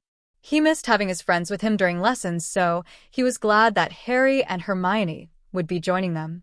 Harry was mildly amused when he heard all his wife's thoughts racing rapidly. She had lowered her head and was occupied in recalling the principles of Transfiguration. Since they are already at NEWT level in Transfiguration, it would be a shock if they were unable to do third-year work. As usual, they were the first to reach the classroom. Professor McGonagall was glad to see them. "Good morning, Professor," they greeted as they entered. "Good morning, Mr. Potter, Miss Granger, and Mr. Longbottom. It is good to see you in class this early," she returned. "It's great that we have Transfiguration as our first class this year," Harry admitted before continuing. "I also wanted to give you an update. I've checked the Ministry's records. They managed to piece all the other 12 bodies, but Pettigrew's body," he announced as a grim expression came over Professor McGonagall's face temporarily. "Sirius is indeed innocent then. We'll have to think of ways to appeal for a trial of his case. We'll speak of it in private this coming weekend," she added firmly and recomposed herself when she spotted students strolling in. Harry, Hermione, and Neville hurriedly went to sit in the front row. Hermione and Harry felt a mixture of emotions when they saw a certain redhead enter the classroom. It was the first time they'd seen each other since the incident in the dining hall. Their eyes met for a brief moment. Despite all the words that Ron had said to him, Harry could find no place in his heart to hold a grudge. He had forgiven him almost immediately after watching Hedwig and Crookshanks punish him. After all, they had been good friends for 2 years. Ron did not avert his eyes or walk away. Instead, he walked towards them and joined them at the table. Hermione raised her eyebrows in astonishment when she saw that he had voluntarily joined them. Harry, however, kept his face void of any expression. "Hi, is it all right if I join you?" he asked politely as he pointed to the seat. It was unlike Ron to be so courteous. Neville's eyes had widened in surprise as he nodded his head. Ron gave a polite smile and sat in the seat quietly as Professor McGonagall began to take the attendance of the class. It was strange that Ron would voluntarily sit with them when there were other seats available. Harry stared at Hermione and she had shrugged her shoulders in response. It was a mystery that they soon forgot about when the lesson officially began. Before they started with the day's Transfiguration, the students were briefed on how to perform the necessary spell to complete the task. Harry and Hermione were able to perform the task easily and turned to help Neville with his. Hermione noted that Ron was using a new wand as he tried to transfigure his porcupine into a pincushion with no results. After his 5th failed attempt, Hermione's old habits kicked in. She moved over to help him. "No, not that way. You're doing it incorrectly. Watch what I'm doing," she added after observing him for a while. Hermione demonstrated the actions of the wand and stressed on the pronunciation of the spell. Ron tried to mimic her and repeat the spell. Hermione took the time to correct his actions and his pronunciation. Finally, under her guidance, he managed to complete his task before the lesson ended. "I want everyone to hand in a 6-inch essay on today's lesson since most of you were unable to accomplish it easily." "Class dismissed," Professor McGonagall announced as she turned away. Harry, Hermione, and Neville hurriedly packed their things and left for their dada lesson. Harry was eager to be taught by his father's friend. His excitement was also fueled up by Neville's recollection of his interesting dada lessons with Professor Lupin thus far. "Wait up," Ron called as he dashed out the classroom with his Transfiguration book in his hand. His face was red with exertion when he had caught up with them along the corridor. Neville raised an eyebrow questioningly when he saw Ron joining them. "I thought you didn't want to be Harry's sidekick anymore?" Neville asked pointedly as he looked at Ron closely. "Have you changed your mind?" Ron's face turned as red as his hair as he grew uncomfortable. He lowered his head. "I know I've been a git. I shouldn't have acted that way," Ron added as he glanced hopefully at Harry and Hermione. This was the closest one could get from Ron to a real apology. Hermione glanced at Harry. "You're the one that he offended. Do you want to forgive him?" There was the familiar twinkling of his emerald eyes when he looked at her. Hermione smiled in amusement back at him. "I guess that he's been punished enough. Crookshank's claws and Hedwig's talons are nothing to be messed with." She chuckled inwardly. "I guess I should be glad that you've realized just how badly you've been behaving." Harry smiled as he clapped Ron on the back. "We'd better hurry if we want to reach Professor Lupin's class on time." They began running down the corridor to the classroom. Professor Lupin's lesson was fascinating, and Harry learned a lot about the creatures that hid in the lake and how to defend against them. He brought some kappas in the tank into the classroom as specimens. Harry and Hermione enjoyed his lesson because Professor Lupin made it very lighthearted and entertaining. They had their most dreaded lesson after that, potions. The dungeon was as cold as he remembered as he entered the potion room quietly. Most of the Gryffindors were already in the room since Professor Snape was inclined to deduct points for the slightest thing from anyone who wasn't from his house. Harry decided to sit with Neville for the lesson so that he could guide him. Hermione and Ron took the seats behind them. When they finally settled down, the door was suddenly thrown open and Professor Snape strode quietly into the room in his usual black cloak billowing behind him. He walked down the aisle to his desk. There was the usual look of distaste when he saw Harry. I see that we have our resident celebrity back with us. Let's see if you are able to produce a proper potion after your break. Split up into pairs and start preparing this potion," Professor Snape announced as he began to scribble the ingredients of the potion on the board, and the class began to copy them into their notebooks furiously. "The final product must be orange in color. We are going to test Mr. Potter's enlarging potion and see if it works at the end of the lesson. Frankly, I think they'll be brewing to a D with Longbottom as a partner. Why don't you sit with your girlfriend? Maybe she can ensure that you do a passable one." Professor Snape sneered as he stared at Harry coldly. The Slytherins in the class sniggered. Harry ignored him and began to prepare the potion. He heard Hermione's thoughts. "I don't think you should flaunt your new abilities. Just make a passable enlarging potion." Harry frowned when he heard her agreed with her, but it was against his own principles. Moreover, he was dying to see Professor Snape's reaction. "I shouldn't have sat with Neville. We're his favorite students. Neville will get picked on even more because we're sitting together." Harry grumbled inwardly as he began to chop his ingredients finely as Neville watched in interest. Harry explained under his breath why certain things should be done in a certain way as he prepared the potion. Neville prepared at the same time as Harry. After an hour of brewing, Neville beamed when his potion was a thick, bright orange liquid. It was the way that Professor Snape had described it to be. When he walked over to inspect the finished products, the smile on his face had vanished instantly. He took a ladle and scooped some of the potion to check its consistency, and was shocked to realize that it was perfectly done. Harry and Neville were keeping a straight face as they waited for his judgment. He threw the ladle into the cauldron. Class dismissed. I want a 12-inch essay on the uses for the enlarging potion tomorrow before our lesson. He snapped as he strode off, his black cloak swishing as he turned. The class had groaned when he left, but Harry and Neville were grinning. Hermione was smiling warmly at Harry and Neville when she joined them. "Didn't I tell you not to show off? Why didn't you listen?" she teased. "Well, I did listen. You've always reminded me to do my best in everything. I'm just doing what you've said." Harry smiled as he wrapped one of his arms around her shoulders tenderly. "I did what you normally do. I taught Neville." Hermione playfully smacked his arm away as she smiled. "I expect you to listen to me in the future, my love," she added. Neville was laughing in amusement at the couple's antics. "Can we go for lunch?" "I'm famished," Ron added from a corner when he noticed that Harry was flirting with Hermione. "Let's go. I'm pretty hungry as well. Luna should already be waiting for us," Harry said as he took Hermione's hand into his. He entwined their fingers together. They had joined Luna for lunch at the Gryffindor table. Luna did not seem to be taken back by the sight of Ron, but she did not seem to approve either. They shared a light conversation over lunch, but Harry noticed that Neville had grown very withdrawn since they had accepted Ron back as a friend. A frown marred his brows as Neville was lost in his own thoughts. When Ron had excused himself to the loo, Harry took the opportunity to talk to him. "Is something wrong? You haven't said a word since Ron joined us," Harry asked as he observed his friend looking very troubled. "I don't know if I'm just being oversensitive, so please don't take this the wrong way," Neville began honestly. "I really don't think Ron can be trusted. Yesterday in class, he was still talking behind your back about the nasty stuff that you've done.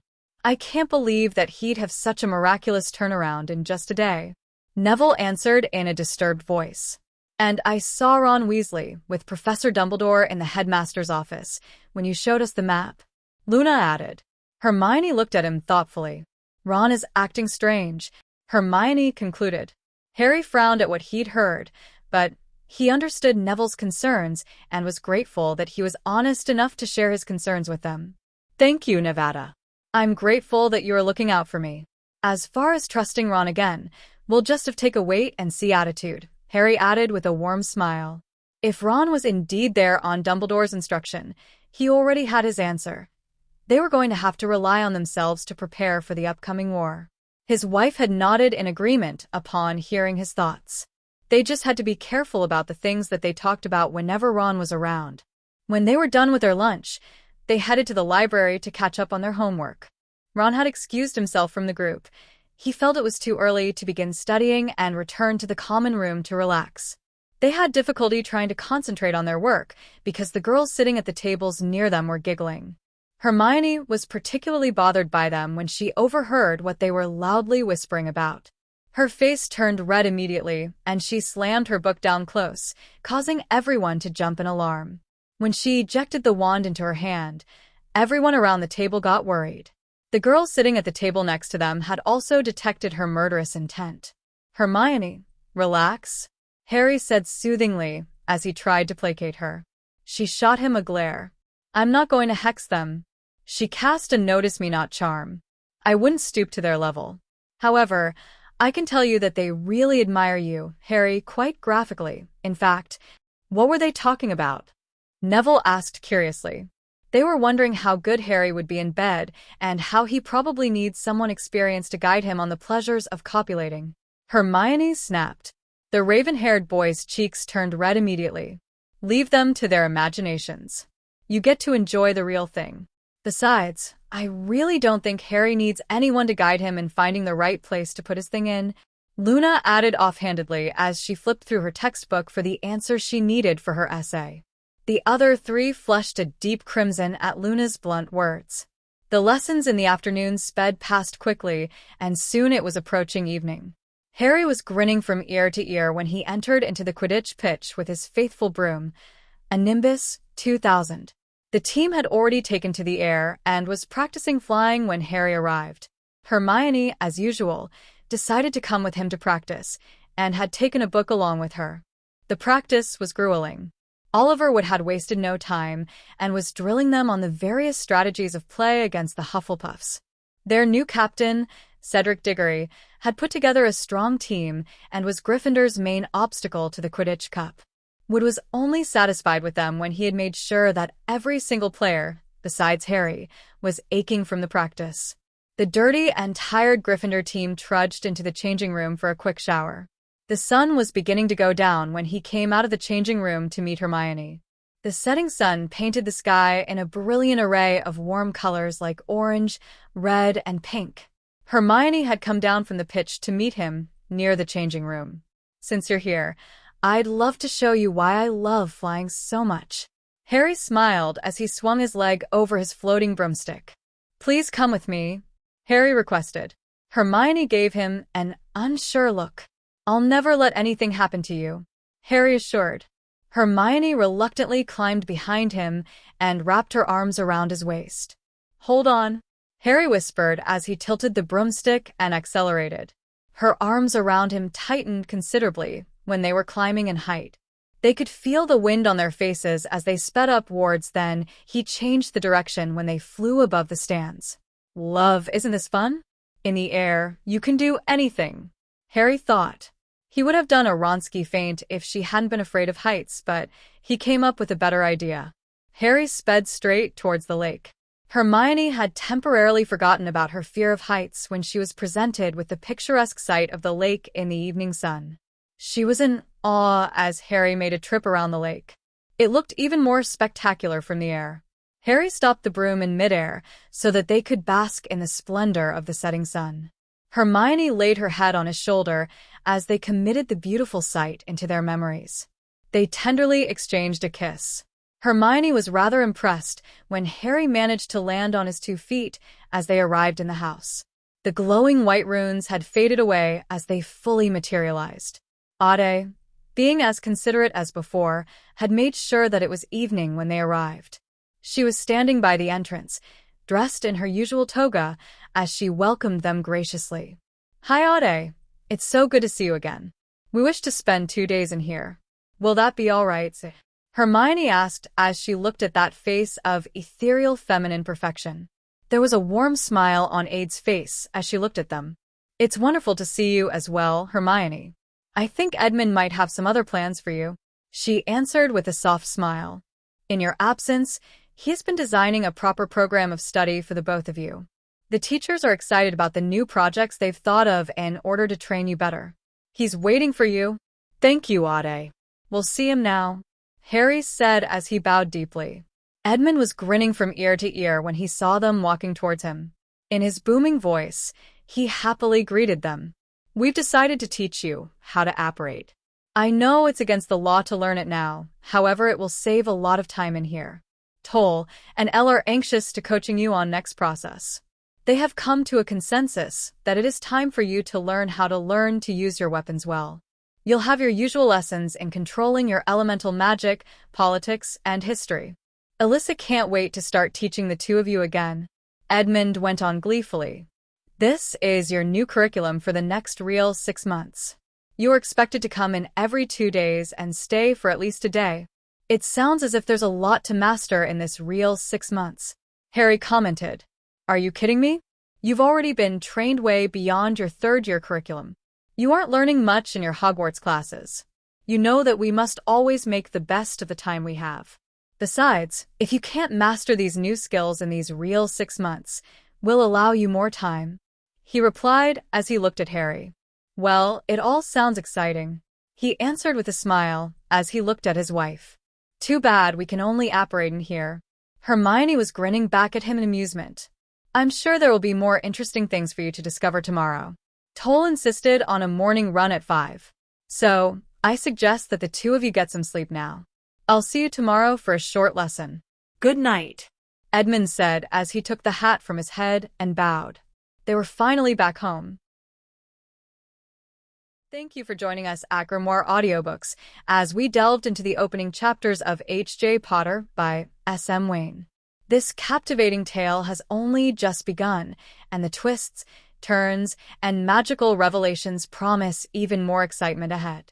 We hope you've enjoyed this journey through Part 1, chapters 1 to 10, and are as eager as we are to see how the story unfolds. Remember, every tale we share is a doorway to a world of wonder, emotion, and imagination. If you love today's reading, don't forget to like, subscribe, and hit that notification bell so you never miss another magical adventure at Grimoire Audiobooks. And as always, feel free to share your thoughts and favorite moments in the comments below. We'd love to hear from you. Until next time, keep the magic alive, and we'll see you in the next part of H.J. Potter.